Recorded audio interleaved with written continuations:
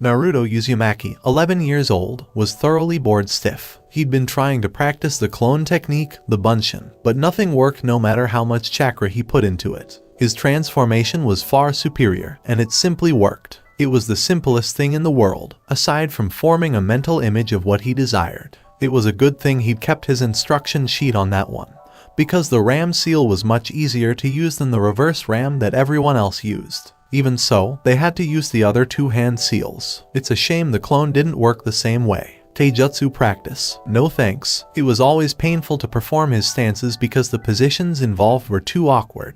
Oh well, if he wanted to be a Kage, he didn't need silly little clone techniques or anything. It was the big, flashy attacks that won, just as the 4th did to all the stone ninja during the previous war. But the 4th of July was awesome. His ears suddenly pricked. He'd noticed a light rustling. He noticed an old man in the top of a tree while moving as quietly as he could. Naruto realized the guy was looking away from him, which was probably for the best. He was pretty good at hiding, but any old ninja could probably spot his flashy orange jumpsuit in a split second. Naruto decided to stay as still as he could to see what old guy would do. He was promptly rewarded. Old guy bit his thumb and performed a series of hand seals, a true technique. Naruto paid attention in class like he'd never paid attention before, memorizing the seal sequence, and slapped his hand on the ground, causing a puff of smoke and a toad about the size of a small room.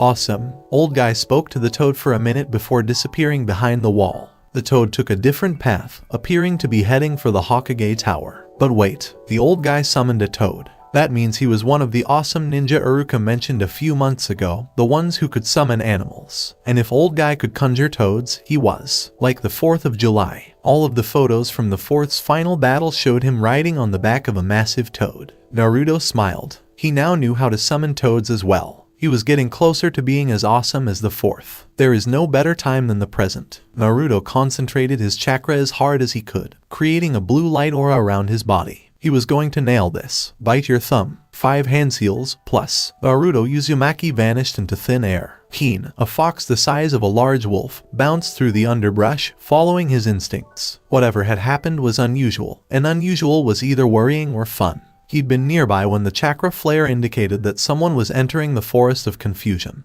and he couldn't resist going to investigate. Whoever said that curiosity killed the cat hadn't met a fox. He skidded to a halt a few feet short of what appeared to be a human, though it was a little smaller and much better dressed than the old stories suggested. Keen didn't mind that orange was a fox color. He hadn't walked in. He wasn't covered in the paint, tar, feathers, mud, slime, anything that would fit in a trap indicating that he had.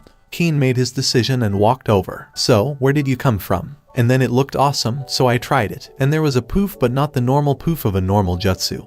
And then I felt kinda weird, and I was here, Naruto rambled. Interesting. It happens occasionally, someone tries to perform a summon without a contract, and they end up in a summon realm themselves. Ken mused. This was fascinating. I'll tell you what, could you channel as much chakra as you did to get here? Naruto silently nodded and formed the ram seal. After a brief moment, a visible blue current of chakra formed around him, soon joined by 2 others. Stop, stop, Keen yelled, and the swirling wind calmed down. Riley, the fox, shook his head. Imagine. You have more chakra right now than most full-grown ninja. At the very least, you channeled more than most likely could, so you may have even more in reserve. You said this was the first technique that truly worked for you. The youngster nodded. Not surprised, with that much. Bad points for that. You'll always have trouble controlling that much power, and it'd probably be best if you started training right away to correct that control problem. That clone technique you mentioned having trouble with might be forever beyond you. Good news, though, is that by the time you're fully mature, you'll probably have more chakra than you could possibly use up. He grinned broadly. Could also explain why you appear to have ADHD on the order of a young Fox Clan member, at that. Keen paused and looked up. How long have you been climbing that tree? It felt like it right now. I thought so, too, so let's go meet the older and wiser foxes. Naruto descended the tree. Do you mean talking foxes have an old man?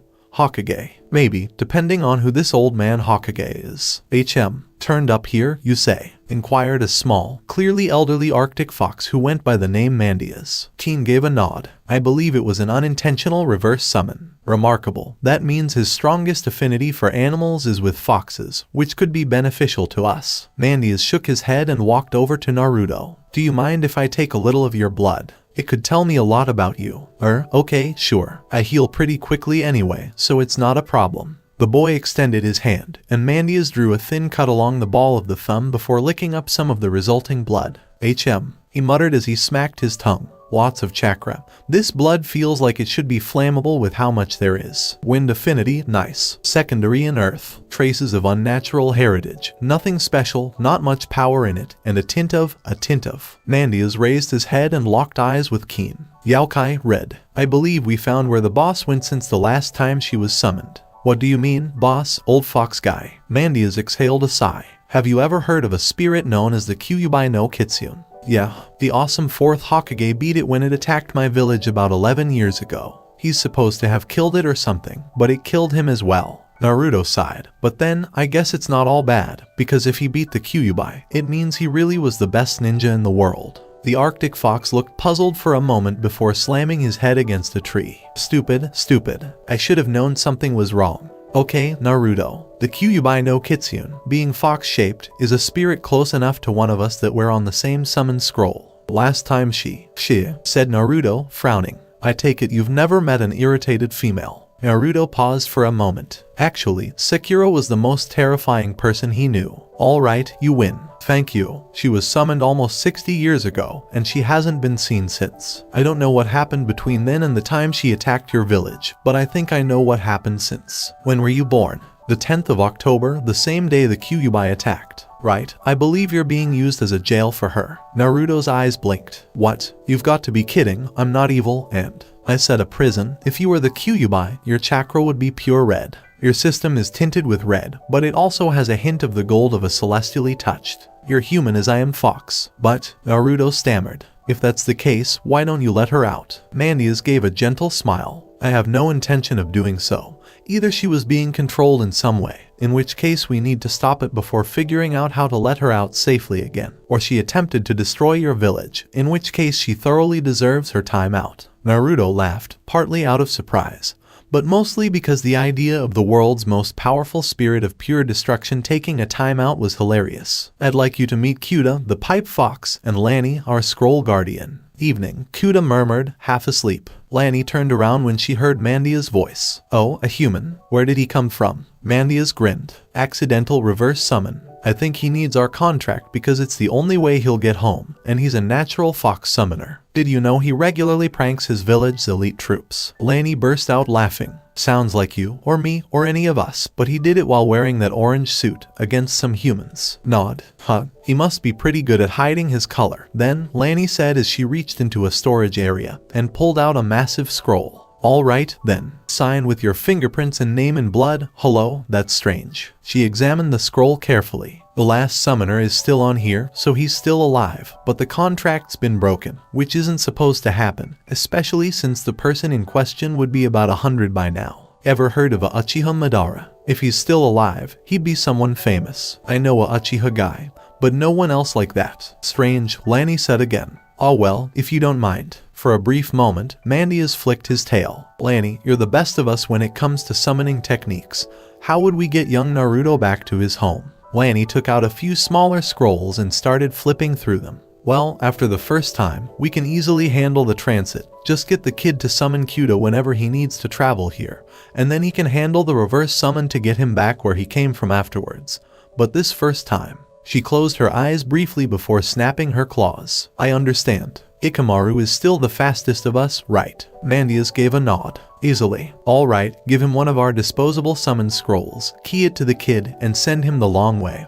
Or have him sneak through the toad's path. Kuda shook his head. I'll contact him, the pipe fox said as he blew a small puff of smoke into the trees. Lanny, for her part, was busy retrieving the simple summon scroll, and connecting it to the fox of the Forest of Confusion by the name of, rather than the fox summoner, Naruto Uzumaki. Naruto got a nice little warm rush from seeing that. He belonged there. Lanny was staring at the name she'd written when he noticed her. Nailstrom. I wonder, what exactly is it? She began. Oh, nothing. I suppose it's just a suspicion, and we won't know whether I'm correct or not for decades, if ever. A blur of light shot in from the direction of the smoke, bounced off 2 trees and a branch, and landed on the floor as another fox. This one had silver fur, a tail twice his length, and a prominent squint. What do you want me to do, boss? Lanny finished writing and passed the scroll to the silver, charging it with as much chakra as she could. Take this to Konoha, use it, and then return. Ikamaru raised his head. It's always courier missions. I'm not sure why I put so much effort into becoming fast at times. Because you're extremely impatient, now get moving.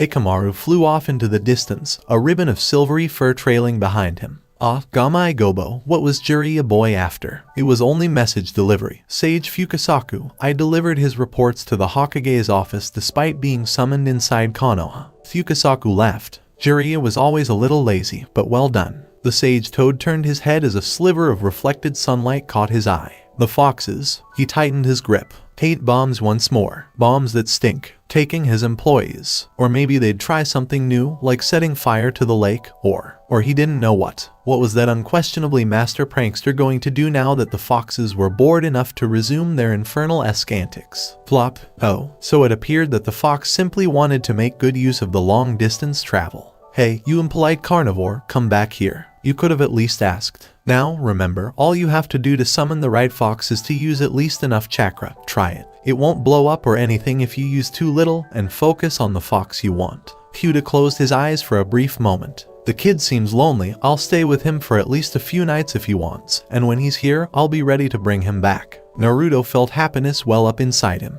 They were eager to be far nicer than the villagers, the residents. That's why they despised him. But what better way to prove them wrong than to do his best? Lanny nodded thoughtfully. You might have to summon Keen instead as a signal that you're ready to come here, Naruto. But as Kyuta suggested, summon him first when you get home to make sure you're doing it correctly. Naruto began to respond before disappearing into the darkness with a wrenching pull. He hadn't felt much before, but with a contract to pull him through, it was a lot more intense, and much shorter. He reappeared on the Hokage monument, illuminated by the setting sun. Wow, if it was sunset here and the sun was still up, albeit turning red, there, how far had he gone? Thank you, Quick Fox. No problem. Call on me if you need a good prank done, Ikamaru said, pouting. Naruto dashed home, reassuring the ANBU assigned to keep an eye on him that he'd slipped surveillance yet again. He did it so frequently these days that it was practically considered ANBU initiation to keep track of the hyperactive kid's general whereabouts for a significant portion of the day.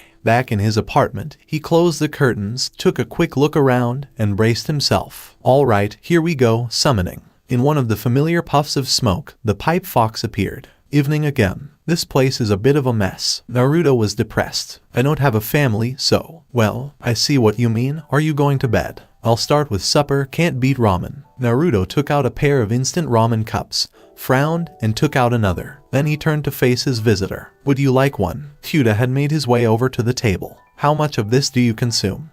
Usually 3 or 4 cups per meal. No, I meant in terms of other things. Naruto's eyes blinked. Do people eat things that aren't ramen? Night, Naruto mumbled, already half asleep. Kyuta, curled around the hanging light, kept an eye on him from above. He's still so young. It doesn't feel right that kids should have to fight and live in this manner. I can see why the Kyuubi was enraged, but not by her methods. Naruto shifted in his sleep, moving in fits and starts. Poor guy, he's probably having a nightmare. Oh well, screw it. Kyuta swooped down and wrapped his arms around Naruto's neck. The warmth seemed to soothe him, and he slowed his pace. A hand reached up to touch him, just to make sure he was there. Kyuta retired for the evening. For the first time in his life, Naruto Uzumaki slept with another person, making him feel safe.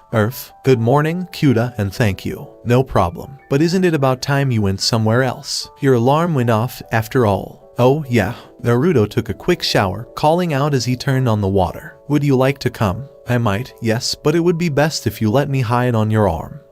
Would that work? Skeptic Naruto asked. Does it look more hideous than usual? I am a Kyuta-jitsune. I can become a mere marking on the skin while still hearing and seeing everything that is said and seeing everything that I would normally be able to. Kyuta realized who he was talking to. Yes, that's cool. And I was thinking I should go over to the fox place. The mysterious forest. Yeah, after the academy, I want to see what amazing things Mandias has in store for me. Hey, Naruto, Hiba exclaimed as the Uzumaki walked into the classroom. Is there a reason you smell like a fox more than usual? Don't bring us up, at least not yet. I dunno, maybe I wanted to play the trickster more than usual and went overboard. Hiba burst out laughing. Could be. So, what's today's prank? Naruto was beaming from ear to ear. Just wait and see. Hinata was flushed. Naruto was so sure of himself, so strong. and there was something moving on him that she hadn't noticed before. His blaze of blue chakra obscured almost all the details, so she could only see that it was moving differently than him. Haruka and Mizuki entered the room. Today, class, we'll examine the third of the Academy's basic techniques, the replacement. Bang! Every pencil drawer in the teacher's desk had smoke bombs detonated. Naruto, Haruka sighed. Oh, someone had to replace the erasers. Isn't that a cool coincidence? I would detain you if I wasn't so impressed that you managed to time smoke bombs for the exact time I spoke, a day in advance, without my noticing their presence. Instead, I'll make you take your own notes in this class, and they had better be perfect, or I'll give you detention. Naruto swallowed. Good morning, Naruto. There are a few things we could work on for you right now, and I'd prefer it if you worked hard enough to get them all done as soon as possible. Wow, old Mandius, you're going to teach me something. Of course, she says. You're a unique individual, and we've never had a summoner willing to learn all of this before. Our last wanted to use only the Kyuubi, not any of our other abilities. Now for the list. Mandius unrolled a scroll, which read, Pranks, Stealth, Speed, Dodging, Control, Summons, Taijutsu Technique, Wind, Earth, Yokai, Transformation, Senjutsu. It's kinda long. Naruto licked his lips. Has to be, there's a lot to get through. Now, Kyuda's report tells me that you're already quite good on the first two, but you need to work hard on the rest. And the quickest way to fix the third one is going to have to wait. So, your first training session will consist of chakra tree climbing. Oh, so you climb trees and stuff like that. Exactly. It's one of the beneficial training exercises. There are many who are and many who aren't. Got it. Naruto dashed over to a tree and pressed his foot against it before focusing chakra. Might have been a little too much chakra there. Mandias winced as the tree collapsed. Sorry, Crash. Is it still too much? It's still too much. Why not start small and work your way up? Woohoo. Oh, hello again, Keen said, looking up. I see you figured out how to properly stick. Yeah, and it's only the second day, right? The next step is to maintain it while jumping from one location to another. Begin by practicing at a low level. I'll catch you if you fall. Good. You have the kind of tree climbing ability I was hoping for. After only 4 days, that's not bad. From now on, you will be summoned outside the forest proper, Mandias said with a fox grin. Of course, this means you will have to make your way through the trapped perimeter. Keep an eye out for mud, paint, small explosives, and... well, I'm sure you can guess. Do you mean a prank obstacle course? That sounds like fun. Keep an eye on yourself, kid. Some of these traps are devious. I'm going to be fine. How about it, Mandias? Lanny inquired, joining the elderly fox at his scrying pool, which had a limited range but could cover the forest perimeter. He got past the fake tree made of collapsing paint and avoided the jam cannon. The should come next. Splat. ... The earth, water dragon containing seal trap. Yep, and, despite the mud, he only got splashed. Not bad. The small Naruto in the pool came to a small river with a net over it, and noticing the tiny drops of something sticky attached to the net, he went downriver until he found a bridge and began to cross. Be patient. As Naruto lifted his weight off the first half of the bridge, the elastic released, creating one big trigger catch. Twang! Mandias looked up from the pool to see a screaming Naruto fly overhead and land in a lake. I should go get him, Keen said from the other side of the pool. Do you think you'd be interested in learning how to walk on water? What do you mean? Like Keen did to get me out? That sounds fantastic. Alright, that's a yes. By the way, old fox guy, where did all those traps come from? There were a lot of them, and they were all very creative. Well, we are a mischievous totem animal, Mandias smirked. We like to play tricks, and if someone comes up with a particularly good one, it gets added to the perimeter defenses. That preserves it for the future while also making any invader annoyed, tired, soaked, and glowing in the dark from all the paint. Right? Your control is about as good as we can get with water walking.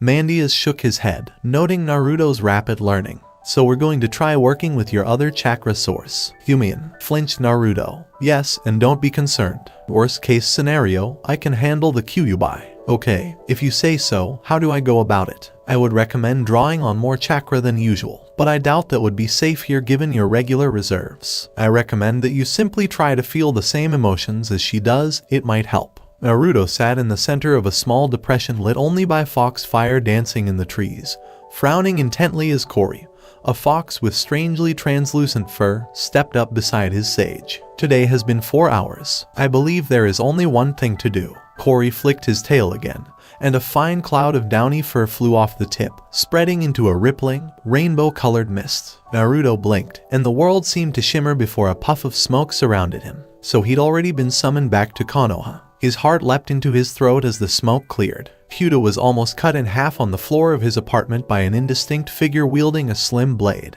Naruto ... the little pipe fox exclaimed, then fell silent. Why did you have to do that, you monster? Clenched Naruto's fists. Monster, the figure chuckled. No, you're the monster. And now that your filthy familiar has been killed, your power over the Hokage has been broken.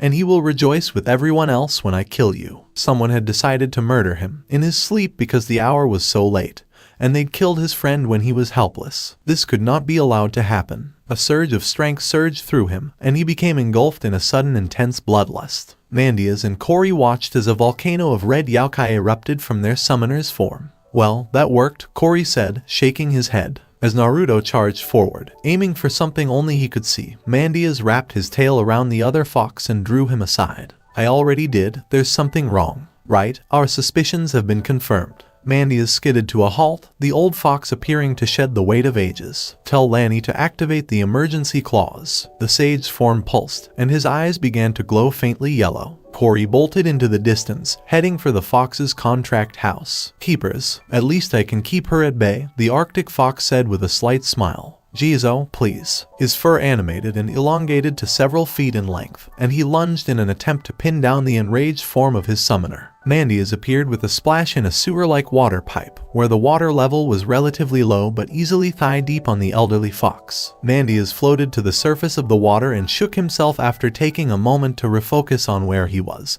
such as no longer attempting to restrain a berserk Jinchuriki. I'm surprised. This isn't what I expected to see in his mental landscape.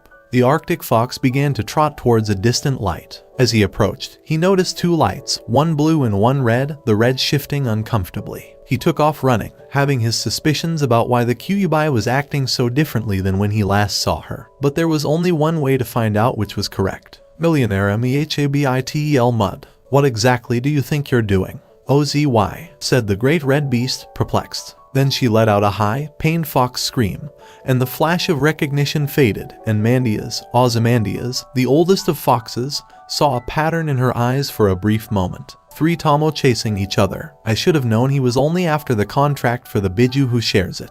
He muttered before lunging forward and taking a small fragment of fresh yokai, which he swirled in his maw before retreating. Emotional letterboxing, fictitious surroundings, and a significant memory blocker. Will there be suppression as well? But only for the purpose of implanting commands by the illusion's original caster. I'm glad someone removed him from our contract for us. Individually, the illusions were only extremely powerful, but when combined, they covered each other's flaws. The false surroundings kept anything from snapping her out of the others. The memory blocker kept her from breaking it from within, and the emotional constraint kept her easily predictable and unlikely to accidentally break the others. Ozymandias focused his chakra and began to lens it through his celestial gates, which was unfortunate because a sage now knew about them. All of his usable, sage-augmented chakra for the dismantling of one illusion, as the saying goes. Given up my fighting power for this task. Let the body's trap, the twisted world's trap, be broken, for I am not the target and yet I will resist. Bend, crack, and snap.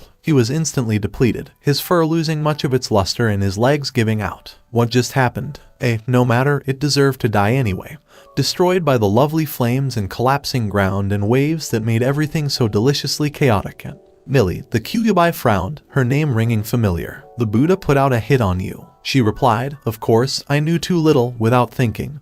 And then pain struck her. Your name is Millicent Mehabitel Mud. She heard through her screaming headache. You were born from the yokai shed by the destruction of the 10-tailed beast 1,000 years ago. I was your childhood and adult friend. Someone had hit her with an illusion. The pain increased at that thought, and her thoughts wavered. When the word illusion was mentioned in this context, there was only one solution that anyone could accept. She twisted her yokai into a scramble pattern, and after a brief struggle, something snapped. Naruto collapsed on the forest floor outside. Alright, what the hell happened next? Mandias, as he preferred to be called, had finished explaining the first 9 centuries of the life of the greatest of the 9 Biju, as well as his own role in it as a bloodless brother. After that, no one knows. Uchiha Madara received the summon contract when he was only about 25 years old, and he was a lot of fun at the time. But after a while he stopped calling us, only bringing out Millie when he needed something broken. We believe he eventually overused her. This would be around 70 years ago, and she either protested or was a little disorganized, and he ensnared her in that horrible illusion web. That's probably when he started using her in battle. Given that the wood release bloodline suppresses Yaokai, the fact that she was docile under its influence was most likely due to a lack of strength. Nothing has happened since then. Millie's memory has been hazy since the first illusion. The good news is that now the only disadvantage of using her chakra is that the sheer potency of it could still burn your system. He shifted slightly. That should fade as you become more accustomed to it. Consider it a trump card for the time being. And if you want to keep her happy, just be interesting, he says with a slight grin. Pranks are preferred. What can I do? Yep, each Biju has a talent that stems from their ridiculous amounts of chakra and their personality. Millie, being a mercurial thinker, can shape change, as can you. Your regeneration comes from constantly shifting into your own form at a low level. As you might expect, that's a handy little trick. Wait a minute. Does that mean everyone else's transformation is just a disguise? Of course, she says. People would otherwise transform into monsters to fight, insects to scout,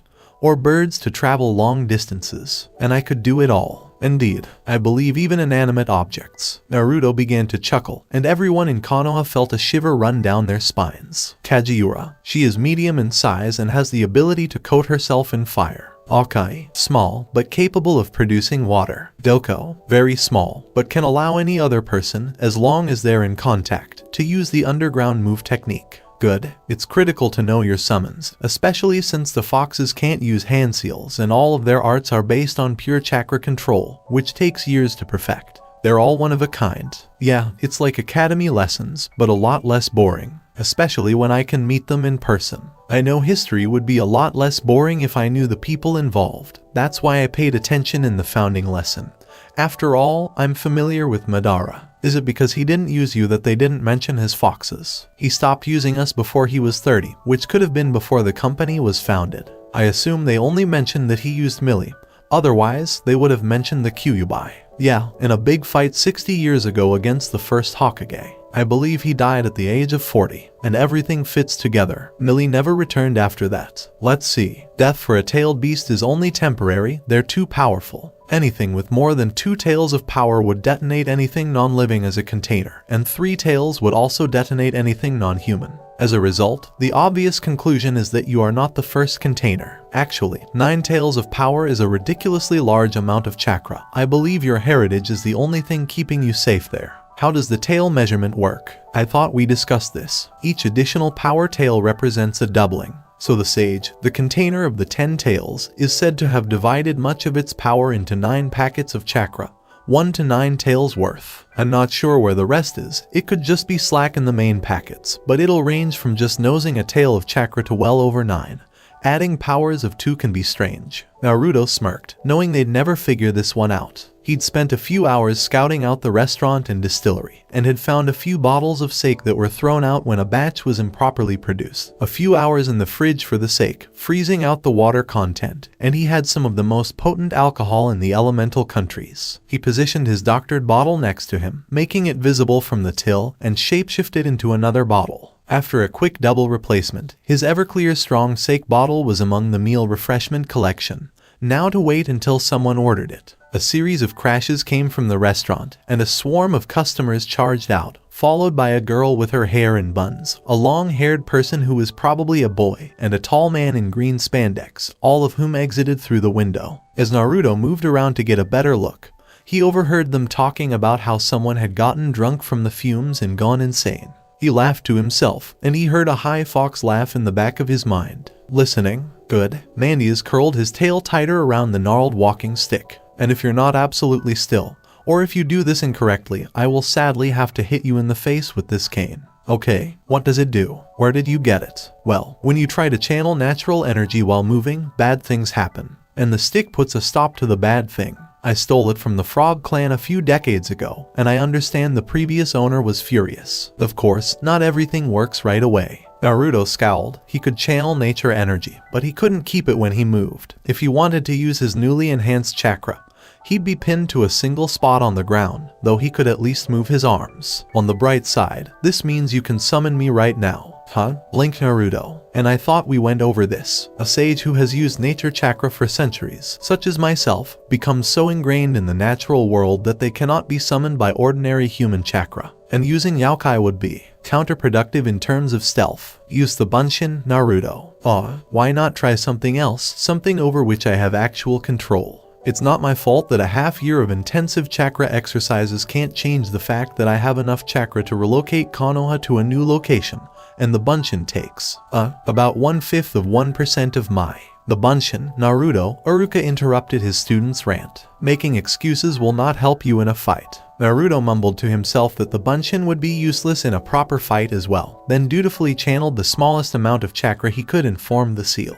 Bunshin, 3 half-dead replicas appeared, each on about 5 times the normal chakra requirement, which was completely amazing in his opinion, as it pegged his relative control as being able to perform anything other than a flimsy little illusion only useful against civilians. Fail, Naruto Uzumaki. Sorry, Naruto, but there's a reason they're the fundamentals. Perhaps try again next year. Mizuki attempted to defend him, but Iruka cut him off. He's probably afraid of showing favoritism, especially since others might think you're bribing him to let you pass. Hyuta was probably correct. Oh well, nothing said he couldn't try again in a year, but by then he'd have done so much chakra control practice that he'd be spare. You know, there's another way to get through. Naruto listened. Steal the scroll of forbidden seals. Learn something from it. It sounded too good to be true. Surely there were some techniques on the scroll that had no reason to be forbidden but required a massive amount of chakra. It's probably too good to be true, and he smells dishonest, but go with it. Naruto crept through the Hokage Tower late at night, searching for the scroll. Trouble. Hello, old man Hokage, the boy world. So you caught me, huh? No problem. I'll have plenty of time to finish this. Naruto won his first battle against an enemy in an unusual way, and with Kyuta's laughter hissing in his ears,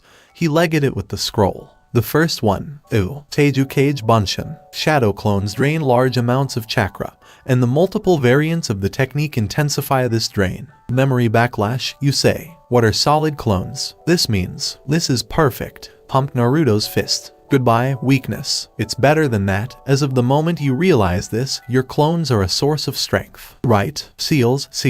Only 3. Neat. Are you going to learn something new? Naruto sat back on the floor, exhausted but triumphant, and began to channel nature chakra, temporarily transforming himself into a sensor as his early warning system. I'll look into it. Shiki Fujin, perhaps. No way. No how. Why are there so many damned suicide techniques? A technique that simply kills you. Why?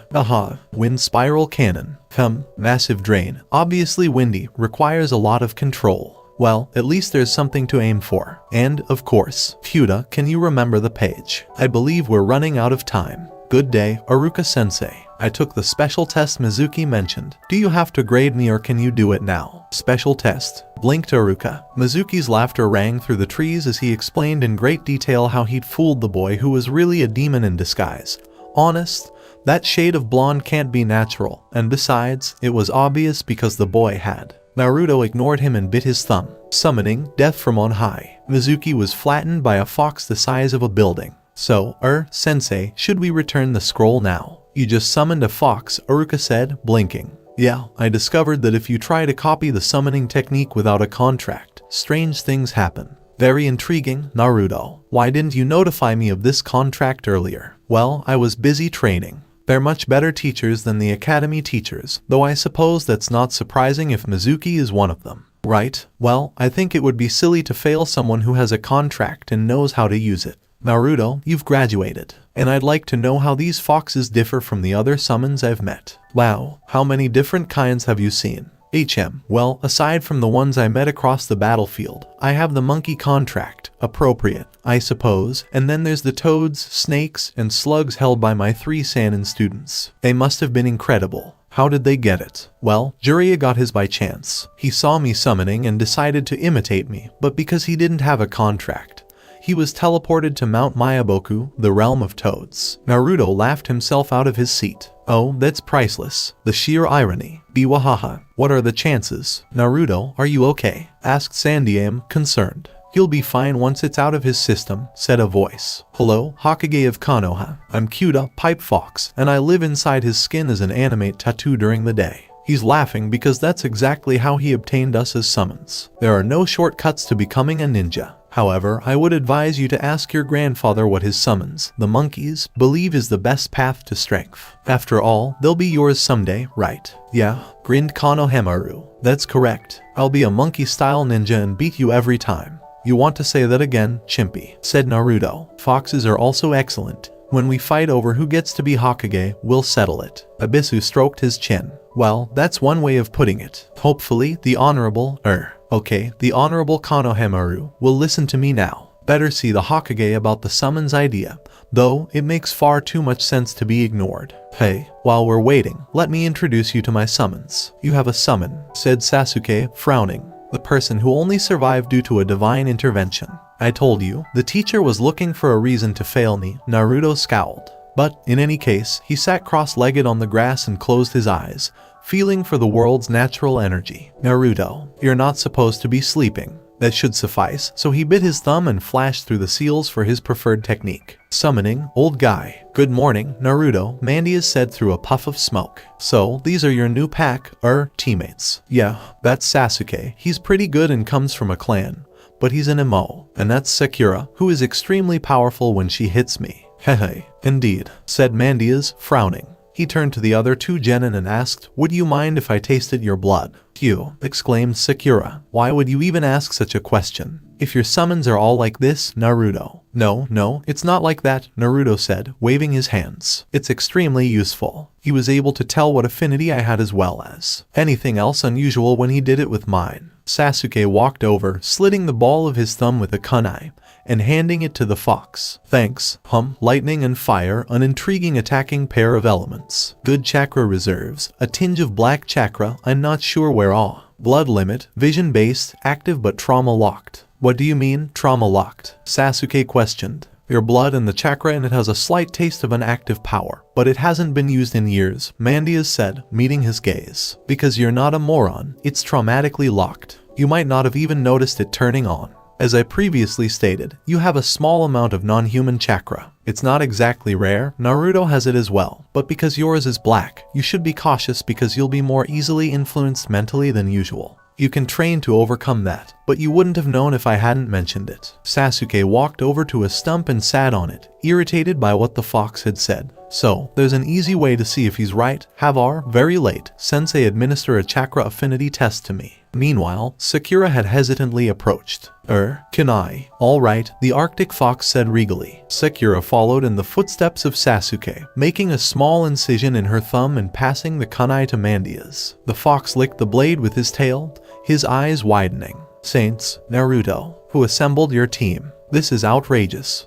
I was thought to have passed last due to the Mizuki thing. Sasuke is the best of the year, and Sakura is the best Kunoichi. Right, because if this were the strange chakra club, it would be less strange, he said to Sakura. How are your parents as ninja? Sakura became concerned. They're civilians. I've never felt anything like your chakra. It's about average in quantity, but it's divided into two types. A small pool for normal use, and a larger one for, well, you're not entirely human either. You have a strong gold chakra tint as well as two chakra pools. I'm assuming you have an internal dialogue at times. Sakura jumped. In that case, there's nothing to be ashamed of. Sakura, you have divine ancestry, strong enough divine heritage to be useful. I dare say that with a little practice, you could switch around your traits on the fly. He licked the kunai again, water-natured right now, but that's not set in stone. Mandias shook his head. And I thought things were strange before. All three of you could have true names. You could all learn them by the age of 30, even 20. This is ridiculous. Oi, old man, what should we do in the meantime? Stratagem 28, Mandias said, flicking his tail. Oh, yes, Bunshin Cage. A massive horde of Narutos appeared and began causing havoc in the forest, grass, lake, and everywhere else they could. Lure them onto the roof, then take away the ladder. Sakura frowned. What exactly do you mean? The clones have encircled the area. If this sensei wants to put you to the test, let him have one of his own. Time passed, and Sakura and Sasuke asked Mandias for more information on their apparent ancestors, while Naruto's 1,000 clones set up ever more elaborate traps, including some that would have been impossible without shapeshifted clones in the machinery. This is ridiculous, Naruto said as he sat back down next to his team. Okay, guys, I got the place as trapped as I could without being obvious, and I checked. He's not close enough for me to sense, which means he's not in the training ground. Are you now a censor? Only when I'm not moving and have some free time to think. Hey, old man. Are there any foxes who could work well with these guys? Tell me, Sasuke, Mandia said, frowning. Do you have any suggestions? Fire, the Uchiha said, nodding. Alright, I'm thinking Aura for him and Ni for Sakura. Got it. Assistants are needed. Must you always say something silly as part of the summon? Mandia shook his head as the other foxes appeared in bursts of smoke. Why yes I must, Naruto said, turning to the two foxes he had summoned. The larger one, about the size of a normal fox, had a smooth but unusually large tail, while the other was about 5 inches long and had dichromatic eyes. Aura, you'll be working with the guy with the duck hair. He has fire attacks, yipped Aura.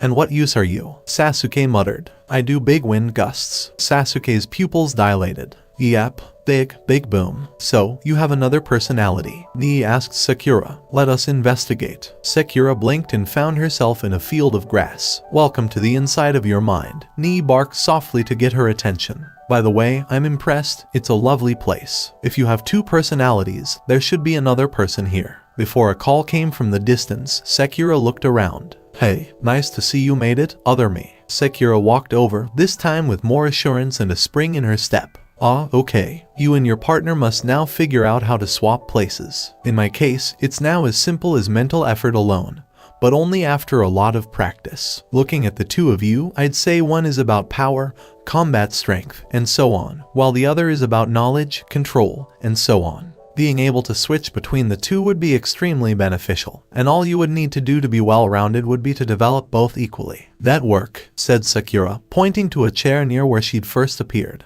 May I, said the other, inner Sakura. Alright, I'll notify you if we need to swap again. You should be able to get in here more easily after this. If you need help, just ask Naruto to summon me again. She puffed into smoke. Sakura's eyes blinked. Does it work? Asked Naruto and Sasuke, concerned. Hell yes. Now, let's see. Naruto gulped as she moved over to a tree. Not that one, it's stuck. No, that one is also trapped. And you know what else? I'll show you which one isn't. Alright, let's get started. Sakura punched the tree, leaving a dent, a deep dent at that. I'm scared now, Sasuke said, blinking. Hehe, so much for being a terrible sparring partner. To get the bells, you must attack me with the intent to kill. You made us wait 3 hours for this, twitched Naruto. Don't be like that, now, go. Sasuke fired a small fireball at Kakashi before rejoining Naruto, and Sakura and Aura jumped to his feet, creating a strong wind with his tail that fanned the fireball to enormous proportions. Before jumping for cover from the fireball, Kakashi took a moment to notice that the three were moving together rather than separately. Was that a fox? I noticed. As he approached the edge of the small clearing, he was cut off, and all hell broke loose. Paint, jam, water, some kind of gunk that became harder when struck, tar, feathers, more paint, treacle, academy glue, high-proof alcohol, grass, mud, and hundreds of academy-grade kunai and shuriken were strewn about. Sakura and Sasuke watched in awe as Naruto's breathing became more even and his eyes turned orange. He's near the lake, they discovered after his eyes opened for a brief moment. I've devised a strategy to get me into close combat. And I know how to pass all of us. Shadow clones can change shape, he explained, slightly downplaying his ability. So we can just fake a bell or two. He won't be able to tell which of us doesn't have a bell as long as we have at least one. He stood up, his sage marks quickly fading, and the three of them took off. If we can drive him to the lakeshore, then we can pincer him against it, Sasuke reasoned. Sorry, won't work. A skilled ninja can walk on water. I can, too, but only because of extensive control training to allow me to manage the clone. And it still wasn't working. Okay, would you mind showing me how? I'll be glad to later. We could try it tomorrow before our sensei arrives. So I'm thinking we do straight taijutsu with myself, my clones, and Sakura, while Sasuke and Aura blast him if he goes for the lake. Got it, Sasuke said, nodding. What happened to Aura? Here, now, Naruto said, appearing in the arms of a shadow clone. Take Sasuke to the other side of the lake, disable the traps as you pass. Bring in more clones. Give him 2 minutes, then we go in, Naruto and Sakura said to the clone and Sasuke. Kakashi ducked, dodged, and dismantled the horde of shadow clones swarming him. When he noticed one moving in a slightly different manner, he decided to see if it was the real one and grabbed it, twisting Naruto's arm. Something moved in his peripheral vision. For an instant, the Naruto in question became Sakura, who punched him so hard that he flew out over the lake. Great big fireball. Whoosh. Then came the fire. The three genin candidates watched as the Jonin vanished underwater, a hiss rising as the wind-boosted fire on his clothes was extinguished. Here, Naruto said, tossing a bell to each of the other two. Are you sure at least one of these is real? Asked Sasuke. Yeah, Kyuda said, his head poking out of his sleeve. This guy here's a pipe fox, and he can meld with my skin to form a mobile tattoo. He got them in the split second before Sekira replaced me, and bingo. We've got to set things on fire and do something useful. Aura jumped around. The Uchiha liked the fox's attitude toward explosions and thought Aura would make a good collaboration partner. His mind filled with images of beating Itachi using a collaboration technique. After all, partners were one thing his brother lacked. Well, that's a pass, excellent teamwork. That was all I was after. Nice way to show it, sensei, Naruto smirked. And do you need assistance removing the fluorescent orange paint? No, twitched Kakashi. What about the treacle? Thank you, I can handle it myself. What about the tar? Feathers? Oh no, jam. I didn't think it would work. Kakashi snapped his fingers, and his clothes were instantly clean. Wow, how did you accomplish that? Naruto inquired, intrigued. Trade secret, Kakashi said, smiling. 1. I don't believe you three monsters are prepared to learn. Sekira frowned and blinked, her form's posture shifting from poised for movement to a more passive state, and she formed a seal. Kakashi's henge vanished, revealing that he was still splattered with the ammunition from a dozen traps, and he twitched again. Monsters, he said. Nice work on the switch, Sekira, exclaimed Naruto. If they think they have us figured out, that will come as quite a surprise. Henge wavered as Sekira fired another dispel, but remained the same as Kakashi coughed. Sasuke frowned. Do you have more than one henge up? 17. Summons, the Jonin replied cheerfully before rounding on Naruto. According to the old man Hokage, it's the same way Jiraiya of the Sannin got his. They're fine, with no destructive tendencies other than an occasional fondness for explosions or the like. They also helped me deal with my ADHD, which I am grateful for. Understood, the Haddock shuddered. Team 7 succeeded. And sorry, what? You passed a team? Inquired another Jonin. They got me, Kakashi said, unconcerned. This completely vindicates my testing method for the last 5 years. A team of 3 genin can take on a Jonin.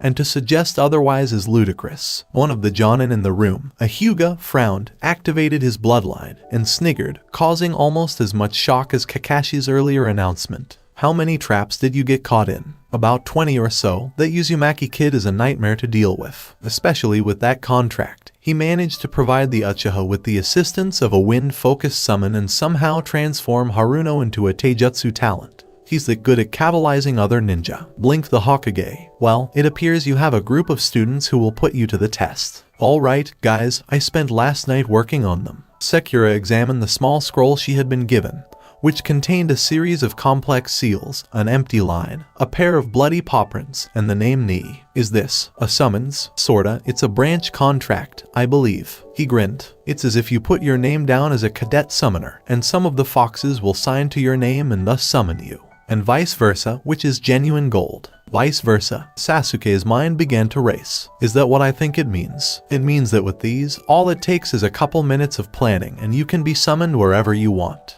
Naruto grinned brightly. But I don't have the chakra to. Sekiro became agitated. Strong you does, but smart you does not. That means that if things go horribly wrong, we could just be summoned straight to the hospital. She thought for a moment, then smiled. Or we could be summoned out of a trap, or as reinforcements against an unexpected enemy, or... I've got a warning, though, Naruto said, raising his hand.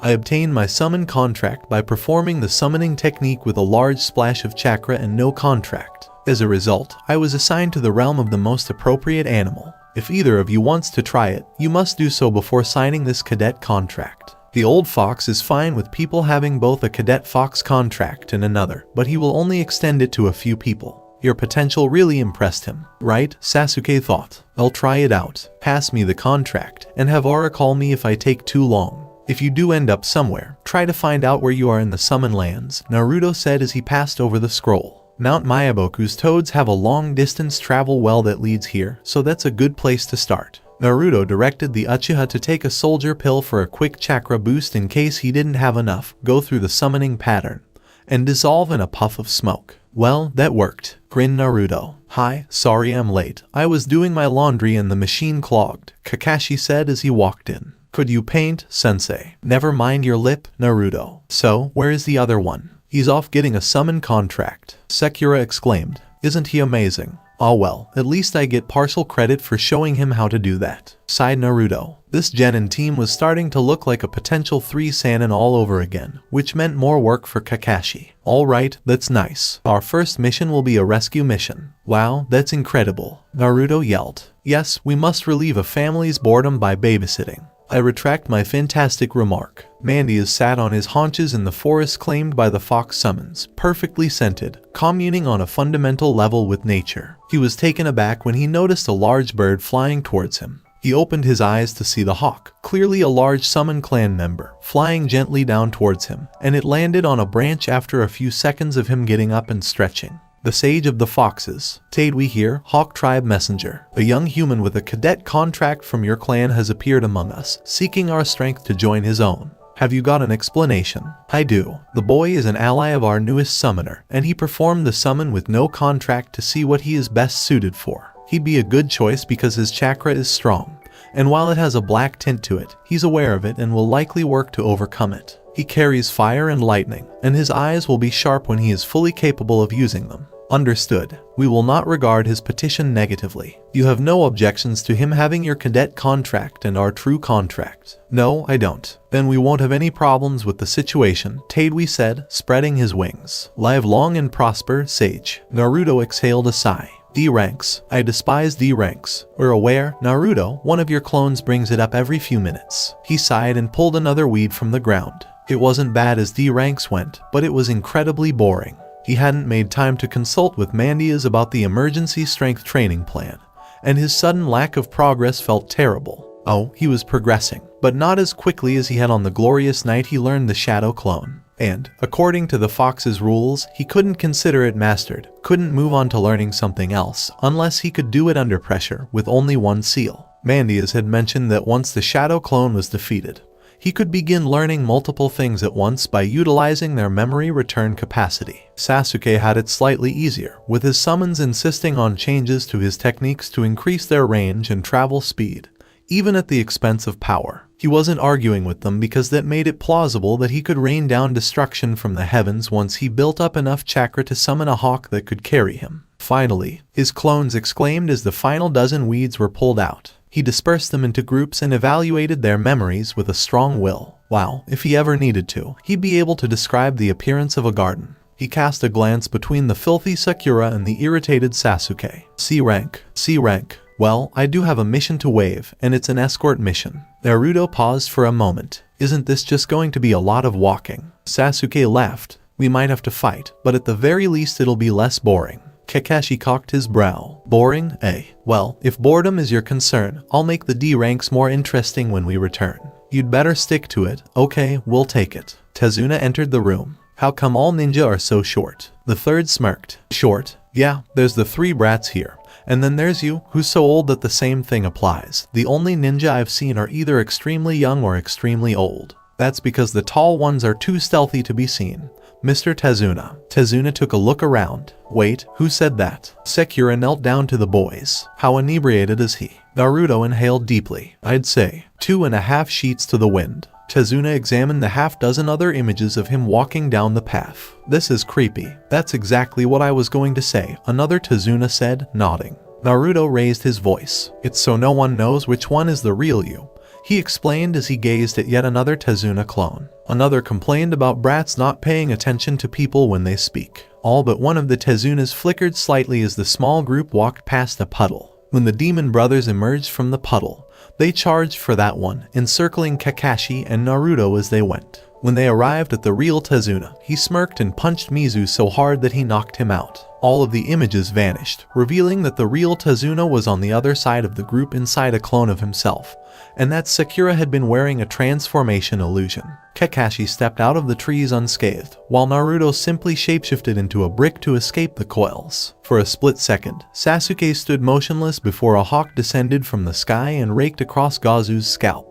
The Uchiha used the distraction provided by his summon to kick the last demon brother in the... well, let's just say he was in male pain. So, sensei, it appears they were after the bridge guy after all, Naruto muttered from the ground. He grinned as he shifted back a fraction of a second later. Huh? Take that. How on earth did you do that? Ooh, ninjutsu, magic, alchemy, at least one of these. Point, how could you possibly hurt this little bunny, Naruto? What were you thinking? Naruto thought about it. At first, I thought, suspicious noise. But when I realized it was a rabbit, my thought changed to lunch. Lunch? That is inhumane. Fox, you have a point, Sasuke said, raising an eyebrow. What source did you get it from? Eh? Said Naruto, taking his gaze away from the rabbit. What you're saying is meaningless. As a result, if you have a point, you borrowed it from somewhere. Did you really make that joke? I honestly don't know. When he heard a harsh cry from above, Sasuke acted quickly. Downed, a massive sword flew overhead, embedding itself in a tree. Leave me alone. Get the client out of here, yelled Kakashi from inside the water prison. No way I'm going to do that, said Naruto, shaking his head. Nothing could persuade me to abandon a teammate. Flibbertige a bit. I'm a duplicate. What? Zabuza's eyes widened. He turned to the seaward side of the battlefield and saw Naruto standing on the water, bent down, sticking his bloody hand in the sea and grinning. After a tense second, something looped around Zabuza's ankles and dragged him down, breaking the grip but losing the water prison as he half fell. Sasuke smiled as the same hawk from before disrupted the water clone Zabuza had left. They never think to look up. Kakashi regained his footing on the water and noticed a slim, streamlined fox vanish beneath the surface in a cloud of bubbles. Naruto dashed in, instantly creating a dozen clones. One of them made a face at Zabuza and began imitating his movements. Zabuza casually tossed a handful of kunai, used a quick water technique to shield himself from the oncoming clones, and began planning a much more impressive attack on Kakashi. Unfortunately for him, Kakashi had developed his 4 non-affinity elements to the point where they could nearly match his lightning, and thus knew exactly where he was going with the water dragon. So I beat him to it. Zabuza had just enough time to scream before being blasted back by a massive, majestic water dragon. Okay, it's a fancy-shaped hose blast, but it's a nice-looking fancy-shaped hose blast. Hey, sensei, that was really cool. Is there one of those for other elements? Naruto, predictably, adored it. There is, indeed. But I've never seen the wind dragon used before, and the water version is actually quite poor in comparison. There are far too many hand seals. I have hordes of shadow clones. I could set 50 performing it at once and get at least a few of them off, Naruto shrugged. And it's really cool. Right, now who are you working for? Sekira marched over to the concussed Zabuza. A masked ninja dropped from the trees and explained how he was a hunter ninja, and how it was perfectly reasonable for him to be using his amazing talents in tracking down a missing nin. But for him to have gotten his first break in positively years because of a team of genin. Mr. Hunter Nin, if that's true, then why isn't he dead? Naruto asked as he sat on the shore. He looks dead to me, the Hunter Nin said, looking down at Zabuza. Yeah, but his chakra is still present and such. Why did you use those tiny needles if they weren't going to work properly? Okay, there's a very good explanation for that, Haku said as he knelt next to Zabuza. Swordsman and Hunter vanished with a flash of speed. As Kakashi began banging his head into a tree, Naruto remained staring at where they'd vanished. Naruto. Sasuke noticed he hadn't moved in nearly a minute. SSSH, I'm afraid I'll miss the explanation. What's the point of fighting Gato? You'll lose. Gato is unbeatable. Sensei. Naruto pondered for a moment. Do you have a bingo book on hand? Is there anyone here who fits the description of this Gato? Nobody by that name, but there are a few it could be. So, this Gato, a tall woman in her mid-20s with long blonde hair. No, he's a short man with sunglasses, Inari said, blinking.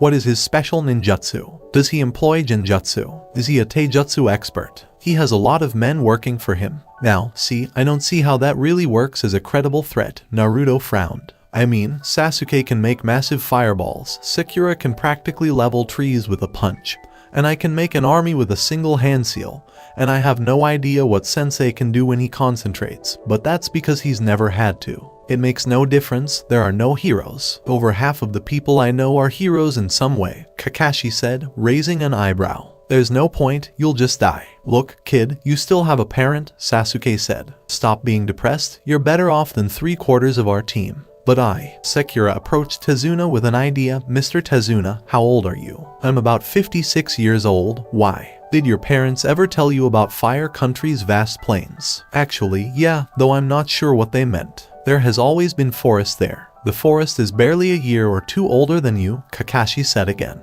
Harashima Senju created it himself, using a massive technique. Then, to brag, he turned some of it into low-cost, high-quality housing for an entire village. The citizens of the wave could only gape. Hiroshima Senju himself trained the Hokage you saw in Konoha. We're still living in a time of legends, kid, and we're going to join them. Grinned Naruto. Sasuke's eyes blinked. Well, it worked, he said, and now he had a whole new set of disturbing memories to work with. But time had dulled the ache. He could analyze those moments, burned into his memory with the Sharingan, and see things that were off, wrong. Itachi had been upset, but had hidden it behind a mask of insanity for some reason. Some of the dead had been killed by Itachi's sword, but others, all the young, some of the old, and a few of the mature clan members, had been killed by a different weapon, which appeared to have been done by Akama because the cuts were wider and shallower. Finally, he was still alive. By any standard, a Sharingan activating at the age of 8 was impressive, and more of a test of capacity than a 3-year-old child. But he had been abandoned and his memory of his Sharingan had been erased. Why? If he was going to be a bigger challenge later, why block the Sharingan? It didn't make sense. That did it, then? Nii asked, flicking her tail. Is the memory blocked down? Sasuke gave a nod. Right? If you have any further issues, summon Naruto or Sakura. The fox vanished in a puff of smoke. Aw, good, Kakashi said. Now it's time for intensive Sharingan training. Continue your intensive training in whatever you're doing.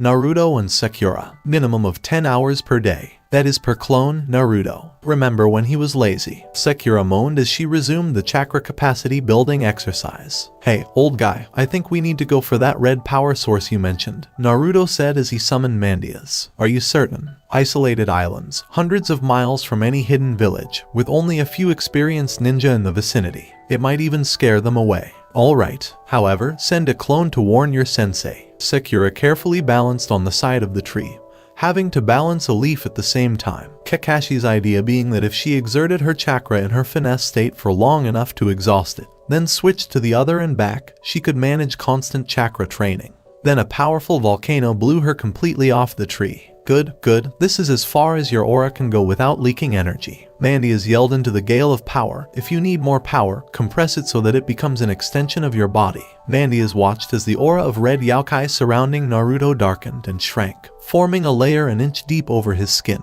Any moment now, the chakra shroud sprouted ears, claws, and a single lashing red tail with a ripple. Naruto gradually stabilized the cloak, then stood up again, his face scrunched from the effort of will to keep it in place. Excellent work, Naruto. Maintain that for as long as you can. The power called no longer changes the difficulty nearly as quickly. As you draw more of Mila's chakra, it becomes self-stabilizing. Form follows function. This tale feels extremely strange. It's almost, but not quite, under control. Training. Fought Mandias. 255 shadow clones, each with one tail. That should be nearly all of Mila's power at once, spread across 256 different clones. Then get them to spar. Alright, Naruto. Sakura stomped over to where Naruto was training. You'd better have a good explanation. 4. She saw hundreds of clones, each cloaked in what felt like pure chakra with a tail, sparring and demolishing trees, and it didn't escape her notice that they were sustaining hits without dispelling. What should we do, Master Zabuza? That unmistakable feeling of yokai on the verge of perception made Zabuza shiver. We're leaving as soon as we can. Suddenly, the sensation became about 200 times stronger. In fact, much sooner. I need you to transport me somewhere outside of the country. 3 explosive tags, a note for Gato. So much for stealth, Kakashi thought, though there was something to be said for sheer brute force, especially in such a remote location. Now, Naruto, I told you that the best way to gain dexterity is through careful fine manipulation. Somehow, using enough power to level a small country on building a bridge seems just wrong, old guy. A joist wobbled and nearly fell, but the tail Naruto was using adjusted itself and stabilized the long beam of wood, while the rest of the bridge workers tried to ignore their crane's strangeness. Control is essential, and it does you no good if you harm your allies as much as your enemies. Kiba, you might want to reconsider.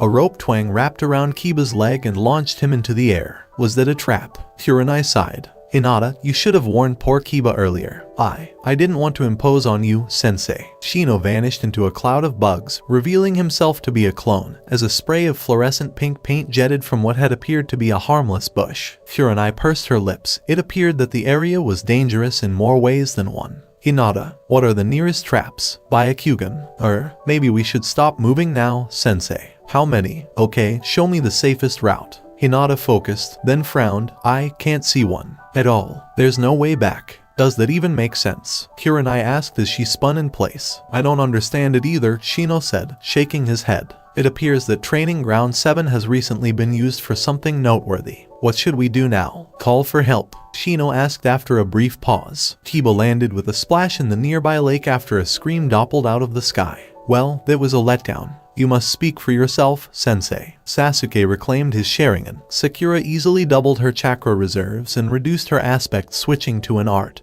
And I stabilized my chakra cloak's two-tail form. I was going to ask about that. Why weren't you completely insane? Naruto tapped his palm and took 3 pamphlets from Kyuda. Here, Sakura, Sasuke, you should find out as well. The Kyuubi was under a Sharingan Genjutsu. Kakashi opened one. Is this part of the Fox contract? Female. Is Uchiha Madara still alive? What the hell happened? Madara Uchiha? Sasuke inquired, his face tense. Kakashi created a simple illusion in the air. An image of one of Konoha's 2 founders from his last portrait, complete with traditional Uchiha battle armor and weapons. That man was holding a kama. That man had faked his death decades ago. That man had attacked the village on multiple occasions. That man was far more likely to have destroyed his own clan, murdered children in their beds, old men and women, civilians, than his pacifist older brother. That man would have to pay. Oh, and Naruto apparently held the Kyuubi. Whatever, she wasn't evil anymore, and if Madara was behind any of this,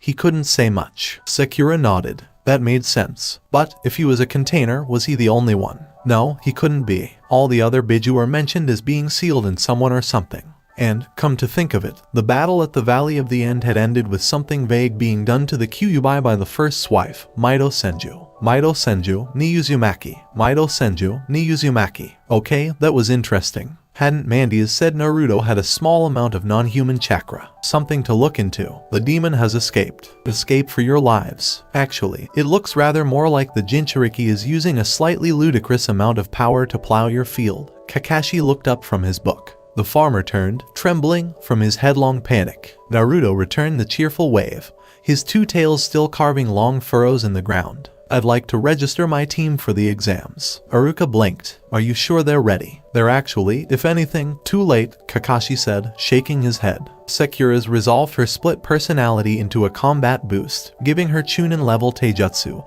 and probably pretty good illusion abilities as well, based on her clones. Sasuke has his Sharingan and a small repertoire of very basic techniques from all 5 elements, basically camping stuff, as well as some pretty good elemental fire techniques. As for Naruto, did you know that Jinchuriki shadow clones can form and stabilize a chakra cloak? The other Jonin took careful note to warn their students to avoid Team 7. Good morning, Sand Ninja, Sakura said as she passed by. Tell me, were you planning on holding the grandson of your allied village head hostage, or did it just happen? Temari, Kenkuro, stop making a scene, Gaara said from his perch. Naruto approached Kenkuro as he gasped and flinched away from his brother, saying, You seem somewhat similar to me. You have a summon contract. I don't, Gaara said, blinking. Oh, they're so cool. You do a series of hand seals, channel a lot of chakra, bite your thumb, and slam it on the ground. Naruto demonstrated, and Aya appeared with a puff of smoke. Warning, he appears to be entertaining. Will we go up against him? Or not? No, not today, Aya. I was simply demonstrating.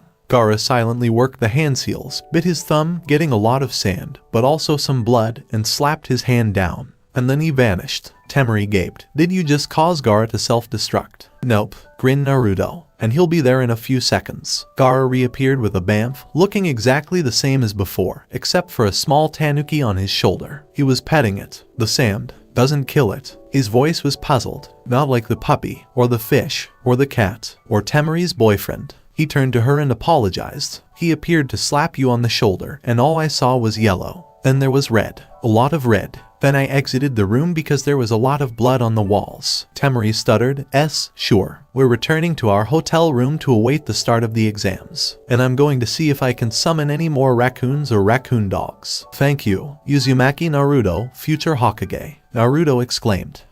First test is to see if you can answer those questions, right? Kyuda, Naruto subvocalized. Can you copy Hinata's paper from my neck? I'll let you know what she writes if I can read it from there. Neat. Okay. Teen, Ni, and Aya proceed to the heart of the forest. You two summon us there when I summon Keen. Understood, Keen said for all of them as the larger fox loped off into the forest, followed by Nii and Aya. Okay, fine. So you're an expert in infiltration. So, take this. Speedster has been summoned. Warning, Ikamaru, he exclaimed. Oh no, a fight. Budo. A nip drew blood from the Rain Genin's lower arm, and he hadn't even seen the silvery fox move. And bored. Rijin Budo. Gawa, take it away from me. Take it away from me. Sakura and Sasuke watched as one of the fox summons savaged their enemy at several hundred strikes per second, apparently having time between attacks to lean back and relax based on the flickering, hazy image they were getting. The Rain Genin eventually managed to get out of Budo Rijin's range completely, and Ikamaru dispersed. Naruto sent Kori after him to keep an eye on him, and returned to concentrating on moving through the forests. Nothing like 2 tails of chakra cloak to give anything a severe case of indigestion. Naruto grinned as the giant snake rained down around him.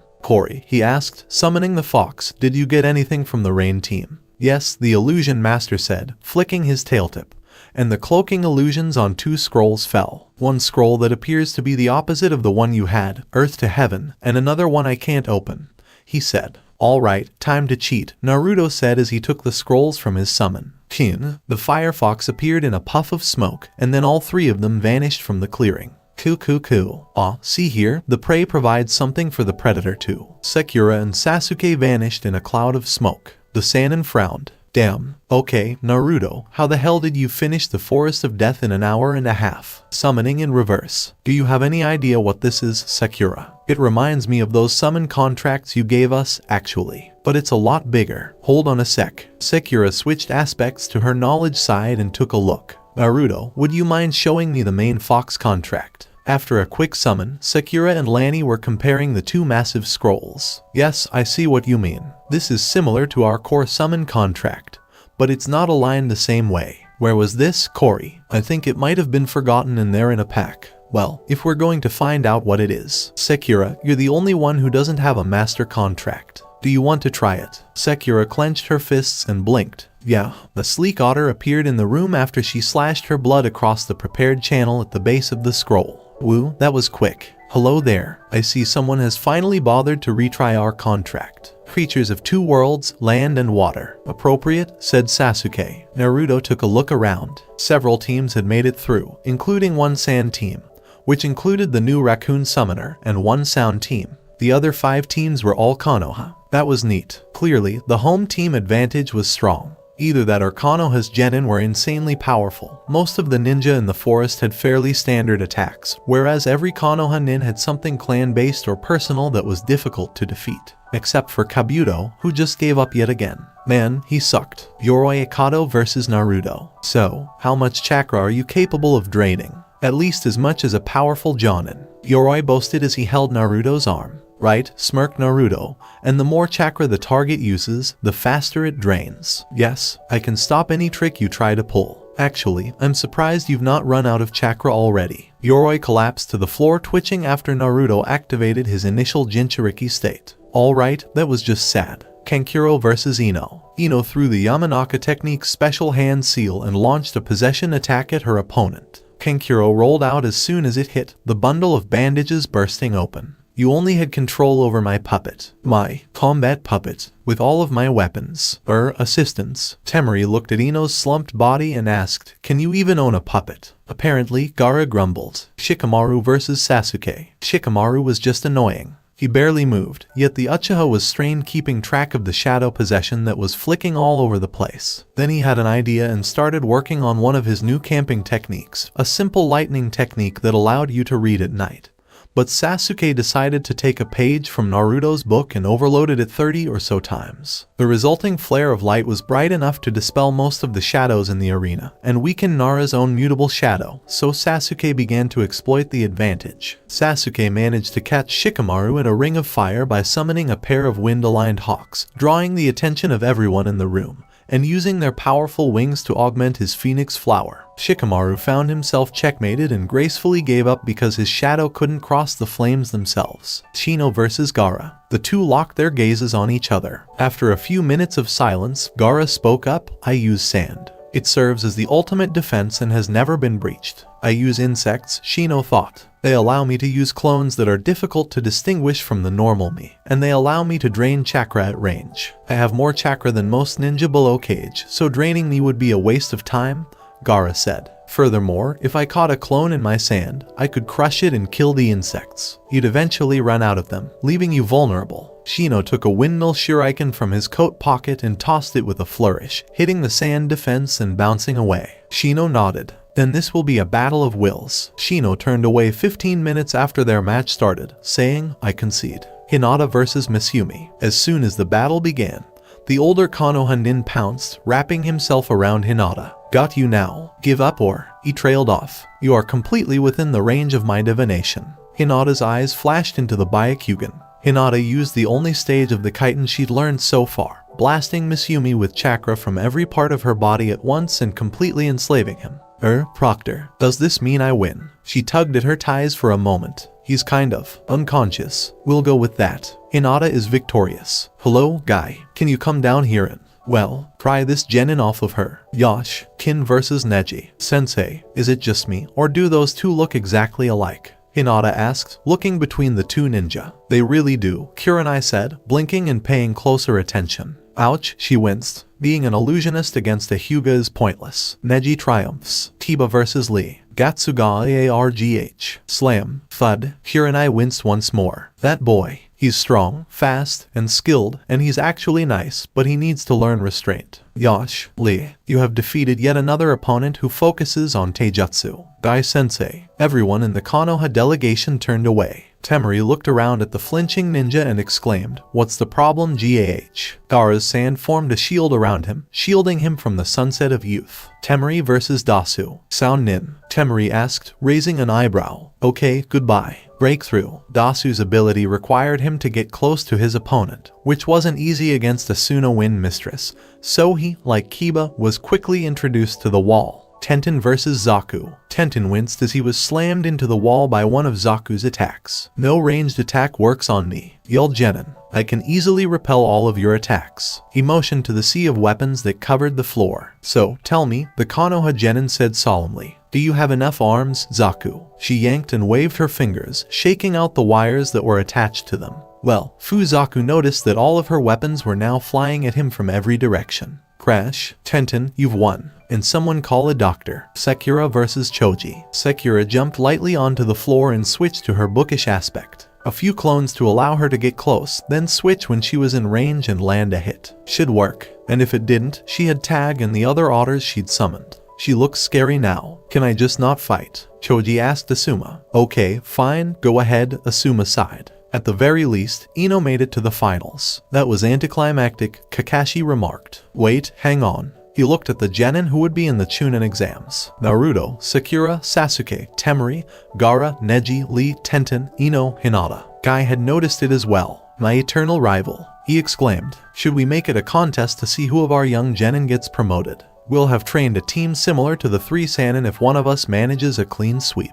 The proctor held up a board with the next month's matches: Naruto versus Neji, Tenten versus Temari, Sakura versus Ino, Lee versus Hinata, and Sasuke versus Gaara. The winners of the first 2 matches would then fight, followed by the winner of the first block and the third first-round match, and finally the final. I'll train you, Sasuke. Sakura, it might be better if you worked with Abisu here to fine-tune your low and mid-level techniques so that you can make better use of your excellent control. Sorry, Naruto, but everyone I could find was busy except Kurenai, and I don't think you're cut out to be an illusionist. No, that's fine. If I can't find anyone else, I'll just ask Mandias. Oh, you're the Kyuubi container. How about I show you something really cool? Sure, go ahead, Naruto said to the old Toad summoner, recalling the day he first saw him last year. Now, pay attention. Summoning. A toad emerged from a cloud of smoke. Naruto paused. Is that all? Didn't you inquire about me with the old man? What exactly do you mean? The boy rolled his eyes and sat down, and Jiraiya exclaimed in surprise as he felt the familiar feel of sage chakra. What exactly are summoning? Out with this. Oh, hello again, Naruto, Mandias said as the smoke cleared. And who exactly is this? Jiraiya remained motionless, his face twitching as his mind rebooted.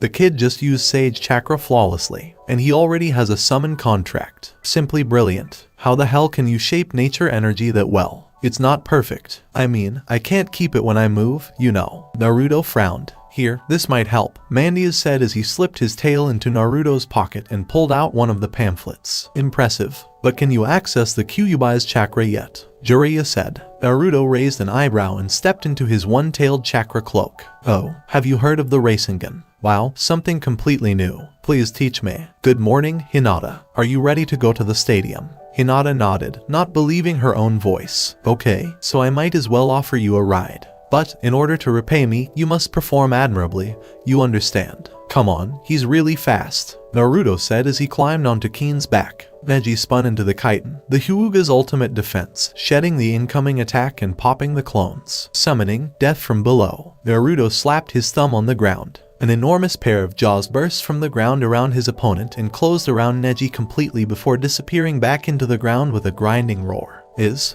he dead? Blinked the proctor. Give it a minute, Naruto said, shaking his head. The great red maw erupted from the ground once more, its eyes crossing. Neji was spat out of the fox's mouth with a tui sound before it dispersed, and began shivering in place. Are you alright? Genma asked the branch Hyuga.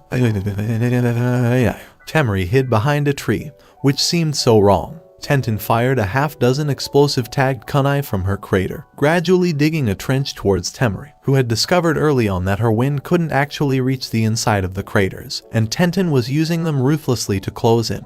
We're raising twin dragons. Temari lunged out from behind the tree, relieved that the other Kunoichi had made a mistake. The long setup time of that move would allow her. I'm kidding. Temari was attacked by a hail of kunai, one of which exploded close enough to her fan to damage the paper. Temari rolled out of the way of a second round of 3 kunai, 12 shuriken, and a scythe and quickly conceded. Sakura's otter summon, Tag, was throwing javelins at her every time she tried to take a stance facing Sakura for hand seals, and with the occasional kunai from Sakura herself, it was getting tiring. She might be able to possess the summon. Sakura stood there watching Tag run straight into the mental attack, then dismissively dismissed the summoning technique. Ino's body gradually collapsed. There was a brief pause. Excuse me, Mr. Yamanaka, Sakura yelled up into the stands. I'd like to ask you a few questions about your family techniques. With the basic move, her mind returns to her body at a walking pace. Brilliant. I believe summons are in another dimension or something. Lutra, take this girl's body back when I dismiss you. That should let her get back fine. Sakura threw the summon hand seals again. Explain things to her if she's still possessing Tag. Keep her safe until I call you again. As you say, Sakura, the otter said before running away. Lutra vanished, carrying Ino with her.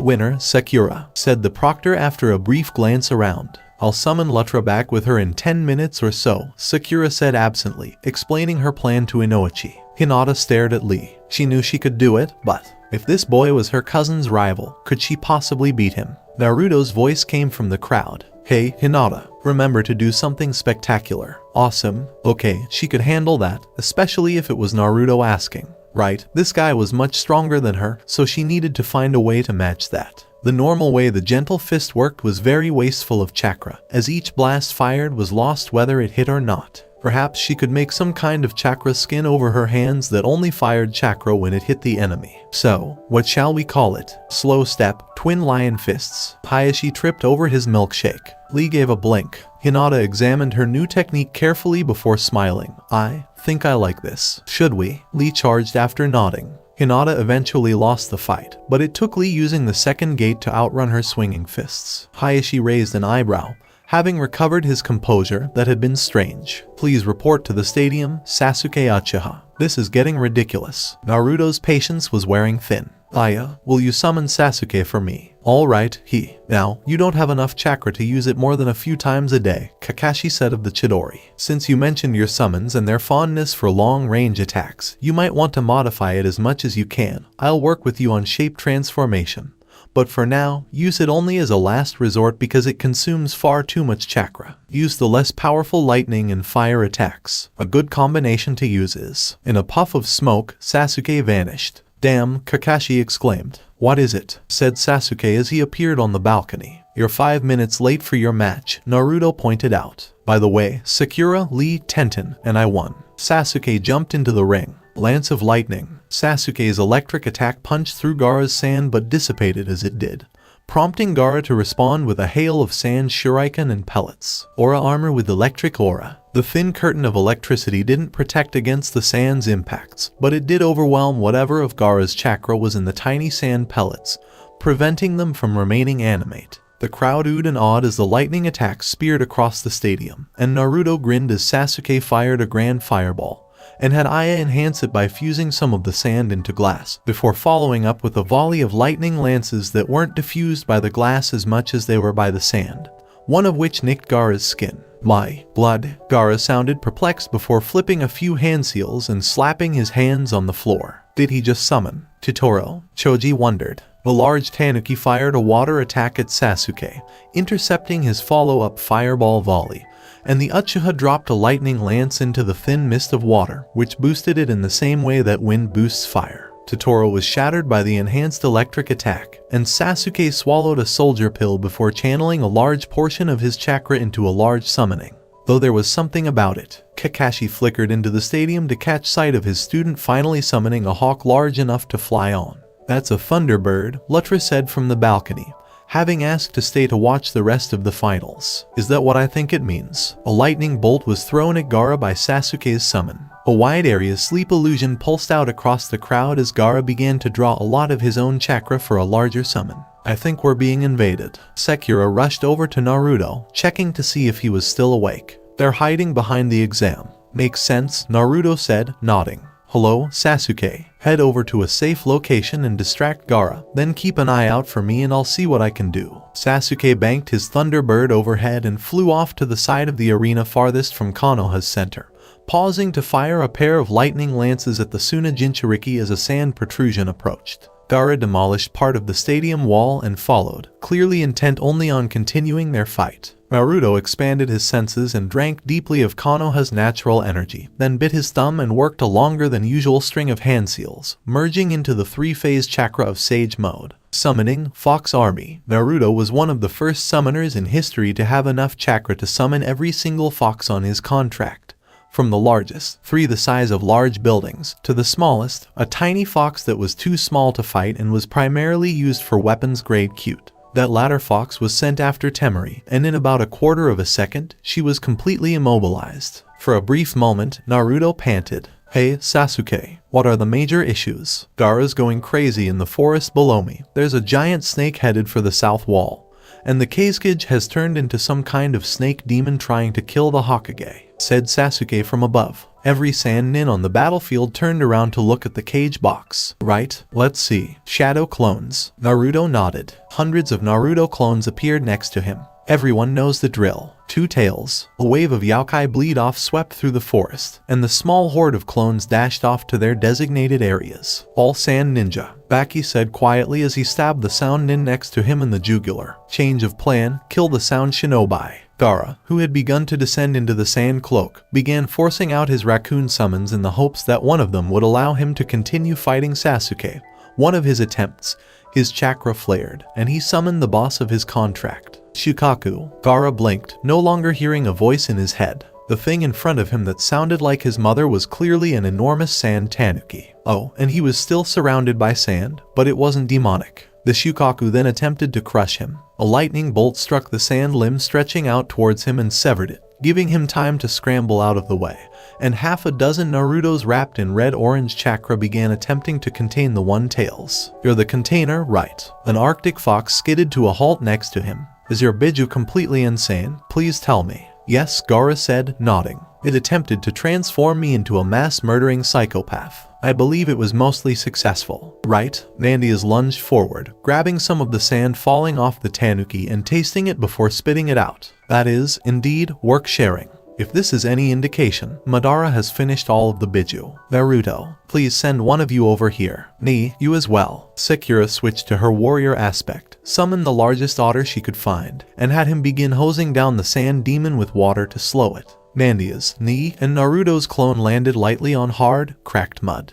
There's desert all around us. So what's this? Mandy asked, looking around. Some kind of desert oasis. Where's the Biju? Shouldn't it be here? Naruto inquired. Perhaps, but we're inside the beast's mind, not the container. As a result, it may not be expected to have a form. Secure is a special case. Most people's minds don't normally have such real personifications of themselves.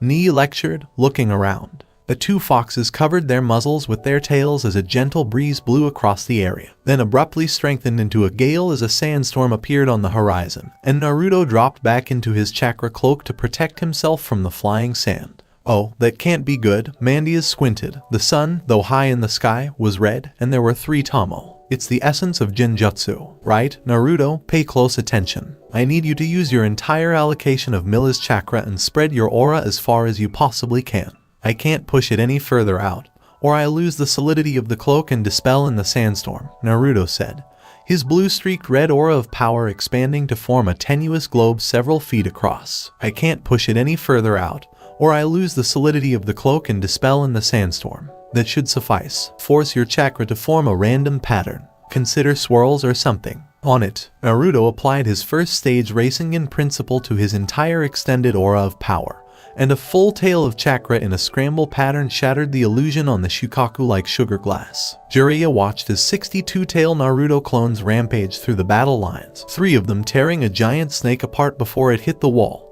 and the rest hunting down and capturing Sound Ninja as well as Sand Ninja who hadn't heard Baki's order. I sort of feel redundant, said the Sannin, shaking his head ruefully. 3 of the clones leapt for the barrier and were violently torn to shreds, the barrier barely managing to break through even the 2-tail aura of chakra. One of the remaining clones attempted to pull more than 2 tails of chakra now that some was free, but dispersed as the unstable cloak forced him into a destructive transformation. Uzumaki, exclaimed a nearby ANBU. Please, you are unable to assist here. Go help out in the other battles in the village. Oh, I'm also there. In fact, I believe one of my clones just restored Shukaku's sanity. And when the clone dispersed, it was constantly apologizing. Yes, it appears to have worked. But do you realize how powerful this barrier is? Yamato examined the barrier carefully, saying, it's being powered by 4 ninja, so it can't be too powerful. Your clones almost made it, right? Naruto forcibly yanked out a 3rd tail of chakra, grimaced as his skin began to tear, and lunged for the barrier, passing through and out into the space Orochimaru had created to fight his teacher. 3 coffins rose from the ground and opened to reveal all of Konoha's former Hokages, and the Snake Sannin took advantage of the opportunity to use his impure world resurrection without being interrupted. Orochimaru wasted no time in syncing their control seals, albeit in a slightly different form than he'd intended. Allowing the spirits of his teachers to talk normally would help to demoralize the 3rd, and after all, that was the whole point of using them, whereas taunting the 4th would be fun. I'm not quite alive, Minato blinked. I see. Then, he noticed the boy staring at him, ignoring the 1st and 2nd who were conversing with the 3rd. Can it be? Naruto, how do you know my name? The boy asked, blinking. Wasn't I just some random kid Millie was sealed into? No, I knew exactly who you were. I chose your name, the 4th said, before his train of thought crashed. The foxes say thanks for breaking Madara's contract with them. By the way, Naruto absently passed over a pamphlet. And how did you become involved in deciding on my name? I'm your father. Don't you know that yet? Minato flipped through the pamphlet. Saru, what the hell happened? I thought it was for the best, the 3rd said, looking uneasy. I mean, it was supposed to be a secret that he also held the Kyuubi, but that has clearly fallen apart. Coo. Oh, this is delicious, Orochimaru chuckled darkly. Yondiam, assassinate your son. Help me kill the Sandiam, Shodiam and Nidiam. Minato threw a series of hand seals, and the area they were in was separated from the rest of the battle by a smaller barrier, after which the former Hokage sat. Ventured Naruto, shouldn't you be trying to kill me? I am. By my estimate, I have as much chance of killing you sitting here waiting for you to die of old age as I do going all out against you. If he said to try, I'd have to put in some effort. But keep that chakra cloak on, will you? Because it's what's giving me the loophole. Minato smiled. So, tell me, how's your life been so far? While we're at it, I'll tell you about my own life. Do these people have no concept of gratitude? I mean, come on. Raged the Namikaze, last wish of a dying hero. And I didn't expect them to be like this to Mito Uzumaki, or your mother for that matter. Okay, I don't think we have much longer, so I'll say this, said the 4th. There's a soul fragment of me in the seal as a failsafe in case it completely collapses, and if you break it completely a second time, Your mother will be there to help. Of course, it won't be necessary, and since she can see you, she knows exactly how you're doing. Let me just say this. I'm sure she's proud of you as much as I am. I couldn't ask for a better son. Live a long time, live well, and ask Jiraiya and Tsunade to assist you with your dream. They're your godparents, though I doubt they've told you that. Finally, never ever give up. I won't let you down, Dad, Naruto said, his eyes gleaming. Good. Now, the best way to get rid of this animation technique is probably to blow my head off. I know it can't be pleasant, but it has to be done. Bye, Dad. Naruto's chakra tails lashed out, and he sobbed as he destroyed the doppelganger of his hero, of his father. The third seizes the opportunity and uses Enma to knock the Kusanagi into the ceiling barrier, rendering it unreachable. Before Naruto smashed the first two Hokages and Orochimaru dropped the barrier to flee. Sighing, Sarutobi turned to the original, sat on the roof next to him, and looked over the half-demolished landscape of Konoha and the 30 or 40 Naruto clones running around it in two-tailed form still keeping an eye on things. I sincerely apologize, Naruto. I had intended to tell you when you arrived in Jonin, but I was mistaken. If there's one thing the invasion taught me, it's that I am not immortal. I intend to release whatever your parents left you tomorrow, and I'm almost certain you'll be promoted. Don't forget about Sakura and Sasuke, old man. They came in handy against the Shukaku. Indeed. So, how is Gaara doing? He's calm, I suppose. He's coming to terms with the fact that the Biju wasn't his mother and was insane, as well as the loss of his father. The sand appears to be a permanent part of his system. It actually defended him against the Tanuki before I restrained it. And he says he'll keep it as a memorial to his real mother. Perfectly resolved, then. And I agree with what you said about my predecessor and successor. Naruto, I'm proud of you. Thanks. Sorry, guys, I'm not going to be working with you for the next couple of months. Naruto rubbed the back of his head awkwardly. I have to go get Tsunade of the Sand and back to Konoha, because Jiraiya believes it will help him persuade her if I accompany him. Makes sense, Sakura said, nodding. She is, after all, your closest living relative. Naruto was taken aback. What? Mito Senju, Ni Uzumaki, was her grandmother, so she's descended from another Uzumaki clan member. Phew, didn't notice. Oh, so that's where the name comes from. My father claimed she was the Kyuubi container when she was alive. Is that your father? Sasuke inquired, intrigued. Yeah, talk about a dream realized. When Orochimaru was trying to kill the old man, he summoned all the old Hokages, and it turns out that the fourth was my father. In shock, Kakashi slowly collapsed. Sasuke paused, nodded, and returned to shape manipulation, with plans to turn the Chidori into laser beams, Senbin, Shuriken, or, oh, so many possibilities. Naruto grinned. And hey, maybe when I get back I'll teach you guys the Rasengan. It's pretty cool, and Jiraiya mentioned that elements could be added to it. Kakashi twitched. Didn't Sensei never manage that? How far is Naruto willing to go against the norms of being a ninja?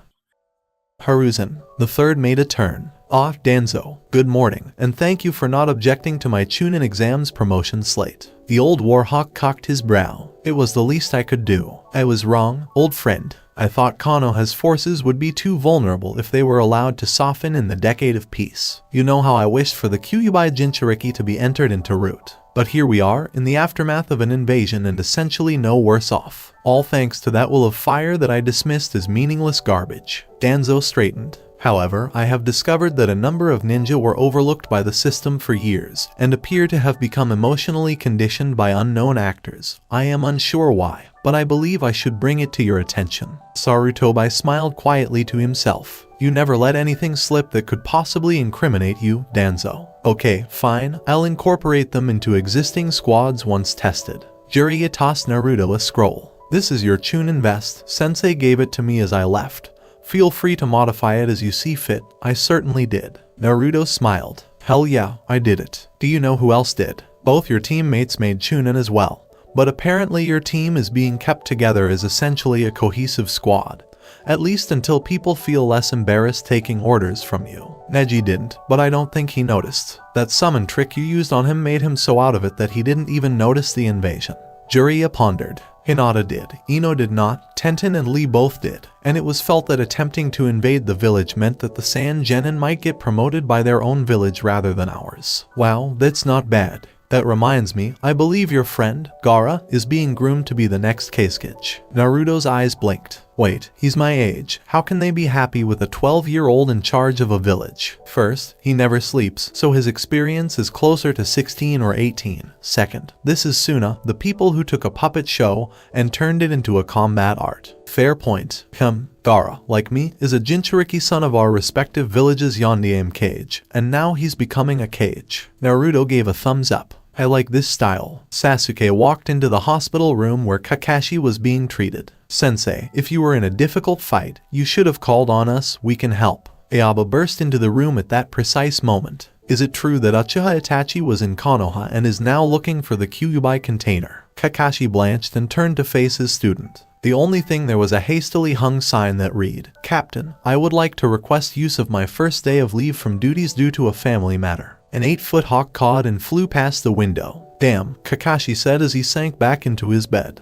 Guy, let us have a youthful competition to see who can catch my youthful subordinate first. Guy jumped through the wall, exclaiming, Yash. Asuma examined Kakashi. Are you essentially bedridden? Kakashi nodded and reached for a book. I suppose that means he'll win. Good thing I speak youth. Naruto groggily pushed open the hotel door. Yeah, what exactly is it? Itachi locked his gaze on him. Are you the container with the 9 tails? No, I just resemble him. An awkward silence ensued. Are you certain? I'm pretty sure. I know the whisker marks are deceptive, but this is all cosplay. Big fan. Really? The awkward atmosphere was broken at that point by a caw and a crash as Sasuke rammed his summon into the corridor through an end wall. Itachi, roared the last loyal Uchiha, igniting a Chidori in his hand. I want to know what happened that night. Itachi sighed. Foolish little brother, I did it to test myself, as I already told you. Nothing to do with that. What was Madara doing there? You don't have enough hatter, wait, what? Wow, Itachi, Kasama said, laughing. That's the first time I've ever heard you raise your voice. Itachi spun around and glared at Kasama.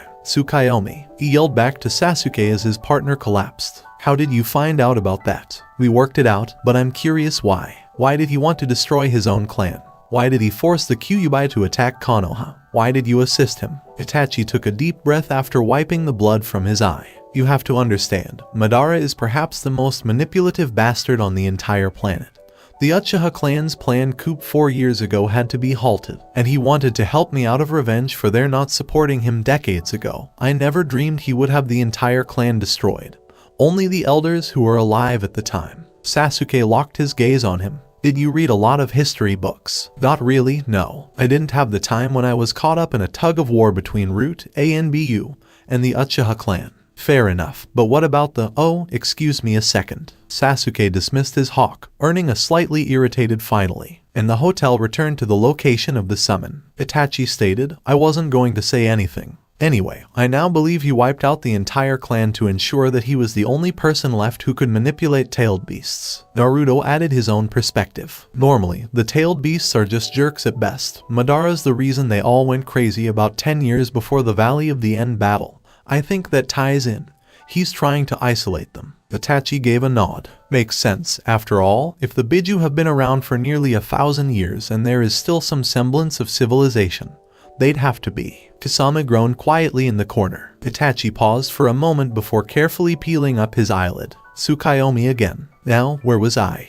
Yes. Akatsuki's plan is to capture and extract the 9 Biju for an unknown purpose. It could be making new hosts, creating a super weapon, or whatever, but the leader wishes to bring peace. Somehow, Naruto smirked. He wants to commit murder repeatedly in order to bring peace. That makes no sense. None taken. Now, my plan was to be really exaggeratedly evil, so that when Sasuke was old enough and came to kill me, he could be seen as redeeming the clan. Since that would leave Madara around, it won't be the end, but it has to be done. Sasuke's fists were clenched. Why do I have to kill you if you're still loyal? Itachi gave a gentle smile. I'm dying anyway. Cancer, I think, exacerbated by the Mangekyou Sharingan. I'll be lucky to live another 4 years. I'm dying anyway. Cancer, I think, exacerbated by the Mangekyou Sharingan. I'll be lucky to live another 4 years. I'm dying anyway. Cancer, I think, exacerbated by the Mangekyou Sharingan. Sasuke nodded, rubbing his eyes angrily. I wish it didn't have to be like this. So do I, but we can't choose our lives, only the paths we take, Itachi said, pulling a set of pamphlets from his pocket. Here are the current Akatsuki members, as well as what I know about them. Naruto kidnapped them. Thank you, but you'd better get going.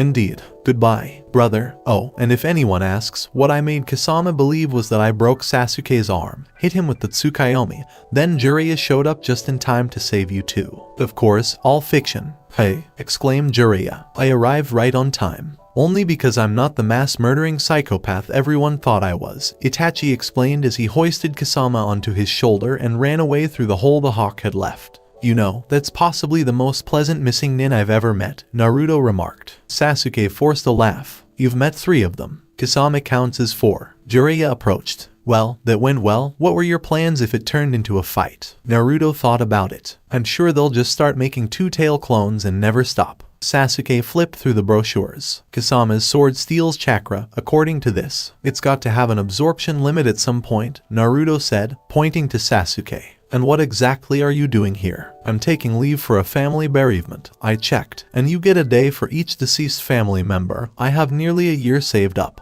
Can you claim Academy earned leave? They don't say, but I'm confident that my case will stand up in court. It's a matter to be handled by the military police because I'm a Uchiha. Naruto's lips moved as he tried to comprehend the logic. That's devious. Guy jumped into the room at that point and knocked Jiraiya out with a boot to the head. Well, Sasuke, Kakashi asked sarcastically, are you finished with your little vacation? In fact, did you know that Itachi possesses the Mangekyou Sharingan, which can mentally torture people for days? Kakashi looked at him. Do you think I'm in the hospital because he did it to me? Damn Uchiha and their broken bloodline limits. You can't talk, you have a Sharingan, and it appears that you're so good at it that it's your nickname. Well, yes, but it's not the Mangekyou Sharingan O, exclaimed Kakashi, clutching his headband. That was surprisingly painful, and now I'm getting a sinking feeling, he said, picking up a mirror and removing his one-eye blindfold to reveal a 3-petal design. What the hell happened to that? Sasuke examined it carefully. It's not like Itachi's. It's probably an individual thing, but I'm surprised I have it at all. Itachi said it stemmed from the guilt of killing your best friend, though presumably it's just someone you care about a lot,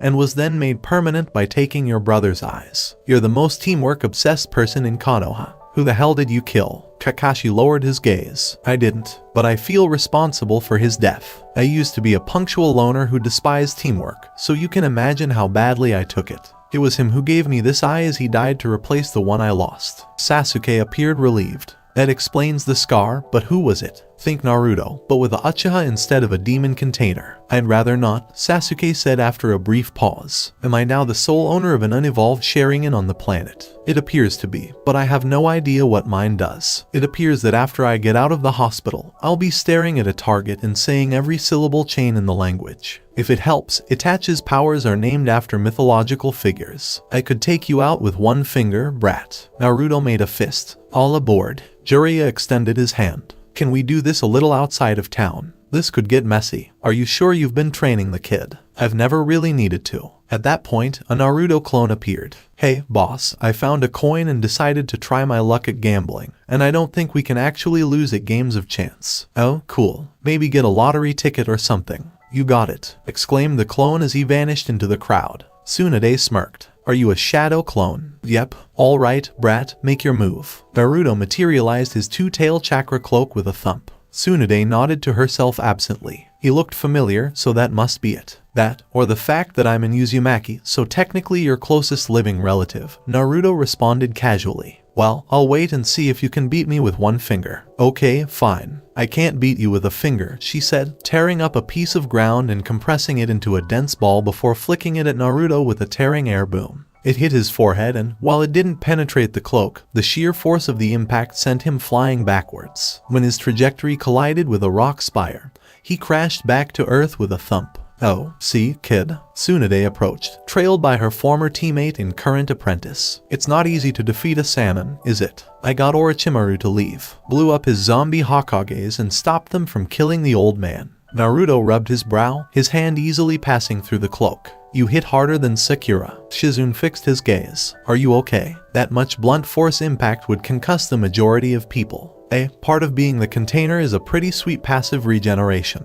which is kind of necessary because going above about the 3-tail limit still means I start destabilizing. She continued to stare. How are you unconcerned about that? I mean, if I knew my body would break down under the strain of anything, I'd freak out. Name me an S-class ninja who doesn't have something like that. Shizune pondered. The 14th. However, Dad's last technique did kill him, and do you mind sticking to living ninja? What about the 3rd? I was practicing the same technique before I intervened. Jiraiya. Jiraiya raised his head. Sage mode is insufficient for me. I get minor disfigurements such as spontaneous warts and my nose changing size. Shizune had to think long and hard.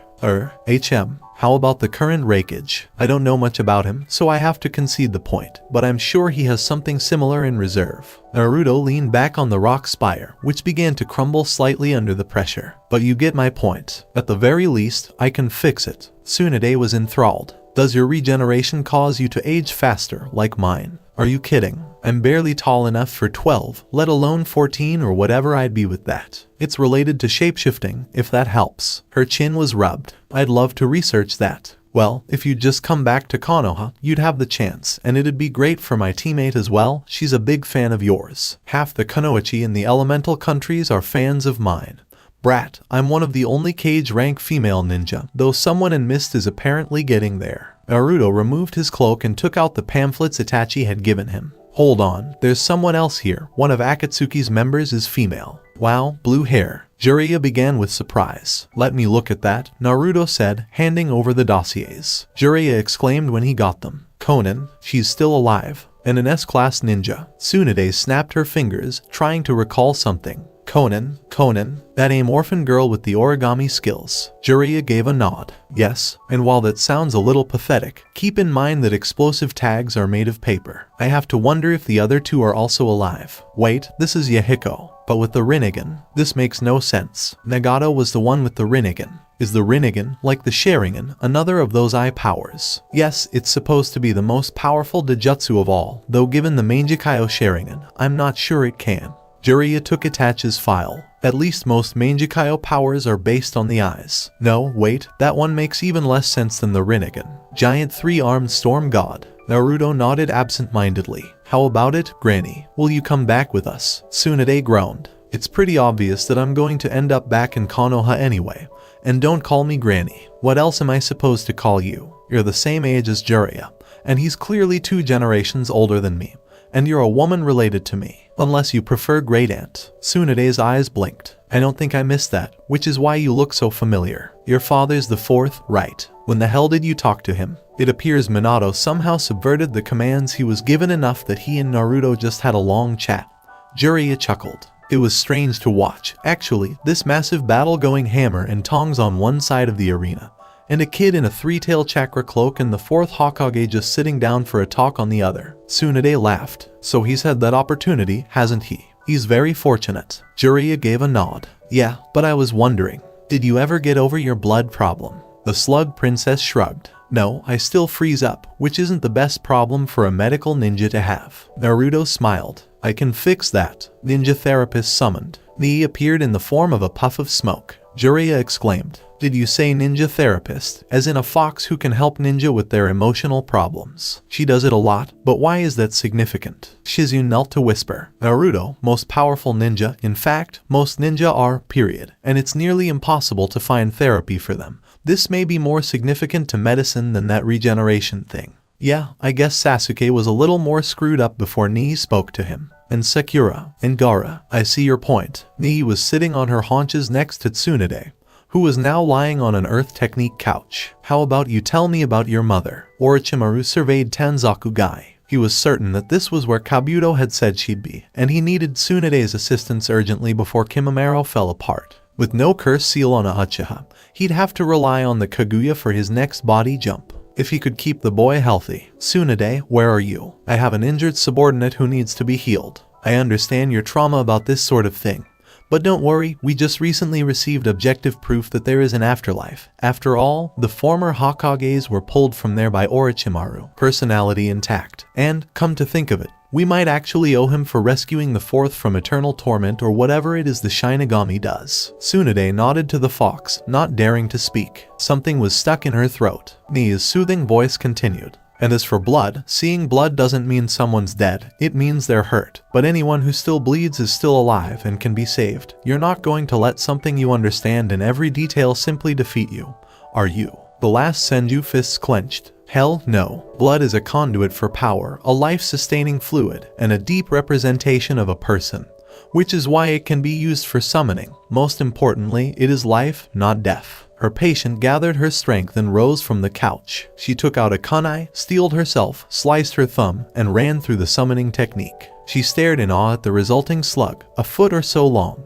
when she was able to finish without freezing at the sight of her own blood. I did it. Thank you, Nee. That's why I'm here, the dichromatic fox said as he vanished in a cloud of smoke. Muttered the slug as he looked around. Is there something wrong because you haven't summoned any of us in years? And when did Minato get younger? Naruto's eyes blinked. Is there really that much of a resemblance? Sakura was holding the leaf. She had recently obtained a basic water technique, the violent water wave, from Kakashi, and through learning it, she had gained some understanding of how to use water chakra. However, the experiment with the element without conversion seals was not going well. Water. What exactly is water and what does it represent? Subtlety, flowing without coming into contact. Power is hidden, size is unknown, and depths are unknown. Versatility. Water makes the element ice more solid. It conveys power in boil. It creates movement in wood. It serves as a path in storm. It improves the user's grace when using weapons. Water is not the source of power, but rather its conduit, that which allows it to pursue the target. Her vision blurred for a moment, then the leaf was suddenly soaked. The Sakura of control looked around wildly in her mind. There was her warrior side, so who was in charge of her body? Hello? Both Sakuras turned to face the newcomer, surprised to hear a voice similar to theirs. They noticed a third Sakura, this one with deep blue eyes and a gentle demeanor. I suppose that must have surprised you, as it did me. I think we just created a new aspect for the water element. Me. Warrior let out a wild grin. Welcome to the party, then. Why do you appear so humble? Control raised her hand. I believe I understand. Her element is influencing her personality, just as yours is more brash than mine, and it's more her being subtle than anything.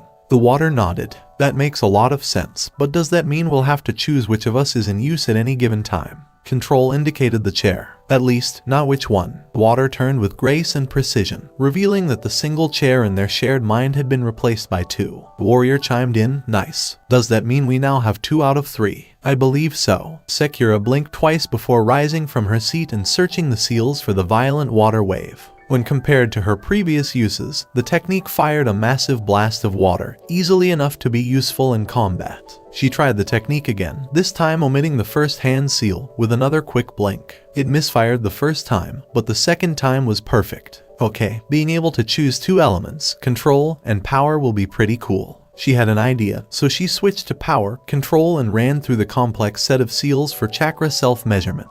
It was intended for one's chakra to flow through it from one side of the measurement structure to the other, and to quantify what went through as a point of light that shone with color. It rose to a meter in height as red, then returned to the ground as orange and went again, this time taking the chakra several times for the same rise. Naruto had tried once and had gotten a point that blazed through the entire rainbow in a second before passing out of human visual range. Kakashi had told him to stop the technique because they couldn't learn anything else useful, but the highest rank he'd reached was Kage. Not that it wasn't obvious from the way he tossed a Jonin level force multiplier technique around like confetti. Sakura's control was in the red, but her power was in the very low yellow zone. Now she's got something about middling on the yellow, so her 2 aspects combined produced at least a little more than they did separately. More importantly, it was enough for her to maintain a good illusion in combat. She could manage clones with split attention, but much more required far too much chakra for her control to supply. Or maybe I should look into utility techniques. Body flicker and replacement are both underutilized. Orochimaru charged up a mountainside. Is this where you've gone? Tsunade. I was going to offer you a business deal, some time with Nawaki and Dan in exchange for healing one of my subordinates, and... What's the deal with the crater? Tsunade appeared shady. Nothing, and what were you saying? Jiraiya and Naruto ran down the mountain's other side. Naruto approached his godfather. Are you certain this is going to work? No, but old Roki has always been one to exploit known flaws, and if he tries to exploit her blood phobia on her, he'll get a nasty shock. Anything else, and Shizun'll have time to get us. Isn't this just an excuse to perv out in a big civilian town for a week? The Toad Sage appeared shady. Partly, right, Naruto said, sighing. Time for more racing in practice. Then, I still haven't mastered using it without a clone. Kakashi sighed to himself and returned his gaze to the list they'd compiled. So far, he'd named every kami in Shinto, from major to minor, as well as all the legendary weapons and the majority of mortal heroes. This is ridiculous. It might not trigger like this at all, and I'll be on to mythical beasts soon. There's no reason for me to do this. Sasuke sighed and rolled his eyes. If you have a Mangekyo Sharingan, you're one of the people who can actually fight or negate another, and I'm curious about the restrictions on the powers, as Madara never set the first on fire. Fine, but you should get the Ainu Encyclopedia, because we'll soon be out of Kami and onto Kamai. The list was swallowed up by a wormhole. Kakashi stared at the outcome for a few seconds before slowly collapsing. Sasuke nodded gratefully. That's not bad. How much chakra did that require? Medic? No blood either. You got the eternal Mangekyo from the transplant. Perhaps your friend felt as guilty as you did about losing your eye in those last minutes or something. Get me medical help, damn it, and cover my eye before you leave. Alright, let's look at you, Tsunade said, grabbing Kimamero's arm and dragging him over to a small depression. Let's see, what are your symptoms? Sniffle, headache, maybe a cramp. Kimamero locked his gaze on her. I am a Kaguya, and I rip my bones out of my body to use as weapons. The Senju nodded indifferently. Right, so you're probably calcium deficient. And I'm guessing you don't get any proper medical checkups for how a poorly understood bloodline interacts with tuberculosis, either. Orochimaru walked over, giggling. Don't think I haven't tried. Tsunade. His bodily structure is radically different from any other subject I could experiment on. Are you really capable of learning something without leaving a trail of corpses? Shizune inquired. Well, I tried once, but that was the whole incident with the wood element, the snake Sannin used absently. Turns out that injecting 60 orphans with a dangerous, untested serum that may or may not even involve the first genetic material was a bad idea. Even Kimamero appeared dissatisfied. For the first time in my life, I'm glad I'm the last of my bloodline. Tsunade inquired. You didn't know if it contained his genetic material. By the time I got there, his body was mostly gone, and there were signs that the coffin had been opened before, several times. Shizune smirked. That's a little concerning. Tell me about it. The second was much more intact, but a quick test revealed no evidence of his water ability being an actual bloodline gift, and I lost interest. Orochimaru rambled. Worst of all, I couldn't find a single Uchiha body, and when I went after Itachi, well, let's not go there. Tsunade had mostly tuned out her former teammates' rambling, which was mostly focused on his widespread desecration of her family's graves.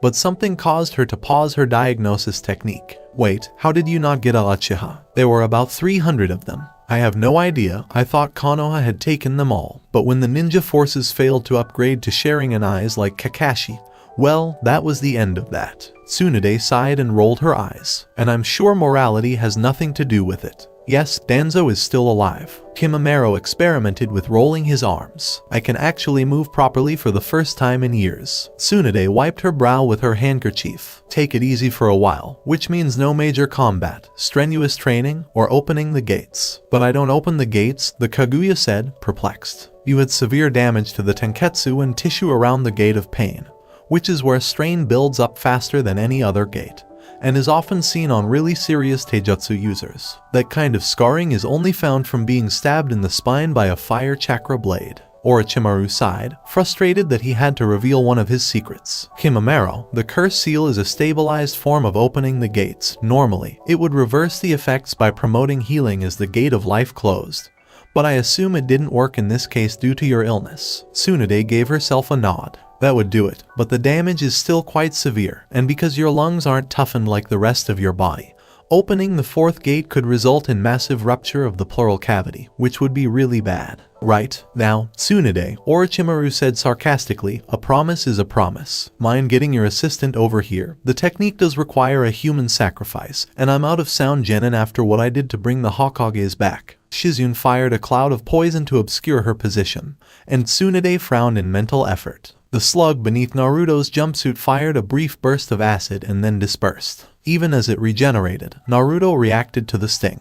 Jiraiya, it's time. Brat, Jiraiya exclaimed as the two leapt from the building. Just like everyone else, give me a respectful name. I know you better than they do, Naruto replied, biting his thumb and summoning Ikamaru. Get up there and summon me right away. If you're sure. The silvery fox vanished in a cloud of displaced air. Jiraiya raised his head. Only you, kid, would use a summon to travel 2 miles. Naruto had left by the time the old man finished speaking. Orochimaru began by calling on Manda. It was a good first step, because his summoning also required a large amount of blood and would render Tsunade immobile. So he confidently slashed his thumb down his contract tattoo and summoned the most powerful of the snakes, along with 2 more as backup. Manda roared as he materialized. "Where are my sacrifices, Orochimaru? You know I demand them." Orochimaru laughed. "There's a town just downhill called Tanzakugai or something. It's big enough to feed you, but you'll have to kill Tsunade first, will you?" The ground shook, and Orochimaru's gaze returned to the main battlefield. It wasn't a promising sight. Tsunade, instead of cowering in hemophobic shock, was summoning her own giant slugs. Kabuto had emerged from his hiding place and was delaying engaging Shizune until his anti-poison technique had run its course, and neither of his opponents were being killed by Kimimaro. Why? That's because the infernal Kyuubi Jinchuriki was attempting to knock him unconscious for attacking Granny. Uzumaki, I'm sorry. He remembered the brat's name from when Kabuto had reported to him.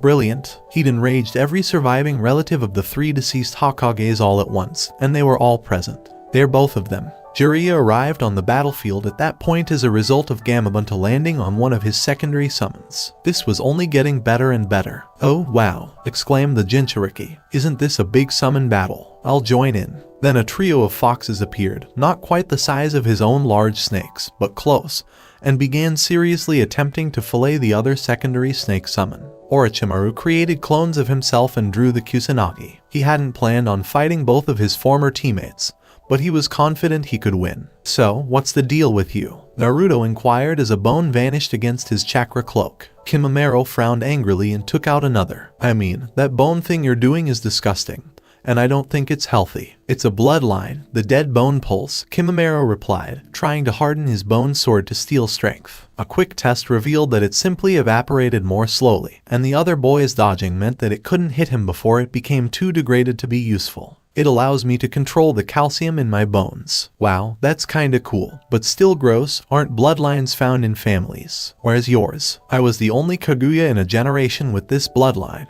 and I was used as a weapon against the Mist people. I've heard that this was involved in strengthening the village's bloodline purges. Bloodline purges? That makes no sense. People with bloodlines fight better because they have a better chance of surviving long enough to gain experience. Why would anyone simply kill off all their best ninja? I'm not sure, but I believe the 4th Mizukage was involved. In any case, I owe my lord Orochimaru a great debt for rescuing me from a life of loneliness and misery. Naruto thought about this as his chakra-enhanced tail whipped around with barely a mental effort, and intercepted a hail of finger bones. Seriously, that's not right, and I suppose if that's how you think, I can't argue with you. Kabuto was hit in the face by the other tail from his current shroud. "And you, creepy glasses guy, get off my lawn and stop trying to hurt Shizune." A hail of senbon needles rained down on the traitorous Konoha ninja, and he was only able to block the majority of them, leaving him with an impressive set of piercings across his ears and cheeks. "Lord Orochimaru," exclaimed Kabuto, "we must withdraw." Orochimaru transformed into 3 mud clones, a water clone, a shadow clone, and 2 summoned snakes, unleashing another massive attack salvo that Jiraiya evaded with a summoned frog. 2 rank earth techniques, a Rasengan, and by unsealing an rank fire technique in a scroll to torch the summons. He was thrown for a brief moment. What is Akatsuki's leader doing here? Oh, wait, that's Kabuto with the piercings. What? Why, I've got this completely under control. Manda landed next to him with a crash. Tsunade, struggling out of a large crater on the other side of the field, cursing, explained where he'd come from. Tsunade on full boost was fully capable of beating up a Biju, but the main issue was finding somewhere to stand to use it. "I'm leaving, Orochimaru." The great serpent vanished in a cloud of smoke. Orochimaru shivered. Perhaps not completely. His clones had held their own on the battlefield, but when 3 different elemental great dragon techniques were launched at Jiraiya, the Toad Sage had had enough and unleashed his own trump card. With Jiraiya entering Sage mode and the Kyuubi Jinchuriki not even tired from fighting Kimimaro for 5 minutes, he decided to cut his losses and preserve his gains. With a quick signal to his subordinates, he vanished in a body flame technique with them. He liked it because it allowed for much longer range jumps than the flicker. It also looked nice. Jiraiya sighed as he exited Sage mode. "Well, he's left." Tsunade grimaced. "I don't know, Jiraiya. You seem to have lost your touch with all that nonsense about honored Sage mode and you being a sealing master. and you forgot to ward the battlefield against long-range teleports. The Toad Sage accepted the jab with a smile. And what about you, Tsunade? Whom did I see forgetting to harden the ground beneath her when she punched Manda? He came up behind Naruto. And did I see you having a little chat with that Kaguya in the middle of the battlefield? What was the point of that? Naruto shook his head. He hadn't actually hurt anyone else, and he seemed more unsure about how he couldn't hurt me than anything else. Besides, remember Gaara and Itachi. Most people tend to reveal useful things if I keep them talking. Tsunade shook his head. It's true, that seems to work with most people. I'm not sure if you heard, but old Snaky let slip that his curse seals are based on the inner gates, and that's gold. Is his old student still in Konoha? I think we should analyze the thing again with that tidbit. Naruto dashed over to his 3 summons. Are you alright, Joe? Ha. The 3 foxes grumbled in agreement. In fact, where do your names come from? Jiraiya paused. It sounds like it's related to plays. That was a 3-act play. Joe, Ha, Caillou. Naruto laughed. Nice one, guys. The largest of you is Ha, and the chain is completed by the only larger fox on the contract. Good morning, Sensei. Are you out of the hospital? Kakashi gave a nod. That move exhausted my chakra in seconds. I'm not sure if this Kamui. Kakashi collapsed as his forehead protector vanished into a miniature wormhole. He was apprehended by the medics. Wow, that was probably the quickest time anyone has ever been admitted to hospital twice for the same problem. Tsunade chuckled. You're kidding, she exclaimed, cuffing Jiraiya around the head as he reached for Shizune. And then the Uchiha on your team got his by a similar little reverse summoning, and your 3rd team member found a contract absolutely perfect for her in a backpack. Naruto gave a nod. Well, Cory found it, but Sakura certainly took to the contract well, and we're all Chunin, so we seem to be following in your team's footsteps. Brat, she exclaimed instinctively, but could you go over the animals again? Why? Jiraiya rubbed his temples. Oh, hold off on the super strength, Tsunade. You've replaced half of your yang chakra with spirit frog essence, you can take it. That's just mean, Jiraiya grumbled. As for what she was asking, our old team's summons had shaped our relationship in, at first, subtle ways. Naruto paused for a moment. Snake, frog, slug. Oh, I see. Jan, Ken, Pawn. Exactly. Snake beats frog, frog beats slug, and slug beats snake, though interestingly, when we were last a team, our personal battles would have gone the other way. At the time, I could beat Orochimaru, and so on. But our summons have no real connection, do they? Fox, hawk, otter. Tsunade's lips moved for a split second. Got it. They're distinct but equal, each the minor but still significant apex predator of a different environment. Land, air, water. Jiraiya appeared to be thinking. That could be encouraging, because if their summons personify the theme of their team dynamic, it'll be stable rather than dynamically unstable like ours was. That, and we're all terrified of Sakura. Hold on, Shizune said, his eyes crossing. You can make a Jinchuriki cloak, and another member of your team is a Uchiha, the last loyal one, if I recall correctly.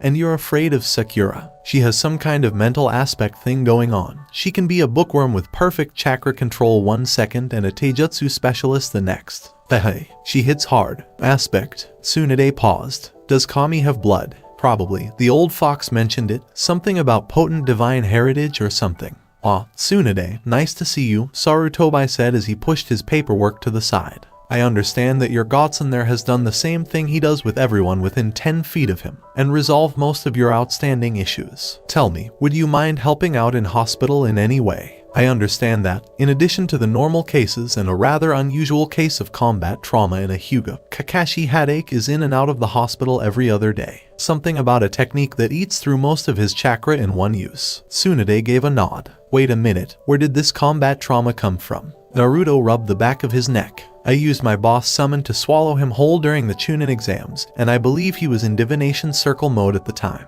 The older ninja all winced. Does that mean? Izumo inquired from the mission desk. Yes, the Byakugan can provide 360-degree perception of a space, but I don't want to think about it. Alright, guys, I finally got this working so I can teach you. The Rasengan, Naruto formed one in his hand, is one of my father's 2 signature techniques, and a rank ninjutsu that can basically chew through rock. But it's also incomplete. Sasuke's sharing and eyes blinked. Are you serious? Nope. This is a shape transformation technique alone. It could theoretically be worked with nature transformation.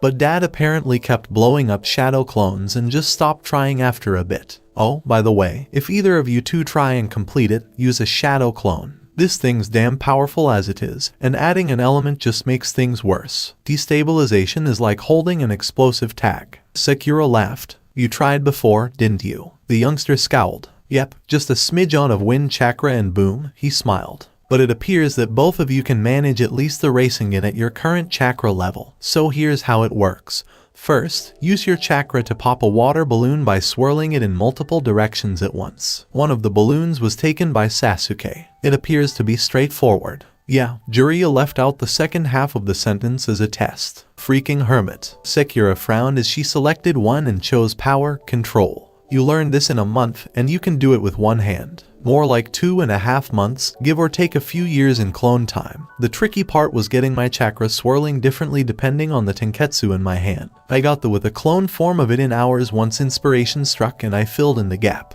However, your control remains pitiful for your rank. This isn't a rank technique based solely on chakra manipulation.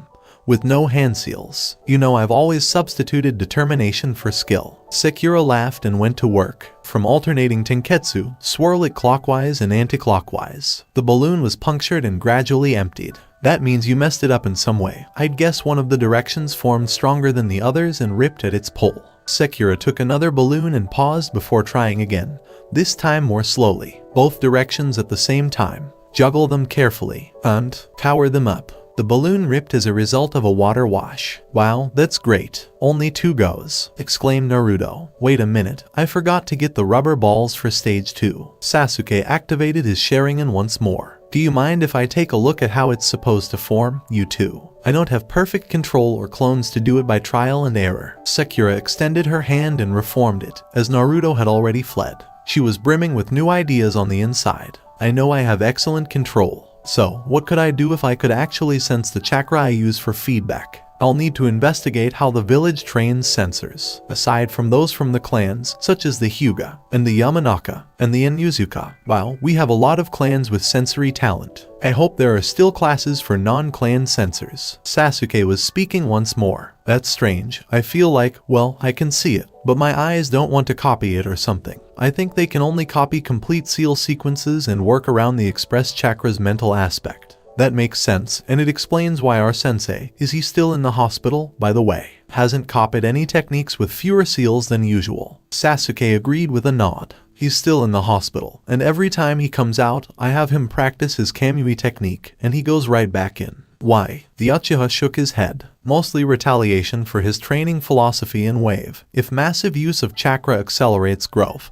then nearly killing himself with that hilariously expensive technique should give him cage reserves within a year. That is evil, and I approve. Kakashi coughed. His students were once again discussing him. Damn Sasuke. If he's so enthusiastic about training, I'll put Guy on him. Shivering, Sasuke. Where did that incredible sense of foreboding come from? Alright, I got the rubber balls. This one's the same as the last one, but it's about making sure you can put enough chakra into the Rasengan without the water helping. I don't mind telling you that this was the easiest step of the entire process for me. I'm guessing the first ball just exploded with enough force to put shrapnel in the walls. Wrong. It was the second one. When I used Yaokai, I vaporized the first. Good news, said Kakashi to his 3 Chunin. I'm no longer in the hospital. Sensei, what's the name of your Manjikyo technique again? Sasuke asked, dropping his rubber ball. You're not going to get me with that one again, Kakashi grumbled. I categorically refused to train, and he noticed Sasuke's eagerness. Unspecified and completely unnamed technique any longer, so it still activates whenever you say the name. Then, Sasuke nodded.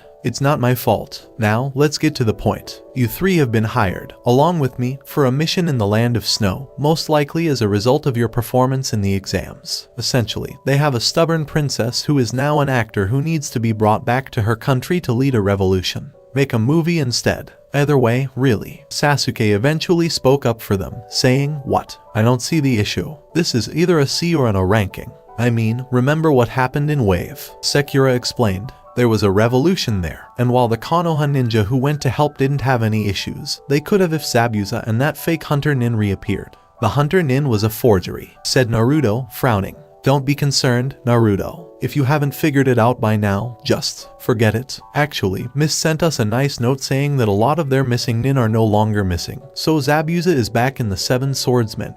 Kakashi coughed. Obviously, this means he's still alive. It appears that there was a revolution. They seem to be popular these days, and the cage was completely vaporized by a massive explosion. So, Sensei, who are the other 7 swordsmen? Sekira inquired. No one yet. But enough of that. It's more of a one swordsman right now. Kakashi shook his head. Let's get going to the port where we'll meet our client. And why did you assault our client? Kakashi inquired, his voice filled with laughter. Damn, we all got too caught up in that movie, said Sasuke. Naruto, stop the actress. Right? Ikamaru, Naruto said, flashing through a summoning. Will you put me in front of the woman on that horse? If that's what you're looking for. Alright, here you go. What is the strategy? Keen, be prepared for a replacement, Naruto said again. Throw an illusion trigger cloud across her path, Cory. Mo, stick with Keen until she figures it out. So you're planning a prank. We taught you well. Please, I have you for a reason. Princess Fuji rode desperately for safety. She couldn't return to Snow because she'd be killed, and even if all the people there suffered under her uncle's rule, she was too afraid. Her vision blurred, and she rubbed her eyes as she lowered herself onto her mount to speed up. Several minutes later, she felt her horse slowing. She'd been too focused on not hitting anything to notice where she was going, but now she could look around. She could see warehouses, the town skyline behind her, and a wharf ahead, including the ship her manager had chartered to go to Snow. Are we finished now? Came the voice from below her, and she looked down to see a red-furred back instead of the horse she expected. Here she is, Keen said to the Konoha team. Nice one, Naruto. She didn't notice it until I said something. Kakashi examined the princess, who was enthusiastically cuddling a fox with a pair of large, dewy eyes, seemingly oblivious to the world around her. She'll be out of it for a while. Might as well get her on the ship now. Naruto rubbed the back of his neck. That iceberg appears to be an ideal location for filming. The 3 Chunin exchanged glances before Sekira spoke up. I'll be close range. Sasuke will be support. Do that sensor thing, Naruto, and prepare your fire summons. I never bothered ending the summon on Keen. But point taken, Naruto said as he sat down and concentrated. Wow, the nature chakra here is very different from Konoha. Crisp and clear, sort of. Nothing certain, but there are some areas of higher than normal chakra concentration. He opened his eyes. Remain vigilant. You don't have to tell us, Naruto, Sasuke muttered, activating his eyes. Hey, actually, watching people act like this is pretty cool. I wonder if they'll do any special effects like that. What? Some sort of time-slowing device that allows you to see the flight of Shuriken. Is it Shirin time? That could work. Cute name. What the hell happened? Shield of the Chakras. To put that to the test, Sasuke fired a phoenix flower, which resulted in a shimmer of chakra backlash. But no other effect. That's correct. It absorbs attack chakra to provide defense. Sekira launched a kunai at one of the snow ninja, which landed on the shield and bounced off. Your weapons are also ineffective. Wait a minute. Where's the chakra in a kunai? I think it also uses our own chakra to shield, Snow Kunoichi said, unsure. You can't get through it with just techniques, and we're generally invincible. 2 of the Snow Nin launched ice attacks at Sekira, while the 3rd launched ranged attacks at Sasuke, who responded with his own tools for the enemy kunai and fire attacks on the jutsu. Sekira was saved by a flaming fox that cannoned through the attacks and dispersed them, followed by Keen, who launched his own fire attacks in response. Thank you, Kajiura. Don't even think about it. Aya, yippee, boom, exclaimed the smaller fox from Keen's back. Although the snow ninja was immune to elemental attacks, being positively bathed in flame wasn't exactly pleasant. Naruto, get the film crew back on the boat, we're leaving soon. I wanted to test the limit of that armor, Naruto grumbled as his usual horde of clones carted everyone off the iceberg. Kakashi's contribution to the fight was to throw a Coppet Ice technique at the Snow Ninja, which Sasuke quickly began to do from the back of a hawk summon. As the ice finally cracked, Naruto's foxes dispersed, and Sekira hurriedly replaced herself with a somewhat startled Naruto clone to board the boat. Wow, Sekira, that was really cold. Oh, calm down. Besides, if I hadn't, I'd be adrift and on ice, all alone at sea. Those puns might have broken the ice, but they're not much good otherwise, Sasuke grumbled. Kakashi let out a heartfelt groan. What the hell is that? That's a train. Isn't that right? I have no idea what a train is, or what those colorful metal wagons from earlier are supposed to be. Who was the seal master who created the cinema, by the way? It's all technology, Naruto. Maintain your pace. If I could, I would. Why, if we have technology that can do all of this, does only Snow Country use it? Aside from refrigerators and televisions, which appear to be more complicated to me. Not sure, Kakashi blinked. Hell, pay attention to me, damn it, exclaimed Dodo. Naruto formed a quick seal and continued speaking as the train's sides opened to reveal kunai launchers. As I was saying, gusty barrier. Hundreds of clones formed and began seals. Nice one, Naruto, Sakura said as the kunai barrages were thrown everywhere but at the targets. When did you discover that one? One of my clones saw Team 10's sensei demonstrating something useful, so I asked him about it. He had no idea there was another wind affinity in Konoha. He was overjoyed. Then I just cloned it 50 times in a week, and here we are. Sakura attempted to calculate how much time Naruto had spent practicing the technique. What, a year? Not at all. All it means is that I have a perfect training day 7 days in a row. I've always learned quickly. Tell me about it. Wait, is Asuma Sarutobi Konoha's only other wind affinity? Seriously, wind in general is pretty rare, and we live in the land of fire, so elementally wind is at a disadvantage, Kakashi said, nodding. Arg, retreat and get the airship, you fools. Daten yelled. I have no idea why Naruto allowed himself to be captured, Sasuke said, shaking his head. Easy, snickered one of the remaining clones on the ground. This way, the boss will be taken to the castle, and he will be able to bring you along with him. But will he be able to escape? Or perhaps summon? Sakura paused for a moment before responding. Right, stupid question. He can shapeshift and has 9 chakra tails in his gut. Exactly. 3, 2, 1, and I've had enough. Naruto gently pushed against his second chakra source. Princess Kazuhana exclaimed, what are you doing? As the entire prison lit up like a Christmas tree, and then the less well-buffered absorption arrays began to explode. And actually putting forth some effort. The door's seal tag exploded, doing nothing to the Jinchuriki but conveniently blowing the door down for him, and the manacles gave way. You know what to do, Naruto said, dropping his tailed state. Right, we might as well attack now, Kakashi sighed as his other 2 Chunin vanished in smoke. I really should look into joining that whole reverse summon network they've got going. It's okay, Naruto, I knew it. I'd die if I came back here. Daten hurriedly disappeared up into his airship before the seal arrays could completely overload. Naruto responded by punching out a tail of forming chakra at the black chakra armor, and took some considerable satisfaction as it began to glow red hot. Aw, that would have been fun. Where's your necklace, princess? He grabbed it. He must be about to unleash my father's secret ultimate weapon. You know, technically, I'm the ultimate weapon here, Naruto sighed. It's some kind of sealing technological marvel. I'm not sure what it is. Daten could do whatever he wanted with it. Alright. I suppose regime change is a worthy goal. Does this mean we'll be in the next movie? Well, take a look at that. It's a light show generator. Never mind that, grumbled Daten. I'm still going to get rid of you. And then the 2 of his chakra-armored ninja were struck by lightning bolts and died, while the third, the Kunoichi, looked around wildly for a split second before a blizzard of kunai depleted her chakra shield and killed her. Ceasefire, Naruto clones, Sakura exclaimed. I knew having you collect all those kunai would be useful. And it turns out that they can't really handle the lightning element, Sasuke said as he banked his Thunderbird overhead. That makes sense. Daten was taken aback by the disaster and exclaimed, what? The chakra armor is unbreakable. This is kinda cool. Now I want to see what it does, Naruto said as he spun up a Rasengan and watched it collect the local, rainbow effect chakra. Just give it a shot, brat. Your teammates might have defeated my subordinates, but my black chakra armor is far more powerful. Drink prismatic Rasengan. Oh, heck. Enough of that. Hey, it appears he hit the light show machine, and he broke the ice. And, what? A pulse of power radiated from the machine, and the entire country was transformed into the perfect image of springtime in seconds. Whatever the hell. That is not natural. Sakura examined it. This is strange. I can almost read this. It appears to speak of the glory of spring to the land of snow. I don't see anything, Sasuke said as he dismounted from his hawk. No, I'm referring to the seals themselves.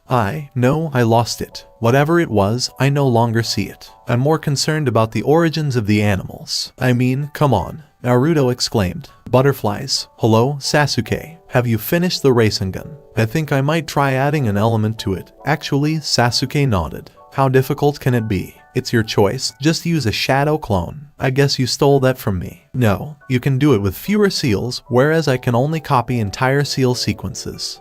Makes sense, I suppose. Naruto went through the entire normal sequence for the shadow clone and only made one this time. Thank you, Sasuke said, forming a shadow clone that began to focus fire chakra into the Rasengan's whirling ball. Boom. Debris rained down on them, and Sakura quickly used a water technique to extinguish the raging fire. Wow, I see what you're saying. I'm not going to try it myself. Our next mission is to escort someone having a foot race, said Naruto, puzzled. This is truly heartbreaking. Yes, Sakura read, someone called. I date Morino. Is Morino your date? As in the Ibiki character who attempted to traumatize all of us. You know, I don't know, Sakura said, tapping her chin. Could be. Let's go ask him. Cow, grumbled Sasuke. Alright, then. Let us not bother him. Wait a minute. Look, Naruto said, pointing to the bottom of the mission scroll. A storage seal? Sakura asked, flipping it over. Let's see. Another scroll appeared. Ibiki got his scars this way. Apparently, some instructor convinced his brother to steal the Raijin from Konoha because the instructor promised him a promotion if he did. Sounds familiar, Naruto sighed. Raijin, said Sasuke immediately. In other words, the legendary sword of the second Hokage. I believe. Dibs. So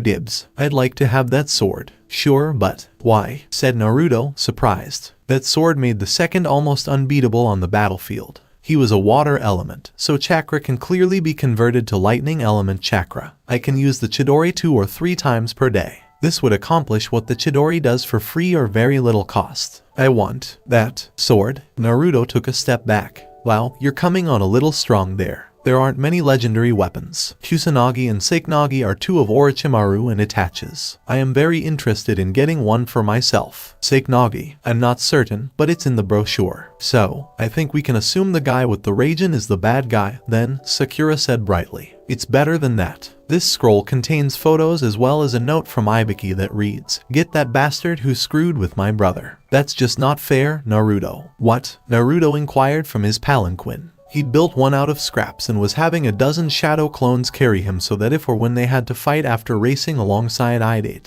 he'd be rested. It appears as if you're taunting the racers. I could have a fox or 3 parallel the course, but this sounds better to me. I get to watch the race while keeping an eye on those rain genin. One of them is still glaring at me. Sakura nodded. She couldn't argue with logic, not with other pressing matters. Are those the same rain genin from the exams, then? Were they the ones from whom Kori stole the otter contract? Damn, you could be right. Better keep them hidden. Ew.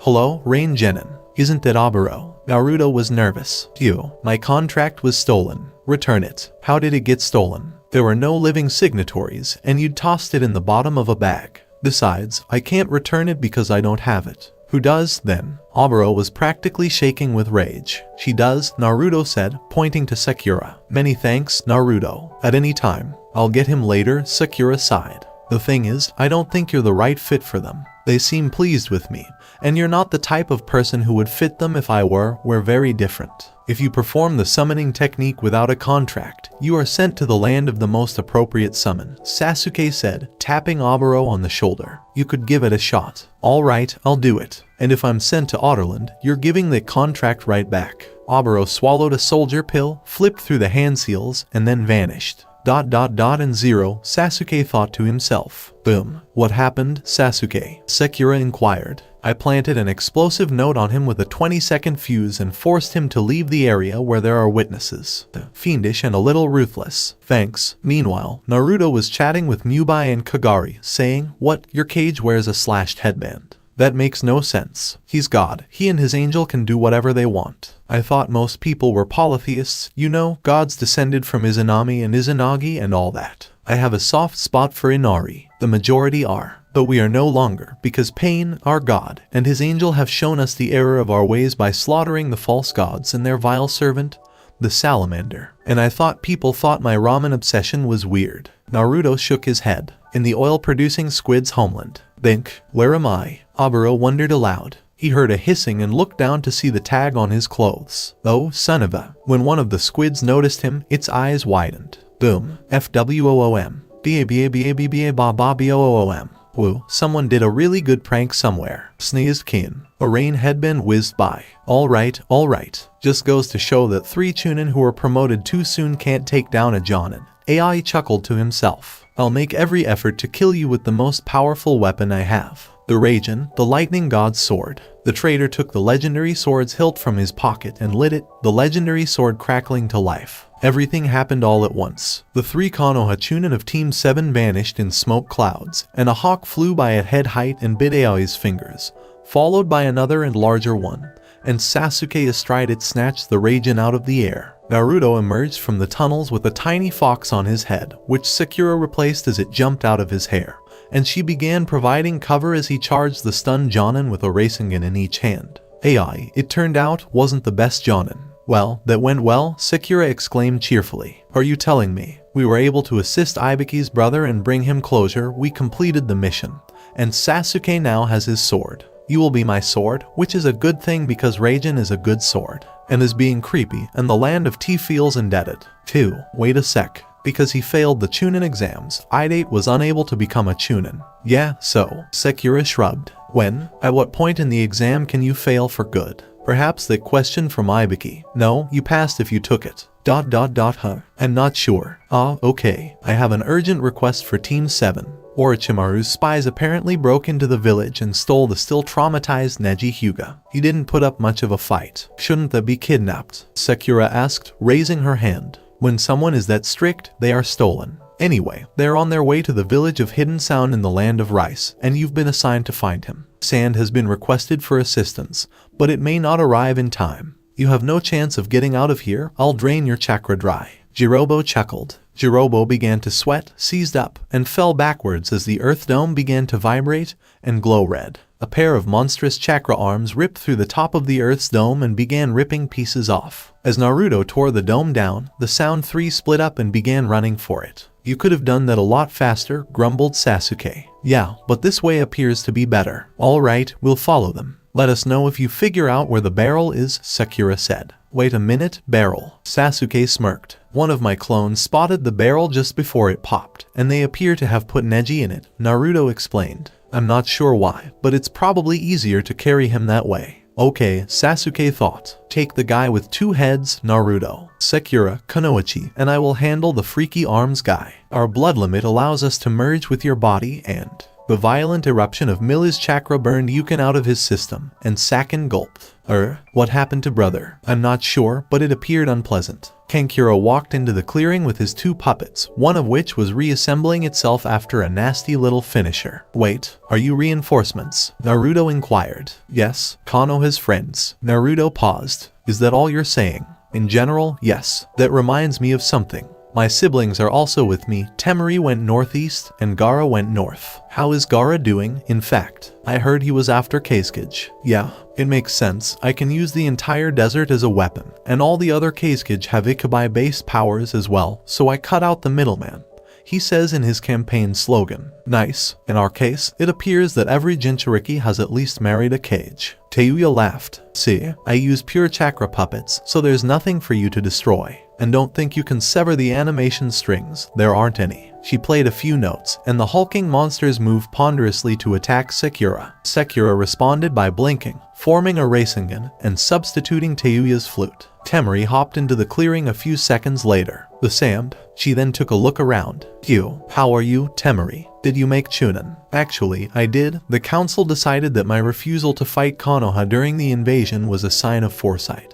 And to be honest, I think the prospect of fighting that weapon girl scared them as well. Neat, Sakura said, blinking, performing a water camping technique, and cleaning herself of sound ninbits. Oh, that's going to make me feel bad for days. In desperate arcs, Sasuke swung the Raijin. Kidamaru was raining spiders, spider-based weapons, and the occasional natural Kevlar arrow. His lovely lightning sword helped, as it could absorb anything elemental and electrocute anything that wasn't. But even his 3-3. At 12, Tomo Sharingans weren't enough to keep him in the game. Is he made of caffeine or something? Yeah, feel the wrath of my best equipment loadout, NB. Kidamaru exclaimed before being interrupted by a low voice from behind him. Shinobi. An enormous sandstorm landed on him, and he had no idea what happened next. You summoned the Shukaku on top of him. Sasuke wondered. Gaara returned the stare. It worked. Tell your teammate I'd like his address. I'm looking for a pen pal. Sure, I'll do it, but we'd better get Neji out of that barrel first. Sasuke carefully sawed at the final slip of paper, wincing as the seal failed, causing an intense flare of chakra in his Sharingan.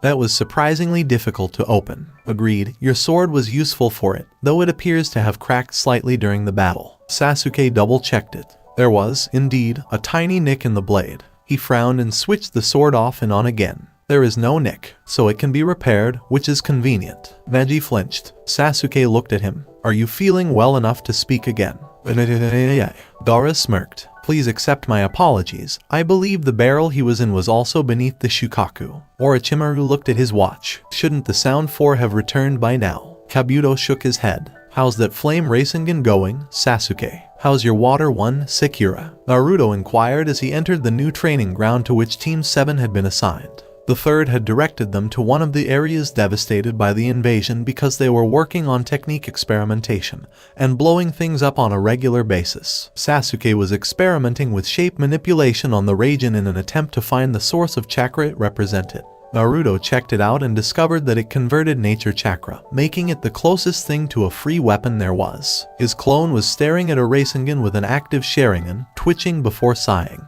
The original Uchiha examined the situation. Hey Naruto, I'm having to use my eyes' predictive abilities to tell when this thing is about to explode, because it wastes less shadow clones. If I'm about to do something that will cause it to blow up, I can just not do it. Sakura smirked. Isn't that an information paradox? Says Naruto. Because the Mangekyo Sharingan is known to be capable of warping space enough to form a wormhole, time paradox isn't all that far-fetched, Sasuke observed. What are you up to? Naruto responded with a swarm of 1,500 clones that spread across the training grounds and began to explode. Wind Rasengan, how about you, Sakura? I'm actually working on another element rather than my first because the last time I got an element, it expanded my available aspects. So I'm hoping to keep a three-way split if I develop enough orthogonal powers. She went through a set of seals and produced a fairly pathetic breeze. Non-native elements irritate me. Sasuke smirked. That's actually quite good. My eyes ensure that the conversion works, but the chakra cost skyrockets for anything other than fire or lightning. Sasuke crossed his eyes as a muffled boom echoed across the training grounds. Clone ran out of chakra from the Sharingan and blew up the Rasengan, so that's, let's see, 30% of my supply gone. Medical skills. Sakura wondered. Might be good. Plays to my strengths. Naruto, do you think you could get me an introduction to your great aunt? You mean Granny Tsunade? Sure, I'll see what I can do. Naruto renewed his clones and pointed to a group of 50. Go ask Asuma-sensei about learning more wind attacks. Sasuke raised an eyebrow, knowing the Fox code on technique mastery. You got the gusty barrier to the point it's one seal. Yeah, all those clones using it in snow were really helpful on that front. You have a stone that channels strange energy. At Temujin's nod, Sakura rolled her eyes. Right. Hey, Naruto, Sasuke. This guy's never heard of chakra. It's not chakra, it's Jello energy. What exactly does it do? It allows people to create illusions, fire elemental power blasts, and regenerate. Naruto nodded and casually slid open his hand, holding it open as it steamed and closed. Chakra, the seal is bound by my blood. If I use it, it will seal the vein.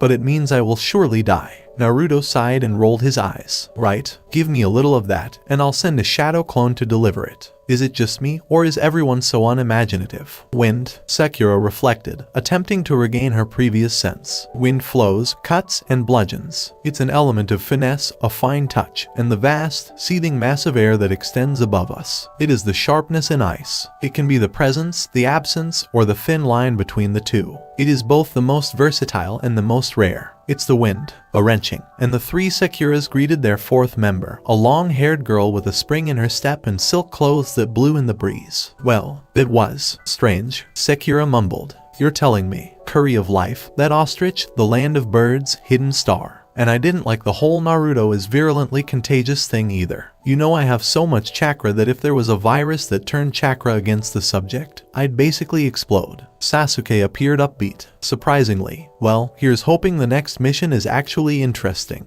and not like the chakra liquid incident. How come it took you 10 minutes to think of using the Raijin on it? What can I say? It was truly disgusting. Team 7, you're being sent with temporary extras to help save the current frontrunner in their election, Gaara of the Desert, because one of you has the closest connections to hidden sand we have. If we're going to save Gaara, let's go right now. The others can catch up, right? Naruto said, turning to face Sasuke. Can you go take Nii on a hawk, or is it faster for me to use Ikamaru? Calm down, Naruto. The sand is far enough away that a few minutes either way won't matter. Naruto sighed and rolled his eyes. And yet, it always does. Always. Have you ever arrived 2 hours early or 3 hours late to a battle? It's always minutes. Fair point. Okay, off you go. Temari backed away from Kyujaku, the strange woman's swords allowing her to match the Sand Kunoichi's wind control. Even her powerful fan couldn't help her enough. Sasuke was the first to arrive on the battlefield clone, his airdropped shadow clone being instinctively taken out by Kyujaku as it approached, leaving an unstable flame Rasengan, which promptly blew up and merged with her wind control layers. Temari grimaced as the massive fireball engulfed her adversary. Oh, brutal, is this how your entire team is now? Sasuke's mount descended to head height. I'm a little more than Naruto, Sakura's somewhere in the middle, but he still won't tell me how he beat that Sound 4 member. Temari gave a nod.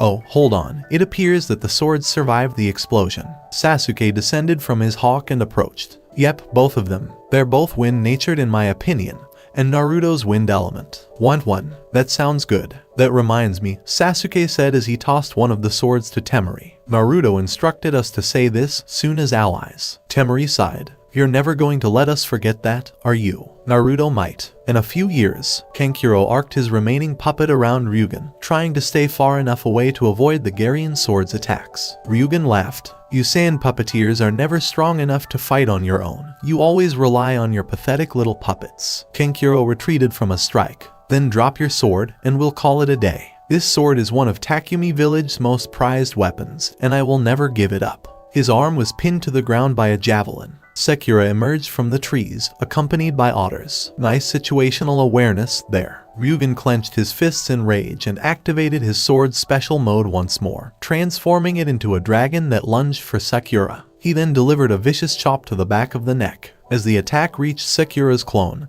it dispersed. It appears that my illusions are still in good working order.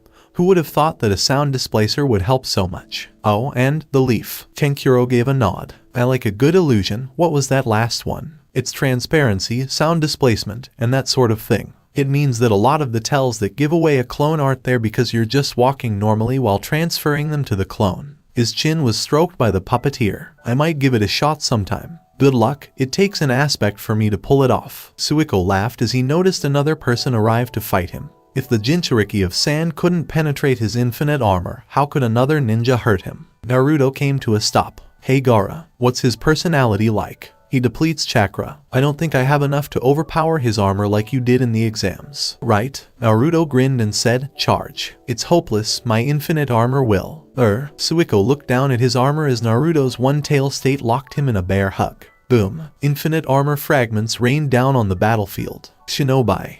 Summoning death from above, Naruto said, then noticed another man at the edge of the clearing. Hoki of Takumi blinked, still stunned by the infinite armor exploding, before being flattened by a falling no. Impressive, Gaara said. We need to find my student. She is likely distraught. What? From the kidnapping? No, from not having as many opportunities to fangirl over me. You have fangirls now, blinked Naruto. Then he grinned and said, nice work. So tell me again why you think removing him from the village is a good idea. It'll give me the opportunity to teach him as much as I know, and to let him gain experience in the outside world. Jiraiya said with a winning smile. Sarutobi simply stared at his former student. Alright, that'll get him out of your village while he experiments on potentially explosive techniques, with more chakra to freely access than most Biju and thousands of clones. In that case, approved, get him out of town until things calm down. Your guy, right. Lee's teacher, Yash. Naruto Uzumaki, that's who I am.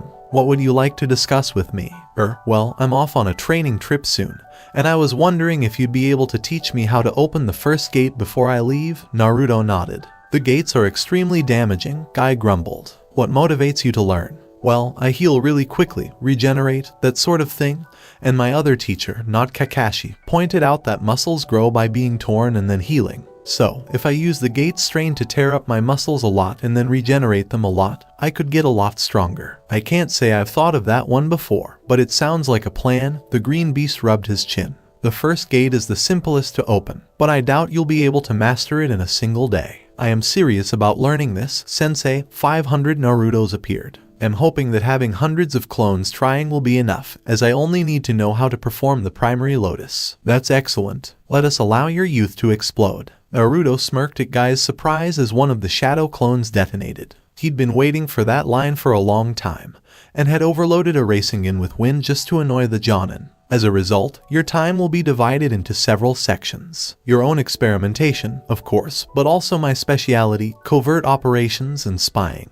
And a better taijutsu style for your specialities and skills. Add some elemental techniques in earth and wind, you hit the jackpot on that one. By the way, the only element you might struggle with is fire, and finally see if we can stabilize your Jinchuriki states above 3 tails. Ideally, you should be able to maintain pure chakra cloak up to at least 6, as the Nanabi Jinchuriki did in the last big war, and then be able to shift into secondary form as low as 2. I do have a style, the fox one, Naruto said, nodding. It's primarily based on their body form, so it's not ideal for humans, but it does emphasize tactical thinking and ambush. Never engage in combat when your opponent is aware of your presence. The frog style might fit you as well if you ever stabilize Sage mode, Jiraiya said after accepting the comment. It focuses on long distance, high-speed movement followed by single devastating attacks. It could actually complement the fox ambush specialization. One for human form, one for non-human form. That sounds good. So, where are we going now? Jiraiya frowned. Why not begin with the land of water and work your way up? I hear their civil war is over. Aw, it's good to see you again. Naruto had barely finished speaking when a blur of speed approached him, embracing him and leaning on his shoulder. Naruto, I'm so glad you're back. Naruto smirked. Wait a minute. Is that Sasuke? You have no idea what it's been like. The Hokage assigned someone named Sai to our team, and it's been pure hell. He insults everyone and shows no emotion, and he took my place as the stoic one. So, what were you up to on that little training trip? Sakura inquired, absent-mindedly rolling a ball of water across the back of her palm. Aside from growing 8 inches taller and developing muscles. For starters, I met your brother again, Sasuke, and he said that the core groups for Akatsuki were pretty much finalized. That every ring they have is assigned to someone, and that the last member of the group is one hidden, formerly of Hot Springs. This is supposed to be the guy who wiped out the village. He's a worshipper of some dark god called Jashin and can't properly die. Sakura grimaced. Oh, that dark god name felt nasty and foreboding. Are you still getting those flashes of insight you were getting before I left? Oh yeah, Sakura exclaimed, sending a shower of droplets into the air. It's developing really well, more of an actual sense now. I can sometimes get an idea of what a seal is supposed to do before puzzling it out the long way. Tsunade suspects it's because my heritage helps me understand the celestial tongue, and I can see the chakra fields of active techniques. Still got to refine that some more, but Sasuke is annoyed that I can tell which of his attacks are illusions now. Sakura then smirked. But I keep hearing snippets of music, or song, or something. I suppose it'd be pretty annoying if I couldn't quite hear it. But it's pleasant to listen to anyway, she perked up. But I did manage to stabilize the water and fire Rasengans, and I'm working on earth right now. But if you have a good wind, I'll take it first. Nice. Anyway, I got a good library of mid-level stuff in my 2 primary elements. But as you know, the important bit for me is always going to be the big booms. Specifically attacks powerful enough to beat an Akatsuki member without sacrificing the kind of tactical flexibility a tail cloak doesn't often allow. Slowly, Sasuke nodded. They're fully aware of what tailed beasts and their containers are like, so they'll be prepared to fight enemies who are all power, strength, and possibly straight-line speed rather than mobility and so on. Add to that the fact that they all have something that allows them to take on an entire village, and you're getting close to the truth, Naruto sighed. Did you know that one of them is so old that he actually fought the first? Well, besides Madara, and this guy appears to have come out of it without the massive and crippling damage Madara suffered. Sakura returned her gaze to the Akatsuki dossiers. Some of them clearly have weak points, but they'll be heavily guarded, after all. There's not much we can do to exploit Deidara's Clay's predominantly earth nature if he blows us up from a kilometer away. Naruto shook his head. Now, I was mentioning things I did. Most of the big ones are Rasengan based, of course, like how I worked with changing the size of it so I can hold one as big as a fridge. Or how I finally stabilized the wind Rasengan. It's throwable. 2. Just blit the wind chakra against your hand to separate it and it goes flying. But something interesting happened when I combined the 2. Watch. The Rasen Shuriken. It was stunning. Sakura and Sasuke stood there in awe as a shadow clone rammed into the massive stone target in the experimentation area. The impact weakened the technique's stability, causing it to detonate. The 2 were using their enhanced perception abilities to gain a proper understanding of what was going on. And it was simply amazing. They witnessed the wind vortex split into countless blades of pure chakra that, simply put, diced everything down to the size of dust. It was the most perfect manifestation of wind chakra they had ever seen. As it faded, Naruto rubbed the back of his head. Hey, still not finished. I want to be able to throw it like the wind Rasengan, and see if I can put another chakra type in there while keeping it stable. Heh, if you manage to put fire into it too, Sasuke, what we might get then is just stupendous. Either that or we blow up the village, muttered Sasuke. Interesting point. Is there any reason you're not using that soaring short sword I got you in sand? Naruto shook his head. I'm not much of a fan of swords in general, let alone the fact that, well, I kinda blew it up. Sakura exhaled a sigh. How? Because it converts chakra. I channeled a lot of chakra into it. Alright, no more. I did find these, Naruto said, pulling a pair of tri-prong kunai from his pouch. Jiraiya wasn't much help, and the Thunder God seals on this are the most absurdly complex I've ever seen. Where did you get them? Sasuke inquired. We went all over the place, visited the sites of Dad's great battles, and discovered a couple left. I believe one is from stone, and the other is from a battle on the outskirts of the village proper. That one must be from his engagement with Madara. He never bothered to clean them up much. Sakura winced as she looked around. You're not kidding about the complexity. It's like a book tried to get into my head through my retina all at once. Give me one of them in a month, and I might learn something. Naruto gave a nod. No problem. They're not exactly secret. He made thousands. So, same team layout as before. Naruto shook his head. By the way, did either of you make Jonin? Because they could be important, otherwise, whoever has the best plan calls the shots. Sakura's head shook. We're still tuning. They want everyone that high rank to have at least hit 16 so we don't end up like Kakashi or Guy. Not much of a chance there, Naruto grumbled. That said, Tenten is expected to be promoted in the next round, and Hinata has the skills. Shika might be considered, but it took a lot of convincing to get him to accept the first promotion.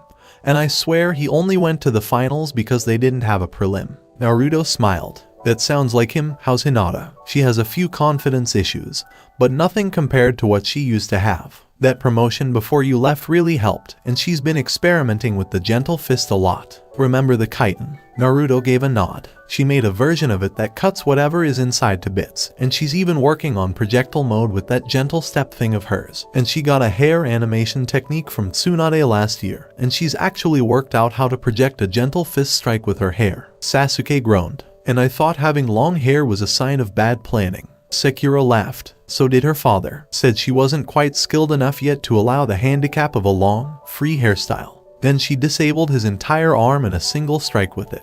Oh, but I forgot, you don't know how everyone else is doing. Everyone in the Konoha 12 made Chunin. He was angling for his elements to qualify for Jonin, Shino's. Well, Shino, Team 10 are pretty much average members of their clans with the... Naruto gave a nod. Wait, you said Tenten and Hinata are skilled enough for Jonin. Do you know what elements they have? Sakura gave a nod. Both have water, though Tenten uses it in blade channeling to allow her to use even more ludicrously large weapons, and Hinata as a chakra conduction medium for her more arcane stuff. Tenten also has fire, and Hinata developed her wind enough to make her chitin variants even worse. How? Let's just say some of them are no longer defenses. I still remember being inside her heavenly razor whirlwind. Naruto winced as he considered it. Chitin infused with pure wind nature chakra. Yep, I know Shadow clones almost anything, but that move powdered a log. Team Kakashi, you and Team Guy are needed to assist Sand after some S-ranked missing nin attacked the village, kidnapped the Kazekage, and poisoned one of their Jonin. Kankuro, it says. Naruto cursed. Damn, I'm only in Konoha for a day and Gaara gets kidnapped again. If this is going to be a regular occurrence with me in Konoha, maybe we should go on another training trip. Sarutobi groaned. I'm only telling you what the message said, and knowing Guy, he'll make it a race. Sakura blinked, and her aspects changed to medic, water. Sasuke, get me some water, boil it. Naruto, I might need a chakra transfusion later. This poison is nasty, but for now, make sure you have all my equipment ready. Tenten, do you have any blood pills in your equipment stock? It'll be easier to purge this stuff if I can just get rid of some of the blood with it. Neji, let me know if his vitals change. The Sand Ninja watched in awe as what had been two ready combat ninja teams transformed into a makeshift hospital staff. Lee caught their gaze and gave them a thumbs up. The training provided by the Sanin's most youthful Tsunade includes medical cross-education. I am a qualified trauma medic and always carry extra bandages. Temari reloaded her weapons. Oh, Naruto, didn't your teammate give you the other one of these swords? Yeah, but I have several times your other brother's chakra on tap. Naruto shrugged. I basically blew it up. That's something I do frequently, right? He's out of danger. Sakura wiped her brow. This poison is lethal, but I've turned it on its head with a medical technique. We have enough antidote for about a dozen doses. Did you manage to turn the poison into its own antidote? Temari was taken aback. Yeah, it's a fairly straightforward concept. You examine its effects, and if it's a chakra-enhanced poison, invert the chakra component. What's left is something that binds to the same receptors but has the exact opposite effect. Of course, too much of either is still fatal, but match the doses and you're golden. And I'm supposed to be the one who makes complicated things simple, said Sasuke, shaking his head. You seem a lot more social, Sasuke, Naruto remarked as they dismantled the medical equipment. I blame Sai. I wanted to be as different from him as possible. Itachi's feet drew a squint from Team 7. Something I've always wondered, Naruto said. Why are you and the shark guy on the same team in the first place? Kasama and I formed something of a double act, Itachi explained. It's a Tsukuyomi and Bak thing. Sakura stifled a laugh before realizing she'd caught a reflection of Itachi's eyes as he said that. Exactly, he said as she faded into darkness. Sakura looked around her, an illusion world created by one of Itachi's incredible techniques, and tried to dispel, to no avail, before her eyes widened as if in understanding and she returned her gaze to her captor. So sharing in illusions are the most powerful, right? Yes, Itachi said solemnly. And disrupting your chakra does not work because the illusion takes place entirely in your mind. From within the illusion, you cannot disrupt your chakra network. Then I'm not worried, Sakura said with a smile. This technique has a drawback. Its limitation is that it can only target one person at a time. So, you know very little about me, Itachi Uchiha. I am Sakura Haruno, born to unimportant civilians in the great interplay of the world. Nonetheless, I am of divine descent and have a form of true sight. I have God's blood on both sides of my body. I am many, not one. Someone punched Itachi in the back, and as he turned, the entrapment fell, freeing the girl from her illusory bonds. He was confronted with 4 nearly identical Sakuras, each with a different set of eyes, aquamarine and sky blue, orange and deep brown. Aspects. Itachi, the 5th, with bright green eyes, cracked her knuckles. I have 5, and my soul is strong enough to support them all at the same time. My mind is a fortress against invaders, she thought, and the next sentence was sung in a music-like tongue. The meaning of the alien syllables somehow inherent in their very nature. I am the god's legacy, and you have no place here. The world disintegrated. What happened? Naruto asked as Sakura staggered. He had me caught up in his illusions. I broke it with my bloodline, but be careful. I'm not as worried. Millie can break any illusion on me by scrambling her Yaokai, Naruto shrugged. However, with that one, it could take hours of subjective time before she noticed. I just caught it. That's some kind of clone technique. Hissed Sasuke through his teeth. Sakura activated her true sight by channeling her gold chakra. There we go. Yeah, I wasn't looking deep enough. Instead of Itachi, there's some self-contained Jonin-level chakra supply there. Right? Naruto said before disappearing with a pop. Kakashi blanched as he looked behind Itachi. Everyone down. Itachi's copy had barely turned in shock when a flurry of wind racing in flew in from all directions and shredded him. Akatsuki robe, missing torso, face looks like a non-Itachi person. Sakura jogged over to the mess. Naruto, really? 12 elemental Rasengan. I didn't realize how good he was at dodging. Naruto shrugged.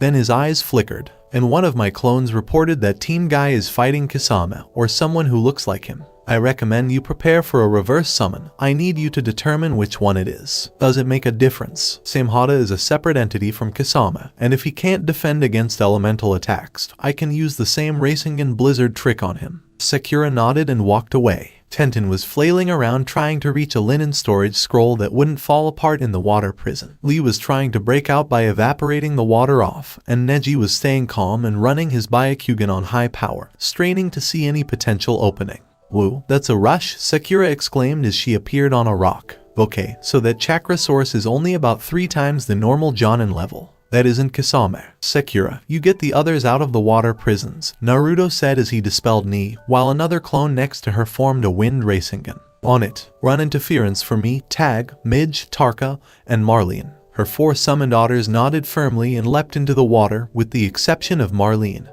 who prepared an Atlatl. I plan on using his own terrain to get close to the water clones, then a spread of blasting tags, Sakura explained, blinking once from medical to earth. Is there anything you can have your clones do, Naruto? That's another of me. He'll fire off a great breakthrough on the line you throw him, the clone said as he tossed her a kunai. Really? Sakura switched earth to fire. Then I think we can blast the clones without causing any harm to our allies. So I'll just throw a fire tech and let the clone boost it. One of their captives was thrashing wildly and almost breaking the water bubble. Another kept unsealing increasingly long polearms, and that clone had to expand the prison to compensate. And the third was attempting to use the gentle fist to break the increased surface tension and pop the bubble. As a result, a clone was taken aback when he noticed the javelin protruding from his sternum. A hail of other weapons followed, with the damaged clone still cohesive enough to dodge them along with the rest and keep the prison safe. But the battle ended abruptly when a roaring blast of wind-boosted fire carved the water clones away from the prisons and dispersed them. Hey guys, are you all okay? Sakura asked as she skated across the water. Tenten nodded. I gave everyone oxygen pills as soon as the swordsman summoned a lake, she said, reaching out to grab Lee and keep him from falling into the water. Pure fighting spirit is admirable, but it does not allow you to defy physics with the ease that chakra does. A massive blast of power erupted behind Sakura, and she spun to look at it as she heard Tenten muttering behind her. How about 6 gates? Oh, sensei, come on. That is simply excessive. 6 gates. Those must be the inner gates of Taijutsu fame. Sakura switched her non-water aspect back to medical,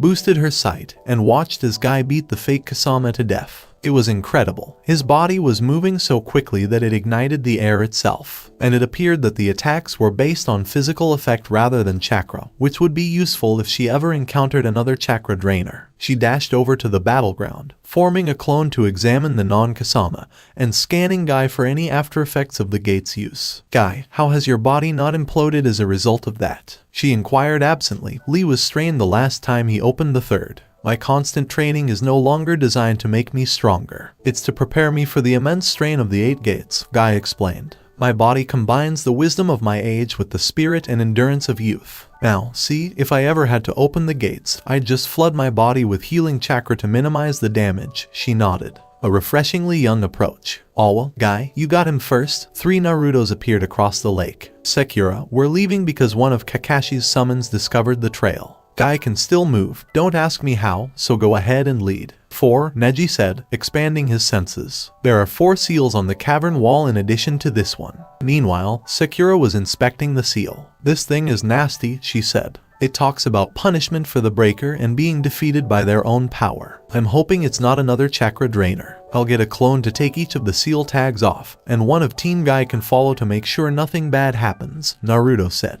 Earth, water, rock, or grass mounded together to form a replica of the Naruto clone who had removed the seal. The duplicates were destroyed before they could form by Guy and Lee's fists, Neji's palm, and Tenten's ballistic cannonball. That was anticlimactic, Naruto shrugged. Sakura nodded as the dust settled and the inside of the cave became visible. A massive chain statue with a person on each finger except one. Glowing blue chakra dragons enveloping the cage. And all but 2 Akatsuki members were transparent. Itachi, Kasama, Konan, Yahiko, Deidara, Sasori, Zetsu, Hidden, Kakuzu, no Madara, is Sharingan activated. And apparently this is more than a normal illusion. It's still there to these eyes. Sakura exclaimed, that statue is just evil, or more accurately, alien. There are orange-yellow yokai draining into it from Gaara. Is it extracting his biju? But the statue also contains 2 other types, white and green, by the looks of it. Before Naruto could do anything else, the last of Gaara's yokai entered the statue and the half-real phantom vanished, leaving 2 of the criminal gang and a dead Gaara behind. Naruto dropped into his 2-tailed state with a whump of displaced air. Oh, you want the Kazekage? Deidara asked 3 times. Unfortunately, you'll have to catch it first. A clay bird erupted from the ground, engulfing Gaara and carrying Deidara out of the now open cave mouth, prompting Naruto to grimace and flee, with Sasuke following him and summoning hawks. Kakashi looked at Sasori for a moment, then apparently decided that his female student and the incredibly old Chiyo could handle him and took care of the others. Naruto, yelled Sasuke as he flew alongside Naruto's running form. drop the cloak and hop on Hayabusa. Naruto let his cloak disperse and jumped aboard after seeing that Sasuke had summoned a bird large enough to carry them both after the flying Deidara. Sasuke was already firing sizzling bolts of lightning from his Raijin as the Peregrine summoned a tailwind and soared up into the sky. I can't just blow them up because the damn Jinchuriki's cloak is down and he's right next to the summoner. Leader made it clear that if I killed a container before extraction, he'd give me back to Iwa. Damn it. He made a deal with a shower of clay birds and bats before pulling out a scroll and dropping one of his C3 bombs off the side of his bird. Kakashi was racing along after the aerial dogfight when he noticed the bomb, which was easily recognizable from sand description. Nins begin to fall. Wincing in anticipation, he uncovered his Sharingan eye and focused. Chamui, a quarter of his chakra vanished in an instant to satisfy the demands of his voracious Mangekyo, which caught the falling bomb and sent it who knows where. A Chidori Senbon shower caught the clay bird's wings, neutralizing the earth chakra in its construction and sending it diving. Naruto created 2 clones who replaced themselves with the main body of the now inert construct, as well as several more who began tearing it apart in order to reach Gaara. With a curse, Deidara opened a scroll full of clay and began creating a new bird, determined to flee now that his pursuers were distracted. Meanwhile, Sakura focused her attention on the puppeteer in front of her, and it was clear to her that the true enemy was not the shell she could see, but another, tiny chakra source within. By lashing out with his poison tail, Sasori broke the seal. Still, Sasori, you have that problem of splitting your attention between attacking and watching what your opponent's chakra strings are doing, Chiyo said as he jumped back, an explosion a second later severing the tail halfway up the length. Sakura fired a comet-like fire, wind technique and scorched a line along the puppet's outer shell before turning to the old woman and saying, "Don't offer him tips. You hurt me by being disrespectful to your elders and superiors." This time, a water technique, dousing a storage scroll and destroying it before it could be opened controllably. I know someone at least 10 times your age who still appreciates criticism. Stop messing with it. Sakura reverted to her fire aspect and rode out a gush of napalm by using her innate fire resistance in that state, allowing the liquid to simply roll off her skin. Chiyo's chakra strings lashed out, grabbing a piece of the floor and hurling it at the Haruko puppet's face to stop a Senbon avalanche. I'm not sure why you keep making such simple mistakes when facing another puppeteer, grandson. The Senbon launcher was bent by the rock and rendered useless with a clang. Haruko's left arm shot out and began firing Senbon needles. Elder Chiyo, what is it with puppet users and Senbon? Sakura asked, erecting a gusty barrier in front of herself and her ally. Mainly ammunition issues. We never seem to remember how simple it is to store kunai in storage scrolls. Haruko charged forward, apparently to attempt a close combat attack, interrupting their conversation. Sakura looked around to see if there was any kind of Akatsuki spy still reporting on her movements, then formed a keening flame Rasengan and forced it into the puppet with a plasma backlash. Impressive. You destroyed my 18th puppet, Sasori said as he tumbled from the blazing wreck. I believe I'll kill you first. Shouldn't that be favorite? His opponent asked. Same difference, he said as he unsealed a puppet version of the third Kazekage and began to form the iron sand with it.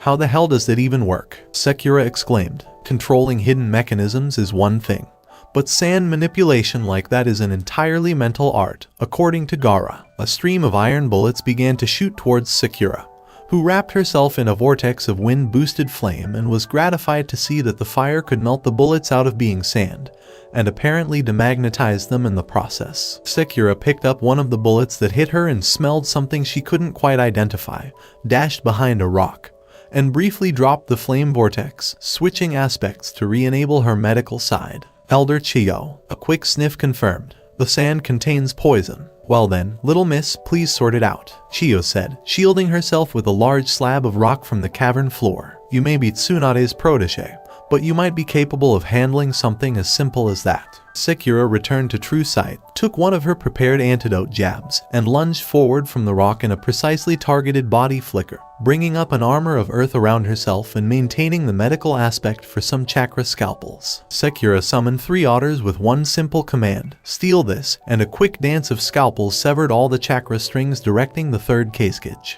The Kazekage puppet vanished from the land of wind with a pop of displaced air. You already destroyed Haruko. Now you stole my 18th puppet, said Sasori irritably. You really need to get that speech impediment sorted out, Sakura said as she landed lightly. And how can you pick 2 puppets as your favorites? My favorite was Haruko. That was my 18th birthday. Oh, that's alright. Regardless, to show you the true reason I am an Akatsuki member, we need a little more space.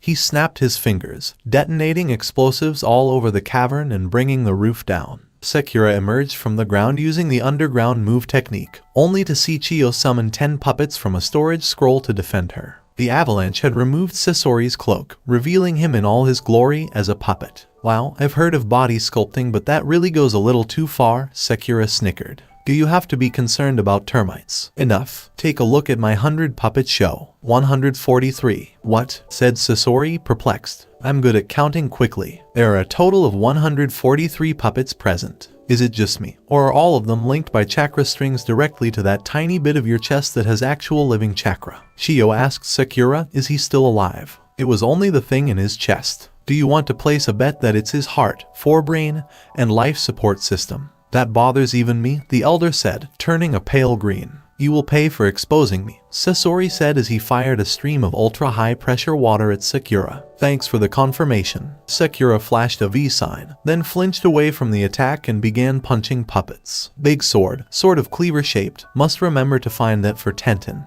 That one has glasses, strange. Wait, those 2 have the Sharingan. How is that supposed to work? She punched both of them hard, completely destroying the mummified eyes. Chiyo noticed that the pink-haired girl was keeping herself in the air by recoiling throughout the battle, and that she was gradually pushing forward to reach Sasori. Girl's smart, too. She chuckled to herself, noting that one of her puppets had been destroyed by one of Sasori's. What that boy was thinking when he filled a puppet with napalm. So, I guess it worked in the end. Sakura used another summon technique while hidden in the blast of smoke from a 20th puppet. She was now noticing a gradual acceleration in the remaining puppets and decided to end it as soon as possible. She took a javelin from the otter she'd summoned, dismissed him once more, and threw it as hard as she could at Sasori. Old Chiyo, the fewer puppets he has, the more he can focus on them, she exclaimed as she descended. I see it, girl, the elder said, nodding. If he falls below 60, he'll be better than me. The javelin had come in at a startling speed, and even though Sasori had moved to avoid it, it still hit him in the leg and nailed him to the floor. It's done, Sakura yelled at him, summoning a flame Rasengan and ramming it into his torso, before replacing herself with a nearby puppet,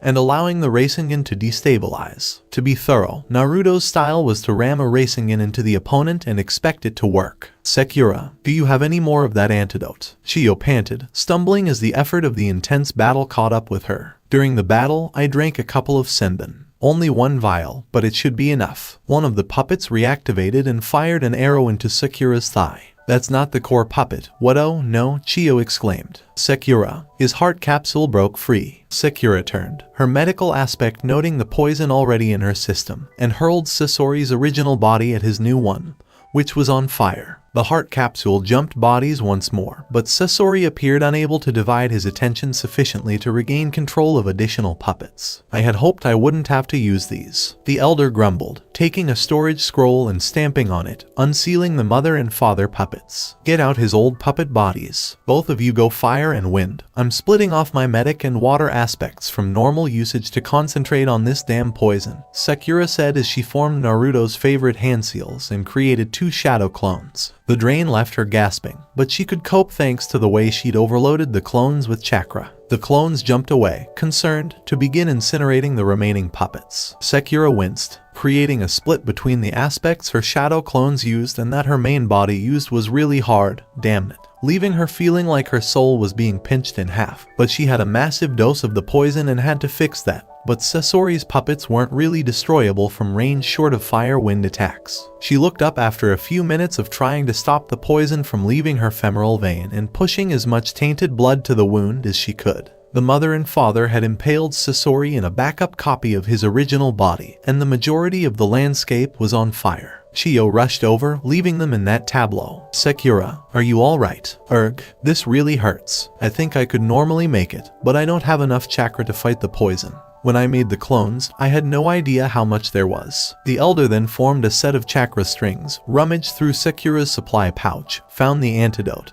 and forcibly injected it into her, widening her eyes. Keep it. Sakura, I'm so old that I mistake people for their parents, whereas you have so much more time. Besides, the Kazekage is dead, and we need him. She cackled to herself, her tone slightly melancholy. I, old mad Chiyo, making the ultimate sacrifice. Oh well, at the very least, I won't have to let the poison kill me. Sakura sighed and struggled to her feet, saying, I don't have much stamina left. Busy, she exclaimed as she wrapped chakra strings around Sakura. Now I can help a young lady across the stream. Didn't you think it was going to be the other way around when you saw me? Any idea where those teammates of yours are? Chiyo asked, capturing another large puppet in her strings and animating it. Sakura sat back, exhausted, and opened her eyes to the world. It was easier now that most of her chakra had been expended, but she was getting a hazy feeling on the edges of her mind as her senses expanded, which wasn't good. Then she noticed Naruto's chakra's sun-bright blaze. North by east, 8 miles. Naruto and his male teammates stood solemnly over Gaara's body. After Team Guy failed to capture Deidara, Guy looked down at the boy. I am deeply saddened that someone so young has been taken from us. Lee nodded, tears running down his cheeks. We'd better take him back for burial, Naruto said as he reached down to pick up the Kazekage. Hey, don't do that yet, yelled a rasping voice. I haven't yet made my noble sacrifice. The ninja all spun around when they saw Chiyo approaching on a puppet, with Sakura sitting next to her. Sakura, you're fine. Somehow, she nodded weakly. Now, then, the elder said as she stepped down from her chariot. Because he's mostly intact, this should work. If I recall correctly, extracting a tailed beast is fatal because it rips the soul from the body. Apart from that, no real damage. Nope.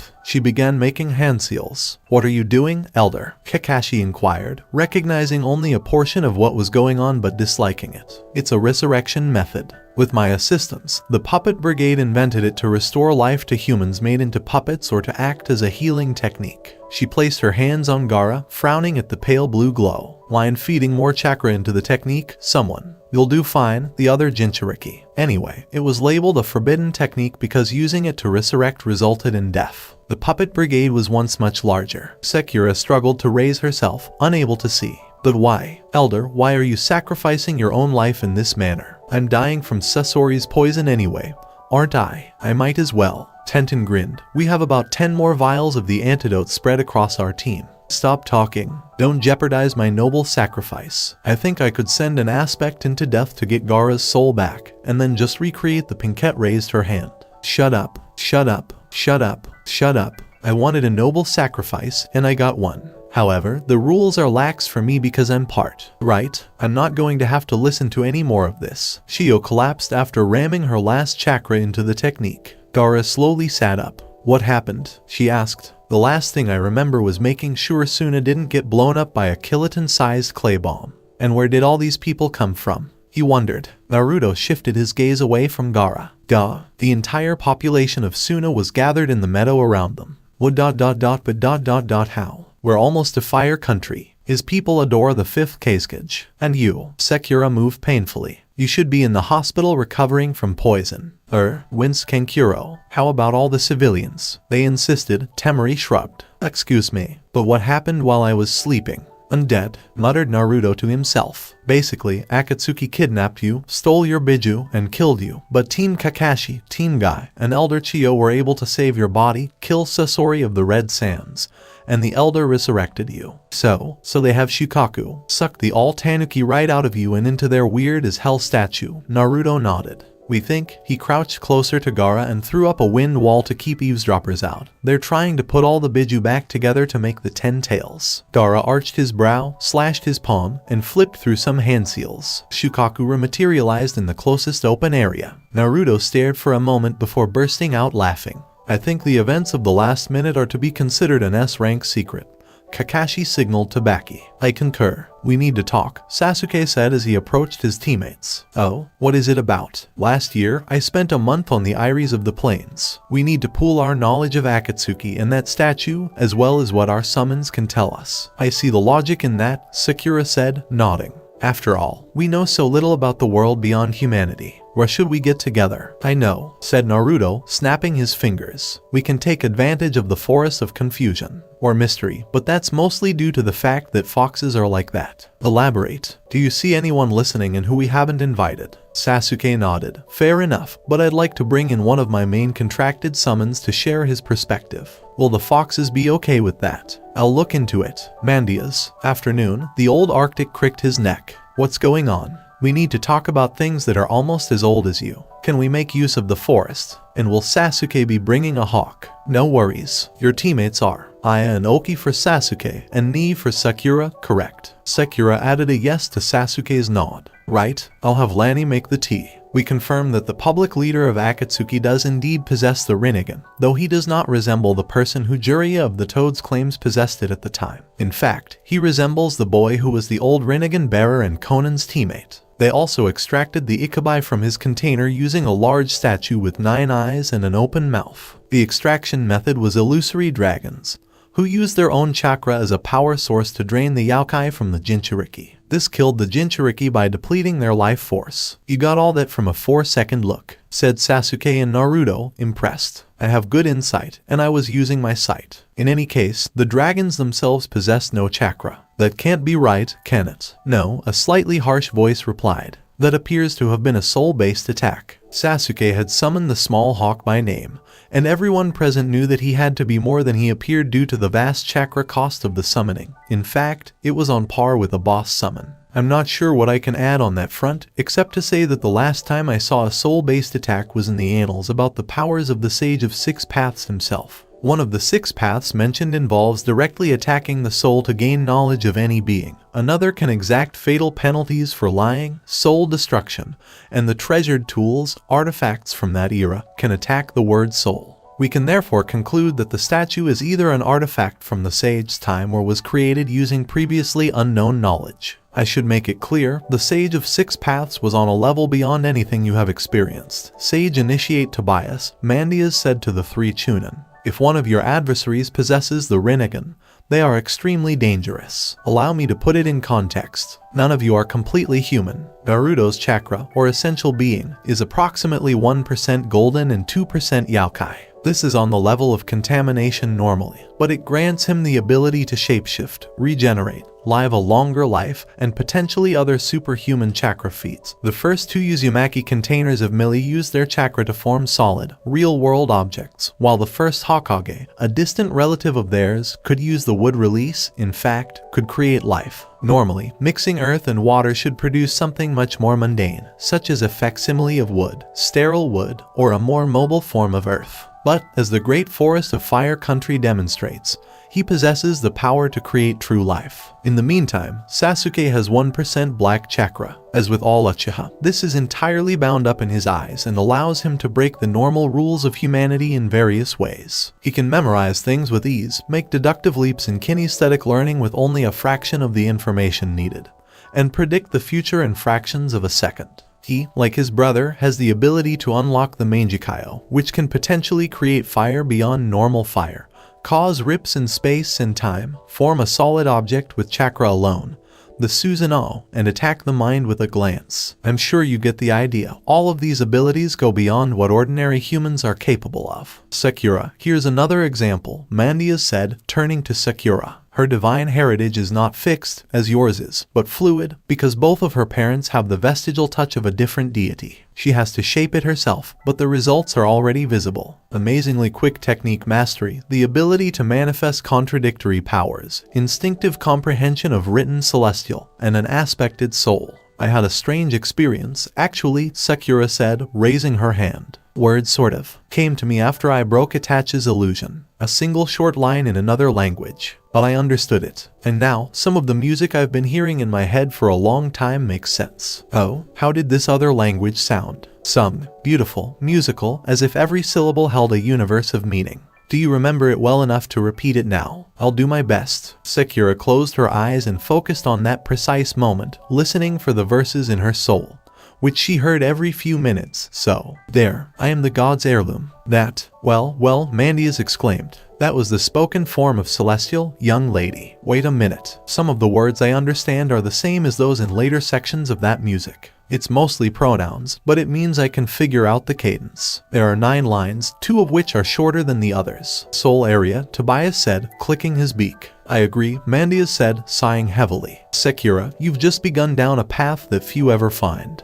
The path to discovering your true name. They're always in Celestial and appear at the end of a verse about your soul's truth. Your entire verse being in Celestial could be due to your ancestors. Do you think that's good or bad? Good. Excellent work. If someone else knows your true name and you don't, you're in big trouble. But if you know your own, oh, it's the foundation of so many things. Do you know yours? Grinned Naruto. Yes, my true name is Ozymandias. The word hung in the air, speaking of might and renown, of glory in all things, of remembrance and forgetting, of age dimming but never completely extinguishing a light. I remember the stories you told me last year, the Jinchuriki smiled. Several hundred years ago, you were a hero. Indeed, but we got off track. To emphasize a point, I mentioned Sakura's many abilities, including the first line of her soul area at such a young age. After 3 years of developing more and more aspects of her soul's divinity, her chakra is about 5% golden. This is truly remarkable, and I believe she will attain the rank of divinity before dying of old age. The Sage of 6 Paths was only about half human.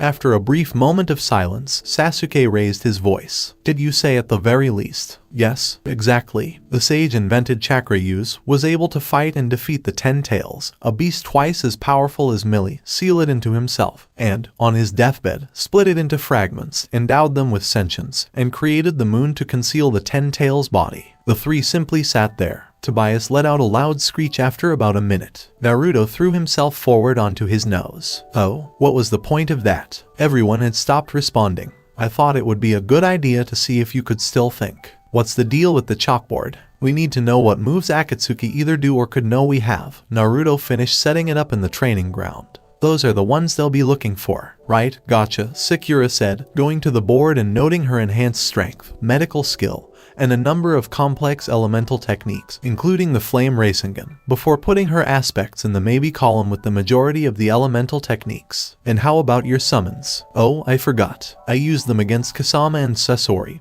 but they were both very fast. They might not know. Nah, anyone who saw the Chunin exams will have seen it, she wrote in the will know section. Sasuke placed the flame Rasengan in the maybe area, reasoning that his fire affinity was well known, and Raijin accepted it. Naruto finished the analysis by including his shadow clones, Wind Rasengan and Blizzard versions, as well as his tailed state. Have you memorized it yet? Both nodded, and he promptly blew it up. We should figure out what their counters are. And now that we have Sakura's experience with an Akatsuki member, we can see how we can evaluate them. My assessment was that he wasn't quite as tough as Tsunade of the Sannin, and certainly not as tough as the Hokage.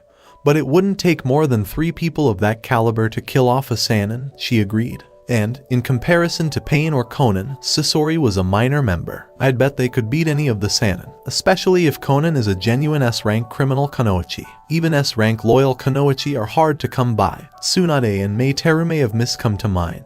The term criminal is relative. Rain-nin considers her to be an angel. Remember those genin from T, right? But what about Pain? Yeah, Jiraiya said they were still alive because they beat Hanzo the Salamander. For those who missed it, the Sannin earned their fame and title by surviving him. That'd be nice, Sasuke said, his face wistful. To be so powerful that simply surviving a battle with you is a source of pride. So, to the point, Deidara. His weakness is lightning, but he likes to keep people at a great distance. I think if Naruto and I tag team him, we might be able to get him. Naruto for the cannon fodder and because his tailed state can soak up a lot of the explosives, and me for the Raijin to keep him at bay. Good, that's one for which we have a concrete plan. I'll add that having a reverse summoner ready and waiting for the signal is a good idea in case he tries to mushroom cloud us again. Hidden. Sasori's dead. Don't give him your blood. I'm not sure. Naruto could handle things with his region, but I doubt it'd be very effective. I can't heal too much brain damage, but if I swarm him with as many two-tail clones as I can, I might take him out. They are not bleeding.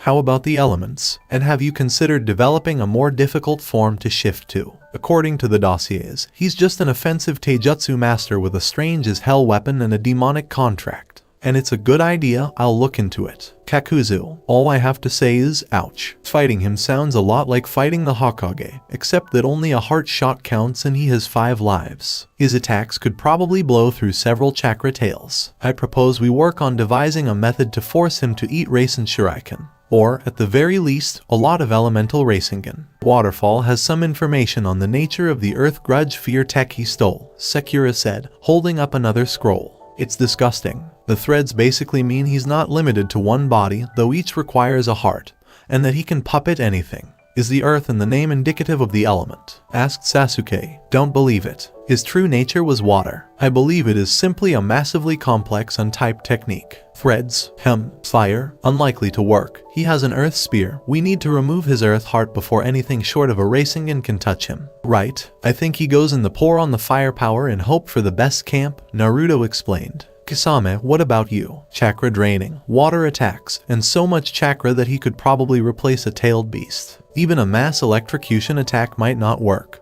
but I believe if he is hit hard enough by a purely physical attack, he will succumb. How much chakra are we talking about here? It's more than you, Naruto. Several tails are involved. Though Mist claims his Samehada is a separate living being who could be persuaded to switch sides. Good luck with that. Kisame, a guy with gills, pointed teeth, and shark skin, a sword called Samehada, and sharks is summons. Talk about meant to be. That's an excellent point. Conan, in that order, negotiation, fire, water, and surrender. I once calculated how many explosive tags an S-rank ninja could make if they put 10% of their chakra into it every day. And, well, it has the potential to wipe Fire Country off the map. Point taken, Sekura grumbled. Pain. We know too little about the Rinnegan's abilities, though the gravity power appears to have a cooldown time. My best guess is massively layered ranged attacks. That's Naruto's solution to everything. It works, and damn it, I want an 18th birthday. Zetsu. In comparison to Zetsu, Pain's powers are an open book. I have no idea. That was strange. Hyuga vanished, Naruto said, clutching his arm. Keen, Cory, usual deal, Mandias wants to see me. He formed the summoning seals and slammed down his thumb.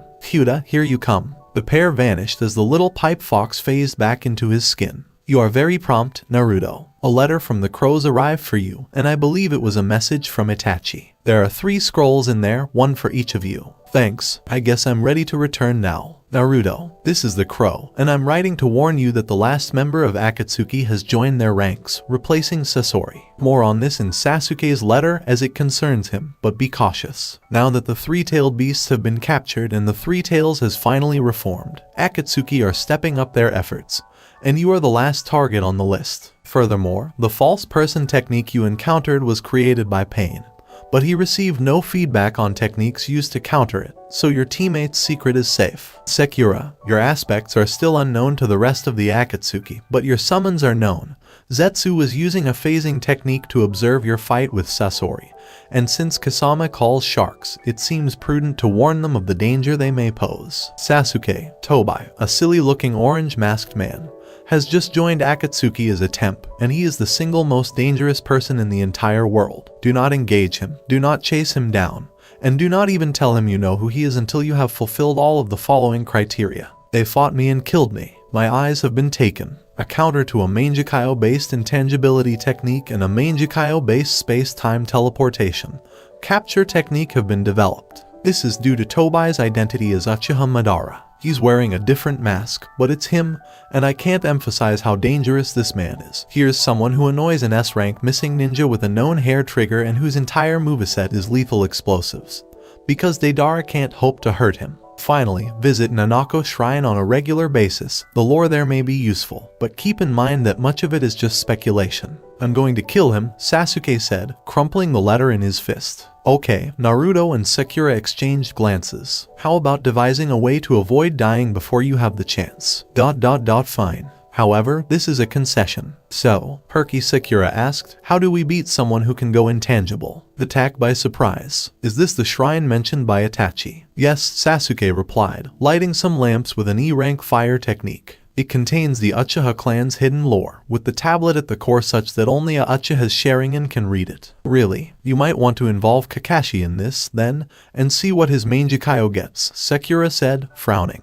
That doesn't look right. Naruto. Anything. Yeah, something's off. Wait a sec, the boy said, staring at the tablet. Normal eyes cannot see this, and we've all got extra options. He entered Jinchuriki's first stage, just enough to make his eyes turn red, and ran his finger over the tablet. Yep, the 10 tails is made up of the 9 Biju, and its recombination means the near certain destruction of the world's order, says the author. That's not what that bit says to me, Sasuke blinked. It just says something about the blood-red path and abandon all bonds of kinship to me. The rest is unreadable. I believe it contains instructions for obtaining the Mangekyo. Nice, Sakura said as she prepared to activate True Sight. Context-sensitive seals or something. Her vision briefly went into heightened perception, and she winced. Oh, I believe I received all possible messages at once. I'm not sure why, but one was clearer than the others and I could read it. It mentioned the Bishaman line. Message has changed for me now, Naruto said, swapping Yaokai for Sage Chakra. One must not kill their heart in order to become in tune with the world.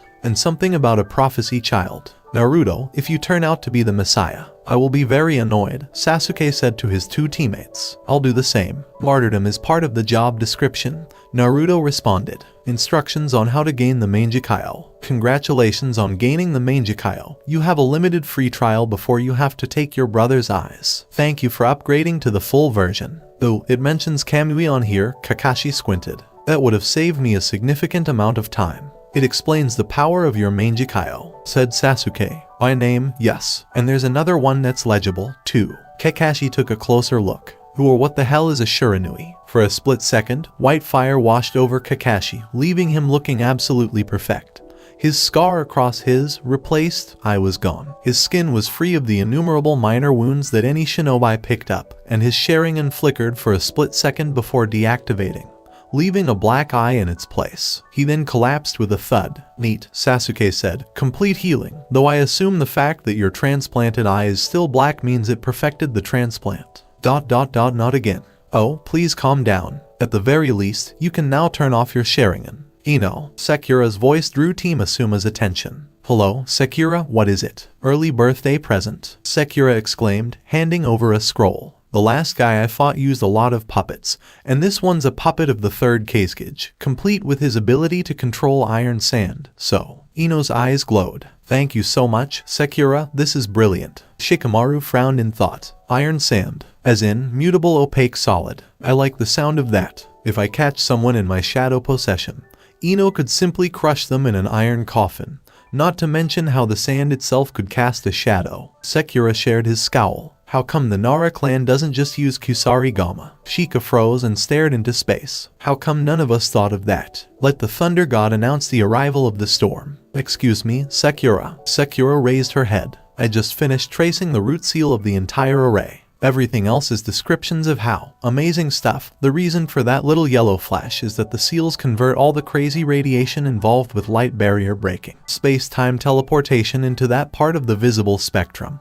But the root of the entire array is an intent statement. I'll ask Mandias, who is the most knowledgeable about Celestial. Your next mission is to investigate Orochimaru's bases in Rice Fields country. Why bother going after Orochimaru? He's still a few months away from his next body transfer, assuming he'll switch again rather than keep the prepared body with the dead bone pulse. If he has anything, it's time. I doubt he's making many plans now. Alright, fair enough, but we still have to treat an S-rank missing nin as a legitimate threat, even if we do have about 9 others to deal with. Naruto exhaled a sigh. Whatever, let's at least level one of his bases. Team 7 stood atop a massif in the paradoxically arid rice country, surveying the landscape. Any ideas on how we can find a hidden village here? Naruto smirked. Is there a coastline in this country? Yes, to the north, but why? Naruto shook his head. I was just thinking that if I were to make a hidden village of sound, I'd play up the music in Sonic Attack angle, then make it under an ocean inlet, that is, a sound.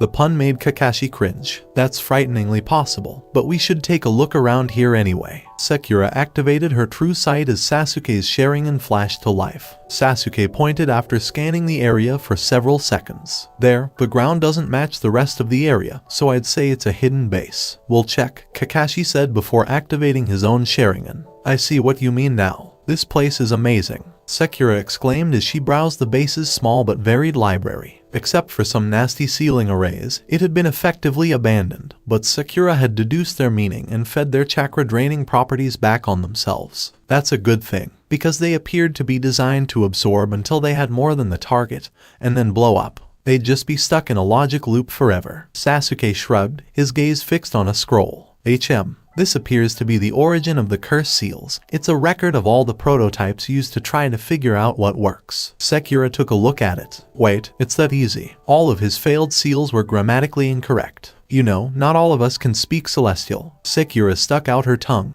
I'll have you know I read it, and not very well. Does mean I have the last pieces of the puzzle, though. The first stanza always escaped me when I was looking at Anko's, and I didn't know it was in Zymic. I should be able to remove it within a day or two. Definitely keep that scroll for now. This is how he does the weird sword trick. This must be from the Sage's time. I haven't seen anything younger that elegant and audacious except Naruto's father's kunai. Sasuke appeared to be interested. How does it feel? It appears to be at least partially conceptual, and revolves around bridging the gap between illusions and reality.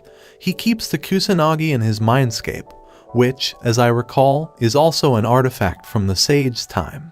Sometimes I forget what cage-level ninja means until I hear something like this. It's one thing to know that the Hokage knows every technique that isn't of a clan or bloodline, and quite another to realize that this means he has the perfect response to any situation. Tell me about it. I once asked Lady Tsunade what the seal on her forehead was, and it's a chakra storage seal that can be triggered to refill her reserves to overflowing twice over, and regenerate her until it's discharged. All that, Sekira said before sealing the scroll in one of her own seals. Is there anything else worth keeping? This artificial bloodline treatise, and that's about it. Got the demo tag. Sekira took a paper square a foot across from her bag and unfolded it to full size. Yep, this thing is going to level the base if anything else does. Would you bring Naruto in here to charge it and start the countdown? Naruto, Sekira exclaimed as they dashed for it. What? You said charge it with a lot of chakra. Did you forget I work on a different scale than normal ninja? Naruto exclaimed, panting in the middle of an impressive sprint. You put a chakra tail in a demolition's explosive tag. And because you only set the timer for 5 minutes, we're going to have a hard time getting far enough away in time. Right? Good point. Hold on. Naruto summoned Ikamaru while forming seals on the run. Go south and call me in a few minutes. Everyone else, hang on to me. Sekira nodded in agreement. How quick is Ikamaru? No one knows, and some say that knowing would ruin the magic. Orochimaru smirked. Was that an earthquake, Kabuto? I didn't feel anything, Lord, but I think I figured out how to make a version of the curse seal that allows Jugo to display the rocket effect on occasion. Alright, sign a dozen unimportant test subjects out of the base stores and give it a shot, Orochimaru said as he stood up from his desk. I'm off to see if I can make any more new bloodlines. I'm sure there's something I could do with the lungs. Naruto, please wait a moment. When the third was obliquely dismissed, the rest of Team 7 left. Naruto smirked. What exactly is it, old man? Naruto, said the third Hokage, who was unusually serious for him. You probably didn't hear this, but before he attacked me, Orochimaru pretended to be the Kazekage and asked me when I planned to retire. Naruto frowned, not seeing where this was going. I replied that I would wait at least 5 years. 3 of those years have passed, and I haven't changed my mind. I will leave my post, hopefully permanently, in 2 years. He exhaled a sigh. None of the village's high-ranking ninja were the right choice. A Kage has to be immensely powerful, wise, kind, and someone who never lets themselves be discouraged. Tsunade lost herself in drink and gambling. Jiraiya, well, you know my students' habits, and Kakashi wasn't reliable enough. But, to get to the point, Naruto, I made this decision a long time ago, and nothing I've seen since has changed my mind. Make it through the next 2 years, and the hat is yours. Sarutobi smiled at Naruto's stunned expression. Oh, and your team is all being promoted to Special Jonin. You all deserve it. And from now on, I'm going to assign you to Akatsuki-related business. 2 of you have special interests, and Sakura can keep you all healthy. Anko. What? Sakura wished her a happy birthday and handed her a piece of paper. But it isn't my birthday, Chunin. Sakura smiled. Actually, Special Jonin, the promotion arrived an hour ago. Consider it an early present. She focused chakra for a second, and the seal array in the paper came to life. Allow the subject to be consumed by doubt, tormented by pain, compelled to dream of darkness, and forced to submit to the snake summoner Orochimaru. Her inner darkness overshadowed the light. Power washed over her body as she surrendered to her deepest fears and desires. Let the gates of power open and flood this form with strength in response to the call to submission. 4 for the first, 3 for the second, and the second must be serpentine and consumed by the desire for power, battle, and the snake summoner Orochimaru. The entire curse seal unfurled on Anko's neck in seconds, followed by the characters of Sakura's newly constructed array lashing out across her body to match. Allow the subject's will to stand as proof of the other seal's failure. She has resisted the temptation to remove a clause every year. Let the effects of every time she ignored the whispers be reversed. Her entire relationship with the snake summoner Orochimaru has been rendered null and void. The tainted enzymes that fill her have been neutralized,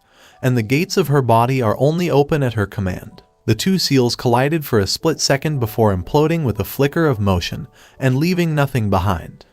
What did you just do? Anko asked shakily, her equilibrium thrown off, as if something she'd been pushing against for years had just vanished. Sakura displayed a mirror. Last raid, we discovered how the curse seal works, and I was able to design a counter to yours. It relied heavily on the free will clause, so I'm not sure if it would have worked had you ever used the thing. The only disadvantage is that I believe it may have severed your summon contract. Anko clenched her teeth. This would shape much of the rest of her life. If she got the snakes again, she'd be able to use many of the techniques she'd developed over the years, but she'd also have a new connection to Orochimaru. She wasn't sure how she'd react if she got something else. She concentrated her chakra and performed the hand seals. Summoning, Anko Mitarashi mysteriously vanished from training ground 44. She pushed herself up from the ground, which was hard-packed and dusty, and looked out at the vast range of hills ahead of her. Okay, where the hell am I? I know this isn't the snake place. Indeed not, Anko replied. The 8-foot mustelid behind her looked at her with calm. Good afternoon, my name is Belisarius of the Mongoose, and this is Valentinian, my assistant. The smaller mongoose he pointed to bore an expression of focused lethality. For a brief moment, Belisarius stroked a gem tied around his neck. What in the world is a human doing in our traps? Anko blinked, then clenched her fists and punched it in the air. Yes. Sakura blinked as she finished her current project. Can you bring the Raijin over here, Sasuke? Sure, but for what? She took the Hurricane kunai from the center of a complex seal array that folded down to a simple 2-foot wide circle. I built an array with everything I know about Celestial to decompress seals in an artifact to see if I missed anything. I think Storm in the Tri-Prong kunai is a true name. But anyway, it made a decompacted array that was fractally complex, and I wanted to compare it with the Raijin. Sasuke shrugged and centered the unassuming hilt in the circle. The array trembled, then exploded outwards to form a thick circle of horrifyingly complex seals. Kinket looked at it for a second. Yeah, the two are roughly equal in complexity, which is pretty amazing considering the Raijin is a nearly indestructible weapon. And the only other things I've ever seen this detailed are the climate monoliths in spring, the Biju sealing array Akatsuki have, and that fan Yujito Nai was using in the border incident with Oto Ninja last year. Sasuke shuddered as he remembered the devastation she'd inflicted. The fan was a weapon once wielded by the Sage of Six Paths, and the young Jonin had used it to bathe a strike team of sound ninja with all 5 basic elements at once in order to overwhelm the cursed seal ninja among the group. Team 7 had assisted in tracking the group at the time, but Yujito could clearly have completed the mission on her own. Their presence was merely a diplomatic nod to Konoha. Wait, some of those date back to the sage himself. Are you saying my main weapon is as well? It's possible, though the special kunai aren't that old. The 4th appears to have been a genius of the highest order. She pursed her lips. The more I research, the more convinced I am that the sage did not use chakra in the same way we do. Sasuke smirked. Think about it, the 3 great Dijutsu all stem from him in some way, and all of them use chakra to do things we'd normally call impossible. For starters, the Byakugan grants total perception of space-time in an area, and the Sharingan allows you to precisely copy express chakra flows and movements after seeing them once, from the outside. It's all instinctual. Exactly, Sakura exclaimed, gesticulating. And most high-impact jutsu were invented in the last couple hundred years. Things like the Chidori or the Rasengan or oh, there's so many examples. But the sage is described as beating the 10 tails. You've seen Naruto in his 2nd stage transformation 4 tails, last spar. And do you really think anyone, no matter how strong, could beat something 64 times as powerful as that with only a few years? What? Sasuke, what if your chakra control was perfect? I mean, completely perfect. No hand seals, no vocalization, no practice required. You didn't even have to consciously control it. It just did what you wanted. It will manifest it in the real world. The Uchiha finally got it and fell silent for a split second. It's a fantastic opportunity. Yeah, Jiraiya showed up unexpectedly in the Team 7 training area. Do you still have that sage mode issue, Naruto? Naruto gave a nod. I just find it difficult to hold on to when I move. Strange, tell me how you trained. The newly minted Special Jonin shook his head. You know, the old fox instructed me and used a staff they stole from the toads to stop my transformations from going wrong. No, I mean what was your catalyst, like toad oil, which helps you draw in nature chakra. Draw it in. Not at all, in fact. Naruto created a shadow clone devoid of seals, which promptly bashed its head against a rock. Stupid. I just realized what I was doing wrong. I was fusing my chakra with the nature chakra, not the other way around. Jiraiya took a few moments to stare into space. A single critical flaw in your execution, resulting in an utterly different style. Yep, that's you all right. His eyes gradually turned gold, and his face warped with the effect of his own sage mode. Would you like me to bring Fukasaku here for some remedial work? Go ahead. He and Mandias can double-team me on remedial sageness. Naruto's eyes flashed yellow for a split second before he materialized Mandias. I have a problem. Old man, my sage mode was base backwards. Mandias jerked his head. I don't have the staff with me. Please give me a few minutes to get it. No, your toad equivalent is about to appear. He replaced the one you stole. Sakura came over when she noticed Naruto and Jiraiya doing something interesting. Oh, Lord Jiraiya, I was going to ask, did Minato have a? She trailed off as a thought occurred to her. Can I look at the toad scroll? Aye, sure, Jiraiya said, adding the toad scroll keeper to his summon technique and unrolling it as the two animal sages began to beat Naruto up and down the training field. Why do you want to compare it to your own? No, Sakura exhaled, her gaze fixed on the scroll. The penultimate signatory remained, as she had hoped. The fragment in Naruto's seal hadn't left this plane of existence. So he hadn't died completely. The scroll was signed Arashi, not Minato Namikaze. Storm, a real name. Naruto's father had figured out his true name and built a seal structure around it. How old was he when he signed the scroll? She wondered as she traced his name with her fingers. It spoke of hushed rumbling, of strength hidden behind an unassuming facade, and at the same time, it spoke of a thunderstorm's unbridled fury, as it should be for a man who single-handedly wiped out an army. Well, he was about, 20. No, less than that, he was a teenager, not very old. Oh, Naruto, she mumbled. Your parents never cease to amaze me. Lord Jiraiya is a real name, and I believe I understand how the Hurricane works. Oh, arg, you guys, stop. Now, Naruto, Mandias chuckled. You're not used to using Sage mode in hand-to-hand combat, so you'll have to learn. You threw me through a rock. That's cruel and unusual. No, my boy, Fukasaku said. This is the section. Naruto's hands came up in a block, and the 50-ton boulder thrown at him cracked in half. Good. You're getting used to the effects of your activated body, Mandias said cheerfully. He then nipped his paw and scattered the blood, creating 3 copies of himself. Blood clones will only succumb to a fatal hit. Your goal is to defeat them. Fukasaku leant over to Mandias as the two sages watched Naruto unleash a ranked wind techniques in a constant stream impossible for anyone with less than cage-level chakra reserves. A clone of blood. It took me 20 years to make that one work. Their disadvantage is that each one deducts your maximum chakra reserves plus about an S-rank drain to make each one.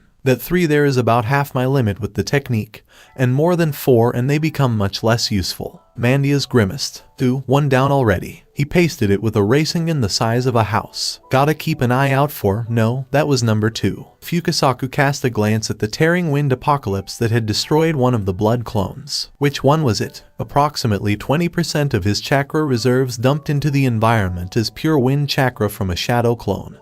He's certainly good at high-impact attacks. Then there was a bell-like screech. Mandias and his clone both kept a wary eye on the Rasen Shuriken as it formed. Alright, that's a close-in attack, so. He then threw it. Mandias' clone escaped in time, but discovered the hard way that the Sage Chakra holding the thing together was still under Naruto's control. It exploded, leaving a 100-foot crater in the ground and disintegrating the blood clone. Jiraiya, Sakura, Kakashi, Sasuke, Fukasaku, and Mandias all grimaced at the same time. He can now throw that thing. Holy crap, Naruto, Sakura exclaimed. How are we going to rank that? Naruto shrugged, panting heavily as his Sage mode was cancelled. Does the SS have a rank? Well, we'll have to bloody well invent one, won't we? Jiraiya said as he regained consciousness. Rasengan was a rank. The elemental forms and Great Ball form were both S if they weren't already. The Rasen Shuriken's high S as it basically kills every cell of the target. I'm sorry for that missing nin you beamed with it last year, by the way. And since it can now be thrown and is apparently even more powerful, if that thing's used you can ride off anyone in a 50-yard radius of the line of travel. The Hokage fell out of his chair in his office. Detonation on command. For that beast. The old man then began to consider what countermeasures he could employ against Naruto. A kind of mental war games, and came up a little short. What about elemental techniques? Fire would be the obvious solution, but with an attack that fast and dense, it would simply mean that instead of an enormous wind attack heading towards me at breakneck speed, it would also be on fire. Wind manipulation is a possibility, but Naruto's chakra is powerful enough to overwhelm most wind users. Lightning? No way. Water might work, but with Sage and Jinchuriki modes and an earth element to boot, he's pretty well defended. And the earth herself? That's a tricky one. Summons. Enma's staff form is made of a supposedly indestructible material, but I don't want to put it to the test. And the majority of the rest are finesse players rather than power players, though a couple of them may have a few tricks up their sleeves. Non-elemental attacks are a big unknown, and I'm not sure how Sage mode works well enough, but it does grant sensor abilities. Naruto made a clapping motion with his hands. Alright, that was nice, now what? Fukasaku gave himself a nod. I understand. You need to learn frog style taijutsu for Sage mode. Your fox style is fine for Jinchuriki forms, but the youngster frowned. Sage chakra is so powerful because it combines 3 types of energy at once rather than 2, right? Yes, because they're orthogonal to each other. Naruto kept worrying about his thought. Is Yaokai orthogonal to both bits of normal chakra? I believe that's how the beast ball attack works. It is, both sages said, sinking their teeth. The one who predicted Naruto would break the rules. What if I invented some kind of demonic sage mode? Mandia's suffocated. You said the sage of 6 paths was a sage. Could he have tried it? We'll talk about it later. Frog kata, Fukasaku insisted. In concept, they're similar to the fox style of long-range ambush, except they emphasize movement over concealment and a single devastating strike. The wise old man took a stand. Horned Toad, Form 1. Then he punched Naruto across the practice field. See, your mistake was that you didn't dodge. Get used to it. Naruto dug himself out of a hillside. Oh, well, let's keep going. Way to go, dodge. As Danzo shuffled some reports, the Hokage watched through his crystal ball. Oh no. Danzo turned to face his old friend. Are you having trouble with Team 7 again? Yes, Naruto is being trained to use close combat in the manner of a sage, just as Jiraiya did. The elderly man nodded. Oh, that was the time he learned to take a punch that would knock him across the field. Exactly. Naruto is being thrown through rock formations. I believe we'll need another C ranker for Earth Element Chunin to repair the damage. What? Another one? It's only been a week since the last. Nonetheless, the Hokage winced once more. It had to hurt, but I suppose Naruto deserved it after what he did to the blood clones. It was fascinating to see the entirety of Konoha laid out below. It was even more fascinating to feel the faint tingle as the barrier detection jutsu across the entire village registered him leaving at about 20 miles per hour, then returning at the same speed 2 seconds later. This brings up another point. He was heading for the ground, and since he'd left it at half the speed of sound, hitting wouldn't be much fun. Naruto tallied up his sage reserves. There's about 20% left, 1 minute. That should suffice. Wham! Everyone grimaced. Ouch. Mandias walked over. Do you require assistance? Throw me a rope. I'm very far down. So, why don't you do the underground move? Sakura inquired. My left hand has become encased in solid rock. Wow, Sage mode definitely makes you more durable. So, it's a series of grave robberies from Fire Country monasteries. Is there any reason they're sending us to handle it? Naruto inquired. Kakashi shook his head. As far as I know, they hope that sending such a well-known and powerful team will demonstrate the value Konoha places on monastic friendship. And Sakura and Sasuke are both very good at forensics. Team Kurenai is equally adept at forensics, and Asuma was once one of the 12, why not them? Perhaps Asuma requested that he not be assigned. It caused a schism between them in the past, you know. Alright, then. I suppose I could use a break from being thrown at large lumps of rock or sparring with the old toad. The boy stretched, getting the cricks out of his spine.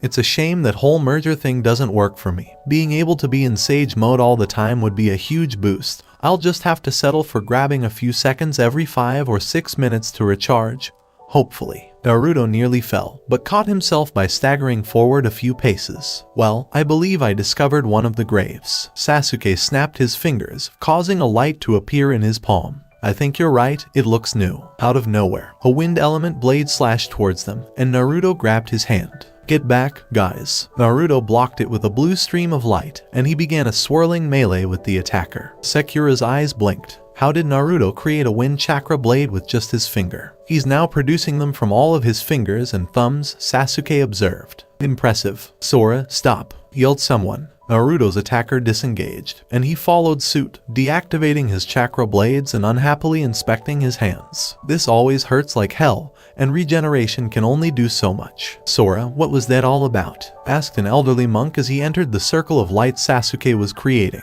I told you that Konoha was sending help, and not a day later I find you attacking a member of Konoha's 4 seasons. Naruto approached his teammates, his hands clasped together to stop the bleeding. Are there 4 seasons? Sakura gave a nod. I heard about it yesterday from Anko. She captured a bingo book on a recent sortie. We're known to be back together as a team. And since we're with Sai, they've given us the nickname 4 seasons. I'm spring, you're summer, Sasuke's autumn, and Sai's winter. Naruto nodded in agreement. I get that you're spring, and I guess summer makes sense with my hair and eyes, and I get that Sai's winter because of the whole emotionless facade thing.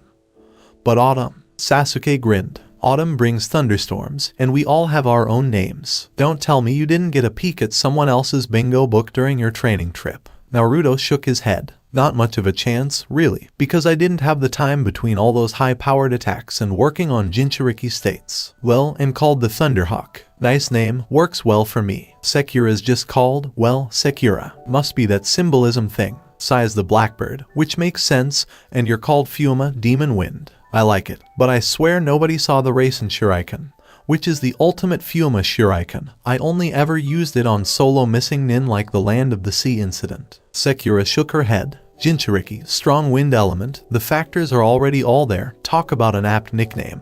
And now that you appear to be generating wind element claws, it's just a single chakra blade smashed into about 50 pieces and shoved under the skin all over my body like hidden weapons, you know. And it only takes a tiny bit of chakra blade to make a very long wind blade. The monk and Sora had apparently reached an agreement. Sora approached Naruto and briefly prostrated himself before him. Please accept my apologies for my hasty actions. Master Ninja, will you accompany us to the temple?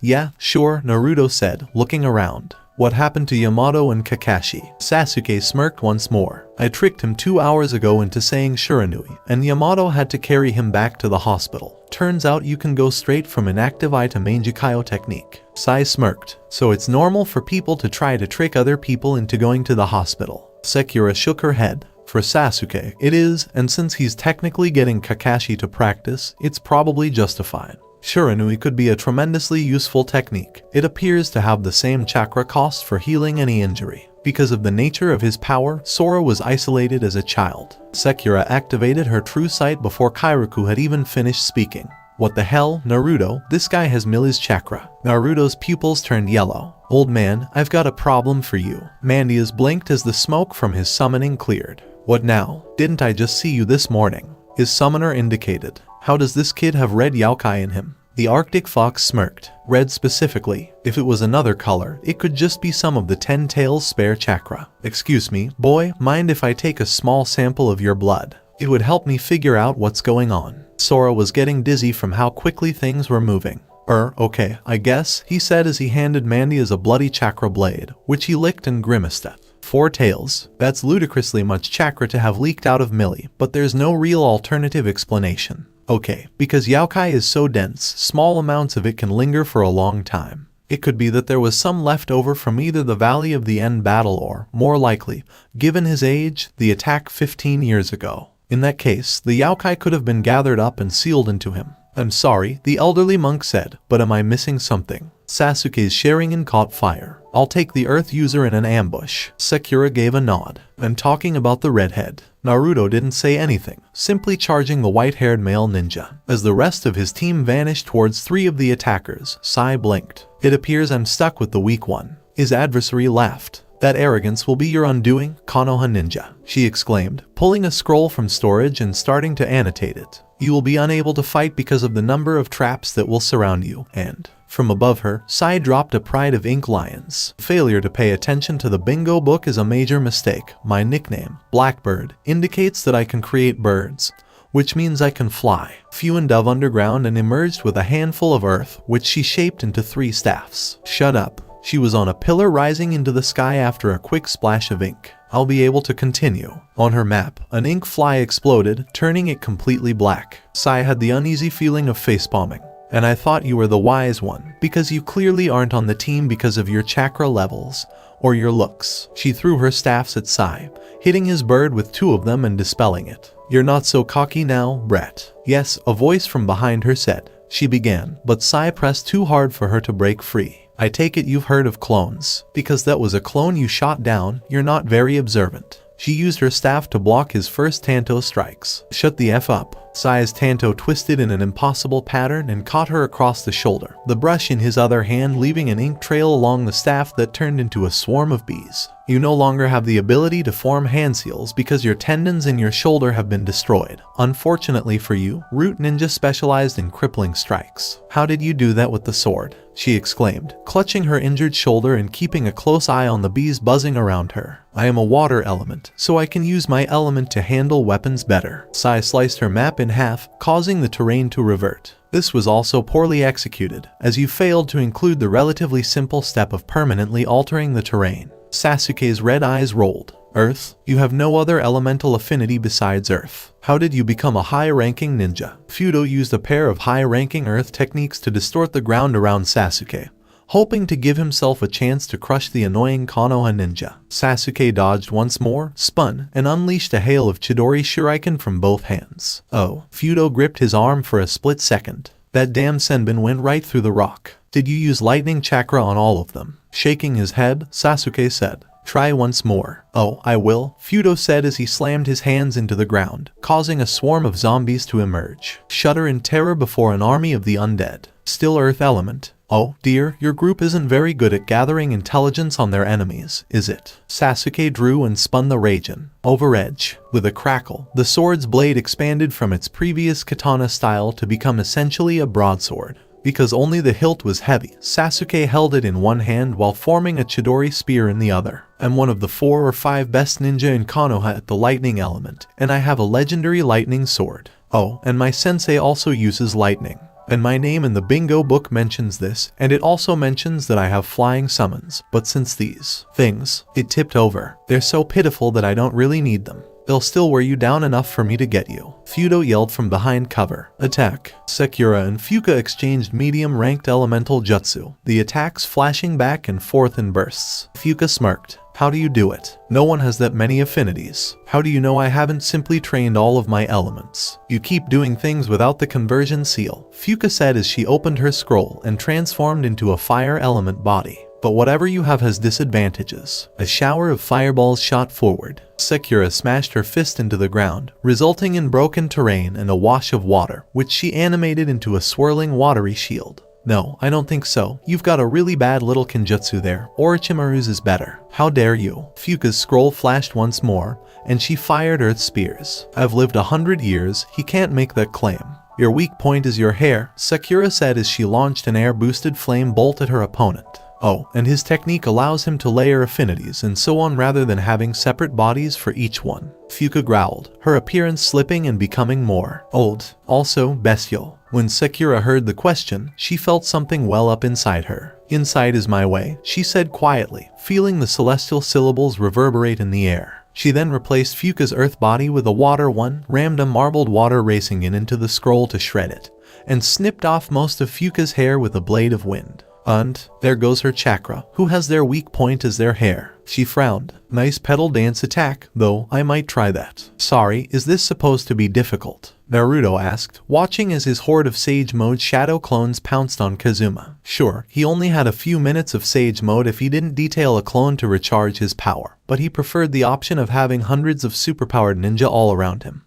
Boss? One of the clones inquired. I think he's sort of dead. We forgot to pull our punches. Not used to them breaking rock. Meh, he tried to ambush us, and he got what he deserved. Ooh, chakra metal claws. 2817, muttered Sasuke as he speared the last of the zombies in the heart and shut down the earth chakra of the animation technique. Am I supposed to be worn down yet? I know I can use the first gate. Fudo exploded from the cover and zap. Sasuke spun the Raijin, lengthening it and cutting through his opponent's earth element armor. Are you serious? Earth elemental armor means nothing to someone wielding a legendary lightning element sword? He paused. No. Good, I hit something important. Sasuke turned off his Raijin. Let's see. At the very least, I left the body reasonably intact. A rogue member of the 12 should be good for a fairly sizable bounty. Kakashi and Yamato entered the temple. Now, where have our little minions gone? Huh? Sora raised his head, absent-mindedly tracing the lines of a Sakura-made Yaokai containment seal on his arm.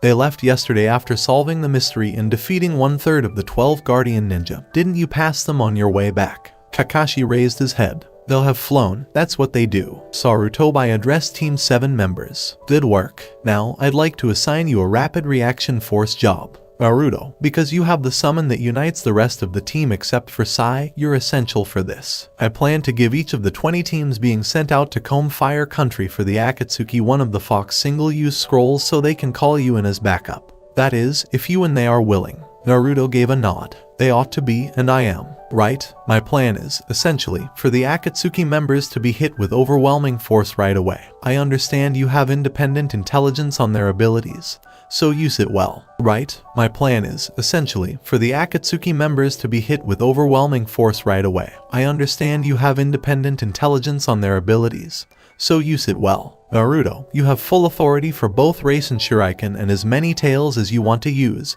Hang the consequences of. Old man, you got it. Keep him alive, Sakura and Sasuke. Naruto developed a silly expression. I don't require them for that. Sakura sighed and rolled her eyes. We'll make sure the clown here doesn't go too far. Kotsu, Izumo yelled as the zombie brothers dismantled their small team. It's the scroll. The Chunin nodded and fired a large syrup capture field as he retreated to avoid Asuma's burning ash attacks and Shikamaru's new Kusarigama. The Nara's weapon proved to be effective with the shadow sewing technique and clashed frequently with the larger, more cumbersome version Hidden carried. Clear, he yelled, slashing blood along the scroll to activate it before tossing it into the distance. Kakuzu fired a false darkness at Asuma, who had to dodge because the attack couldn't be blocked by his wind blades, and then turned to salvo whatever summon they had on the way. As Ikamaru left their ready room, Team 7 jumped. Naruto barely had time to say now, before vanishing, and then Sasuke and Sakura were dragged across the country as well. Ikamaru wound lazily out of the way of the lightning attack, taking advantage of its relatively slow tracking,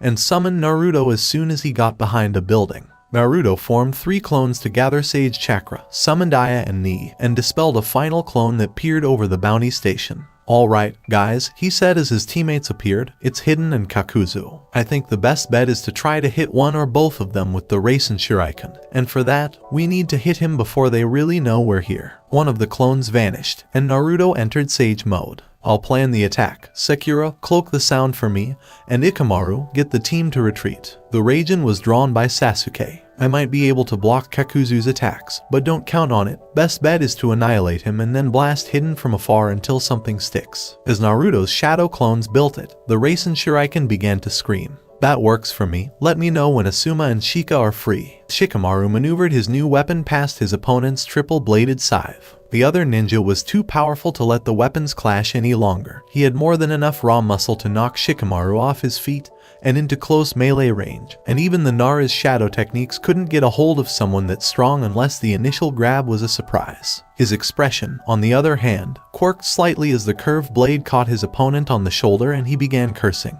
The blade then shot down into the shadow of the missing nin, immobilizing him. It had been impossible to make an entire Kusarigama out of chakra metal, but a few experiments had revealed that electroplating it was, so he could channel his family's unusual element through the entire weapon as if it were a part of him. A gust of wind passed by, whispering something about keeping his adversary still. Asuma frowned as Kakuzu launched increasingly powerful elemental attacks. That had been an earth attack, and it had been a powerful fire attack that he'd had to counter with his own burning ash, more of a fire elemental clutch, using an enriched fuel to boost his poor fire element. But it had worked, and the exploding fuel, air bomb had blasted apart the attack. He jumped back behind the cover of another ash cloud, catching the lightning attack that speared through it in his wind blades to nullify it. Now, Naruto leapt 50 meters into the air and unleashed his first Race and Shuriken in rage. Everyone on the battlefield heard it once Sakura's sound suppression illusion was broken. The screech of a million knives on glass cutting through the battle noise. Kakuzu had barely turned when it hit him and detonated. Yes, exclaimed Naruto as he touched down. remove one Akatsuki member. Sakura and Sasuke jumped onto the structure. Hang on, muttered the Kunoichi, struggling to see through the haze of wind chakra. That doesn't look right. He's still there. Sasuke gave a nod. I see it as well. There's a section of the blast epicenter where the wind chakra isn't penetrating. Naruto squinted through the dust as the Rasen Shuriken collapsed. Damn, I thought we had him. It's some kind of S-rank earth defense, muttered Sasuke, his eyes analyzing the traces of chakra emitted by Kakuzu's skin. That means I have to knock it down before you can hurt him. Kakuzu launched 2 S-ranked attacks against Team 7. Everyone down, yelled Naruto, his 2 clones leaping onto the roof in front of them and channeling massive amounts of Yokai, roughly 7 tails each. Both clones were still vaporized as the incredibly powerful attacks slashed through them, but they managed to give their original enough time to grab both of his teammates and dive underground. Holy hell, Sakura exclaimed as they emerged 100 meters away, and Naruto activated a barrier jutsu. How much chakra does he have? 7 tails of Yokai. Twice, a lightning strike smashed through the barrier, erupting in a violent aurora of dispersed power. Huh, exclaimed Naruto. I thought so, but 8 is a little much for you. Are you feeding that barrier just to about half the chakra of the Kyuubi, Naruto? Yes, I invented it for when there might be allies caught up in a battle of this level. It's called the bunker shield, and it's sort of an adaptation of what the Sound 4 and my dad did in the old man's battle against Snakey. Got it, Sakura said, peering through the shield at Kakuzu. Okay, that's not natural in any way.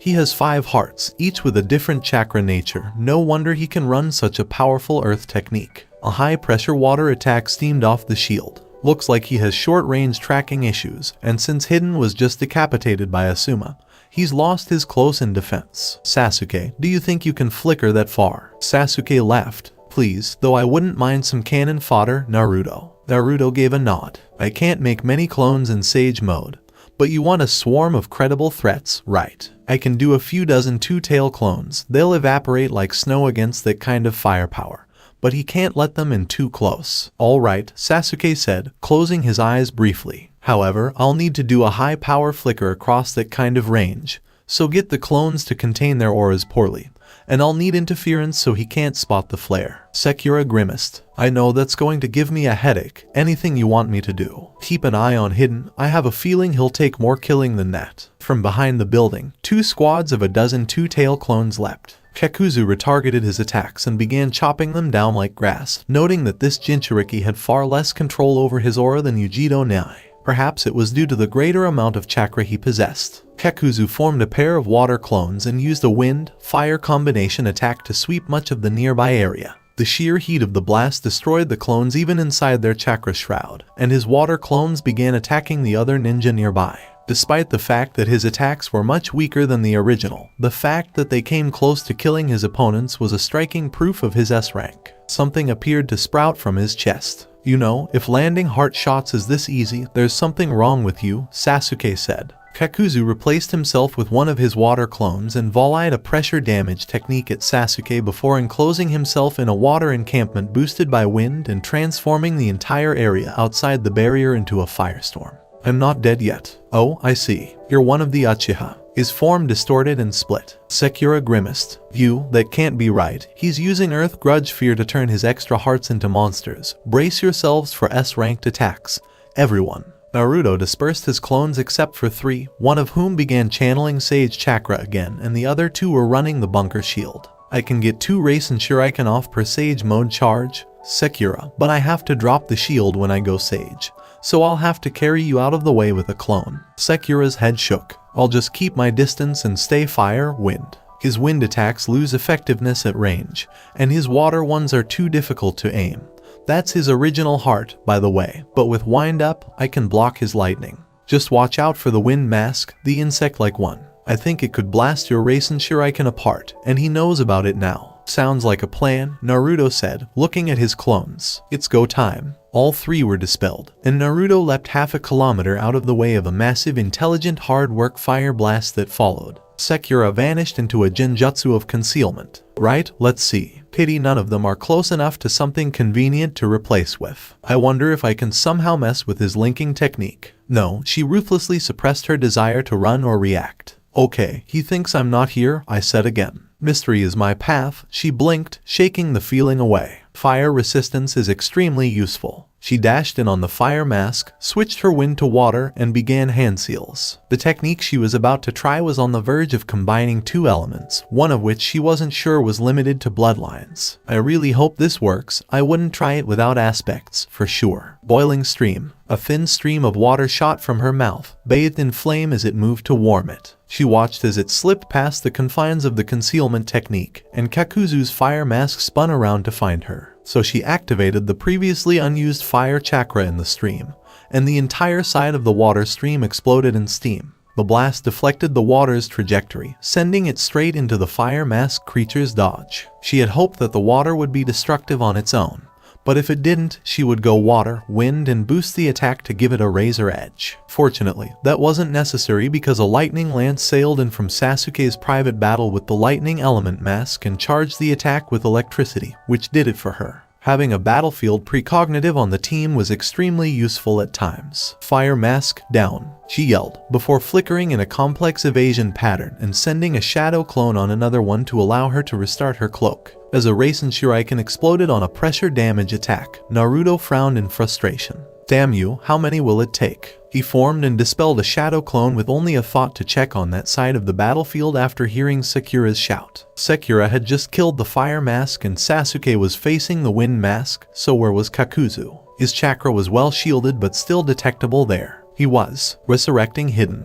Brilliant, Hidden's back, he exclaimed, before checking his chakra sense once more. If this lasts another 30 seconds, it'll be a real bore. Sasuke gave himself a nod. That's useful to know. As another attack came in, he braced himself with chakra on his feet and swung the Raijin, violently repelling both his sword and the bolt of lightning before they even touched. Is it possible for this thing to run out of chakra? The mask seemed to consider him for a moment before flying overhead, absorbing Sasuke's lightning attacks more or less effortlessly. Not that he expected them to do anything else, and attempting to capture Sasuke from a more difficult to block direction. The attempt failed. Sasuke anticipated such an attack and re-expanded the Raijin to the size of a broadsword. Asuma shook his head as he saw Hidden stand up again. I was sloppy, I should have done something more permanent. Shikamaru raised his head. By the looks of it, you couldn't have done anything permanent enough, though I think cutting him to pieces and killing his teammate might work. The Nara wrapped a roll of tags around the head of his Kusarigama. This time, I'll go after Kakuzu while you stay on Hidden. Hundreds of black bullets ripped the lightning mask apart. For a brief moment, Sasuke lowered the Raijin. Finally, the monstrous puppet thing that had brought them to the battlefield clicked over and spoke loudly. Hello, Sasuke. How are you? Ino, go help Asuma deal with Hidden. You don't have any blood for him to take, and I'll see if I can take Naruto's wind mask opponent. You got it, sir. Ino's voice giggled, which seemed strange coming from the undead-looking third Kazekage, and he moved across to fight the Jashinist. Choji looked downcast at his teammate's motionless body. I know that having a puppet version of one of the Cage of Sand is the best we can do to help the fight, but it seems wrong, us doing nothing but guarding her body. A lightning spear impaled the wind mask's head just as it was about to block another Rasen Shuriken,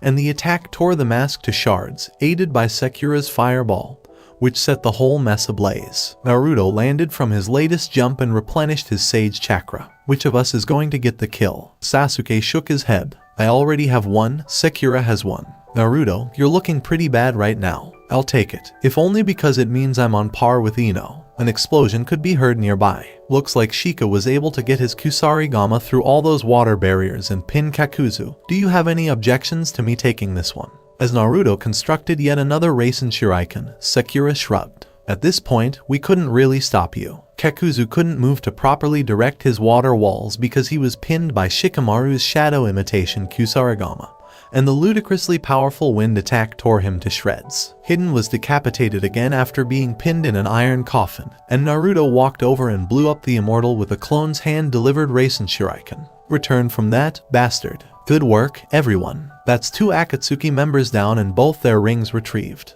We'll send them down to the research division right away. And Waterfall send their thanks as well as a large sum of bounty money for finally killing Kakuzu. Sadly, Hot Springs can't send anything for Hidden because he wiped them out, though the accumulated bounties on him from various countries add up to a large sum regardless. Naruto gave himself a nod. She was the container for the 2 tails. Yes, the containers for the 5 and 7 tails are also dead, so Akatsuki is only about halfway done. That explains the yokai in the statue, Sakura thought to herself. On that front, according to intelligence reports, the Three Tails appears to be finally reforming. Danzo gave a small wave and returned to his papers. Since it's in our best interests to stymie Akatsuki wherever we can, we plan on either sealing it ourselves or re-killing it if that proves impossible. Naruto, any thoughts? Three Tails is a lot of chakra, and if it's the Biju itself rather than a Jinchuriki, it's a less useful weapon because of the lack of finesse but much harder to kill, all the sheer bulk, for a start. Rasen Shuriken is powerful enough to be a threat to one,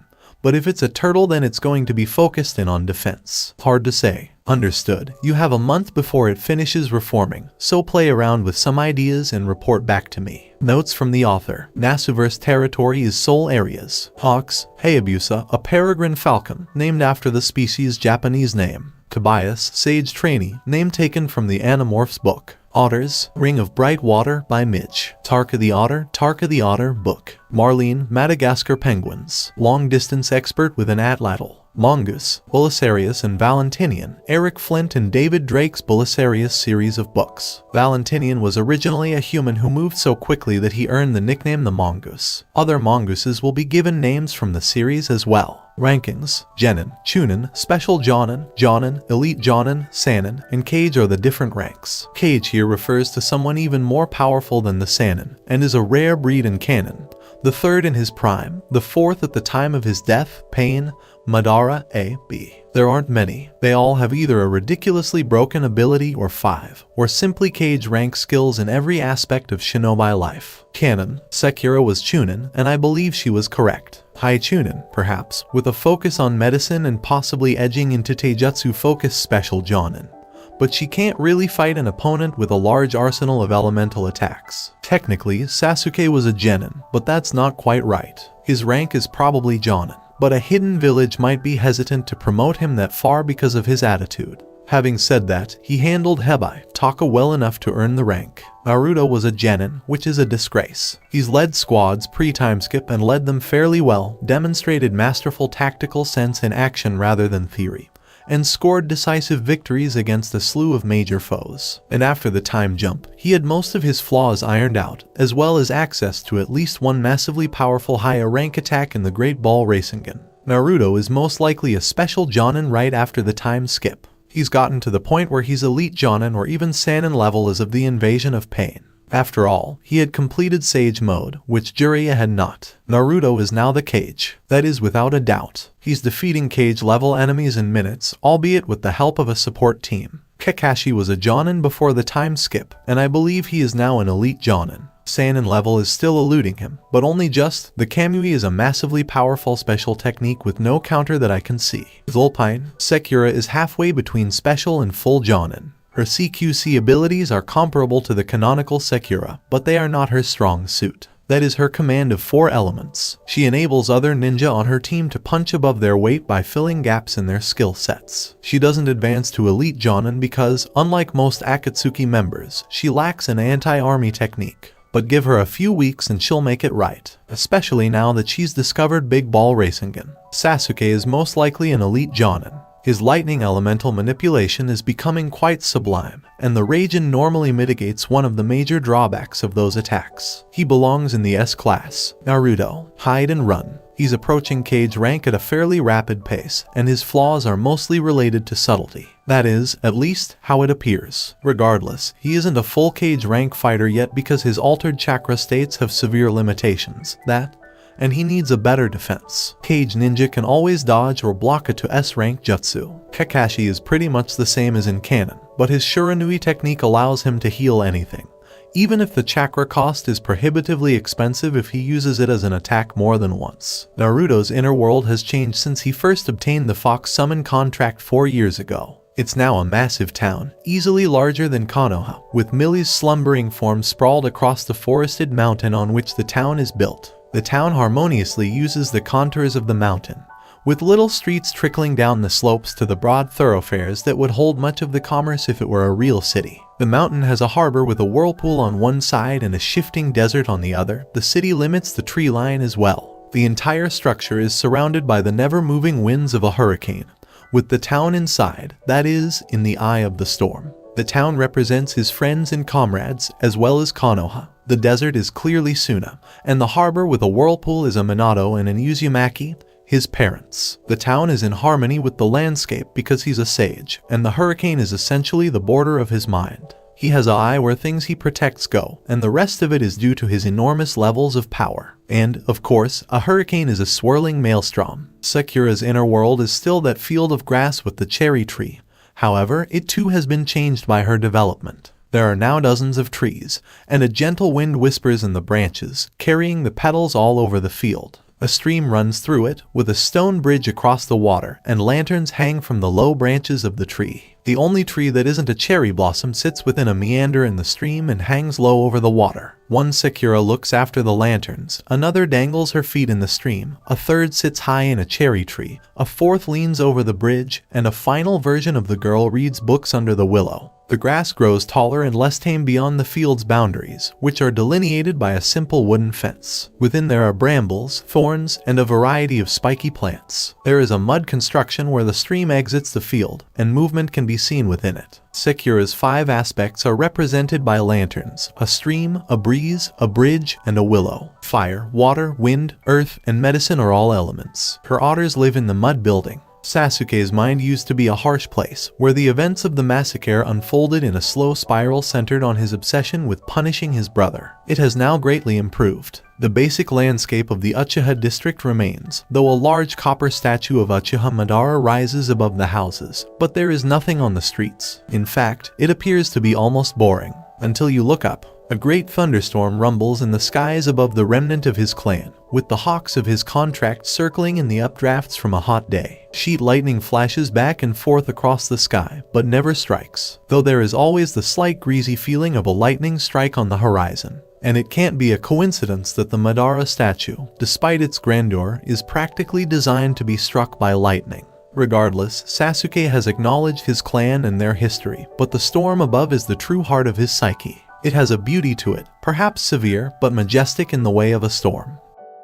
Any luck? Naruto inquired as he entered the training grounds, before wincing in horror at a massive eruption of fire. Ouch, Sakura panted as she approached. Phew, finally got Big Ball Rasengan's fire down. Apart from that, not much. Several ideas but nothing concrete. Well, a mission was assigned to us by the Hokage. Why? Sakura inquired. We're supposed to train for a mission in a month, right? Naruto shook his head. It appears that the old man decided that a good test for fighting a Biju would be if we were assigned all missions involving other types of demons, in this case, Demon Country. I have to admit, it would be interesting if I could apply my suppression seal to a resisting target, Sakura mused. Alright, I'll go find Sasuke. What has he been up to? Playing with the more esoteric aspects of the lightning element. He said he got some interesting ideas after seeing the iron sand in the last battle. The air became greasy, as if you were standing near a power line. On exposed metal tips, static sparks hummed. Sasuke aimed the Raijin's hilt at a large hill, which already bore the scorch marks of heavy use as a technique practice backstop. He took a small coin in his offhand and dropped it, igniting the legendary weapon. A bang, a hiss, and molten metal splattered on the ground were heard. He exhaled a sigh. This should work, but he couldn't quite get it to work. It's a shame, because if he could match some of the great historical S-rank techniques. Forget the Chidori and all its variants. This was his response to Naruto's Rasen Shuriken. It was simply too difficult to shape the electric field so precisely. Yet, he was aware that the Raikage could use lightning as armor, so there was no theoretical opposition. Perhaps if he used metal supports to hold the necessary charges. Sakura ran up with details of their most recent mission, and he filed the prospect away for later. So, Demon Country sent for assistance, Sasuke's Sharingan said, having memorized the order's scroll. Yes, we need to go protect their high priestess, which means we need to figure out a bodyguard plan, Sakura said, flipping through her illusions library. Is 20 or so shapeshifted shadow clones a good start? Naruto asked, motioning for the team to leave. Let's see. I think I can get Kyuda to hide on her for a while, allowing him to summon me to her if she's in immediate danger. Do you have any details on the opposition? Shaking his head, Sasuke said. According to the details, all of their Jonin.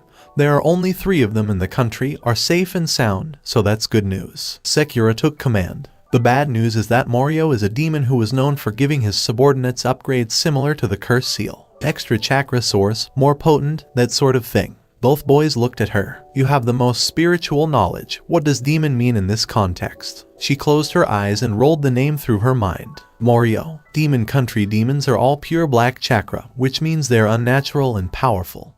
But for the most part their bodies are weak. They're not anchored to the world like we are, so their chakra doesn't regenerate without a connection to a more powerful source. Morio's name means, I think it's an echo of his true name. Most exotic chakra beings have common names related to their true names. So you believe he's a sufficient source of power. Yes, above a certain point, inhuman chakra becomes alive and self-regenerating.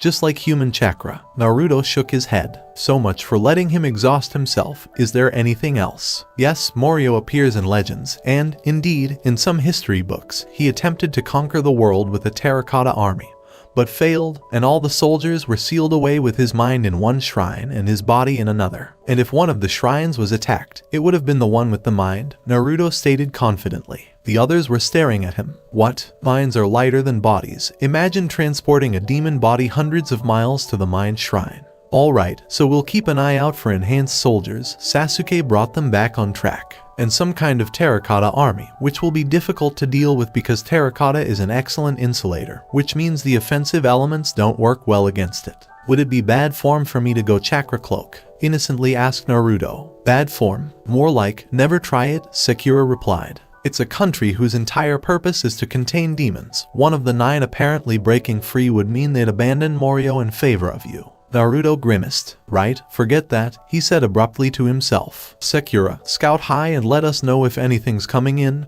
then engage. I'll keep a clone perimeter out and go for whoever Sasuke isn't. Sasuke agreed with a nod. Do you have any infiltration countermeasures? You two and I will stop every few minutes to recharge Sage Mode, which should give us enough warning. Sasuke then gave a small smile. It's convenient because we get a live fire test of our newest techniques. Too bad I didn't make much progress on my current one. Which current one is that? Sakura inquired, a grin on her face. Don't they all use current? Well done, Sakura. Sasuke sighed and rolled his eyes. Naruto, you're corrupting her. Aw, good. The ninja have arrived, Shin said, surveying Team 7. I have to say, I'm not impressed. Naruto rubbed the back of his neck. Yeah, we get that a lot, but Hidden and Kakuzu could correct you. Shin blinked, then took a closer look at him. You have some kind of taint to you. I'm not sure what kind, she said, looking around. And why not both of you? Kami blood runs deep in my family tree, Sakura shrugged. I'm not sure where Naruto and Sasuke get their traits from in the end,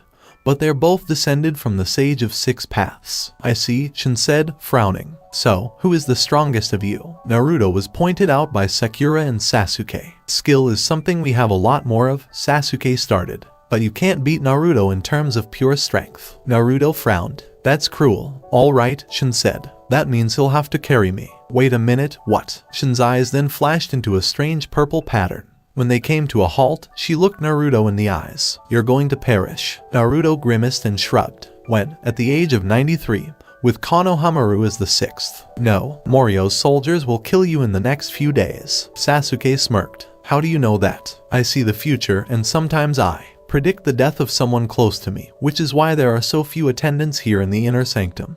They're afraid it will happen to them. How, I repeat. Shin reviewed the received future memory. She'd been stabbed in both lungs in it. So, as usual, she explained to one of those around her that they would die in this manner, changing the future so that they would protect her fatalistically and she would survive. Maybe it was a cruel and heartless thing to do, but she had no choice because only she could seal Morio. It was for everyone's benefit. Naruto laughed. Did you actually witness my death? No, but it's obvious you did because no one survives with punctured lungs. Actually, Naruto can regenerate. In fact, I believe Sasuke misjudged the length of the sharp spear when he first tested it. The Jinchuriki winced at the thought. Yeah, that stung a little, but don't worry, I'll be fine. Shin braced herself for another vision from the future. Nothing. That was either very good or very bad. She'd either die or live as a result of the method she'd just witnessed. Actually, Naruto, thinking about it, it might be a good idea if she had some kind of body armor, because she doesn't have a conditioned body like we do. If people are going to be throwing around ranged stuff. Naruto pondered for a moment. I'll lend her my Chunin vest, which will stop most bladed weapons, and I'll just replace it with a Sage Charge Up.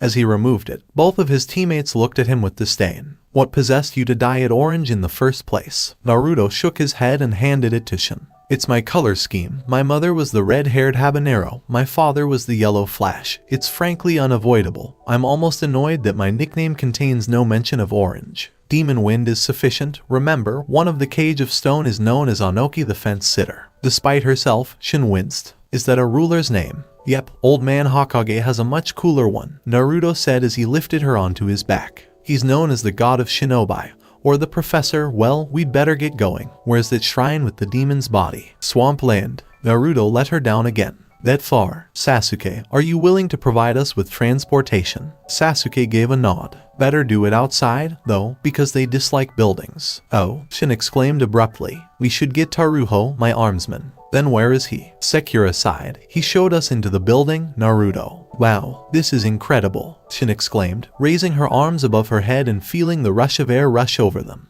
Naruto made certain he had a firm grip on her. After all, it wouldn't be good if Demon Country's priestess went missing. I apologize. Pardon? Naruto frowned, taking a closer look at her. Her entire demeanor had shifted in the previous few seconds. I apologized. When I told you were going to die. That wasn't true. I was going to die. That's how my power of prediction works. My soul jumps back in time after I die, and then I tell someone else they're going to die.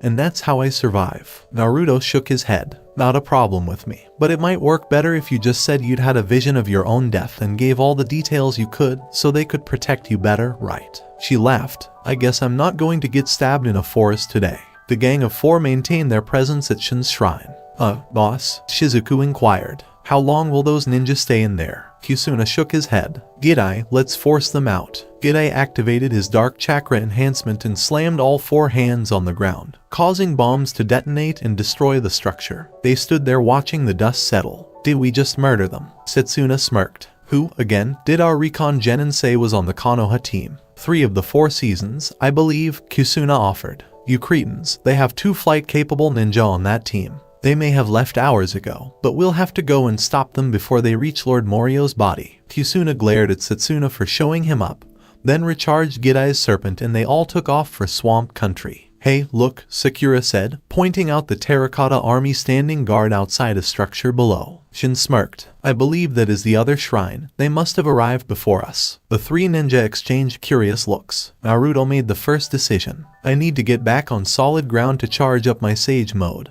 But once I do, I'll cut you a path. Got it. Sakura, bring Shin with you, Sasuke said as he tapped the wing of his mount, which began to swerve sideways in the air towards a nearby hill. What? You're staying behind, Naruto? Shin inquired. Until all of those stone things are destroyed, Naruto said as he jumped down with the priestess. Those things leveled villages on the way here. I want them gone, he said, passing her to Sakura and starting to concentrate. Shin watched, fascinated, as Naruto's chakra morphed into something strange, and his eyes slit. Are you ready, guys? Naruto inquired. I'll start blowing them up and work my way left, while you go right. Naruto formed a trio of clones and built himself a Rasen Shuriken after the others nodded. The army of ghosts turned, sensing a new threat to their master in some way. Then some of them exploded. Sasuke's Sharingan caught fire. Naruto, you have complete destruction of them within 10 feet of the epicenter. 10 feet beyond that, their mission killed. But the stone armor appears to have stopped the wind chakra from doing enough damage,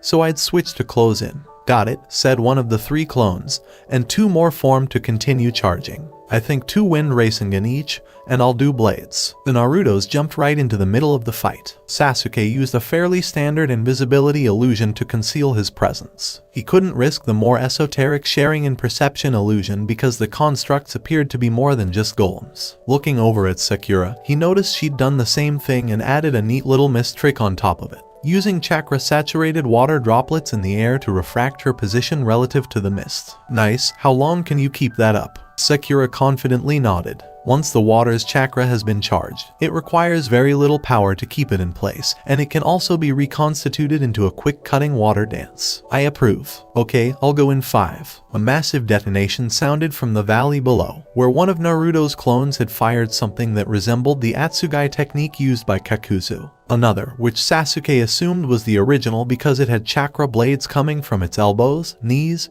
and fingers launched into the third form of the fox style, savaging a pair of opponents before leaping back into empty ground to pounce once more. Now, Naruto must have heard him, because a Rasen Shuriken screamed in from the two clones left on the ridge, flew over their heads, and annihilated a section of the shrine wall closest to them. This revealed a corridor that would allow them to avoid the chaos at the main entrance. Here's the seal containing Morio's body. It still appears to be closed. Thank goodness, Shin sighed, patting her back. My lady, we're almost done. All right, everyone, please stand back as I perform the shrine sealing ritual. Sekira smirked. Why, to seal Morio's body? Shin asked uncertainly. Why bother? He's safely sealed away. From what I understand, this version of the ritual is permanent and will prevent Morio from regaining his body in any way. Sekira muttered to herself, well, if you say so. As Shin began, an enormous explosion erupted outside, and Naruto flew in, colliding with a pillar. That hurt. Take this,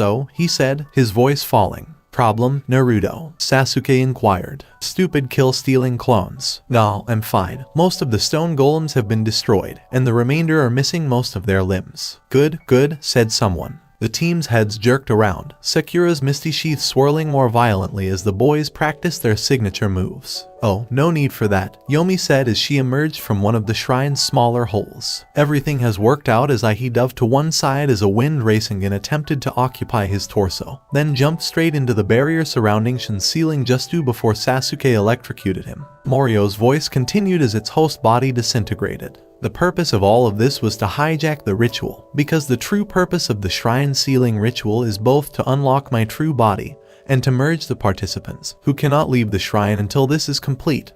Which one emerges dominant is determined by the strength of their chakra, and that's exactly how I came about in the first place. Your dear mother made me what I am when she performed this ritual. Sekiro flexed her neck. Yeah, I'm going to tell you right now, that's a lie. If you'd been created in the shrine sealing ritual, you wouldn't have had a chance to do anything last time. Good point, Sasuke said, nodding. What does this mean? We wait for him to take corporeal form, then Shin drops the barrier, and we thoroughly blow him to bits so that his chakra is the weaker one. Sasuke detached a shadow clone, who went to make a suggestion to Naruto. The blonde nodded enthusiastically and summoned a swarm of shadow clones before sending them all scurrying outside. The roof blew in as the two Sage Mode clones outside used their last Sage Chakra to blast the top off the shrine. Was that a good idea? Sekiro wondered, keeping one eye on Morio as he waited for the seal on his body to be broken. Sasuke twirled the Raijin. Yes, it's all set up. All right, then. Naruto will be able to blow bits off him with insert a rank technique. I resent that, exclaimed Naruto. I'm using Rasen Shuriken, he explained as massive gouts of wind-boosted flame shot skyward. S rank, then, and I'll see what happens if I ram a Yaokai suppressor into his face, she said, flipping through her tags. Gold Chakra Explosive Tag. Oh, I forgot about that. Morio, who had overheard her, exclaimed, wait, what? How come there's someone here with Gold Chakra? I made sure the only one died. 2 points, Sekira said cockily. First, you overlooked the people with recessive bloodlines. Second, you just more or less admitted to me and everyone else in the shrine that Shin's mother had gold chakra like me. And, since it's hereditary, like Shin herself. Outside, thunder rumbled as a massive storm raged. How do you know all of this? This lore has been lost. I've seen and understood everything, Sekira said to herself. Morio shot into his body as quickly as the seal unlocked. Malevolence oozed from the great dark mass of evil that arose from the pit in which it had been contained. Shin was replaced by a Naruto clone after a quick puff of smoke. Go ahead, Sasuke. The Raijin was raised by Sasuke. Kirin, lightning connected heaven and earth after a great beast screamed. Naruto was the first to return his gaze to the shrine's glowing crater. Did we get him, guys? Morio howled, reforming quickly but sizzling where his dark form came into contact with the semi-molten stone. I guess not, it's my turn. With a single thought, 50 shadow clones appeared, and the screeches of many Rasen Shuriken filled the air. Oh, please, he's still coming back, Naruto asked, surprised. Sasuke struck him with a 3-foot lightning bolt, and then I used something that could hurt Millie. My turn now, Sekira said, launching a kunai into the crater. A flash followed by a horrifying scream.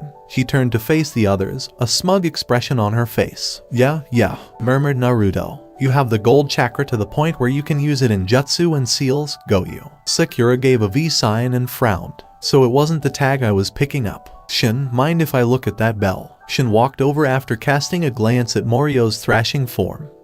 Interesting. This appears to have some kind of switch function, as it's currently sealing away your gold chakra. But the downside is that it doesn't allow for a mixed state like mine. Either you're pure blue or pure gold, though it does let you use the other type via the bell. Sakura straightened. Okay, I know how to do this. First, switching would destroy both Morio and yourself. Second, there's no need for it. Get over to Naruto and give him some of your chakra via the bell. Okay. Naruto, go into Sage mode and build a Rasen Shuriken with the contributed gold chakra. Gold and black in their pure forms tend to negate one another, so this Rasen Shuriken will actually have some bite against him. Naruto clenched his fists, already in Sage mode. Alright, Shin, let's get started. Are you able to control chakra that isn't your own? Naruto smiled. The majority of my combat style revolves around it, whether from a clone, nature, or the... He trailed off. Forget about the last one, here we go. Stay down as it forms. Morio had finished regenerating once more. Okay, that was extremely irritating. Where are my 4 ninja? They could be very useful at this time. The screech of a Rasen Shuriken approached once more. This again. It didn't work the first time. Sakura had overestimated the consequences. The gold chakra in the Rasen Shuriken reacted explosively with the black chakra in Morio's form. When the 3 Konoha nin emerged from the increasingly unrecognizable ruins of the shrine, they noticed 2 things. Shin, glowing a faint gold as she safely absorbed Morio's power, and a hole so deep it looked like lava was erupting. Well, there's not much point in trying to carry out the plan, Shizuku grumbled, staring at the volcano that had replaced their benefactor's body. What do you think? Setsuna inquired. Right, let's just go find some village willing to take us in. I hear Kiri still has a shortage of skilled personnel.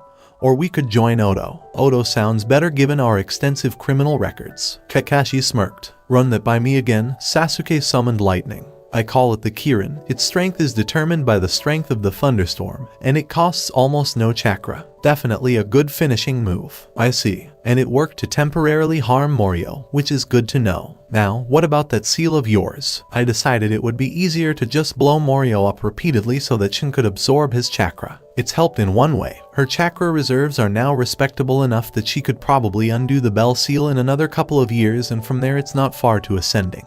Bringer of Dawn. Interesting. I'll tell the Hokage about it later this month. Naruto raised his head. Do you understand the chain of command any longer? Only in relation to my subordinates, which you 3 are still. He looked contrite for a moment. Just, Naruto. Danger. Naruto raised his head from where he was watching 1,000 or so clones attempt to create a tornado. What exactly is it, Sasuke? Sakura appeared in the vicinity. Apparently Konoha had some trouble before we returned with ninja on flying machines, and they're on their way again.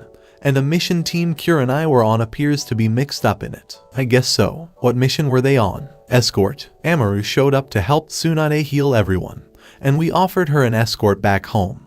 But there were complications. She was being followed by Sky Ninja, and they destroyed her village while she was gone. Naruto abruptly turned to the northeast, interrupting Sakura's explanation. Never mind. I believe I know most of the rest. She was shunned as a child. She had a demonic beast inside her, and despair triggered it. Sakura appeared startled. Yes, that's what the report said they'd inferred.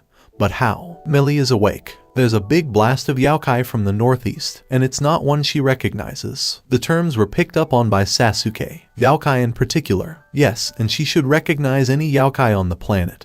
But it also has some of Morio's black chakra properties. So that's how you figured out the rest. Yep, Jinchuriki territory again. Sasuke, get us some height. I don't want to fight whatever's coming inside Konoha. Sasuke nodded, slashing his thumb in a deliberate motion. Intel, I'll check with the old man once we're in the air. Yokai, are you sure? Mandius sniffed and closed his eyes. There is something in the air, and you claim Millie doesn't recognize it. No, not at all, Naruto said, slightly adjusting his grip on the elderly sage as the hawk banked. Yaokai's 10 tails fragments, right. Could this just be a tiny little bit? Perhaps. We never figured out what happened to the consciousness, though none of the 9 have anything that can be traced back to it. The 10 tails was pure malevolent evil, and we're lucky it moved slowly enough for life to survive where it couldn't. Naruto shook his head. Couldn't it just have vanished? We could be that lucky, but I've learned not to bet on things like that, especially in the presence of Millie. A valid point. For the next few minutes, everyone remained silent as they moved in the direction Naruto had indicated. The silence was broken first by one of the hawks. What does something that large do in the sky? Sasuke cast a downward glance. I don't quite see it yet, his Sharingan said briefly. Wait, there's a dot. But I can't get any more information from it. It's some kind of fortress or city, and it's enormous. More than that, Mandius said, suddenly tense. The area of Yaokai ahead has greatly expanded, and I believe the flying object is powered entirely by whatever is emitting it. Inside her host, Millie snarled. Something about it not being an ethical source of power, and an old foe known as Mr. W. Wow, she's really riled up right now. The Hawks then broke formation, diving to the sides as a swarm of one-man flying machines bore down on them. Sasuke's eyes widened. That gear they have drains their chakra to run. Nice, Sakura said, narrowing her eyes for a moment before flickering into empty air and being replaced by one of the pilots. Dismiss Mandias for a moment, I've got you a better ride. I like how you think, Sakura, Naruto said, the fox sage disappearing from his lap as he prepared to switch places with her. Would you like me to summon you in? Yeah, she exclaimed, then a thought struck her. Just watch how much you pump in, okay? Don't blow this up. Naruto grimaced. Good point, 2, 1, go. A horizontal comet smashed into Anchor Mansion's forward superstructure and exploded. Naruto coughed as he tumbled from the wreckage. Damn it, still too much, he sighed, crouching and biting his thumb. Calling transport. Naruto connected with the natural world and entered sage mode as his foxes, then teammates, appeared in puffs of smoke. Summoning once more. Mandias jerked his head. You and your silly comments. He closed his eyes and went into sage mode. There is definitely something very powerful here, as well as. He paused. The boy with the half-dog bloodline, the boy with the hive, and the Hyuga girl are all familiar. Sakura's eyes blinked. How come you remember Hinata's surname but not the others? She's got a Dijutsu? Those are important, Mandias said, pointing to one of the large buildings that comprised the flying fortress. I think she's fighting someone in there. Hinata spun away from a dark shockwave, performing a nearly instantaneous chitin to deflect the attack, and body flickered behind Shin to attack. He fashioned a shield out of shadow arms similar to the leech's, preventing her from targeting his tenketsu,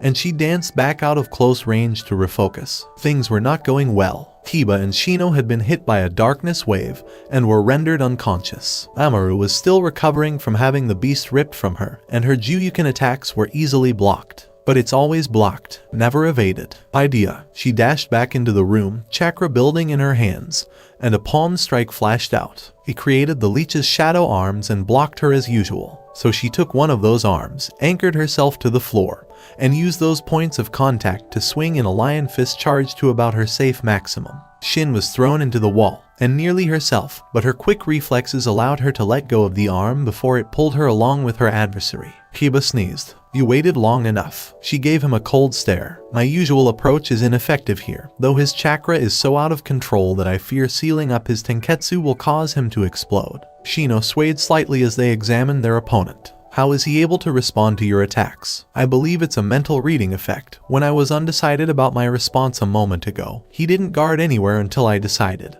And then he was limited to the least dangerous choice. Amaru's voice could be heard from around the corner. The Zero Tails. It can do that, yes. It's as if it has a mind that stretches outside of its container, as if there should be an intelligence big enough for it. Hinata and her team said. I've had it happen before. I can tell when people are unhappy, when they're upset. And only now do you realize what was really going on, Hinata explained. A roar caused them to look around. I will kill all of you, Shin yelled, tearing the wall apart with his shadow hands. Hinata just smiled.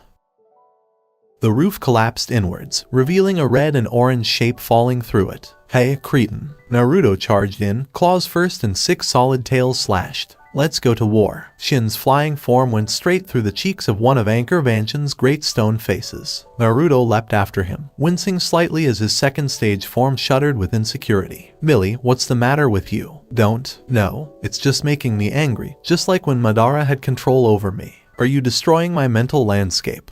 Weeb, jump into the ocean. It's much more difficult to break, and don't look at it as a challenge. Oh, that. And it represents my parents' influences on you, both of whom are associated with water. Naruto returned to the fight, barely stopping a dark orb of the black chakra held in his opponent's hand. Hey, there's a copyright problem. 3 of his tails propelled him backwards away from the insane doctor. Is this how you do it, Millie? You're serious. Is it time to blow something up with no repercussions? Yes, just once. Naruto gave up control to Millie, who mixed some of his offered chakra with her own. You know, if Ozzy hadn't tricked me, I'd never have had the concentration to do this. He didn't say how long it would take me to figure out how to blow things up with my mind. The biju ball formed in her mouth as she finished. Now, how do I relight it? Ooh, shiny. She lost her focus as a result. As far as attacks go, the biju ball was forgiving. An enormous directed explosion of chakra shot out of her, their mouth at Shin, who moved his shadow arms in the way but couldn't quite block it properly. As he landed on all fours, Naruto noticed a flicker of movement over in the scorched crater that appeared to go most of the way through what was left of Anchor Mansion.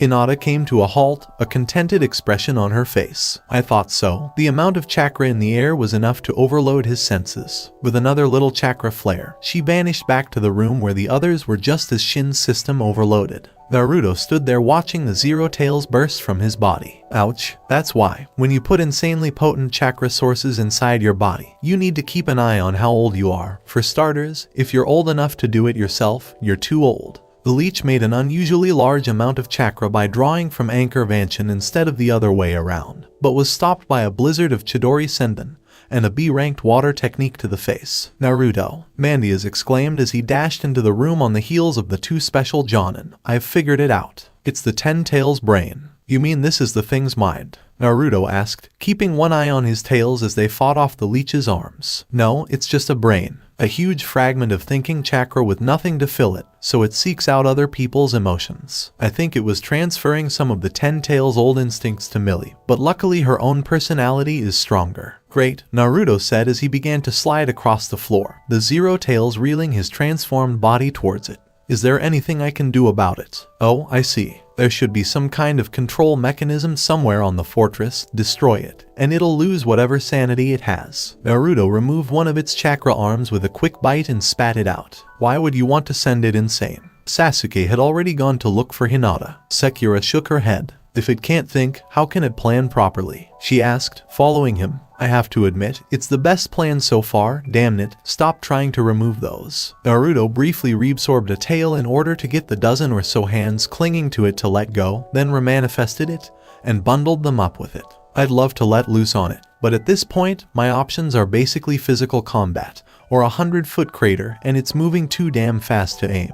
At least Shin was slow. He cast a glance over at his summons. And you're not assisting. Aya shook her head. Big fights are cool. Lee nodded to her fellow summon, then took some of the food he'd taken out of nowhere. Mandias disapproved of the bucket of popcorn. However, Naruto, don't worry, you're drawing so much power compared to it that the Zero Tails can't possibly do any permanent damage to you. That doesn't make it any less painful. Naruto yelped as one of his tails pulled especially hard. I knew there had to be a drawback to transforming like this. At least your skin didn't blow up, which was a possibility for these few tails. Now tell me. The Zero Tails' arms all stiffened at once, flinging Naruto towards a wall and screaming. Finally, Naruto exclaimed, shaking his head and inhaling heavily. I'm hoping this works. His tails rose around his muzzle, and he exhaled a powerful burst of chakra-laced wind. The six tails caught the stream of air and turned it. Cannon of spiral wind. The original attack he'd learned from the Forbidden Scroll all those years ago wasn't very clear on how to execute it,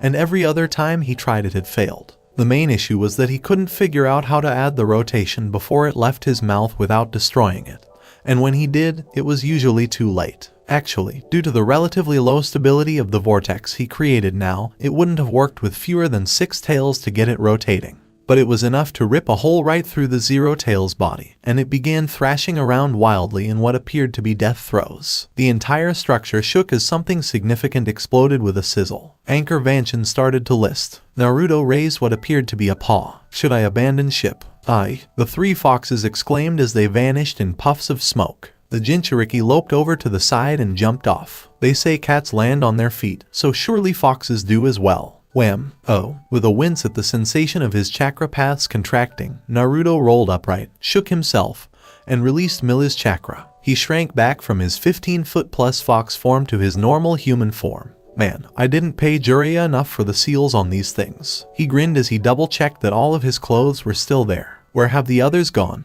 This is all very concerning. Mandias agreed, sitting on his haunches. If the Ten Tails' brain survived apart from the other pieces, it's possible that the intelligence did as well. Does it mean anything now that we've killed the leech? Naruto wondered. To be honest, I have no idea. It could complicate any plan to reassemble the 10 tails, or it could make it easier. We don't know. Lanny had appeared unsettled in recent minutes. Nandias, I have a problem. I believe some of my records are incorrect. I was checking them to see what we had on Madara. For a brief moment, Sasuke's eyes narrowed at the name. Who was the very first summoner? Mandias closed his eyes and relived his long memory. I believe it was Mary, the girl known as the Beast. Second, his voice had grown more confident. Shuichi. Third, Lanny was growing increasingly concerned as the old sage listed off the names one by one, checking them off against her small archival scroll. And the 10th, this is Naruto. And you're sure you didn't miss one? She inquired. I was here when the summon scroll was first made, and I guided every one of the fox's companions. I remember them all fondly. Right? She said as she unrolled the large scroll.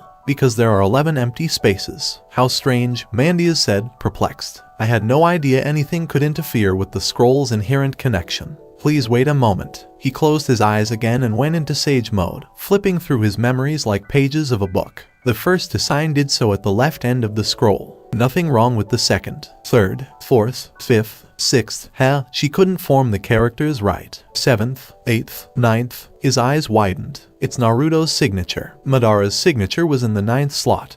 And now it's in the 10th too, but he only signed once. Someone has snuck their name onto the scroll, and it's Madara Uchiha, which is impossible, because if he's in the 9th slot, he's dead. Sasuke blinked, surprised. Sekira smirked. Can you forge a signature on the scroll? No, it has to be your name in some way. A birth name, a given name, a true name. But not a false name. Then, Sekira's mind raced with ideas. Is it possible to change your name for the purposes of this? I mean, could someone change their name to Madara Uchiha, sign the scroll, or get their name on the scroll otherwise through that connection, and then change it back? That's disturbingly possible. It'd be extremely difficult to change any of the names in question, because they're fundamental parts of the person.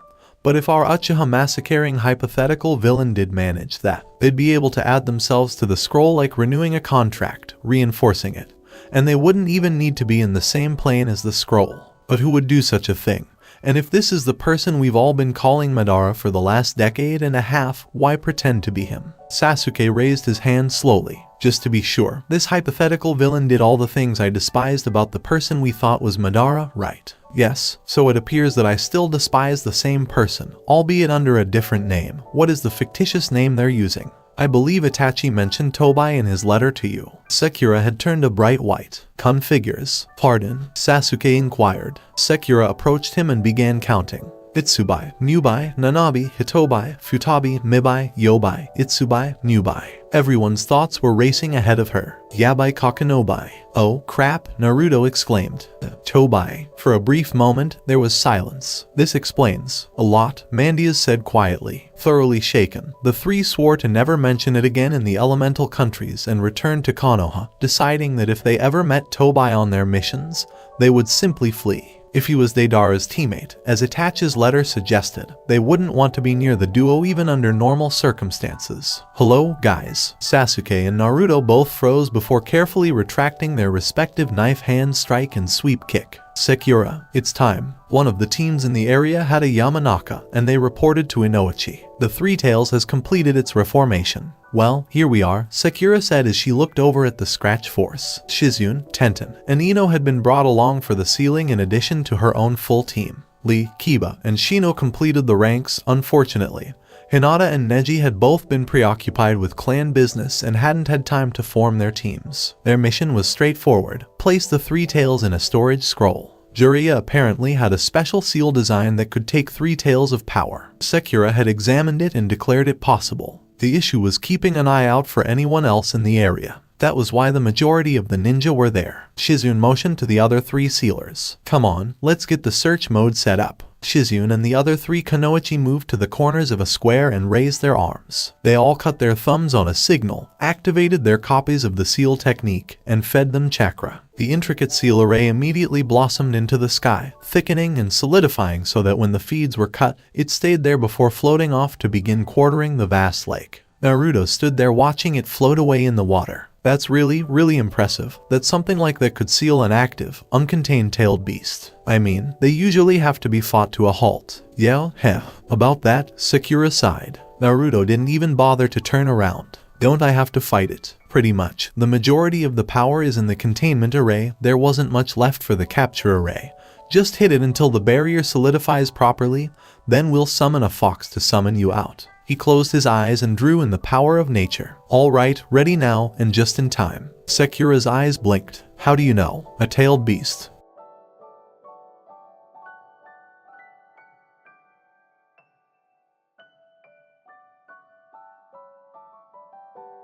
Sakura cursed cleverly. I can't believe I forgot about that. Of all times to have that Hyuga clan meeting. We could have sorted this out much easier. It's not every day that their clan head's second child goes off to a Chunin exam.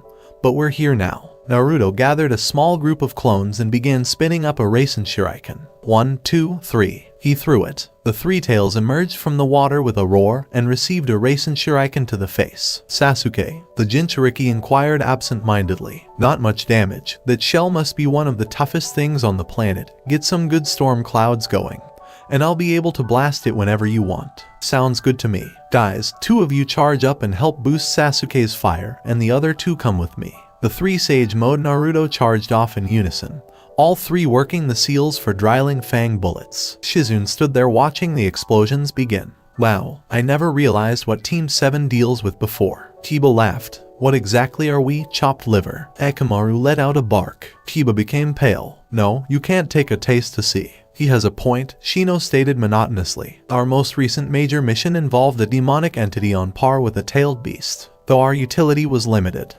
Yeah, that mission was a little perplexing. Why? Tenten inquired, unsealing the Garian sword and spinning it in her palm for a brief moment. Our foe's name was Shin. But, my young Aburame comrade, aren't you called Shino? Lee inquired, perplexed. That's exactly my point. Ah, yes.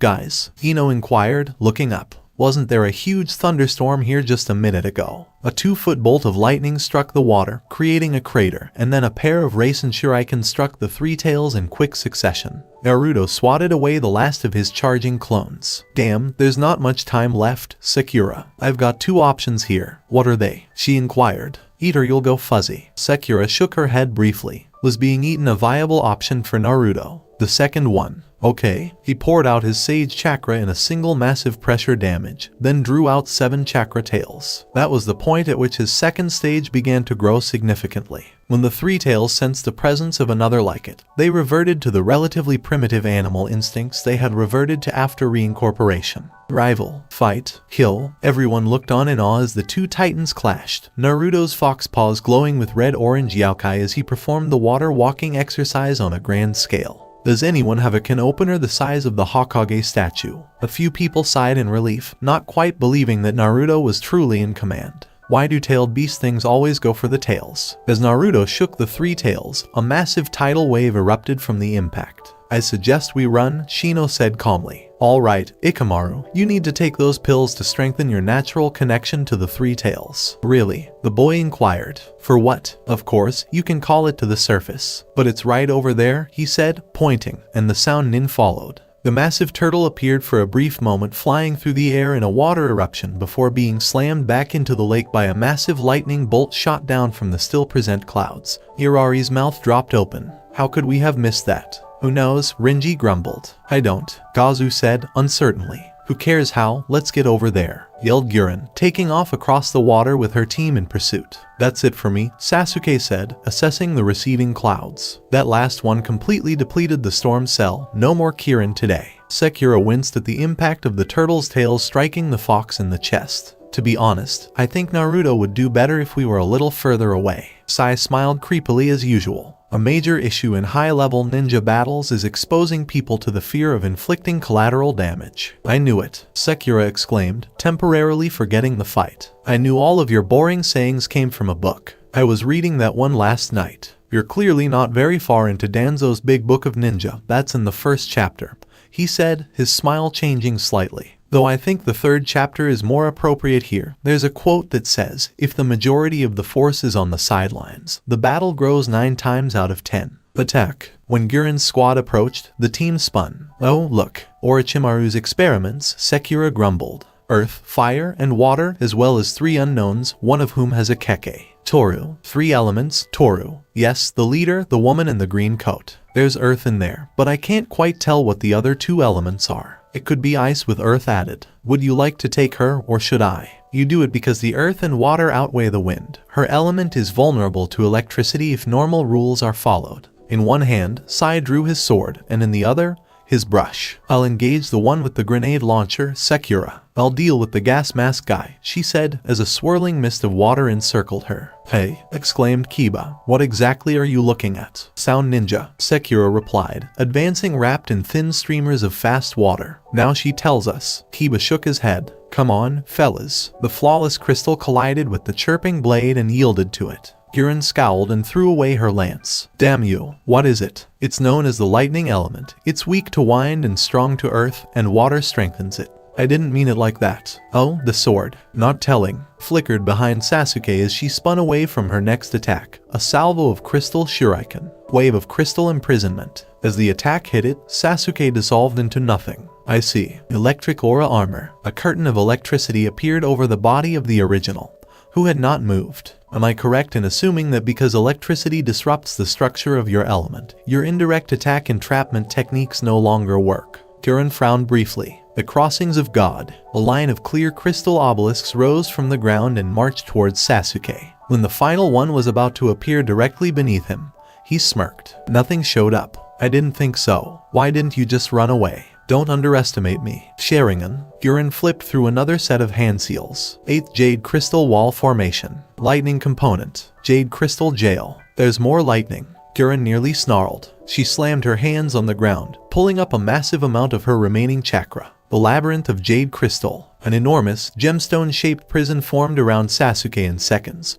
formed from a number of flowers. When Sasuke pushed the Raijin into the wall, it sizzled but only broke up a small area. The wound healed after it was removed. The large structure disperses the electricity, which is interesting. Gurren's voice rang out throughout the maze. Give up. You can't keep that lightning armor on forever, and your Sharingan isn't going to help you here. There's too much to see, not too little. I'm not just my eyes, Sasuke said, his free hand chirping, and the Raijin's edge lengthened. An important principle is that you can't just keep something running for free, and I imagine that this enormous cage of yours takes up a lot of chakra to keep running, even if you don't have to repair it. So, how much chakra do you have? Sasuke launched Chidori Senbin at the walls before stabbing the enlarged Raijin into one of them. And the only way out of a labyrinth is to keep your hand on one wall. As she ran into a dense smokescreen, Sakura frowned. The fire user was clearly more skilled in indirect arts than the majority of fire nature wielders. Seriously, how many ways did you need to set something on fire? But her water nature made her a difficult opponent for any fire user, and true sight rendered a smokescreen useless. She sneezed. At least, if you remember to cover your mouth. A quick improvised water technique got the soot out of her lungs, and moving her water-soaked forehead protector band across her mouth got rid of anything else that came along.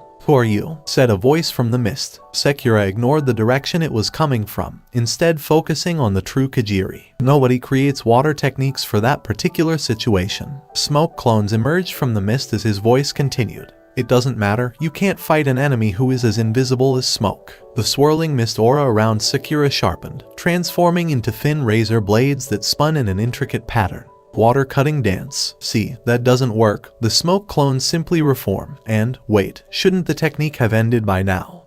Binding smoke prison. Sakura blinked, her other elements switching from fire to wind. Water dispersion. The watery streamers slowed, joined together to form a continuous bubble, and then blasted outwards in all directions. Kajiri staggered back, startled, as black water began to fall. They caught all of my smoke particles. I understand, that's why I did it. Exploding flame shot. Kajiri rubbed his hands together for a moment before unleashing a shower of fireballs on Sakura. Take it. No, thank you. Sakura deduced from the chakra release what he was doing to generate such fireballs. Neat. I must say, water rose up in front of her to block the fireballs. You have a much more diverse selection of fire attacks than most people I run into. Here's one of mine. I thought you were a water person, he exclaimed. And wind, how are you going to? Sakura blinked, and the water shield disintegrated. Because of her fire resistance, the next fire shot hit her and splashed off her. The firestorm dance. The fire and wind wrapped around her body, screaming with speed and power, just like the water had. She then vanished. Kajiri took too long trying to figure out where she'd flickered to. Her snap kick grazed his right kneecap, and the hungry flames devoured him. That was less than pleasant. She shuddered, returning to water and rinsing off. She then staggered.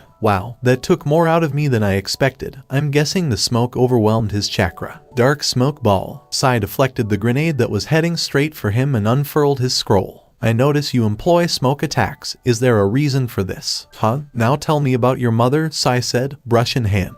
I've been trying to figure out how Naruto pulls off his friendship attacks, but all the psychology books seem to go on about something that doesn't seem to be related. Kiss shook his head, perplexed. I'm not sure what you're trying to say. Clearly, was that meant as an insult? Yes, Sai replied, continuing to paint. I'm not going to take that away from you, Smoke Dragon. Smoking does not make you look cool, and I shudder to think where the dragon bit comes from. Sai flourished his scroll, releasing an ink griffon that swallowed the Smoke Dragon whole. My attacks are water-natured, because water washes smoke out of the air.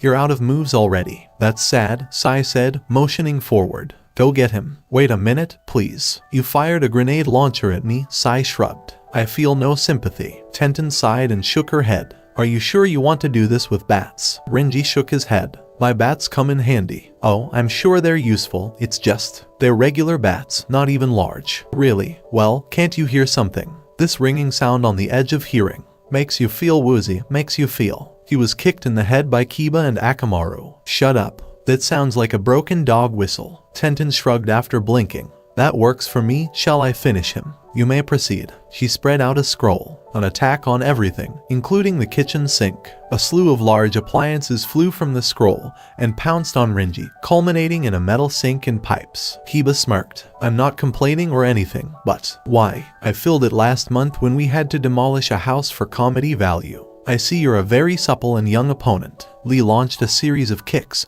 and Nurari effortlessly moved out of the way of them.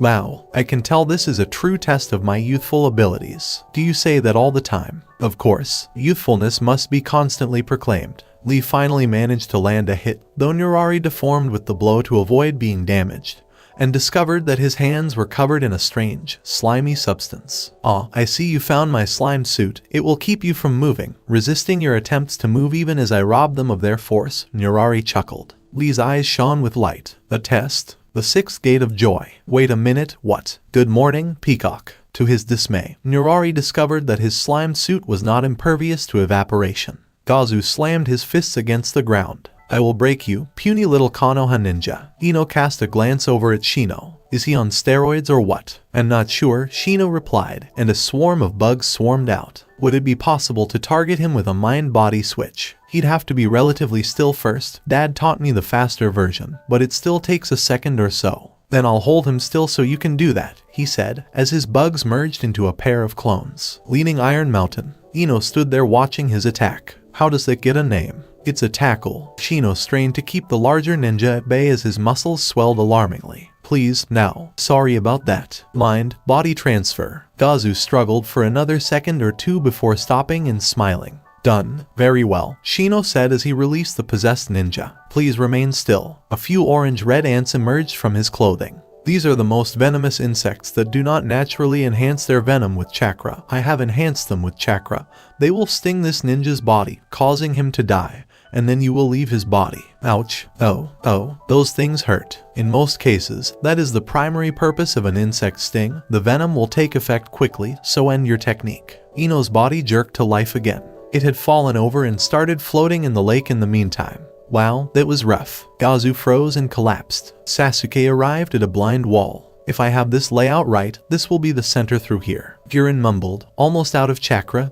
Go away. Leave me alone, I'm tired. The Raijin carved a hole in the wall. Surrender, and you'll live, though you won't be using any jutsu anytime soon. How come you spare me? Because you're the leader of this team, and you presumably know a lot about Orochimaru's plans, Sasuke said as he swung his legendary sword, severing the two last fingers on each hand. That should prevent you from performing any hand seals, he said, taking the fingers and sealing them in a spare scroll. If you cooperate, you might be able to get them back. The crystal labyrinth disintegrated. Sasuke turned to face the main fight. How much longer, Naruto? Naruto had extracted another tail at some point and had the three tails in a chokehold. I believe it is weakening. His pupils dilated. However, I broke the containment seal, most likely when I had to use a Biju ball on this guy. The turtle thrashed one last time before stopping moving. Shizune summoned the sealing team and persuaded them to rally behind her. Come on, before it recovers. Sakura sighed and leaned on Sasuke for support. The trick had worked, and the Three Tails was trapped inside the barrier. Naruto sagged next to them. Tell me about it. I'm almost out of energy after channeling that much chakra for that long. No one else is in much better shape, Shizune said.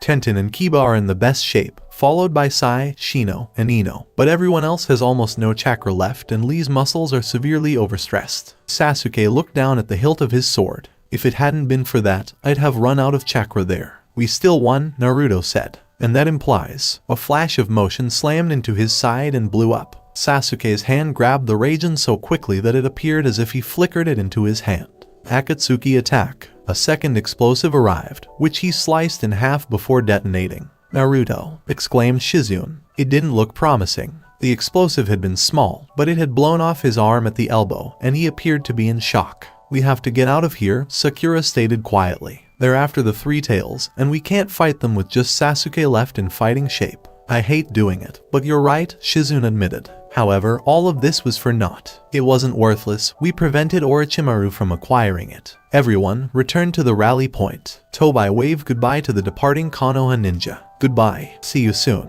Tobai, you really irritate me. Tobai inquired innocently. Do I, senpai? Do you think that's a good thing? Shut up, Deidara said, pulling a scroll from his jacket. It's time to blow this barrier wide open. Is that one of the really big fireworks? Yes, Tobai, it's a fireworks display. I see, Saru, Tobai said sadly, shaking his head. It's a shame we couldn't deny Akatsuki the use of one of the Biju, but we did obtain useful information on my former students' plans. Oh, Naruto, I'm still dazed. Did someone get the number of the Biju who ran me over? Muttered Naruto as he regained consciousness. He then noticed his arm. Oh, right. Better deal with that first, he said, closing his eyes tightly. He shapeshifted his arm back to normal slowly, with a few stops and starts. Erg, that took a lot out of me. Shizune walked in.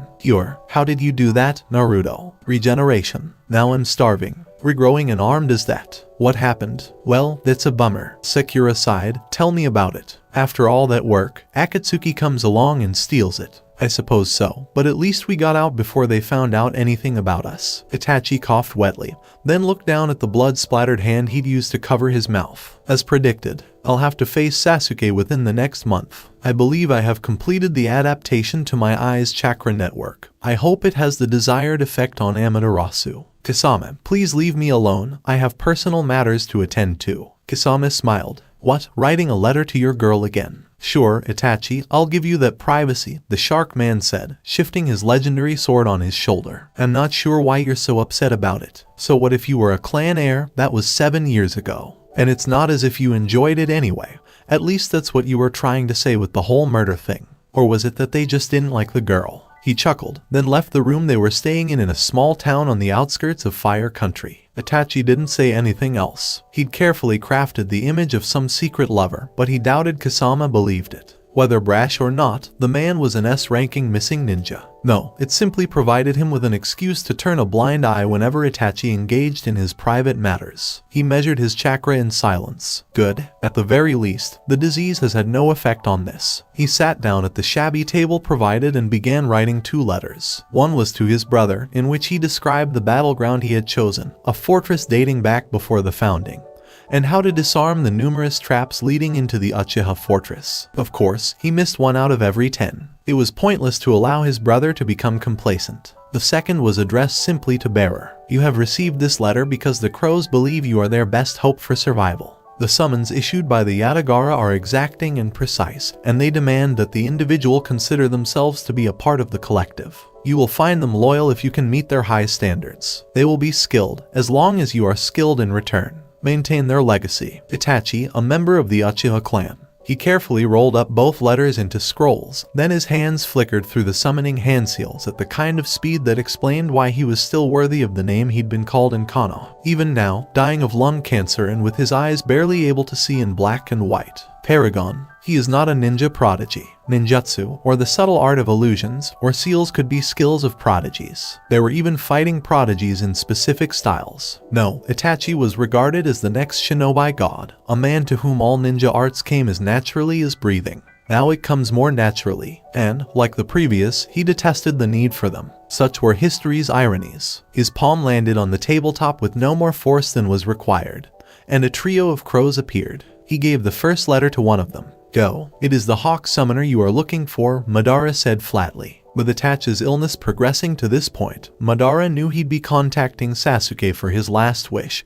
death at the hands of his brother. And, in Madara's opinion, this would finally bring Sasuke out into the open and manipulable. He put it out of his mind and returned his attention to the larger two. One of them held a scroll with the emblem of a three-footed crow in her claws. This was his summon contract. The other was older and only slightly larger, but summoning it had taken Itachi the most chakra. The crow's boss was here. Itachi bowed his head and said, Magoichi. The term was part name, part title. The crow's leader was always Magoichi, and their previous name was never mentioned again. Why, Itachi, it's time. I won't make it through the year, you must find another. Indeed. The younger crow peered through the window. The Magoichi landed a wing on Itachi's back after he raised his hand. Not at all, Sayaka. She frowned before nodding. I see, a messenger is one thing, but this is something else. Itachi valued his summons because of their sharp intellect. They, like him, rarely needed many words to say or hear. I'll summon Sayaka and yourself as part of my next skirmish, and Madara will think I'm sick and made a mistake, which accounts for the unusually high chakra costs. Yes, seek out the best summoner for you. Konoha is my preference,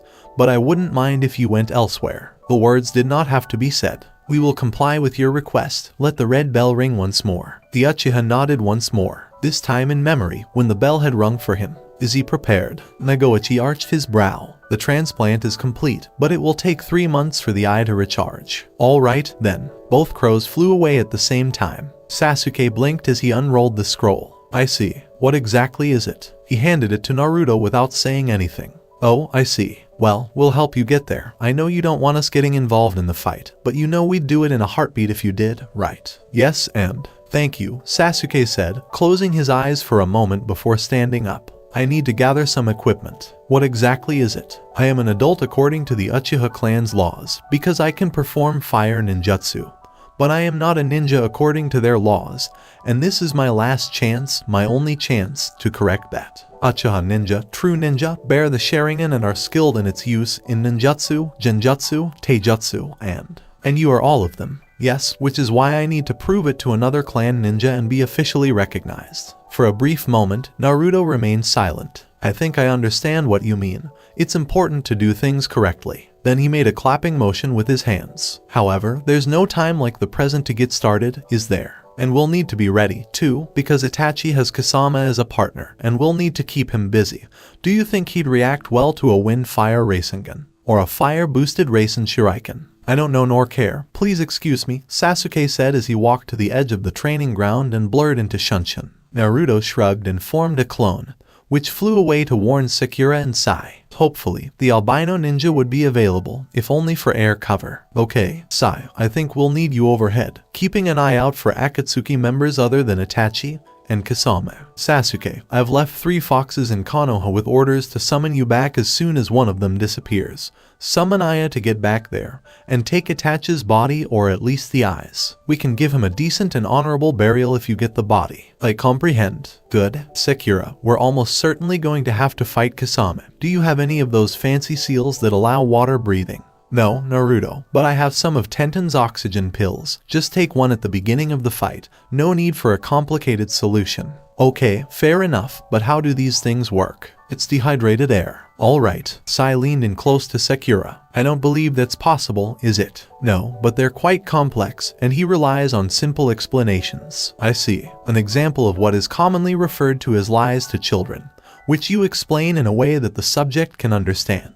Anyhow, Sasuke, where are we going? During the Long War, the Uchiha built a number of hideouts around the countries. This particular one is the 8th, built by Uchiha Madara to commemorate his becoming the clan's leader, and now that I think about it, to commemorate his contract with the fox as well. The symbol is of 8 swirls surrounding the kanji of fox, though I imagine he was a little disappointed he couldn't have made it the 9th hideout, and Sakura frowned briefly. You presumably mean a strategic location in the absence of the forests, a trade route that was then rendered inaccessible by the creation of the forests. Perhaps, it did begin as a fortress and then transitioned into a hideout. Keeping them was only for formality. Or so the clan as a whole thought. Right, show us the way. Sasuke nodded, double-checked his gear. In addition to the standard loadout and his Raijin, he had an enlarged shuriken pouch and a number of storage scrolls, and leapt into the distance. Danzo took up a sheet of paper and examined it more closely. Have you seen this, Hijirn? What exactly is it? Uzumaki, Haruno, and Sai are looking into Akatsuki activity in Fire Country. That's not unusual. Is Sasuke among them? That's it, Danzo said, handing over a second scroll. He's requested 3 days of bereavement leave and 4 days of convalescence due to the death of his brother. Sarutobi sighed as he quickly worked it out. Oh, well, at least it's not within our jurisdiction. Sai stooped out of the sky on one of his ink birds, sword drawn, and landed hard on something in a small depression off to the side of the team's path. That'll be Kasama. See you later, Sasuke. Naruto exclaimed, forming clones. Sasuke turned his head slightly and was gone in an instant. As Sai ascended away on a bird, looking a little worse for wear, a pair of great breakthroughs and a fireball shot through the intervening trees towards his intended location. For a brief moment, Water Justu followed him, until the attempt to transform Kasama from sushi into a more well-done fish dish arrived. How about it, Sakura? No, he got it in Samehada. As a high-pressure, very thin stream of water cut down some nearby trees, the two special Jonin jumped to the side. I already miss Sasuke, and I keep telling you, I still haven't figured out how to aspect lightning. It's not as simple as Sasuke makes it look with his broken sword. Can't it be repaired? Naruto asked, a clone vanishing under water bullets. Sakura slashed a ballistic shark made of water with a wind blade. Not the point, Naruto, concentrate. Can we get rid of all of his water? Sakura blinked and turned to face Kasama. Not with that kind of chakra supply. In fact, he appears to be about to flood the valley. Naruto's eyes blinked. Wait a minute, this is a mile across. I know he did that big thing in Suna, but that was a tight canyon. That was also a Jonin level chakra supply. He has more chakra measured in tails. Have I mentioned before how much I despise chakra drainers who can actually drain me? They jumped over a tidal wave as Kasama released approximately 1,000,000 tons of water. Sakura regarded the depth with admiration. Damn, I can't summon. My otters would be ripped to shreds by his sharks on this kind of terrain. Any thoughts? Naruto's eyes turned yellow as he snapped his fingers. Raisen Shuriken. Unlikely to work. Not with a sword capable of absorbing chakra. Any chakra-laced wind would lose its cutting power, and he might even be able to force detonate it, Sakura observed. How come he hasn't killed us yet? 2, 1, and he just pegged the last one. Take cover. A massive burst of water shot through the area where they used to be. Take a step forward. Don't give up. Stop. 3 paces left. Kunai at ceiling. Right dodge. Block 20 meters further down the corridor. Sasuke's Sharingan shone brightly in the darkness of the Uchiha hideout as he navigated the intricate series of traps. Many of them were tests in and of themselves. One brought most of the roof down in a small section, necessitating the use of the replacement with a conveniently pre-dropped block of stone by a new aspirant. That, or employ a more esoteric technique. At least one, a deadfall trap, required the ability to predict more than a second ahead of time in order to avoid becoming trapped in a dead end. In the absence of actual wars to fight in, the Uchiha had put in a lot of effort into these, and they had occasionally chuckled at the prospect of a Senju, which really meant someone without the Sharingan in their minds, attempting to infiltrate the place and failing horribly. Privately, Sasuke felt they hadn't fully considered the implications of the Hiraishin, but that was beside the point. He eventually emerged into the central chamber of the hideout, though to an observer not in the Sharingan's time-distorting grip, it would have seemed like a very short time given the circumstances. A spacious room with a throne at one end, that Itachi was sitting in. Brother, he said politely. Itachi replied, Sasuke, how are you doing? Well, brother, he said, slightly uneasy. I'm relieved. For a brief moment, they exchanged glances, carving the image into their Sharingan. Whatever happened, they both knew it would be one of their last chances to see each other. Itachi blinked slowly, and when he opened his eyes, he was serious. Is the applicant of true Uchiha blood, a Sharingan bearer and a clan child? I am, Sasuke replied, standing in for who, in ideal circumstances, would be his sponsor. Has he received ninja training, taken a life, and been willing to bleed for his comrades? I have. Have his eyes awoken, improved, and grown to see the truth, the future, and the workings of another's mind in combat? They did. Then test the applicant, and if successful, award him the title of Ninja of the Uchiha clan. Itachi finished the formula and stood. Sasuke was already on high alert. In written records, the tests were non-specific, except that they tested every aspect of being a shinobi, but a layer of illusion crumbled, revealing Itachi 10 feet to the right. A simple trick, barely even an illusion by Sharingan standards, but fatally effective against most ninja. As one would expect from his brother, Sasuke created his own illusion, a subtle electrical phenomenon, and projected it through a lightning senbon. If it became stuck, it would change the relative speeds of nerve impulses throughout the body. He'd used it once before, and the result had impressed him. It wasn't immediately obvious, but his opponent had missed a clearly reflexive move 20 seconds later with fatal consequences. Of course, it didn't work on Itachi, who easily spotted it and shattered it like glass. That wasn't the point at all. The point was to demonstrate imagination.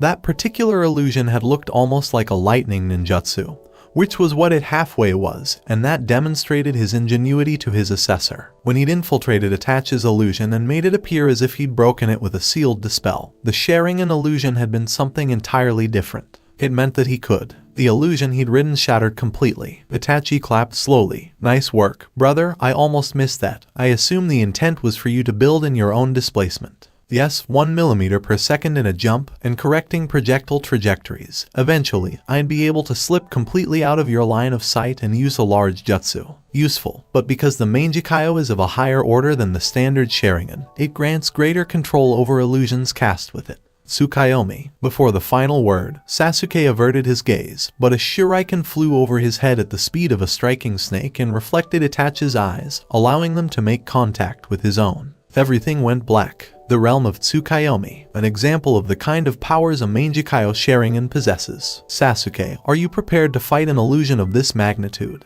I'm not sure if Madara possesses something equivalent, but given his ability to influence Biju, I would assume so. He's not Madara, Sasuke said, confident that Tsukuyomi took place entirely within his own mind and was unreachable to anyone else. We checked Naruto's summon scroll. The last signature before his is a formally binding fake of Madara's. We're as worried as you. Sasuke stretched his neck in the bonds as his brother reacted in shock. In fact, while we're not certain, we believe his name, Tobai, holds a clue. I recognize his alias, Itachi said, rubbing his eyes. What does it matter? Sakura figured it out. The conventional forms of the tailed beast's titles are Ikabai, Nibai, and so on. But there's more than one type of number. So Tobai means 10 tails if you use Kun numerals, and we fought the brain of the 10 tails a few weeks ago. It was the zero-tailed leech. Do you think the 10 tails mind survived? It's certainly possible, and Itachi sighed. It would explain his ultimate goal. I've always wondered why he wanted to unite the beasts,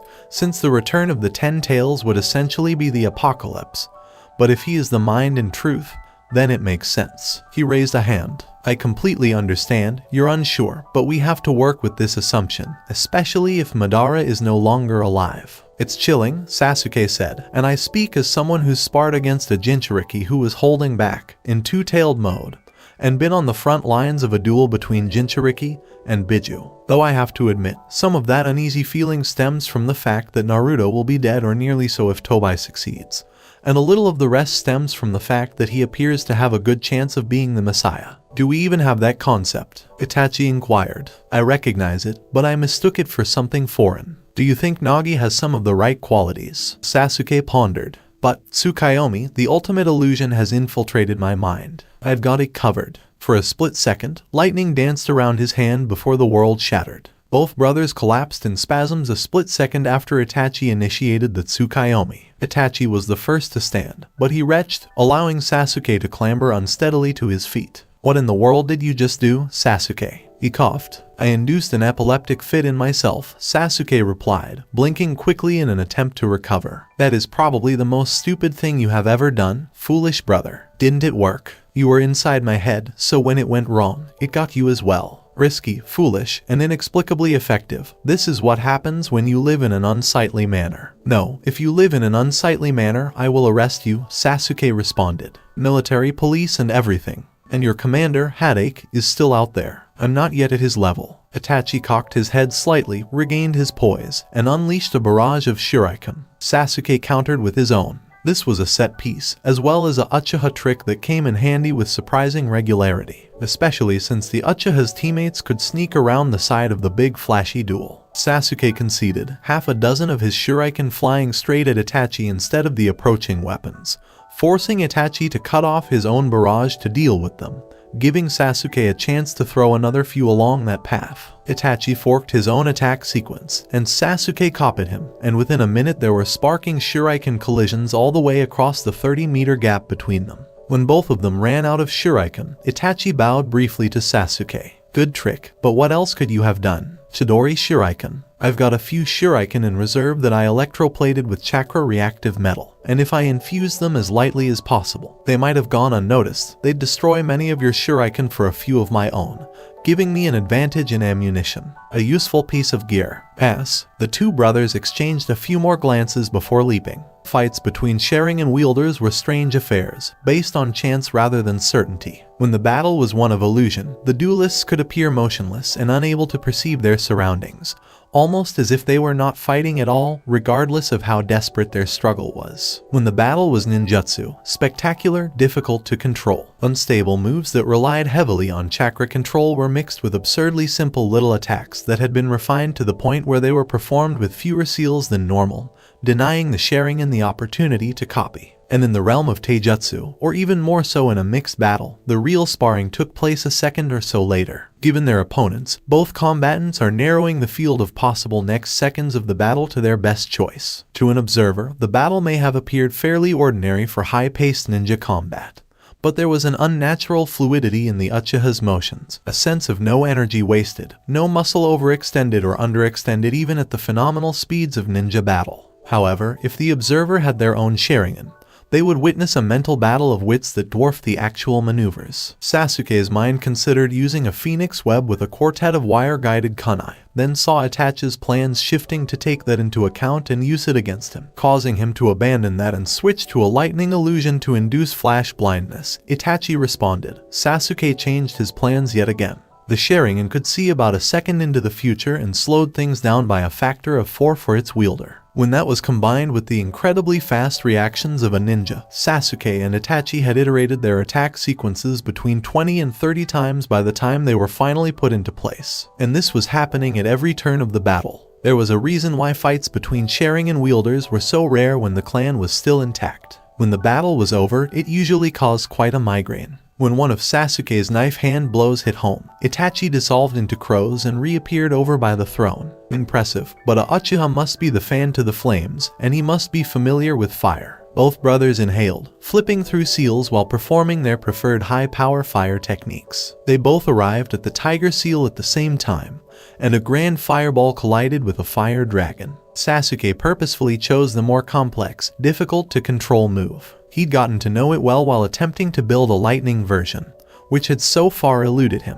The two attacks collided with a thud, instantly raising the temperature in the room significantly. With more fire chakra, Sasuke kept the dragon's body going, encouraging the dragon's jaws to expand and swallow the fireball Itachi had produced. Any minute now, Itachi couldn't stand it when the fire got too close. Amaterasu, this is what it means to master fire, Sasuke. The black flames generated so much heat that it felt like stepping from a cold winter night into hot springs. Sasuke immediately felt sweat pop, and it began to burn away at his fire. However, unlike a regular flame, the heat level did not continue to rise. Sasuke let go of his fire dragon and raised his left arm, the palm of which began to glow a bright yellow. He studied Amaterasu carefully in the time he had as his fire technique unraveled. Interesting. It was extremely hot, but it only spread through direct contact, presumably for convenience. The entire room would have turned to vapor if it was truly as hot as the sun's fire. No, it was doing something completely unexpected. It was consuming itself, like a snake devouring its own tail. And it was also consuming what it was on. No, it was going deeper. It felt more real than regular fire. In a nutshell, it was on a slightly higher level. Just like the black chakra that powered it, like Sakura's golden dance of aspects and Naruto's altered chakra states. It was fire as much as it was a concept. Then the seal on his palm triggered, sucking the entire conflagration into it and successfully containing it. Itachi stood motionless. What is a fire containment seal? Yes, I hypothesized that if Amaterasu were a more pure concept of fire, it would be affected by seals in a similar or even greater way. but I have a use for this. Sasuke raised his palm to the sky. Kai, Amaterasu raged once more, and the roof blew up. Log thrown precisely. Sakura's eyes blinked. Even Naruto thought that one was strange. Can you tell me if you think you're running out of ideas? As a ballistic shark flew at them, he asked, what gave you the clue? He threw a wind racing gun at it, and what landed on them was a finely divided piscine predator. An ink griffon pounced out of the sky like a stoop, disintegrating into nothing as Samehada intersected it. Sakura looked around frantically, only to notice the massive column of black fire. And all the evaporation from Kasama's artificial lake was getting a head start on the storm clouds Sasuke would require. Have we tried making 100 clones, jumping at him, replacing him with boulders, and repeating? No, go ahead. Around Sasuke's hand, lightning chirped. I've always been more at home with the storm than the fire. Brother, in the bingo books, I'm the Thunderhawk. This is what I use for your Amaterasu. Lightning danced its way up to the clouds. That's Kirin. As the bomb exploded, Sasuke drew the Raijin and charged. That wouldn't have killed him. Itachi, not so much. He is not his older brother. And, indeed, when he could see through the dust, Itachi appeared in materialized chakra armor resembling the storm god. Susanoo, the last of my 3 Mangekyo powers, and the most potent. Itachi was now sweating from the exertion, and Susanoo had a damaged helmet. I must congratulate you, I would be dead without this absolute defense. As he ran, Sasuke brought the Raijin in and rammed it against the interposed Yata mirror. I'm sorry, Sasuke, but the Yata is impenetrable. It's the conceptual form of a mirror reflecting attacks without loss. The electric blade sizzled on the surface of the mirror before Sasuke spun it around to block Itachi's Seiknagi. One legend's sake evaporated on the lightning of another, but neither made any progress. Their abilities were equal. There is no such thing as an absolute defense, brother, Sasuke quietly stated. A wall can crumble, a shield can rust, and a concept can vanish. I'm still a child, even now. More importantly, a mirror reflects, but an object stronger than the mirror will break it rather than bounce off. Sasuke jumped backwards, raising the Raijin for a brief moment. The entire storm cell discharged into it in a single strike, making the sound of all the cloth in the universe tearing at the same time. It hummed dangerously, became hot, and grew far larger than normal. As sparks flew off it, the younger Uchiha gritted his teeth, struggling to keep control. Then, oblivious to the danger, he swung it back almost to his neck and delivered a stupid, amateurish, heroic blow. Enough power to wipe out a small village hit the Yata mirror, rebounded, and collided with itself coming the other way. The explosion completed the job that the rest of the battle had begun, leveling the Uchiha hideout. Itachi coughed as he staggered forward through the rubble. His brother was struggling to stand in front of him. When I was despairing, Sasuke, after killing the clan, all those years, I thought of you. You, my little, Daebi, brilliant, strong brother. You are my light, Sasuke. Never forget it. You are the new light of the Uchiha clan. Sasuke was finally able to stand and confront his brother. I'm sorry it came to this. Sasuke's eyes welled up with tears. However, I have to kill you. I've been planning it. For years, just make it quick. Sasuke's hand shot out to his right, sparking. Attracted by the pulsed electric currents, the Raijin flew into his hands. The blade had been shattered, leaving only a stub. Sasuke switched it off before carefully placing it over Itachi's heart. Itachi made no attempt to stop him.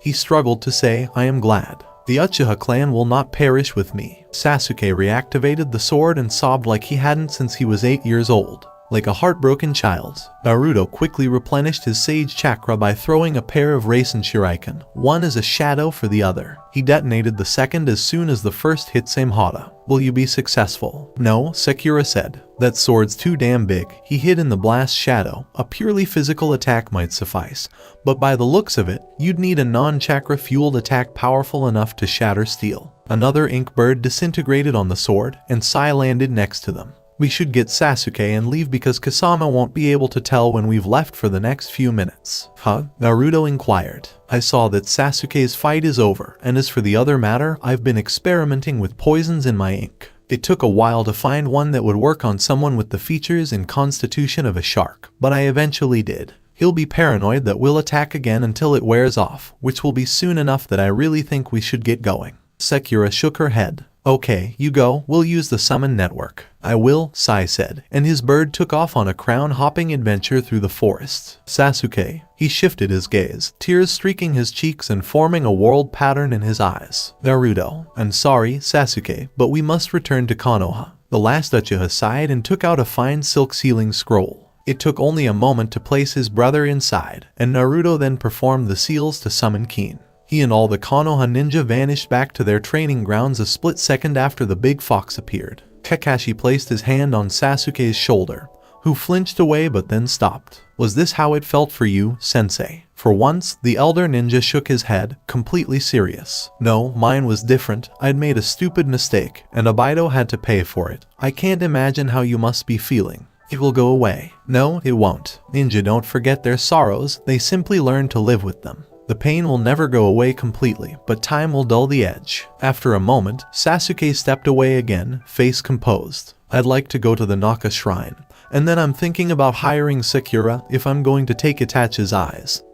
He can have mine when he's cremated. Do you want to do it right now? At any rate, let him go to the fire as he was in life, Sasuke said, his voice slightly trembling. And this will prevent anyone from attempting to use the body. I understand. After your Chunin exams, that's become a legitimate concern. It also raises the possibility of having to fight some Akatsuki members again. It's a shame we didn't destroy Sasori's body because we didn't know where it was, but Hiden and Kakuzu aren't coming back. Sasuke took a seat in front of the tablet. Sharingan, as is customary, it explained the powers of the eye and hinted at what was to come. He concentrated with all his might on the moment he killed Itachi. Even as the tablet unraveled a little more, his eyes twitched and he memorized the movement. Limited free. Oh, this is the part about achieving the eternal, which is irrelevant. Ah, here we go. He took a closer look. There were 3 of dozens of passages that could be read. The ultimate warrior is he of the name Tadakatsu, right-eyed, who emerges unscathed from 100 battlefields. Let Masamune, the lightning-eyed dragon, wield his blades with 6 thoughts of one mind.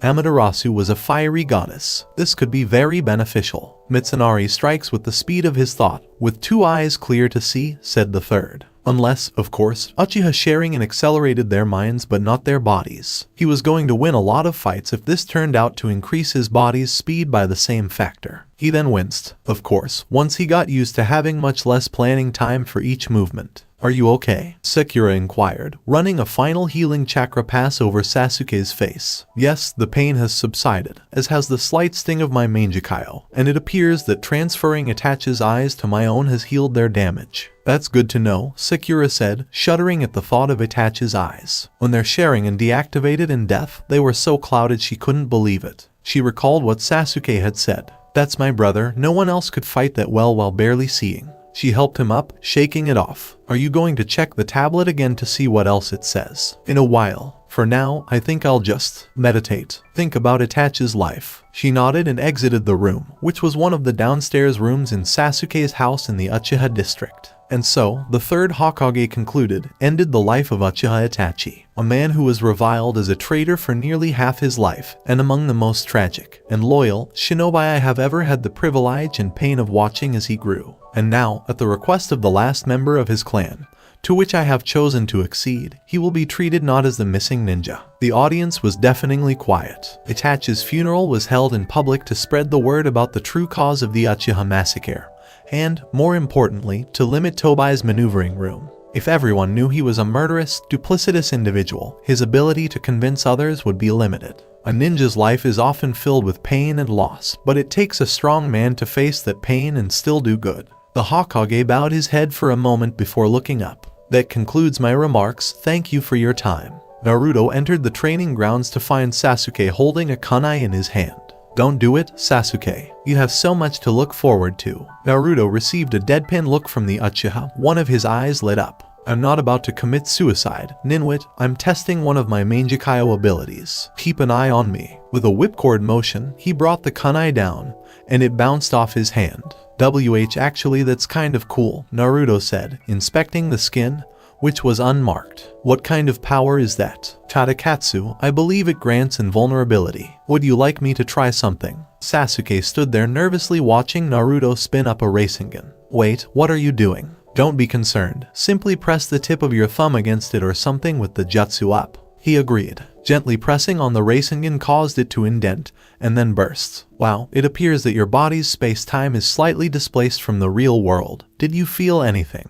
Yes, ghost pain. Same as with the kunai. Sasuke blinked, and when his eye opened again, it was black. But that's a very chakra-intensive power, in the same way that sustaining a Chidori while discharging it into something is. I think I'll have to pulse it as attacks hit. It's still a good safety net. Yes, Sasuke said, looking at Naruto. Did you mention anything about space-time? Yeah, I've been studying it because I believe it's how my father was so fast. He accelerated his nervous system relative to the rest of his body, and I want to know how he did things, even if I can't easily replicate them. Naruto clenched his fists. What about the remaining two? I've already tried Mitsunari, and it's very strange, as if I'm not using the Sharingan, but everyone else is slowed down. Sasuke drew the Raijin. We'll see what happens. I believe I have enough chakra. He closed his eyes for a moment before opening them again. His left eye flashed with the pattern of his and Itachi's Mangekyo combined. The Raijin ignited, and its glow changed to a deep, azure blue. The pupil dilated. So that's how it goes. What? The power, Masamune, it deepens my understanding of. Lightning. That last word was sung rather than spoken. It was undeniably celestial. Sasuke removed a coin from his pocket and tossed it in the air. He willed the blue lightning to envelop it as it fell, and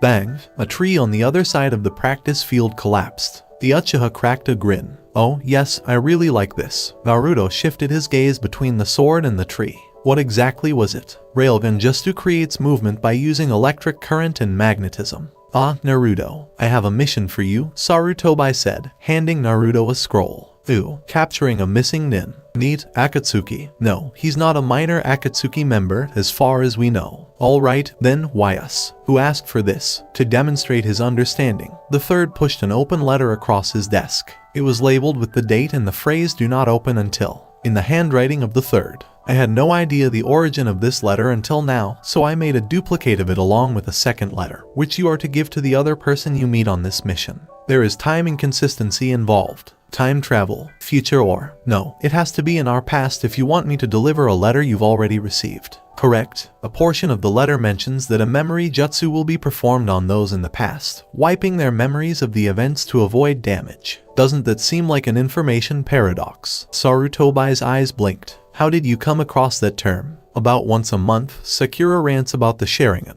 And I've been reading up on time-space techniques because they seem to be what ninja like Dad and Tobai use all the time. How prudent, but I digress. You must lead your team to Aran in the Land of Wind, where Mukade intends to use it to travel to the past. Sarutobi sighed. Of course, he'll succeed, but try to make his success as terminal to him as possible. Guys, this is getting weird. Sasuke turned to face Sakura. Elaborate. Whenever I activate my true sight, I see these vast glowing streams of chakra beneath the ground, which seem to meet somewhere near where we're going. I believe they're ley lines or something. Wouldn't surprise me, muttered Naruto. Is this the crazy luck theory all over again? No, a big city in the desert is either there for defensive purposes, like Suna, or it's there because something important is there. The others looked up. That makes perfect sense. Of course, it's possible that the important thing is a trade route or something.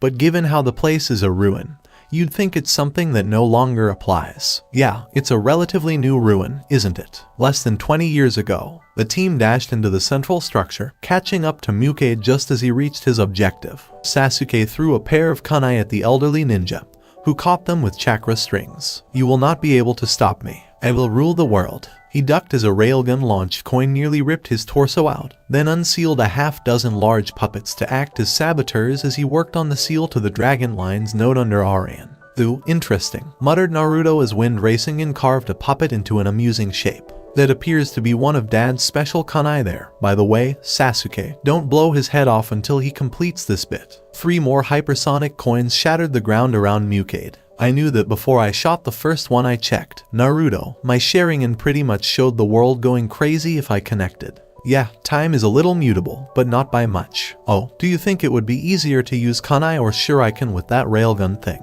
It's probably getting a little pricey. Naruto's puppet finally blew up when a cache of explosive tags detonated in a chain reaction. Damn, I have to start all over again. At long last, exclaimed Mukade. Wisdom Queen Peacock. Naruto responded, Peacock what? In terms of technique names, that's kind of. The team vanished after a burst of broken time. Sai blinked and lowered his gaze. Oh, that's a shame. It looks like I won't get to see what Danzo looked like when he was younger. He shrugged, turning back to the crow who had been speaking to him. What were you saying? Mukade triumphantly laughed. Finally, I will. 5 lines of plasma connected with him at the same time, causing him to explode violently. Sasuke blinked away his Mangekyo, his hand sheathed in crackling blue lightning. Okay, we're in the past, what now? Now, we have to find Dad and his team, Naruto reflected. I believe there will be a young Kakashi as well as a couple of older ninja on it. How do you intend to find them? Sakura inquired. Actually, I think we can just wait here. There's no Hiraishin kunai in the source yet, so he has to have come in here to seal it. But if it was sealed in the future but isn't now, wait, where did the future him come from? If he jumped back into his old body and Sasuke just blew it up? This whole time thing is hurting my head. Under Aran, Minato Namikaze and his team stormed into the chamber. Mukade, you will not. Where is he? Minato stammered through his prepared speech as he encountered three unfamiliar figures, two of whom appeared familiar in different ways. Minato, Naruto said casually, trying hard to maintain a neutral expression. Don't worry, it's from the third Hokage. Time travel. And do you know any short-term memory erasal techniques? Yes. Good, Naruto said, his face relaxed. Hi, Dad. Wow, Minato finally said. It's strange to hear that my son, will be, well, you. You're everything I could hope for, but at the same time I half want to change who I'm dating because Kushina clearly left her mark on your genetics. Naruto burst out laughing. Don't worry. I think it worked out fairly well. Oh, that reminds me. He quickly grabbed a scroll and began writing on it. Minato took a look around. What are you up to? Well, I think it'd be a good idea to at least hint at something. You need to figure out how to break a contract connection by attacking the summoner. Okay, what will that accomplish? Ultimately, probably save the world. But that's true of a lot of things, Naruto concluded, handing the cryptic note to his father. He then turned around and looked behind him. Okay, Sakura apparently wants to talk to you. Thank you, Naruto. Sakura exclaimed joyfully. How did you discover your true name? Minato's eyes blinked. Are you aware of that? Sakura responded by showing Naruto the Hiraishin kunai he had given her months before. I deciphered the seals on this with my celestial heritage, and it only works for those with the true name Arashi. The syllables hung in the air like music. But I think if you found a group of people who each had a part of that true name in their conceptual structure, they might be able to do it collaboratively. I hadn't thought of that, Minato admitted. However, it sounds like a good idea to investigate. Why do you ask? You see, I'm developing my soul area, and it's all in Celestial. I was wondering if you did it the same way. No, sorry, Minato said, shrugging. Just a lot of seal work until I figured out the nature of my own being and discovered the root seal of the entire meta array. Sakura just gaped for a moment. That's the most difficult thing I've ever heard of. Are you sure you don't speak Celestial? It's beginning to sound like it. Minato confirmed, nope, I'm just really into sealing. You're telling me you achieved nirvana with a brush and paper when you were a teenager. She shook her head. That's just incredible. No wonder you're the fourth. Who am I? Oops, spoilers, Sakura grumbled. Ignore that part. So you're a Uchiha? Kakashi inquired. I am, Sasuke said. And the Sharingan has a special power if you say the word Kamui. Try it. Kakashi did so, and then collapsed. Hey, Sasuke, that was a little cruel, Naruto observed. It'll be the last time I get him with it, and he won't remember. Minato stabbed the dragon line node with one of his special kunai. Right, I make it about 30 seconds before the time distortion fades, and I think space-time should heal up around here now. I've set a timed seal on the dragon line so they'll pull you back in time to attack the idiot at the appropriate time, as well as an illusion seal for the fake Mukade. The three ninjas of the future nodded and then vanished. Minato promptly fired off a short-term amnesia jutsu. What happened to Mukade? Chose inquired, his brow furrowed. I believe the evidence points to our target attempting to use the dragon lines and exploding, Shibai droned. Well, that was fun, Naruto said. It's good to talk to Dad again. Sai descended to meet them. I see you've returned, and I'm happy to report that I now have a summoning contract, so I'm not the odd one out. Not for that reason, at any rate, Sakura grumbled. So, who do you have? The large crow landed next to him and spun a 1-foot-long metal tube. The red bell has rung, and the Seika are prepared. Are you my brother's old summons? Sasuke asked, recognizing them. Yes, we are. They see themselves as a whole, both individually and collectively, Sai stated. Because this does not contradict my personal philosophy, the connection is obvious. Good to see you're back, said Sarutobi. Does anything deviate from the timeline? It turns out that the Mukade we were sent after was an illusion to give us a reason to go back in the first place. Everything else is in one piece. Time travel appears to be one of the universe's mysteries, though your father was certainly beginning to unravel it. Naruto shook his head. We're ninja, we don't have to make sense, we walk on water because it's easier than learning to swim. Indeed, and it appears that nothing urgent presents itself for the time being. Danzo made a panicked motion and tossed a report to the Hokage. A ninja escaped through the window behind him. And it appears I was mistaken. There's a mission for you in Water Country, near the last sighting of the Six Tails container. Try to check in on him if you have the opportunity. Got it. Worst evil plan ever, muttered Naruto. He almost managed to make an explosion the size of an entire village. Sakura observed. And a nature chakra converter isn't to be sniffed at. No, it's not that. He had to be right in the middle of the explosion to use the technique. What? It's a good thing Utakata was there, Sai remarked lightly. I can't imagine things going so smoothly without his one-of-a-kind and extremely useful bubble jutsu. Or the gigantic slug in his gut, muttered Naruto. Shapeshifting is cool, but a completely unique element would be even better. Oh, Naruto, stop bellyaching. Sakura poked him. You have about 8 times as much chakra as he does. A valid point. Sasuke had been frowning and staring into the distance. Who in Konoha has a summon of a gigantic bird with the Rinnegan, Sai, Naruto, Sakura? I'm not sure. Is the punchline Katsuyu? Sakura's head whipped around to face Naruto. Pardon? Well, Tsunade is a big name in more ways than one. And she's a Senju, which is part of the bloodline associated with the Rinnegan, so since Katsuyu can. An explosion rang out in their ears. The Raijin appeared in Sasuke's hand after it sparked. Konoha has been attacked. That makes more sense. We shouldn't have spent that week on the way back practicing massive impact techniques, Naruto pondered, his hands forming seals to summon Ikamaru. How about taking a look around Konoha for some intel? For a brief moment, the silvery fox's form became hazy. Done. Several attackers, one of whom is summoning all kinds of crazy monsters, are attempting to locate you. Sai gave a flat smile. That is quite impressive. You weren't gone long enough to overhear conversations, so you must have deduced everything from still images. No, I just bounced around and picked up the incoming wavefronts of a few conversations. It's a pretty simple trick. Yeah, for someone who views the sound barrier as something to avoid on the way past it. Sakura grumbled. Is there anything else? They've all got unusual hair. Ikamaru shrugged. An unusual thing to see on a quadruped. This is unusual for humans, and several of them have orange. Pain, Naruto said, his eyes already yellow slits. He's looking for Millie. The team launched into a sprint toward Konoha. Plan? Sasuke inquired. Naruto smirked. First and foremost, I'll get some clones up and evacuate the village. Pain is high S rank, and apart from us, Kakashi and the Sannin are the only ones with the firepower to match him. And for us, it's only because we've been preparing specifically for the Akatsuki for months. Then evacuate the village for fighting room, Sai suggested lightly. Because I am less skilled than the rest of you, I will split up, launch harassment attacks, and contact Lord Danzo, who I understand has a most peculiar summon. Anything that might help, Naruto said, nodding. See if you can figure out how he's doing everything, Sakura. Naruto multiplied himself into thousands and sent them to evacuate Konoha after Sasuke launched a shuriken railgun burst at a giant centipede that had reared too high. Sakura's gaze darted from one location to the next. Something strange was going on.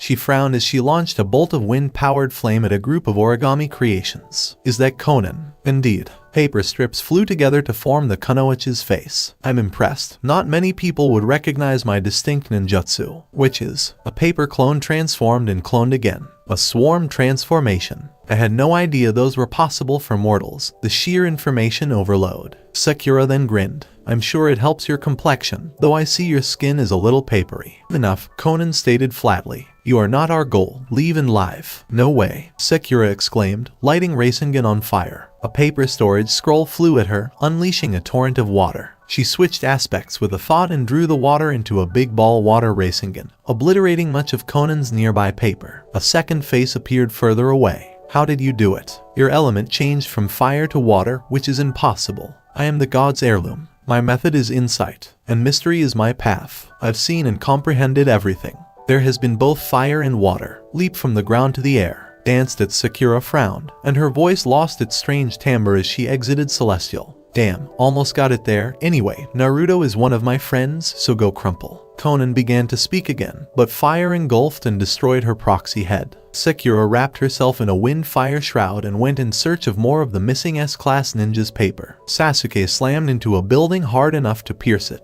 Yahiko's body shifted away from him, and a hail of Chidori shuriken pierced him, puncturing holes and cutting through some of his bones. Sasuke crept back out of the rubble, wincing as his Mangekyo reverted to the regular Sharingan. Tadakatsu had kept him alive, but it had taken a toll on his chakra supply. Naruto appeared beside him. The village within the walls is clear, and the boss is wearing down Pain's ones with the big fox summons. Understood, Sasuke said, dodging a fire technique from the pain he was facing. With a frown, he activated his Mangekyou once more. Amaterasu.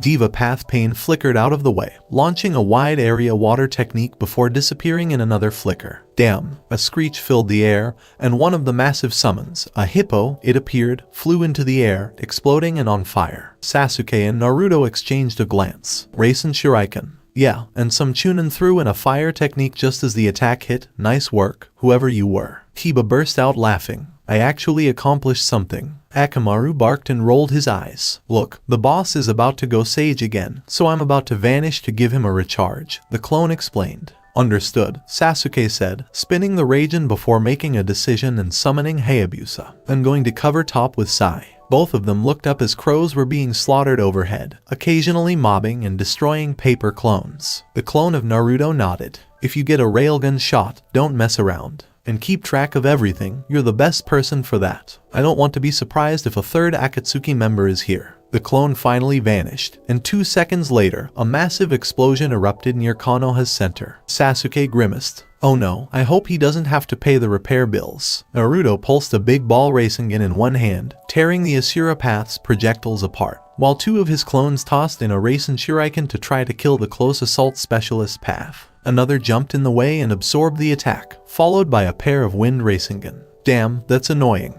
A chakra drainer with enough capacity to keep up with me. Why do I always run into them? He grumbled, ducking beneath a plausible dynamic entry from the human path. The air pulsed, and gravity suddenly multiplied 100-fold. No, Joe and Ha vanished before being crushed, and Naruto collapsed to the floor, his sage mode saving him. A boom echoed over the village, and the gravity field vanished. Naruto jumped back up and checked. His clones were all gone, smashed by the field. That meant he was back to full sage, but it was also a bit of a problem if Pain could do that whenever he wanted. A 4-foot-wide flaming ball of chakra destroyed one of the paths, and all summons vanished. Many thanks, Sakura. She did not respond. To be fair, she was probably under some serious delusions if the Rinnegan hadn't spotted her. For the umpteenth time, Naruto was thankful that his team was regularly pitted against armies of his clones. The way these Pains were reacting reminded him of how his clones could share memories, and their familiarity with it gave him an advantage. As railgun shots rained down on him, a rhino appeared in front of him and promptly exploded.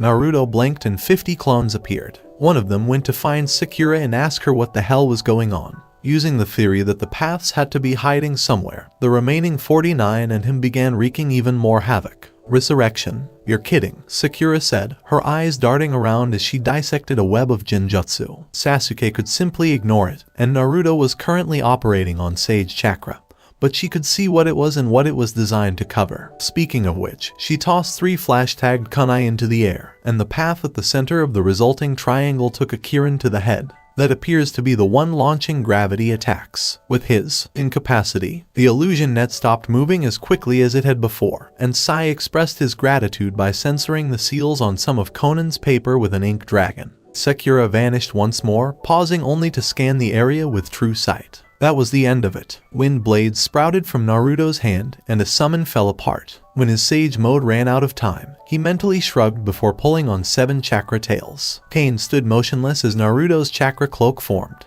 You're a fool, Akatsuki has experienced defeating Jinchuriki. Tails burst from the ground, wrapping around the human path, with a grinding roar. They threw him high into the air after hefting him for a fraction of a second. Naruto smiled as he hid behind the red-orange Yaokai. 7 tail clones were fantastic. Huh, Sasuke thought to himself as he examined the flying path with his Sharingan. What is this one's trick? I don't think it has one, Sai said calmly as he flew alongside. This one was at the back of the line when the powers were distributed. Are we going to kill it anyway? I'd like to accept the honor, Sai said, motioning for a pair of crows to fly in sync with the path's trajectory. They dispersed a split second later, and the human path violently exploded. It appears that the second rule of the crow summons is to cause things to blow up, Sai pondered. Naruto's clones encircled him in a web of tails, lashing out and blocking attacks. Naruto checked his chakra levels again after one of them was caught by the Naraka path, and lost a tail before escaping. and he was burning through it quickly. For the third time, railgun fire smashed the Naraka path. At the very least, that one was vulnerable to physical assault. Then all the paths Naruto could see froze and collapsed. "Hey, Sasuke, was that you?" he exclaimed, still wearing his chakra cloak. "No," Sasuke replied. "I believe Sakura discovered something." "Neat. That's the dumbest plan I've ever heard. And I'm on the same team as Naruto," Sakura stated flatly. Except for wars over the weapon itself, Nagato insisted from inside his sparking, dented control system. "Sure, if everyone was perfectly rational," Sakura snorted, "but if the weapon's use was too terrible to contemplate, then armies would attack the bearer of the weapon because he'd never use it. And if he did, then that's another use of the weapon. Not to mention that you're all taking orders from someone who, based on the mind of the 10-tailed beast, is either undead or an eldritch abomination." Nagato's eyes blinked. "Pardon, Madara Uchiha died at the Valley of the End. We have his old summon contract to prove it, and somehow his name's both been removed via death, and is still on it. We're still looking into that one. You're essentially assuming that everyone else in Akatsuki is being perfectly tricked by you into doing what you want, except Tobai, who doesn't have an agenda. Frankly, based on his public persona, I'd willingly believe." Naruto made his way through the wall. "Oh, sorry, I thought it was wood, but it was paper. Okay, that's Nagato, right? He reminds me of someone." "Do you mean the younger Nagato we saw in Jiraiya's historical flashback illusion?" Sakura questioned skeptically. "No, I mean they both remind me of Uzumaki clan members, like mom and stuff." Sakura examined the incredibly thin ninja. "I don't see it. Please name another person with red hair." "Dara," she offered. Tricky and a well-made point, but I'm suspicious of him anyway, and that's a different shade of red. "Teuya, the flute girl, I'm suspicious of her as well. But again, shades of red." As entertaining as it is, Nagato mused, "What's the point?" "Oh, to the best of my knowledge, your attack did not kill anyone, so I'm going for a redemption. You know, since Tsunade Senju is part of our village, we could probably heal that body trauma. I would never go so low as to associate with the Sannin who abandoned me. Well, except for Orochimaru when he was a member of Akatsuki," Sakura stated casually. Nagato and Konan exchanged sidelong glances. "All right, that's the end of my excuses," Nagato said. "However, I'm still puzzled as to why they never checked on me. Your enemy was Hanzo the Salamander, who was basically the most powerful ninja of the time, and by the time he got confirmation you were alive, it was because you'd turned your resistance movement into a terrorist organization aiming to kill his godson. When put that way, I have to admit it makes sense," Nagato admitted. "Okay, I guess it's time to see Jiraiya and Tsunade again." "How about it, Tsunade?" Sakura inquired as she watched the legendary medic scan Nagato. "The good news is that none of the damage is permanent. The bad news is that I'll have to put you on 3 months of bed rest and another 9 months of physiotherapy before you're allowed to leave the hospital." Nagato grimaced. Konan extended his hand. Would he be able to move around for short periods of time with an origami exoskeleton? Perhaps, but I'll have to test it first. "Hey, Naruto, I need another expendable test dummy." "What, again?" Naruto asked. "I thought you finished all of your experiments last week." "That was last week. There's something new." "All right, hold on." Both Konan and Nagato blinked. "Usable test dummy. Naruto regenerates. He's previously grown back an arm." "Oh, okay," Nagato mumbled. "And I thought Akatsuki was a fantastic group of misfits." Sakura shook her head. "I've become somewhat desensitized." Sai threw something out the window. "It looks like a get well card," Konan said as he slowly opened it. "I'm sorry for the war, it was a big mistake. I hope you can ninja again soon, Danzo." Nagato accepted the card and placed it on his bedside table. When he saw the other people's puzzled expressions, he shrugged painfully. At least he was polite enough to apologize. "Troublesome," muttered Sarutobi. "That makes 8, he said as he handed the report to Danzo. "That's troubling. I'm curious how they defeated the 8 Tails container. In any case, one assumes that means we're next," Danzo said, raising an eyebrow. "In fact, according to the dates on this report, he was attacked around the same time Konoha was. We must assume they will try again," Sarutobi said, tapping his chin. "Akatsuki has been reduced to 4 members. Yes, Kasama, Tobai, Deidara, and Zetsu," Danzo said, frowning. "However, I am concerned that they will find a replacement for Itachi, such that Orochimaru will no longer be afraid of Itachi's eye." "True," sighed the Hokage deeply. "I wish Mitarashi had a higher rank. She's approaching A, but not quite to the point where I could send her against her old mentor, even with the advantage her summons provide." "It appears that Team 7 is our best bet," Danzo said, looking sidelong at the crystal ball. Do we need to check on them again? Oh, why not? Sarutobi swept the cloth cover away, and the two elderly ninjas settled in to watch their favorite show. Monitor a valuable asset. And, finally, Test 32, Naruto exclaimed, clutching a keening Rasen Shuriken in his palm. Sasuke shifted his gaze from side to side. I'm suddenly feeling a lot more nervous about this. Oh, you'll be fine, Naruto said as he ran forward, spun his arm around, and released the Rasen Shuriken with sage enhancements. Sasuke vanished within a threshing wall of wind chakra. How about that? Sakura inquired. Sasuke shook his head. The clone hasn't vanished yet, but it appears that Tadakatsu truly does render even shadow clones invulnerable. Convenient. Naruto appeared next to them. I believe that's all for today. Is there anything I missed? Sakura stated. I can't think of anything. Sasuke fixed his gaze into the distance. Guys, here we come. Sakura and Naruto exchanged glances. I'm not seeing anything. Neither can I, Sakura admitted, frowning. Her hands wove a pair of seals, and the air in front of her rippled. There we have it. Naruto looked over, perplexed. Is that a wind technique? Yeah, it focuses light so I can see further. Sorry, I think it's beyond your control levels. Anyway, that's Deidara on a bird. Still a couple of miles away. Have you seen Tobai, Kasama, or Zetsu? No, but there wouldn't be, would there? Sigh. The ex-root nin appeared next to Sakura. Do you mind checking with the people who are maintaining the barrier jutsu? Tell them to be extra cautious. I understand, Sai replied with a crowback. Where was he? Sasuke was perplexed. I didn't see him. Naruto's familiar spirit phenomenon. Kyuda Kyuda Karen. Thank you. In any case, that inspired him, and we've been working on things like living person storage seals and perceptual seals connected to the internal seal space. Essentially, he can store himself in a seal array attached to a flat surface or something. Neat. Guys? Naruto inquired. How do we intend to engage Deidara? The Raijin was drawn by Sasuke. Second strike, because I can stop his attacks. Wait for him to attack, then capitalize on the moment of distraction. Naruto nodded and multiplied himself to begin the construction of a Rasen Shuriken. Sakura disappeared in a swirl of water. Her voice appeared out of thin air after a few seconds. Surely we're in range by now. He blew Naruto's arm off at half that range the last time, confirmed Sasuke. I'm not sure why he hasn't acted yet. Is the clone going to blow us up? Naruto asked, his Rasen Shuriken still at the pre-injection stage so they could talk. Nope, checked the invisible Sakura. That's the true him, and he's not shaping any chakra. Deidara began to wave what appeared to be a handkerchief. Does that look like a parley flag? Sasuke wondered. Seems like, Naruto said, dismissing his Rasen Shuriken. Keep an eye on him, Sasuke, and be ready to blast him if you suspect he'll turn hostile. What are you up to, Naruto? Sakura inquired. I'm going to talk to him because it's worked on other Akatsuki members before. Hello. Naruto, right. The Kyuubi Jinchuriki. Naruto gave a nod. And you have to be Deidara.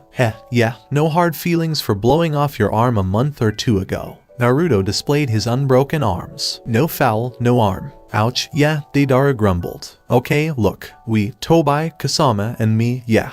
We went and beat up the 8 Tails Jinchuriki, practically leveled on Reikaiō. Which was fun, yeah, the S-class missing nin chuckled. At the end of it, we caught him and took him back to extract him, only to discover that all there was a tentacle. Naruto exclaimed, messing with transformation. That's kind of cool. It was cool, yeah, Deidara said, but apparently it wasn't as big of a deal as it sounded. I'm not sure how it works, I'm just here for the explosions. Yeah, Naruto inquired. Yeah, but then Orochimaru appears, and it's revealed what their entire plan is, the real one, yeah.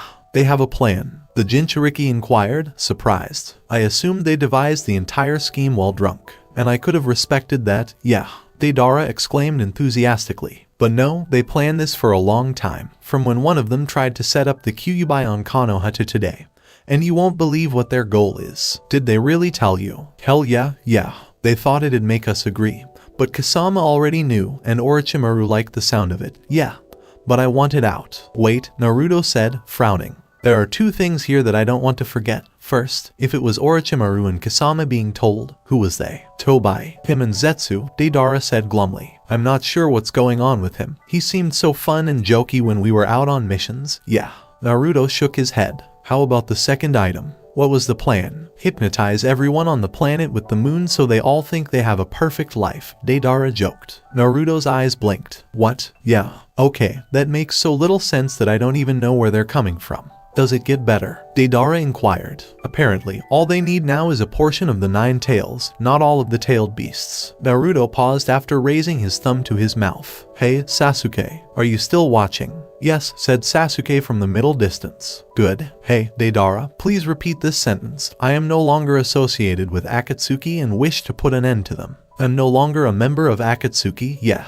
Deidara repeated. And I'm completely in favor of stopping them. What do you think? Naruto finished the summoning. Ikamaru, go check on Sora. Sasuke, what's the verdict? Sasuke appeared next to Naruto. He was being truthful. You know, that eye of yours is pretty handy, Naruto observed. Did you happen to notice that? All the time, Naruto. All the time. Though I could do without having every last detail of that conversation memorized for the rest of my life. I hope I haven't copied his speech tick. I don't have a speech tick, yeah. Deidara scoffed. Don't be concerned, Naruto said, patting his shoulder. The first step is admitting you have a problem. I used to end many of my sentences with the same thing, but I got therapy for it. Naruto was suddenly struck by something. That particular tick was genetic, though not from the same side as the hair. Otherwise, I would have assumed we were related. Heh, yeah. No, some Iwa clans do have relatives in Konoha, right? In my case, I believe I am a distant branch of the Yamanaka, right? Huh, neat. That'll come in handy. How? First stop. The T&I department, Naruto said calmly, raising his hands. I know. But since you're such an important guy, I think they'll bring the Yamanaka head back in to look you over, and you can ask about staying over there for a while. Do you think they'll let me? Sakura seemed to condense from the air. You're a former antagonist who had a conversation with Naruto. That's a Form N21. Naruto did it again. She rubbed her chin as she stepped into place. So far, let's see. The Kyuubi herself, sort of. Dara of the Sand and Shukaku. Itachi, Konan, Nagato. Itachi. Deidara cut in. When did that occur, and who is Nagato? Within 2 minutes of meeting Naruto, he told us everything he knew about Akatsuki's plans. Sakura said. Of course, he was infiltrating Akatsuki all along, but anyway, Nagato is Akatsuki's former leader, the one with the 6 puppet bodies and piercings. That's strange. Yeah, Deidara said, looking sidelong at the other blonde. What's the matter with you, kid? Not that I'm aware of, Naruto shrugged. It appears to work, though. Ikamaru resurfaced. He's fine, but the monastic community has decided to fortify. If they do, it's probably for the best. So, the situation hasn't changed much, Sasuke explained as they waited for Inoichi. It's just that we now know Orochimaru has returned and Deidara is no longer a member of the organization. Sakura joked. Soon we could probably mange a quorum of members and take the name Akatsuki from them. It could be fun, Deidara chuckled. That reminds me, what are your thoughts on explosions? Yeah. Team 7 awkwardly looked from one to the other. Naruto took the floor first. When you ask like that, and we think about it, we cause an incredible number of them. Oh, sure. Basically, I'm a Jinchuriki who can do the Biju ball. Sakura has custom explosive tags and can constantly do fire-wind combos. Sasuke can shoot shuriken so fast that they blow holes in rock. And Sai's summons specialize in explosives of some kind. Specialize, Sai responded. The crows invented a way to make explosions happen inside a tube, which propels something forward very quickly. And they also invented something called a firework. That sounds kind of cool, and I'd like to see it. You'd probably do it, wouldn't you? Sakura joked. Oh, they appear to be prepared for us. How about that? Sarutobi inquired. He's telling the truth, and he appears to be willing to throw his lot in with us for the time being, Inoichi confirmed. Though there was one thing he didn't notice, I'm not surprised. People remember more than they consciously notice. Orochimaru was performing the impure world resurrection as Deidara left. That can't be good, sighed the third. Well, we'll have to stay on medium alert. For the time being, all ninja who aren't attached to genin teams are on watch on. Watch off, and genin teams are 3-shift. Understood, Inoichi nodded. I'll take Deidara to our spare apartment and then go down to the sensory room to keep an eye on the situation. Thank you, Inoichi, said Sarutobi. I appreciate your assistance. I will be in my office, ready to do whatever is required. Second in command is Tsunade, should the worst happen. Naruto rolled out of bed before the alarm went off. Heh, it appears that last night's training did not exhaust me as much as usual. Kyuda chuckled drowsily. Most likely because you ran out of ideas. Yeah, but I've got more now. Right, let's see. 5 cups of ramen should suffice for breakfast. 2 minutes for the food, and I can spend that changing. I need to see if that demonic sage mode is a good idea. Remember, you're on patrol duty after 10. Naruto hummed, yeah, thanks. Making 500 clones to cover his patrol pattern would work. but he wouldn't be able to practice Sage mode while they were out. And then there's the non-Sage Rasen Shuriken that can be thrown. That sounds like a long day. Yeah, I'm feeling good about this one, Naruto said, smiling. He had a pretty amazing life. To begin, explosions were evaluated as training achievements. Sasuke stepped out the door, his mind racing with potential new ideas. Perhaps he could try summoning a Thunderbird and merging his electrical element with the summons. Equations floated around in the back of his mind, more felt than calculated. A proper use of the Raijin would allow his mount and himself to draw on the power, and if they fired out blasts of lightning with opposing polarity spaced apart, they could potentially cause equalization at the target and cause vast transient currents. In fact, if he understood the most recent book he'd read, matter itself was thought to be mostly made up of electrical charges. Playing with them could be very useful, and, of course, dangerous. But that was how things worked in the ninja world. At the very least, there were shadow clones to play with. Sakura wove a web of chakra into her hair and grinned triumphantly as it took without a hitch. Finally, this was a clever little contingent water jutsu, designed to activate only when a hostile ninja grabbed her hair. It transferred the stored water into the ninja's hands, which should be messy, but also prevent them from grabbing her hair. She finally felt like she had a legitimate reason for her long hair. Jiraiya was avoiding teaching her needle Jizo, so this was a suitable substitute.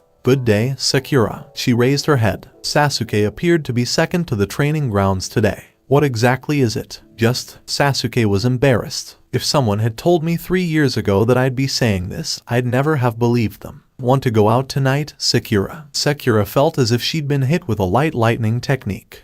Sure, she said as quickly as she could. Thank you, I mean, I'd love to.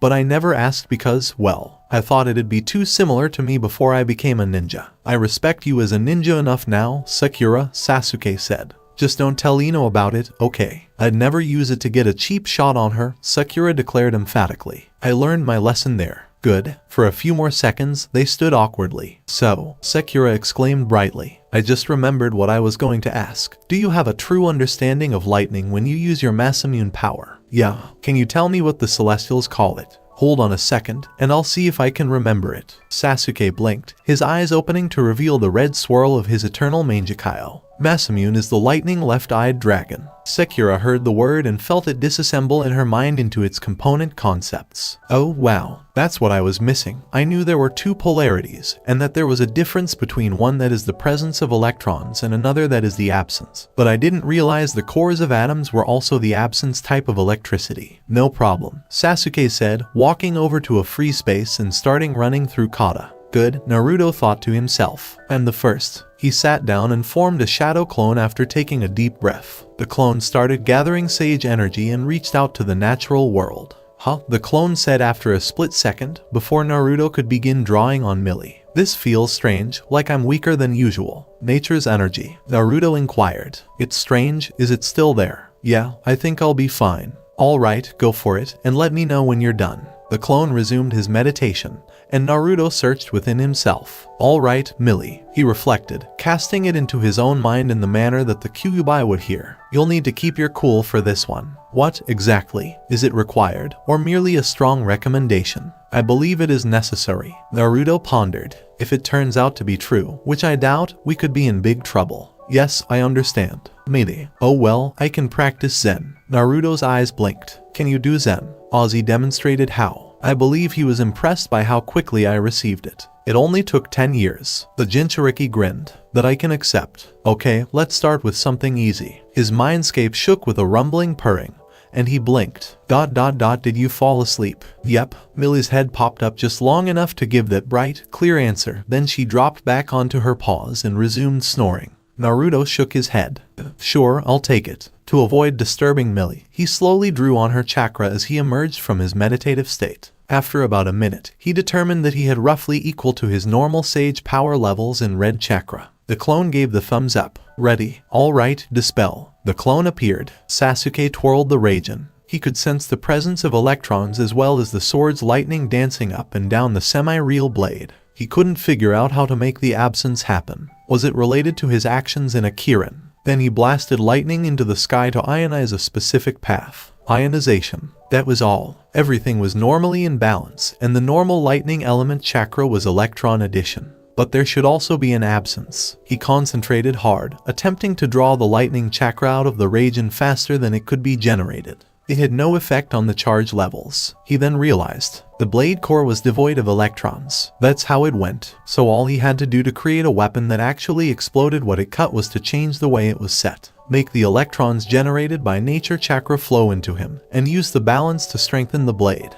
But he'd have to isolate it as well. This would be so much easier if he took a moment to double-check his structure. His left eye was drawn to the Mangekyo-kun. Sakura murmured, "Lightning." It answered a lot of questions. The lightning element was the most offensive of all the basic elements, and the only defensive use of the element she was familiar with offhand was the Raijin's side effect. The sword that cut chakra by repelling it from the blade itself, as well as repelling whatever touched the blade from the blade corona. It forced the chakra it touched to become lightning, and then tore it apart. And in some ways, that was offensive. She now understood why. Electromagnetism was one of the universe's 4 fundamental forces. The fact that there were 4 was self-evident, as was the fact that electromagnetism was the only force with a directly associated chakra nature. The other 3 forces, which eluded her but she was aware of their presence, were things that chakra either ignored or overrode. One chakra embraced electromagnetism. The area came back to her, and this time she gave it voice. She was in a good mood at the time.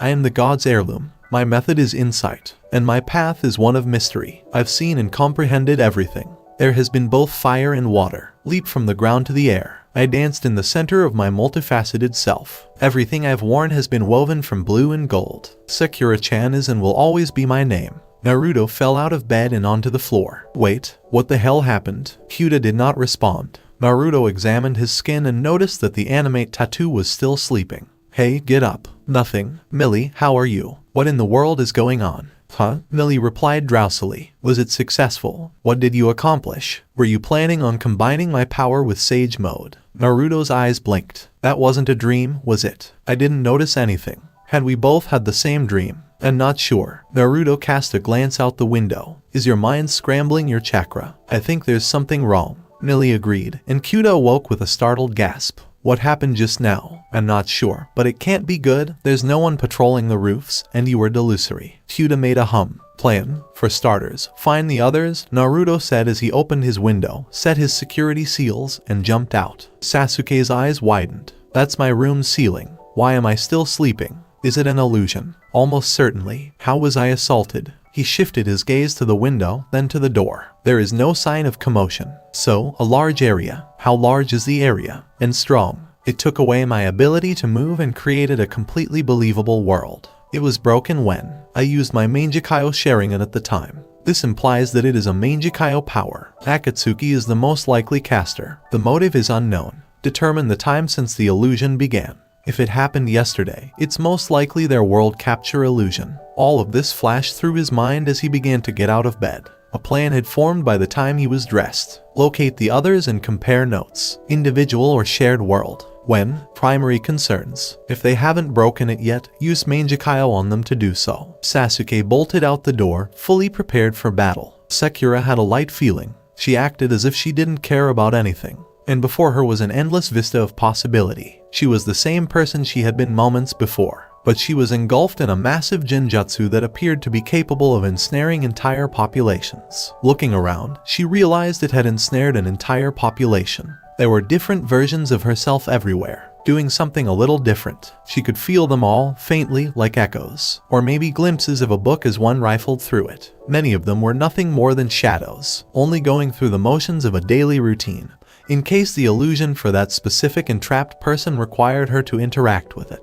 It was a little more detailed for those in Konoha, and even more so for those who knew her, and she was aware of how it worked. Every last detail of how it created a net of completely inescapable illusion around whoever happened to be the target of that illusory bubble. It dug deep into their desires, beliefs, and needs and gave them whatever fit with what they already knew, and picked the nicer outcomes where there was chance. That meant the real Sasuke hadn't asked her out, and her heart sank for a brief moment. That lure had been used by the illusion, and she had been duped, reeled in, not suspecting anything. But she was now aware. She was more self-aware than she had ever been before because she knew her true name. Sakura, 3 syllables, but that was like saying the dead demon-consuming seal was a circle and a squiggle, or the cursed seal of heaven had some commas. There were melodic overtones and undertones, as well as an entire symphony of sound, all wrapped up in the musical words higher harmonics. The magnificent tree with delicate petals, the new life that symbolizes death, the eternal symbol of change, the earthly tree that symbolizes the clouds, pure color petals, where the beauty is in the variations. In a nutshell, dichotomy. And she knew lightning had helped her understand that. In the most fundamental sense, it was a dichotomy. She reached out and touched herself, the center of her own illusion.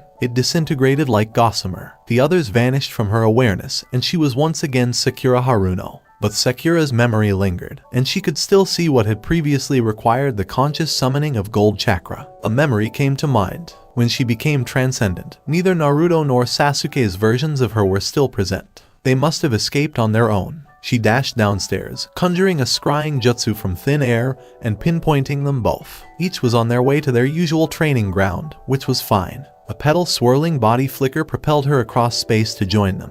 "Well, this is bad," Naruto concluded. "You're telling me," Sakura grumbled. "At the very least, it only took effect last night, confirming what Deidara told us, and since you, in particular, have not dropped back into it, it appears that it has only one chance. Most mental invasion illusions in the area are like that," Sasuke agreed. "They can't keep firing to catch anyone in the area who the first one missed, because the act of firing will disrupt the chakra, causing the illusion to fall apart. So," Naruto said as he clapped his hands, "we three, Kyuda, Millie, our summons, and possibly Gaara, make up our total force." "Why Gaara?" Sakura inquired, nodding. "Of course, Shikaku could have broken the illusion one way or another." "Exactly. Now, I believe we should go beat up Akatsuki. Any objections?" "Not from me," Sasuke stated. "Is there anyone else we can bring in as reinforcements?" "They must be able to break the illusion from within," Sakura said, her eyes slightly averted. "Nothing can get through, no external chakra. Millie and Kyuda are partially integrated into your chakra system, so it broke for them as well." "How do you know that?" "I just do," Sakura shrugged.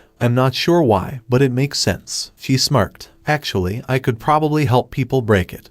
But it has to be someone with a technique that can break the illusion and who knows me reasonably well." "Hinata?" Naruto inquired. Sakura's head shook. "I don't think the Byakugan is enough to break this. If it was, at least one Hyuga would have escaped it by now. Some of them turn it on as part of their morning routine." "Right," Sasuke said, frowning. "Sharing and work. Anyway, Manjikayo, and I don't think there's another kind anymore, Kakashi." "On it," Sakura said as she sat Caesar and started breathing deeply and evenly. "I think we should make a list while she's in there," Naruto suggested. Kakashi handed the blade fragments to his student. "Are you certain you can fix it?" Sakura replied, unwrapping the cloth to reveal the prized Headache White Light Chakra saber. "But I'll give it a shot." "Thank you, Sakura," Kakashi sighed. "I should have had it fixed years ago. But guilt over how I broke the blade was holding me back. Maybe I can let go of that guilt while the blade's wounds heal." "Perhaps," Sakura agreed, twitching. "To be honest, I'm not optimistic." "Pardon?" Kakashi inquired, certain he'd misheard.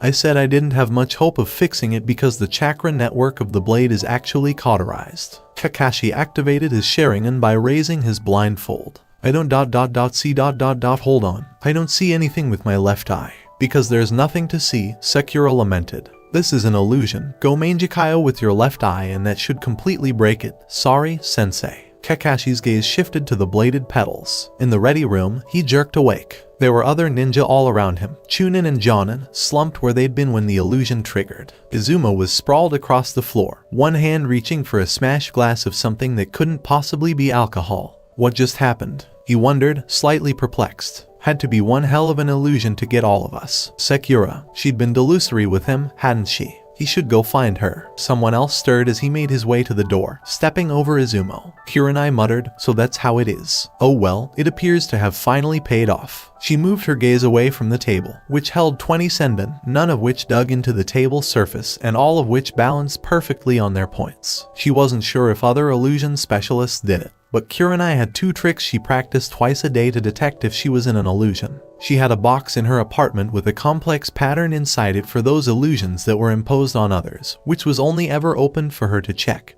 and which displayed something subtly off if anyone else did. That was all right. She had this little senbon balancing trick for those illusions that infiltrated the mind and had the mind itself make the illusion's details fill in gaps. In the real world, it was essentially impossible. But her deepest desire which she had damned sure and certain was her deepest desire and also her deepest fear, was that this test be correct. As a result, it had shown her the correct answer. She was in an illusory world created by someone else. Right? The second step. Her chakra was jumbled. Nothing, as expected, something powerful enough to trap her without her even realizing it would be more powerful than her relatively low chakra supply. Maintaining an illusion this complex would require a lot of mental energy, either hers or some other entity's. And, fortunately, she knew exactly how to proceed. The news that her old teammates had been discovered alive in an Odo territory bunker had initially made her nervous. The strike team had told her that they'd only just arrived when a raged ninja tried to kill them. So she stormed out of the building and up to Inka's room.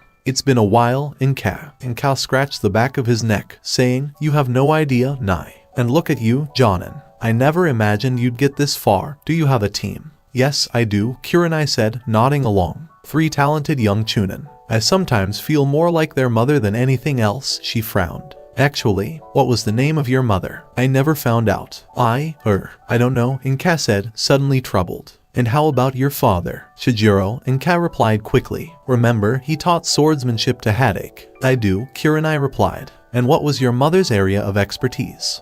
"I'm not sure." "Strange," Kurenai said, tapping her chin. "Perhaps there's a logical explanation. How was the team that captured you?"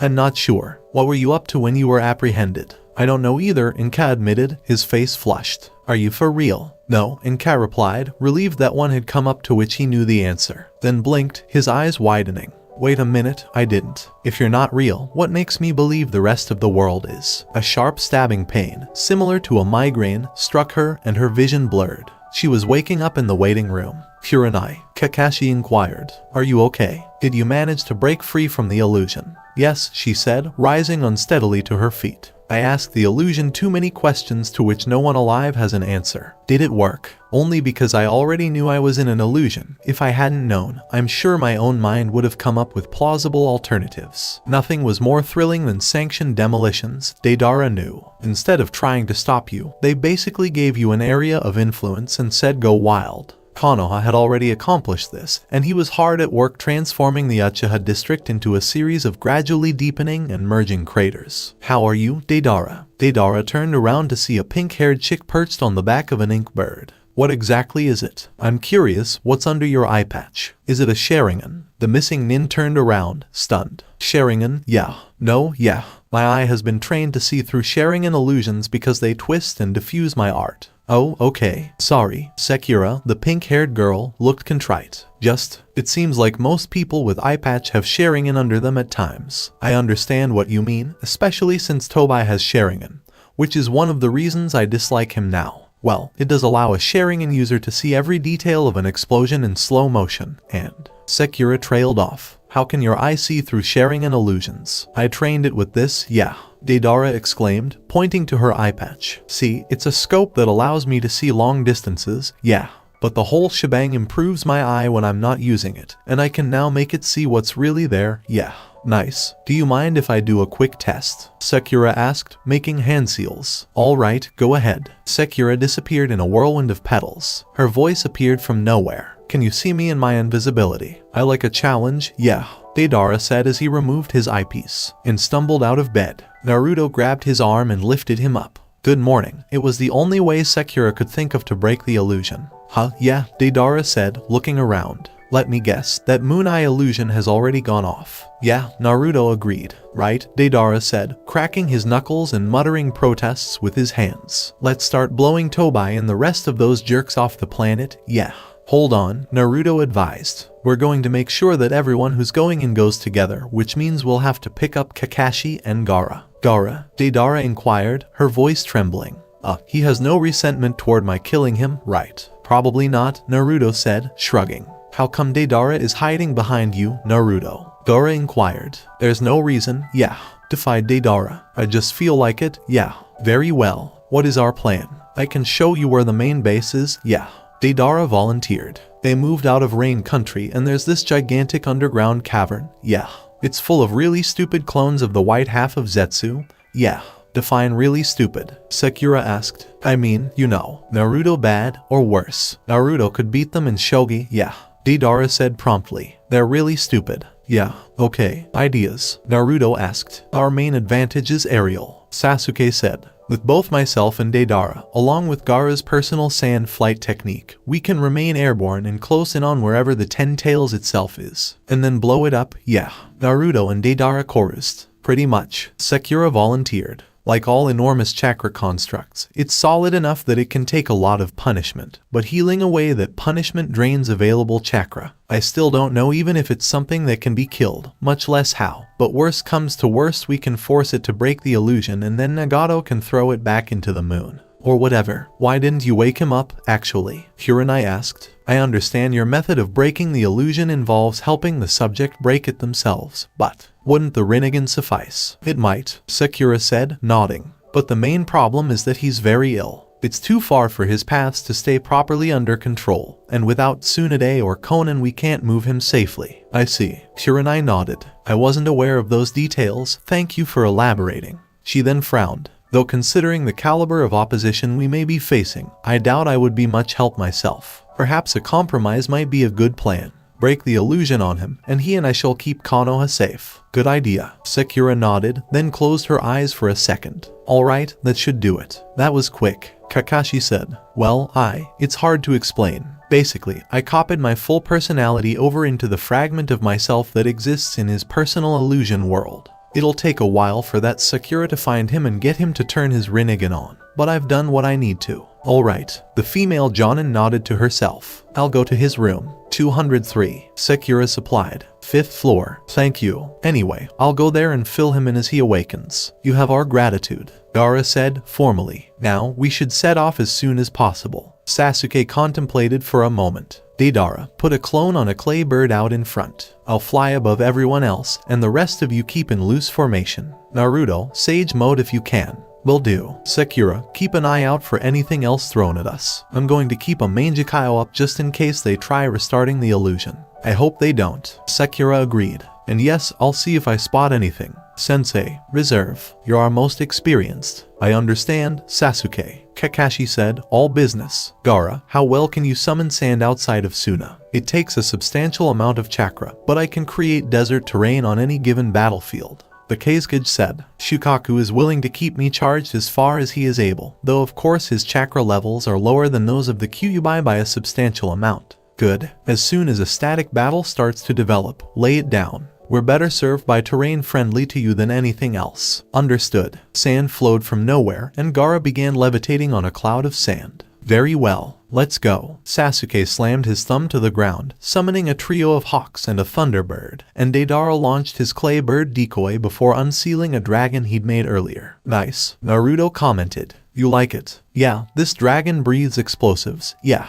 So, Naruto said, questioningly, banking his hawk closer to the great clay dragon. What did the illusion show you? What do you think? Deidara asked. Blowing things up? Yeah. Should have expected that. Naruto laughed. Kakashi, I only got as far as asking Sakura to remake my father's weapon, the white light chakra saber. Kakashi said. Then Sakura helped me break out of the illusion. Neat. For me it was just another day's training, really. Or I didn't get far into it. Gaara, mother, Gaara said, simply. A spike of white light shot from the ground and disintegrated the clay clone ahead of them. Evasive, Kakashi shouted, and the hawk's dragon cloud of sand split up on diverging vectors. Who was that? Naruto yelled, casting around with Sage Mode. I can't feel anything. Someone in bandages, Sakura said, frowning. I can barely see him. It's like he's made himself part of the world, and he's so far away. Lines of burning air shot down from well overhead, some of them intercepted by cones and cylinders of white light. I recognize that, Kakashi said, before raising his voice. It's the second cage of Earth. Orochimaru must have resurrected him. Techniques. He defines shapes and then disintegrates what's inside them.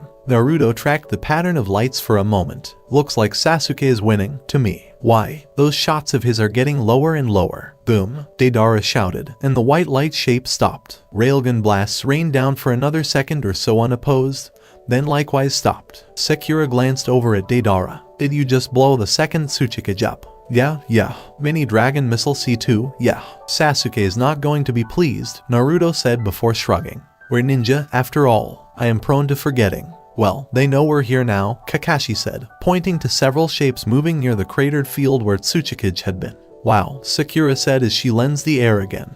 her hawk perceptibly moving to hover and scanning the ground. Lots of dead cages. 4th K's, 3rd Rai, 2nd Mizu, and so many to S-rank ninja. Look, 5 of the 7 swordsmen. I would, Naruto said, but we're too high up. Oh, I'm sorry and... Wow, the gold and silver brothers, I believe. I recall them, Millie stated. They were delicious, but then they ate my stomach, and that was the end of it. I shall take on my father, Gaara droned, dropping out of formation. Around the same time, Sasuke declared his preference with a volley of hyper-velocity shuriken that ricocheted erratically from the 3rd Raikage. With a harsh cry, the Thunderbirds stooped through their formation. Sakura shook her head. Wasn't the 2nd Mizu an illusionist? I'll take him on. I'm the best at dealing with the gold and silver brothers, Naruto explained. Millie has worked with them before. That, and I believe they can go up to 6 tails, muttered Kakashi. Right, Deidara? It appears that you and I will have to deal with the swordsmen. Works for me, Deidara exclaimed. Do you want Shibuki? All right, Kakashi said. Although the prospect is terrifying.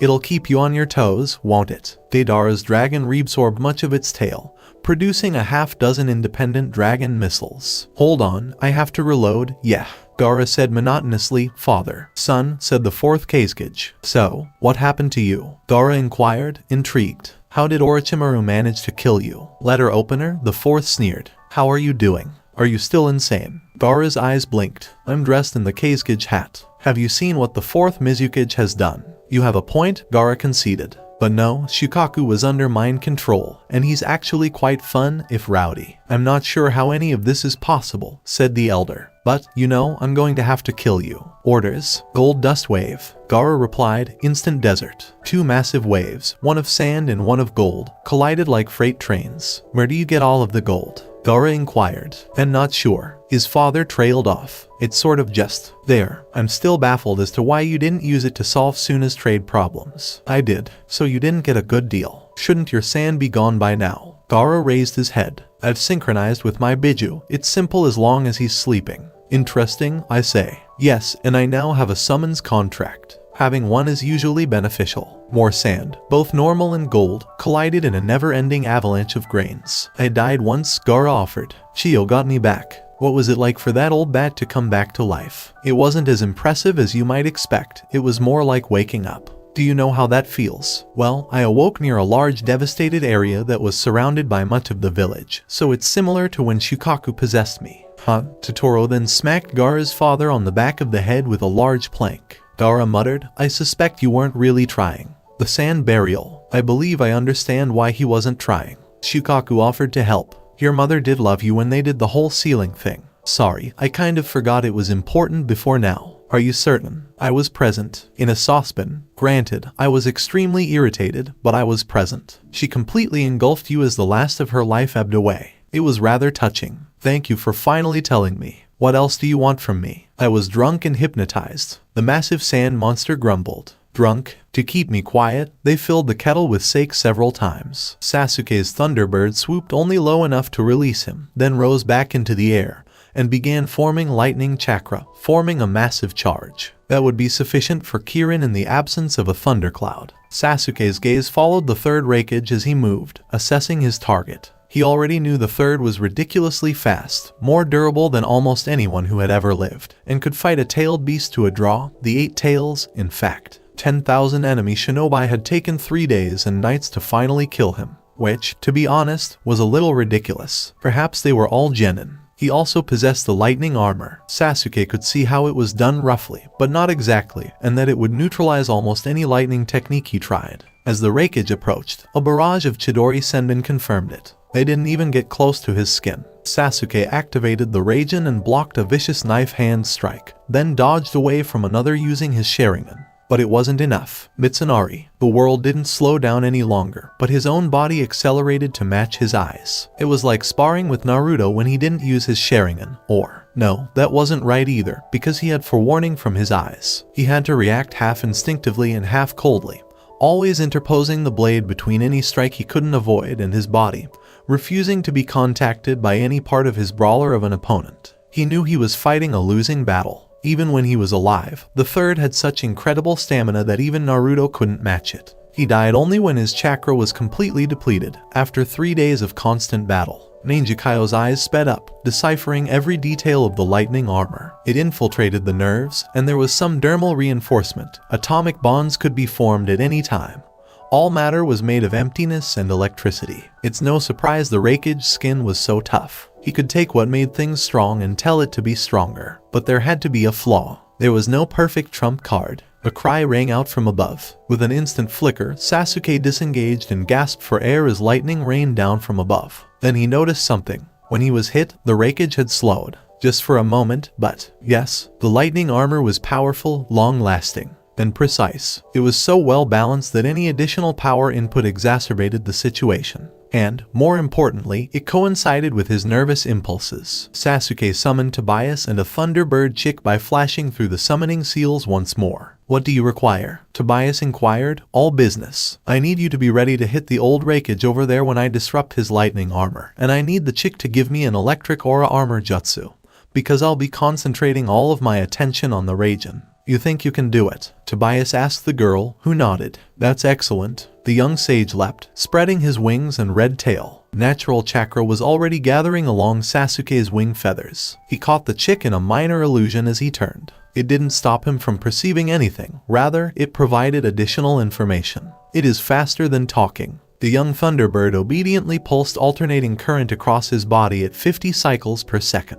That concludes the initial clash. Sasuke shifted his attention to the Raijin and changed its form. Instead of the overedge's expanded shape, he compressed it. It was only a Tanto, but as he activated Masamune, it shone brilliantly blue. The girl said nervously. "Incoming." Sasuke's head snapped up, and he barely avoided a knife-hand Raijin strike. Backpedaling with fluid grace in Mitsunari's grip, he watched the lightning armor and the third's movements intently, blocking every attack less than a tenth of a second before it hit. So, he has a 40 times per second signal for his left first finger's second joint and a 35 times per second signal for his right second finger's third joint.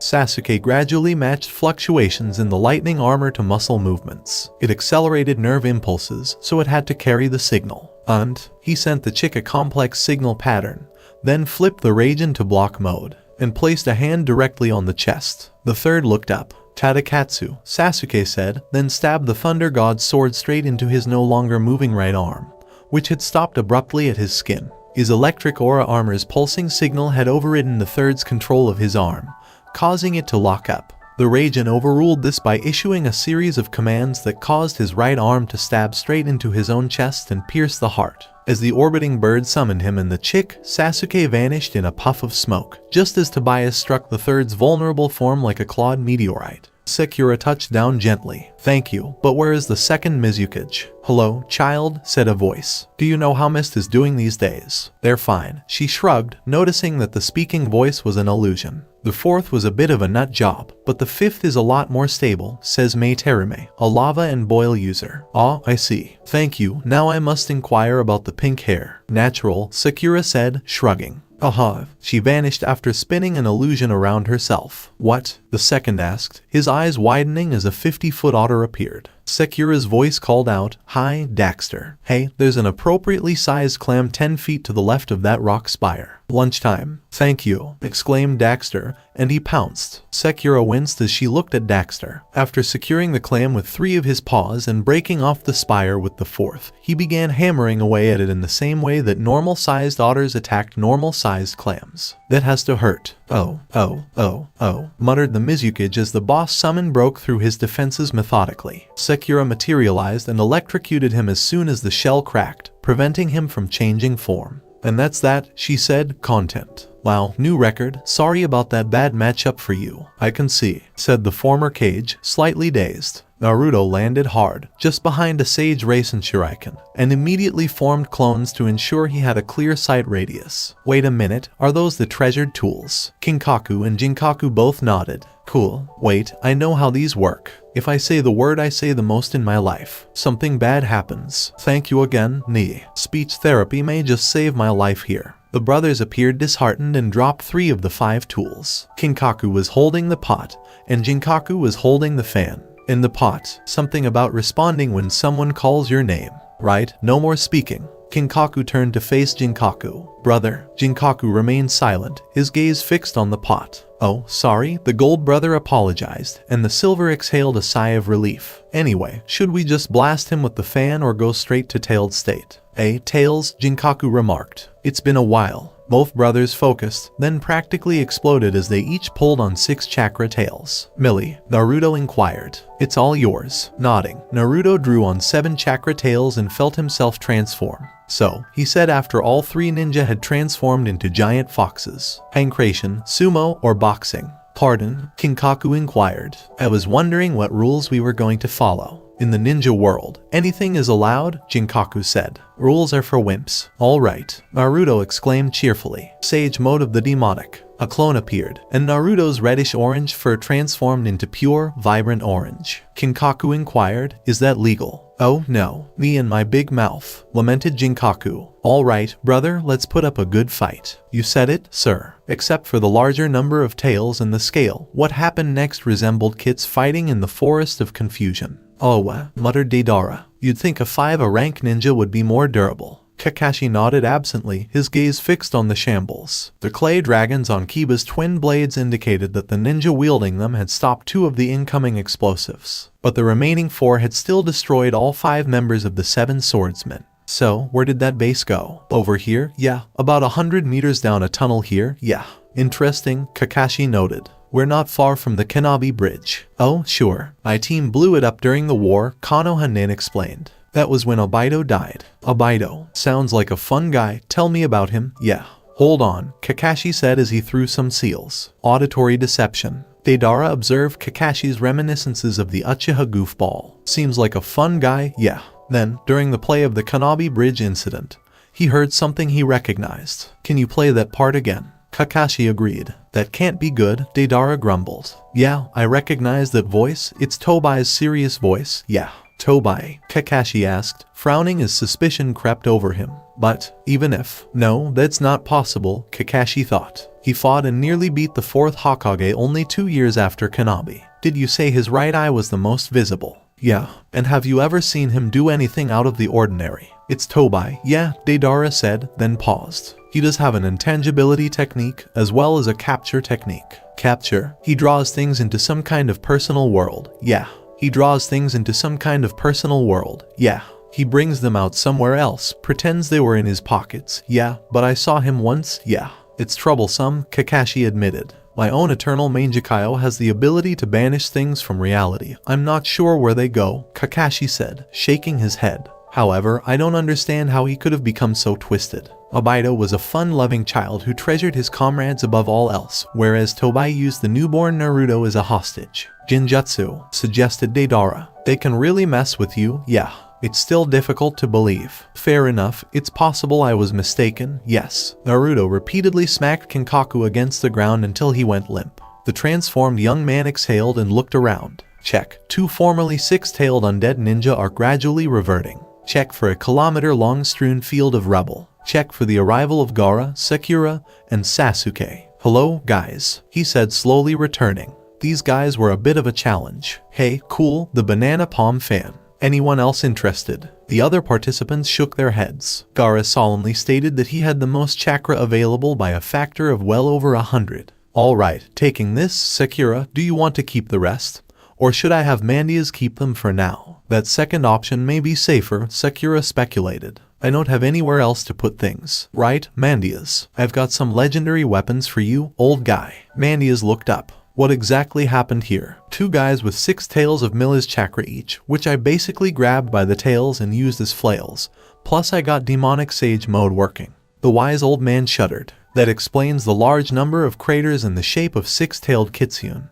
But you mentioned legendary weapons. Yes, Naruto said as he handed them over. 4 of the 5 treasured tools. Thank goodness you explained how they work. It's my pleasure. Gaara approached them once more. The others were taken aback because they hadn't seen him leave. What were you up to? Destroying the brains. Standard zombie procedure, Kazekage explained calmly. Alright, here we go, Sakura grumbled. Everyone keep an eye out for traps, as well as any remaining Akatsuki members. Wouldn't they have also been caught in the Jinjutsu? You never know, and it doesn't work on non-living individuals. Did any Akatsuki member die without their body being destroyed? I don't think so. Itachi was cremated, I believe. As they talked, they entered a vast underground chamber filled with thousands of dormant clones. These look like Zetsu's white half, yeah, Deidara said. I had no idea there were so many of them. Yeah. There's Orochimaru, Sasuke said, pointing. He must be in the illusion like everyone else, sleeping over there, and there's Tobai. Kakashi made his way to the indicated ninja, then slowed, puzzled. Wait, that's an old Uchiha Madara. Intruders, was that you? Naruto inquired, his voice trembling. It didn't sound like anyone in this room. Sakura sobbed. Wow, that's a lot of chakra. The opposite wall of the chamber collapsed, and an enormous creature pushed its way through, rolling madly as it locked onto each member of the assault team in turn. As the Akatsuki members began to stir, Sasuke snapped the Raijin on. Stop that thing, Naruto. Everyone else, start clearing out the rest of Akatsuki and these clones. As the Ten Tails charged, Naruto leapt forward, transforming all the way in mid-leap, and the two colossal creatures collided with an earth-shaking boom. Everyone back up, or get a shield up if you have one, Sakura exclaimed as she looked up at the roof. This place is about to collapse. Rocks began to fall slowly, then quickly. Sasuke and Kakashi dodged, Deidara and Sakura slid underground, and Gaara buried himself in sand. When the ground stopped collapsing a few seconds later, what had been a network of connected underground caverns had become a network of irregular sinkholes, with hundreds of surviving white Zetsu and a number of S-class nin emerging from the rubble. Naruto and the Ten Tails had barely noticed the collapse, alternating between physically destroying buildings and chakra blasts capable of leveling half of Konoha. While Naruto appeared to have less than half the demonic chakra available to the incarnate Ten Tails, his fusing it with Sage Mode put the two on an equal footing. That meant periodic backblasts from explosions washing over the rest of them. Sasuke clashed with Kasama, using the smaller Raijin's full mobility to keep the enormous Samehada at bay. Why are you following this guy in the first place? You mean Tobai or Madara? Kasama asked, laughing. Because of the promise of a world of truth, free of the deception of the ninja world. I've been there, said Sasuke. And believe me, it's not all that it appears to be. Mine was fine, Kasama said, shrugging. Samehada muttered. Does your sword have to do that? I think it's irritated that it can't shave your sword's chakra, Kasama replied. Wasn't that the Raijin? Yes, Sasuke said, reversing the blade for a moment to deflect a particularly vicious attack before returning it to its normal grip. And I believe you would have done better in Konoha. Konoha is not immune to the corruption of the ninja world. No, but it's not bad, Sasuke replied. After all, Naruto lives there. They both looked over at the titans in battle. Anyhow, Uchiha continued. Who exactly is Tobai? There's no one with that name. He's a Uchiha, but I'm not sure which one, Kasama explained. He introduced himself as Madara, but that was a lie, Sasuke said. A fantastic start to a world of truth. I'm only here for the sword fights, Kasama said. On that note, nice skills. I didn't expect someone from Konoha to be that good. I trained for years with the goal of beating Itachi, then trained to beat whoever killed the Uchiha clan after that, Sasuke explained. Oh, and he spun his free hand around, the Chidori spear gleaming. Kasama's eyes widened as he tried to comprehend the sudden increase in Sasuke's weapon count. Despite the difficulty increase, he still had time for conversation. Wait, Itachi wasn't the one who assassinated Uchiha. No, it was mostly Tobai, Sasuke explained. Why? Oh, just that you think you know a guy. Kasama trailed off before spinning Samehada in an impossible way for anyone without water blade channeling and launching an attack combination. Deidara repeatedly carpeted the rubble with explosives. How many of these wretched Zetsu are there? Sakura weaved in and out of cover, her gaze fixed on Orochimaru. He turned like a striking snake when she was about 50 feet away. Ah, the pink one. I didn't see you do much in the Chunin exams. Have you learned anything since then? Well, I did unravel your curse seal, and it has some interesting properties. Are you using natural chakra to stabilize opening the gates? Does Jugo do that? Orochimaru wondered. I guess that explains why birds like to land on him. You didn't know? You didn't know why it did what it did all this time? Sakura sighed. Are you not very good at science? Silence. I am the ultimate intellect, the one who has discovered life's secrets and bridged the gap between earth and heaven.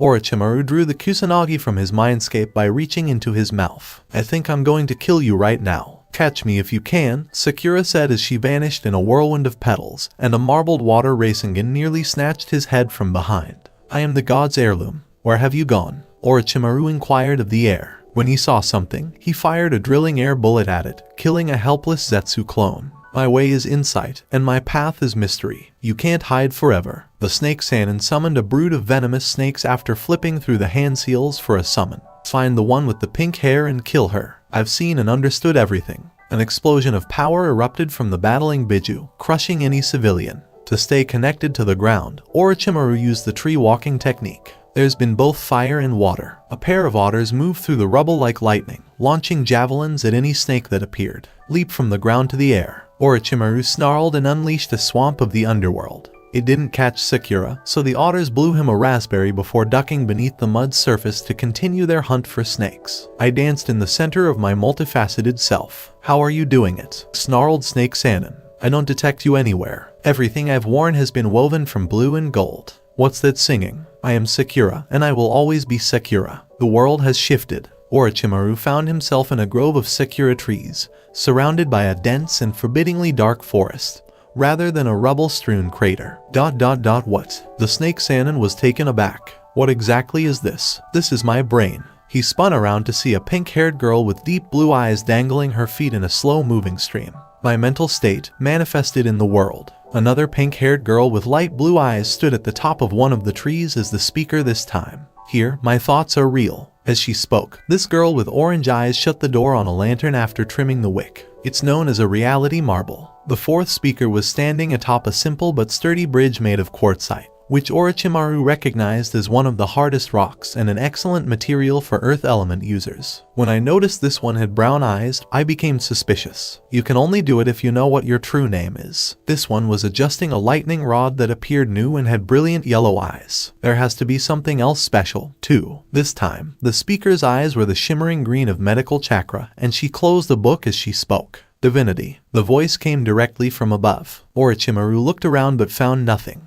Each of the 6 girls closed their eyes for a split second, and equipment appeared from nowhere. 6 kunai, a kusarigama, a great axe, a pair of chakrams, 2 long spears, and a dozen senbon are formed from golden light. The green-eyed one with the senbon smiled. It wasn't a pleasant smile. Go get him, ladies. Gaara's first move, before lowering his sand defenses, was to summon a small raccoon. I need your assistance. The raccoon nodded and climbed up his clothes, wrapping itself around his neck. Gaara exhaled slowly before releasing the sand shield. A very old ninja confronted him. I see you're wearing Suna's robes and hat, boy. I do, Gaara said, nodding. It was simply the truth. What is your name? Madara Uchiha. I have followed the Uchiha clan's path back into history further than any other. His eyes blazed with the Mangekyo, then contorted into the Rinnegan. And I will not allow my plans to be disrupted now, Bansho Tendon. Something warned Gaara to look up. He noticed a massive rock descending through the atmosphere. It appeared to be at least 100 meters across, and it was moving so fast that simply compressing the air heated it. The earth rumbled and cracked all around him. Boulders flew up to form a shield, and the meteorite exploded off of it without breaking through. Remarkable, Madara said with a frown. That is Shukaku's power. But there is more, he seemed to think. You are a wise man.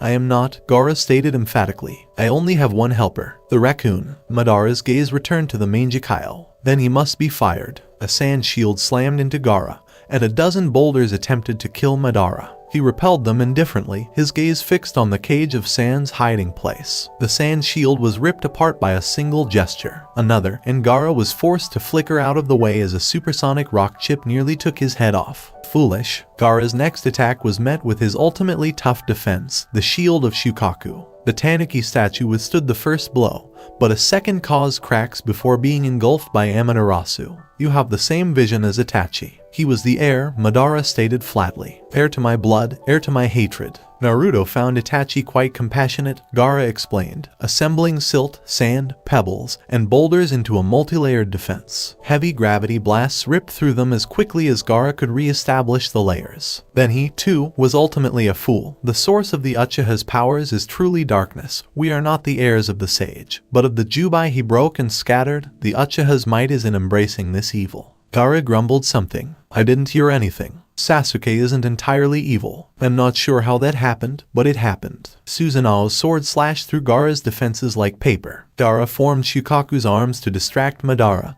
hoping to re-establish his shield, and the elderly Uchiha touched them, drawing out their chakra and causing them to crumble. That's surprisingly annoying, Gaara said, bringing up the subject of sealless techniques again. The Mangekyo and the Rinnegan are bad enough on their own, but together. Madara finally smashed through the last of Gaara's defenses and locked his gaze on him. Tsukuyomi, fast entry. A ballistic Jinchuriki slammed into Madara's body, sending her flying across the nearest crater and 15 feet into the rock wall. Gaara shook his head, attempting to shake the effects of a day of mental torture. That reminds me of before I met Naruto. When he looked up, he saw a man with a Kumo headband and wisps of demonic chakra around him. The man struck a pose and began rapping. Whatever you want to do, do it. Just break the roof and you'll see the truth. Who the hell are you? I'm the B, and don't get in my way. And number 8, I'm great, and I'm never late. Shukaku exclaimed, I think that's the Hachibai Jinchuriki. Excuse me, Gaara said, regaining the rapping man's attention.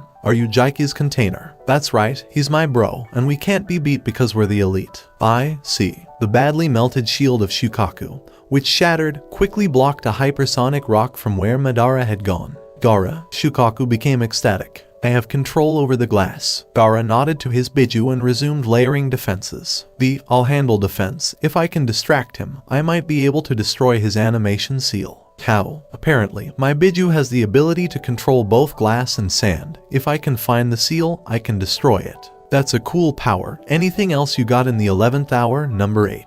Gaara didn't hear Jaiki's response, but he suspected it was profane. So, Kakashi explained quietly. Who exactly are you? Tobai returned an impassive stare. That is not something you should be concerned about. Kamui, Tobai's mask was sucked into a wormhole by Kakashi's eye, revealing Obaido Uchiha's badly damaged face. Deidara was correct, it's you. Obaido remained silent. I only have one question, Kakashi said. Why? The Uchiha's eyes blinked. Pardon, how did you go from being a ridiculously optimistic newly promoted Chunin to being a complete and total psychopath who was nearly able to outfight Minato Namikaze, and was willing to murder a newborn child in cold blood in less than 2 years? Kakashi inquired. Oh, and why did you exterminate the Uchiha clan?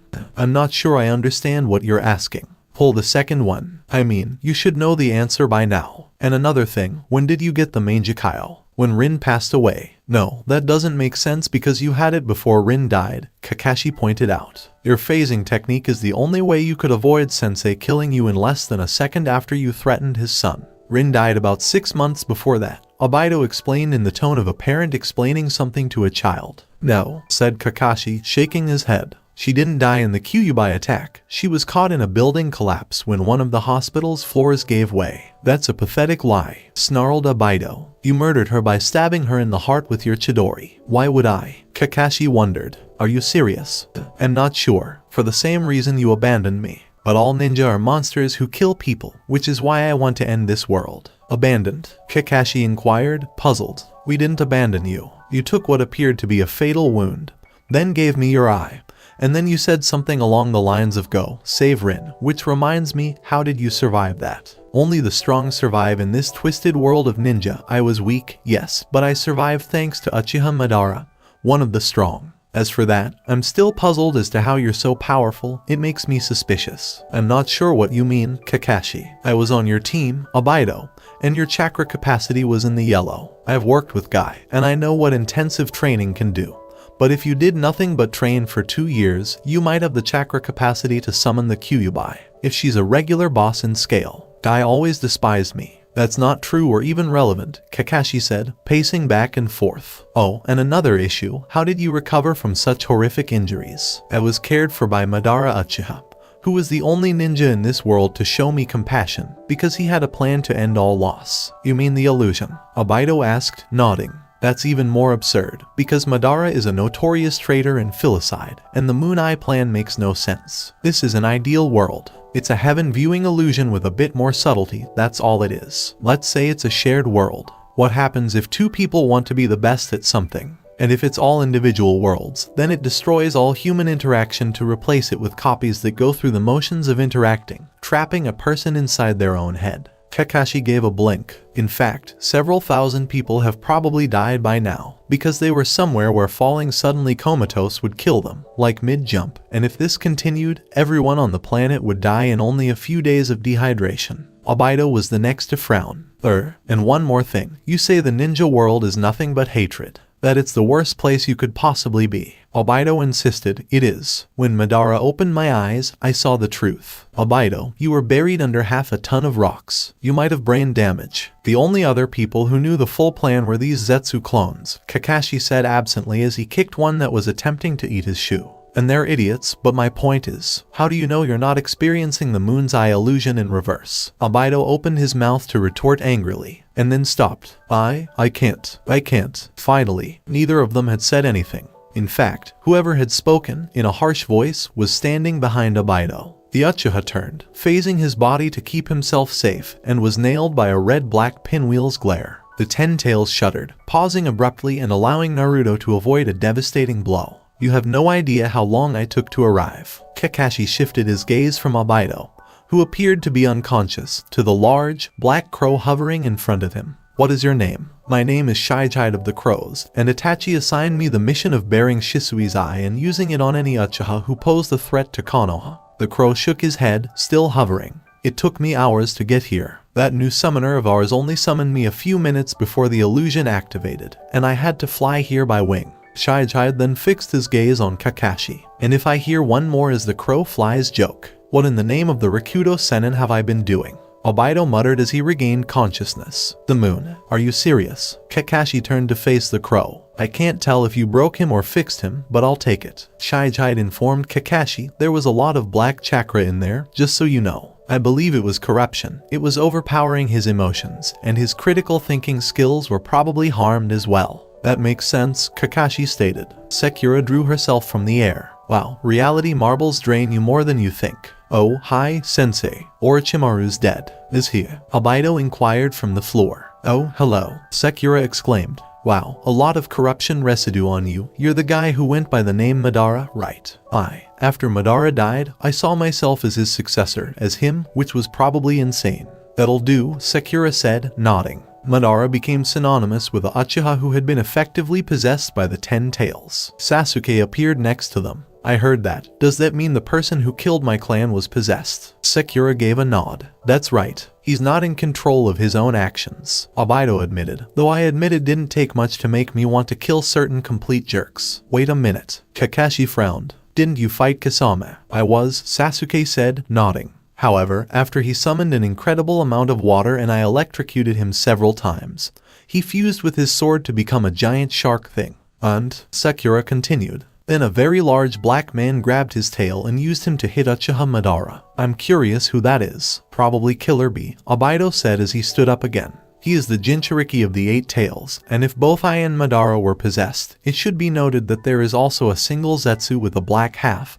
presumably also possessed. When a particularly large explosion erupted nearby, Deidara exclaimed triumphantly. That's the special one. 20 bonus points. I'm sorry. Sakura sighed. So, what happens when all of the possessed people are either freed or blown up? I'm not sure, Obaido admitted. I wasn't particularly interested in the finer points of the plan, which was probably intentional on the part of whoever was possessing me. That makes sense, Sakura replied. Is there anything else you know that's important? Oh, the combination of Senju and Uchiha chakra is needed to unlock the Rinnegan. Does that help? Interesting, especially because it implies Nagato is related to both, but not critical, thank you, nonetheless. No worries. The air seemed to tremble. Sakura blanched as her eyes briefly glowed bright gold. That is not acceptable. What? I recently discovered what happens when all the possessed people die. When the 10 tails hunched over, Naruto used the opportunity to gather himself and leap. A massive-tailed beast ball glowed in his jaws, cut with nature and wind chakra, and his claws glowed with impossibly sharp edges. The 10 tails then roared. The sound was beyond description. Shijide collided with the ground, beak first. Sakura, Sasuke, Kakashi,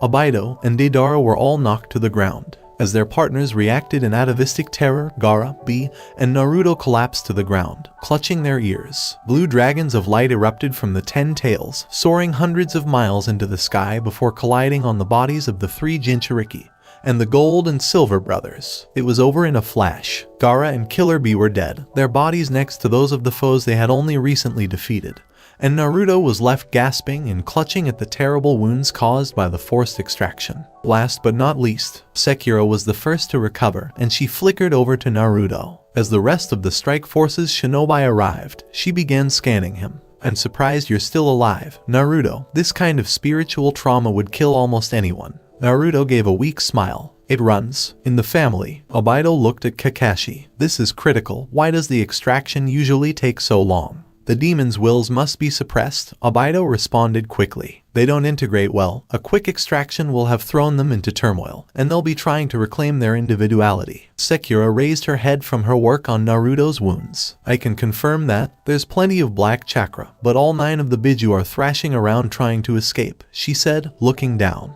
Damn it. The loss of that seal is causing chakra bleed. Your network is too accustomed to having it there. I need to close the gap somehow. Kakashi bowed his head. I can do it, but it will render me ineffective for the rest of the battle. Do you know how to fix things like this? What's the seal? There is no seal, Kakashi said, his eye contorting into the eternal Mangekyo. Shiranui. White fire swept across his body before leaping to Naruto and focusing on his chest. The flames died after a brief moment, and Sakura rescanned him, puzzled. He is fine, better than fine, actually, because his pathways are completely clear. There's no leakage around where the seal used to be, and it even cleaned under his fingernails. Kakashi sagged, muttering something about cheap techniques. Right, Naruto said, running through 3 seals before slamming his hand into the ground. Ikamaru, please notify Nagato that we urgently require his presence at Konoha Hospital, 5th floor, room 203. The silver fox vanished into thin air. Did Akatsuki keep the other Jinchuriki's bodies? Yeah, Deidara agreed. That's where I was taking Gaara's when you got me.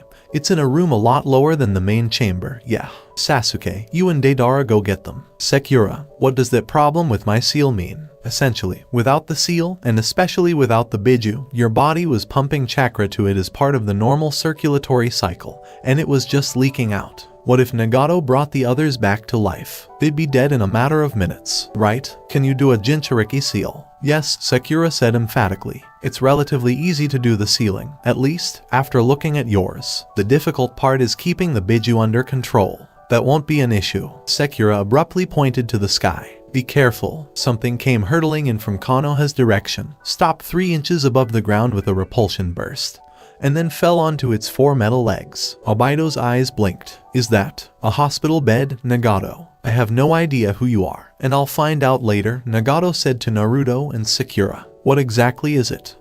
Why did you bring the bed? Nagato replied, strict bed rest. Doctor's orders. Tsunade is frightening, but I assume it's urgent because the 10 Tails is following you. Yes, but how many people can you resurrect in time with Samsara? Quite a lot, provided they're well preserved. Who are they? Sasuke vanished after placing Yujiro Nai on the floor next to them. Deidara treated Han similarly. With the exception of me, none of the Jinchuriki have been permanently damaged by extraction. That I can do, Nagato said, nodding. When? First, Gaara. You'll know when. Naruto closed his eyes, and when he opened them again, they were the slit yellow of his sage mode. And make sure you guys are safe because there will be a lot of explosions. Sakura vanished for a moment, then reappeared with Gaara and B's bodies. Now, it's time to make history, Naruto said, leaping forward. The first sign that Naruto was still alive came when 2 Rasen Shuriken struck it in the face. It roared, turned, and spat annihilation, but Naruto had vanished. He shot over it, hurled another Rasen Shuriken, summoned a swarm of clones, and slammed 50 Great Ball racing into it all along its length. Naruto landed on the ground and took off running.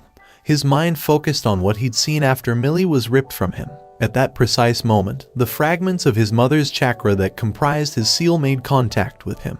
In the frozen time of his inner self, I spoke to him and told him things. This was the most immediately useful thing. 2 chains of pure chakra erupted from Naruto's sleeves, entangling the 10 Tails' right legs and allowing him to trip it with a powerful pull. He left them in place and charged forward, followed by another Sage Rasen Shuriken. Did he just? Sakura inquired. Kakashi grinned. As mother, so son. Naruto jumped a quarter mile into the air, expending the last of his Sage Chakra on yet another Rasen Shuriken. He focused, drew in more of nature's chakra, and returned to the state within seconds. He'd been exposed, but he'd also been moving quickly and high in the air. He was now back to his full sage form, and, by the looks of it, he'd done nearly enough damage. I'm one for overkill anyway, he said, multiplying himself and launching a volley of wind Rasengan. Naruto flung out another chakra chain with whiplash speed as the 10 Tails screamed in rage. It sank into the shape of the beast, wrapped around something, and pulled. Sakura's mouth dropped open. Nagato, resurrect Gaara right now. Nagato gave a nod. The heavenly life samsara. Green energy flowed from a small ugly statue to Gaara. Gaara sat up and blinked. Can you tell me what happened? The last thing I remember is Sakura completed her hand seal sequence, drew a seal on Gaara faster than the eye could follow, and activated it. As the one-tailed tanuki Naruto had pulled from the Jubai fell towards them, it was caught in the technique's effect field and drawn back into Gaara. Oh, this is becoming a habit, Gaara said, checking the seal on his stomach. Every time I die, it turns out that someone has ripped out my biju. At least you're back. Again, Sasuke said as he set Fu down. Most people don't come back from the dead more than once. Is Shukaku okay? He's fine, though he expresses a desire to get very drunk, which I believe I will allow him once this is over. Sakura was writing once more. You'd better get ready to resurrect Yujito. Nagato, I don't think Naruto's heard of warning people. 3 more explosions followed in rapid succession. The Raijin was drawn by Sasuke. Hey, Deidara, I think he could use some assistance. Let's see who can cause the most havoc. Uchiha, you're my type of guy, yeah. Deidara said as she took out a storage seal. Let's see, I have 15 dragons and 230 birds. Where should I begin? Naruto's shadow clone appeared next to them. Hey, guys, I'd like some fire support. Oh, good. Gaara, while I'm recharging Sage Mode, you and the other Jinchuriki hit it with a tailed beast bomb or something equally destructive, and let the others know when they're revived. Gaara gave a nod. That'll do. A hail of railgun fire smashed into the face of the 10 tails, followed by an entire explosive dragon. The clone blinked. Manatabi on the way in a second, he said as he popped. Nagato cast a glance at Sakura. It appears he has heard of warning people. Statistical outlier with no statistical significance. The 2-tailed cat soared into the air with a thunderous yowl. Shijide said as he watched the fireworks. This is pretty cool. A chitter came from the raccoon next to him. What? We invented gunpowder. I like big bangs. A type of cheer up. No, I'm not serene. I'm not the crow sage. I don't have to be serene. The raccoon just gave him a look. Stop it. That makes me uncomfortable. A close-spaced series of explosions echoed over the ravaged landscape. Oh, what? What the hell is that? Shijide abruptly glared, forestalling the next comment. Yes, I know it's the 5 tails. I just don't know what animal it is. The raccoon squeaked. That's what a Kirin looks like. Huh, you learn something new every day. Naruto, Sakura shouted during one of the brief periods when nothing was exploding, having just finished the seal on B's chest. A shadow clone appeared next to her. What exactly is it? When you take the 8 tails out, then the Jubai will become a lot more stable since the vast majority of its power will be millis. Do you have a plan for that? Yeah. Naruto nodded. Oh, that reminds me. Who has the best emotional control? You, Sasuke, Kakashi, Deidara, or Sai? Sakura thought for a moment. Sai, good. Get him here via that crow, and set him up with a containment seal. The clone dispelled as Naruto's Sage Mode ran out again, and 7 Biju balls hit the 10 tails in quick succession while he recharged. Up until this point, the various Biju he'd removed had been relatively small fractions of the whole. Even the 7 tails, now resealed into Fu, had been a mere 14%. But when Naruto sent his chains into the Jubai's form and pulled out Juki, a full third of its remaining chakra was torn out. The backlash was substantial, and more to the point what was left wasn't enough to sustain a 10-tailed form. As Naruto cracked the whip and sent Juki towards B's reviving form, he watched with apprehension. One of the tails vanished. The other 9 solidified, becoming Millie's familiar fox fur, and the rest of its body became hers. Nevertheless, there was still a lot of corrupted chakra in there. Rather than fighting the 10 tails, he was fighting a mind-controlled Millie. Screw it. You ready, Dad? After a moment, Naruto nodded, seemingly to himself. Good. One last Sage Mode charge, and he shot forwards just as the 9-tailed demon fox set itself. Earth wall. The giant fox looked puzzled for a moment, then was launched 200 feet into the air by a rock wall which punched out of the ground. 50 clones appeared, and threw Wind Rasengan followed by Big Ball Rasengan. As the fox finally came hurtling back down, 6 full seconds after takeoff, Naruto span up a Rasen Shuriken and left a clone holding it underneath Millie. Slashing around with a pair of lightning-quick body flickers, he built a second one and threw it from above just as she landed on the first. The 9 tails thrashed about in pain as the pair of upper S wind techniques detonated at once. In that brief window when it not only would not, but could not move, Naruto fired off the chakra chain's barrier and trussed Millie up so she was immobilized. Sakura ran over. Sai's arrived, still asleep, and I set up the containment seal on him. Do you need me to do yours? No. Naruto walked forward to the enormous, thrashing muzzle and placed a hand on it. Dad's got this. Sakura blinked. Pardon, way back when she first got sealed in me, Dad put fragments of himself and Mum in the seal. Mum taught me how to do the chakra chains,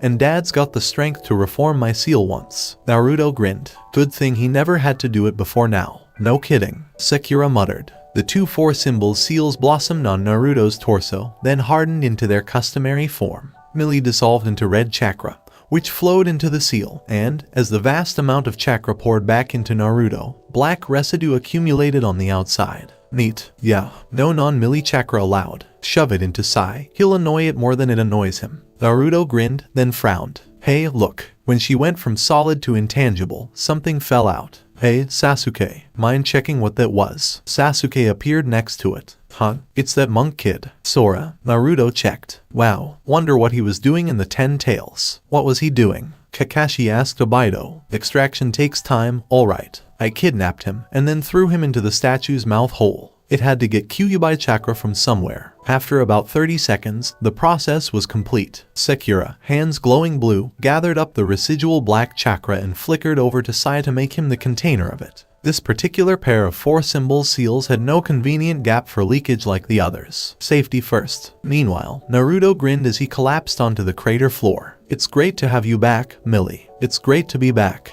When that nasty 10 Tails was in charge, I was furious. Is it necessary to seek counseling? Need it or not, it's going to get it now that it's been sealed into Sai. Hey, kid, said the crow, flying overhead. Yeah, one of the 10 Tails' final death beams carved a trench all the way to the sea.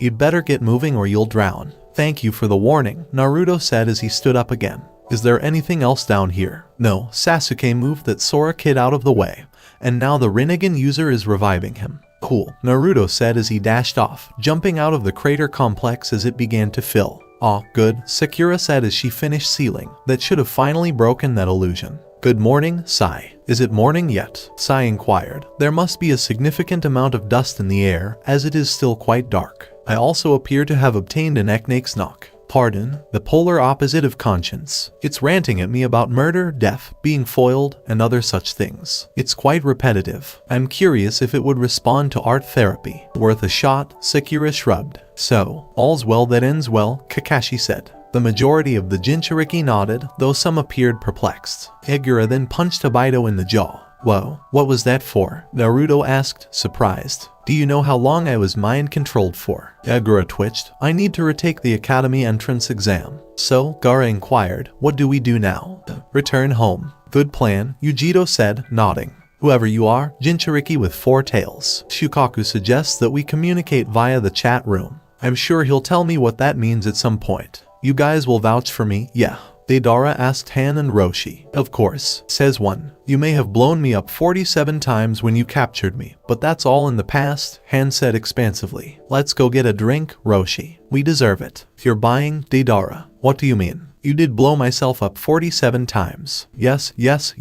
Ah, Kakashi, Sarutobi said, I had a feeling Team 7 was at the heart of this. Kurenai told me what she knew, but not everything. Okay, this could take a while, Kakashi said, looking over at the figure at the back of their group with a paper bag over his head. Turn the village on its side. Temari insisted. No stone must be left unturned in the search for answers about what happened to the Keisuke. Kankuro, why aren't you looking for him? Kankuro raised his finger. What? Oh, Temari said, looking north. Gaara surfed back into Suna on the tip of a massive sand wave, arms folded, his robes and hat impeccable. The wave tightened into a curl as it approached the outskirts and swept down the main street. As he approached his tower, the window shattered and reformed behind him as the curl deposited him at his desk. So, he asked his startled secretary, what's next on the agenda? Remarkable, said Sarutobi. So, Akatsuki is no longer alive. Yes, both Nagato and Obaido replied at the same time. I'm going to start a humanitarian organization, but calling it Akatsuki like my last one would be confusing.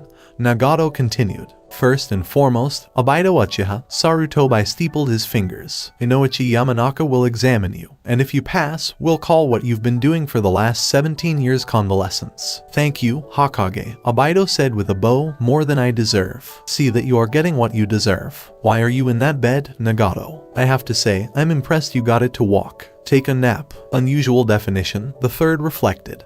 and you've been assigned to keep an eye on Obaido and Sai for signs of Jubai influence. Wait a minute, Naruto said. What about him being the captain of Team 7? That's the other thing, Sarutobi said, satisfied. The timing of this confrontation is very convenient. The Genin exams were yesterday. Naruto Uzumaki, Sasuke Uchiha, and Sakura Haruno are promoted to Jonin, and Team 7 is dissolved. Tomorrow, report to the mission room to find out which teams you've been assigned to test and teach. The 3 newly promoted Jonin could only nod in amazement. And finally, Sai, for the time being, light duty, as well as regular counseling sessions. I get it, Sai said calmly. What is the reason for the alert? Mei and her bodyguards asked Haku as they mirror traveled to the outskirts of the village. 2 significant chakra signatures were discovered. They've been approaching slowly, replied the sentry commander. Hey, a familiar voice said, is anyone home? Yukitaka, what are you doing alive? Mei responded, long story short, could we please come in? Nuabari, Kabutori, Simhata, and Kiba have swords, a quiet voice added. What, so you got Kisame? Zabuza asked, then chuckled harshly. Actually, that was the 1 tails container and the 8 tails container, or so I'm told, Yukitaka explained.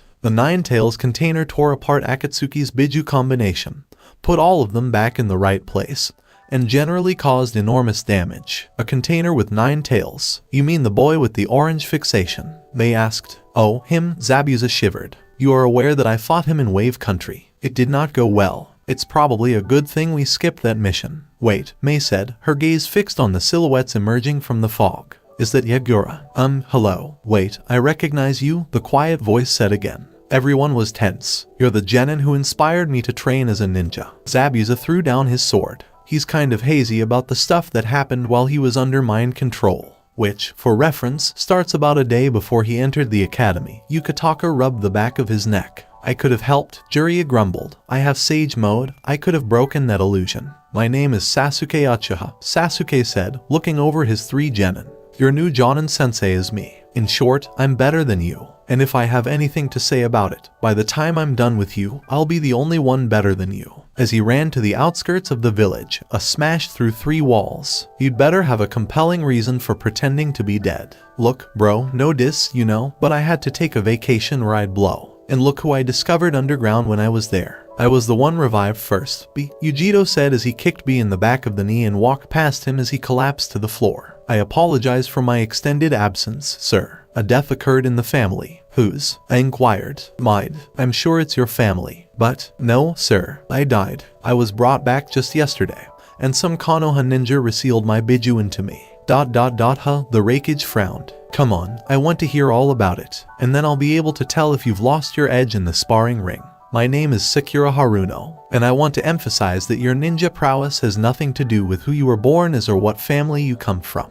It's about making the most of your abilities and developing them to their full potential. Everything else helps, but it only helps. Can you tell me what this reminds you of? Sai stated. Murder, death, pain, killing, rage, and hate. Really? Sai frowned as he examined the card. It looks more like a butterfly to me. The restrained mind of Tobai thrashed around in rage. Now, let's try some art therapy. Which color would you like to begin with? Blood is killed by rage pain. Red is an intriguing choice. It can represent a sunset or autumn leaves. Deidara, Roshi, and Han marched into Iwa, arms linked across their shoulders, singing loudly and drunkenly. The sentries rubbed their eyes, certain they were seeing things, as Deidara punctuated the chorus with Shibuki's loud explosions. This is my boomstick, by the way, he yelled, before the 3 of them launched into the next verse of the Hedgehog song. Maybe a red arrow? Nagato inquired. Possible, Conan agreed, but arrows do have weaponry connotations for civilians. Red? No, a sword is also a weapon. It is difficult to create a new symbol. The clouds were a lucky break. Hi, Jonin. My name is Naruto Uzumaki. I am the 4th son. I have more chakra than any other human being alive. I am the container of the most powerful being on the planet. I am one with everything, and I am the main reason Konoha now has so many S-ranked nin.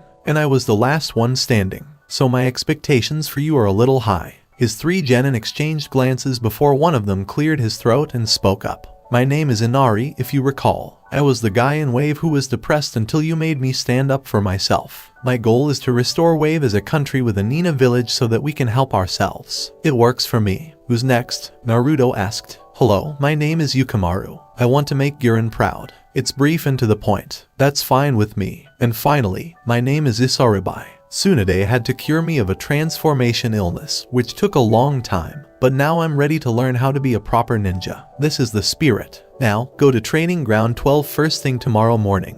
It is up to you how much breakfast you eat. But you should know that I intend to only give you lunch after the first training exercise you have is completed. And because it will be stressful, you may become ill if you eat too much. Nobody desires that. Naruto smirked as the three walked away. This was going to be fun.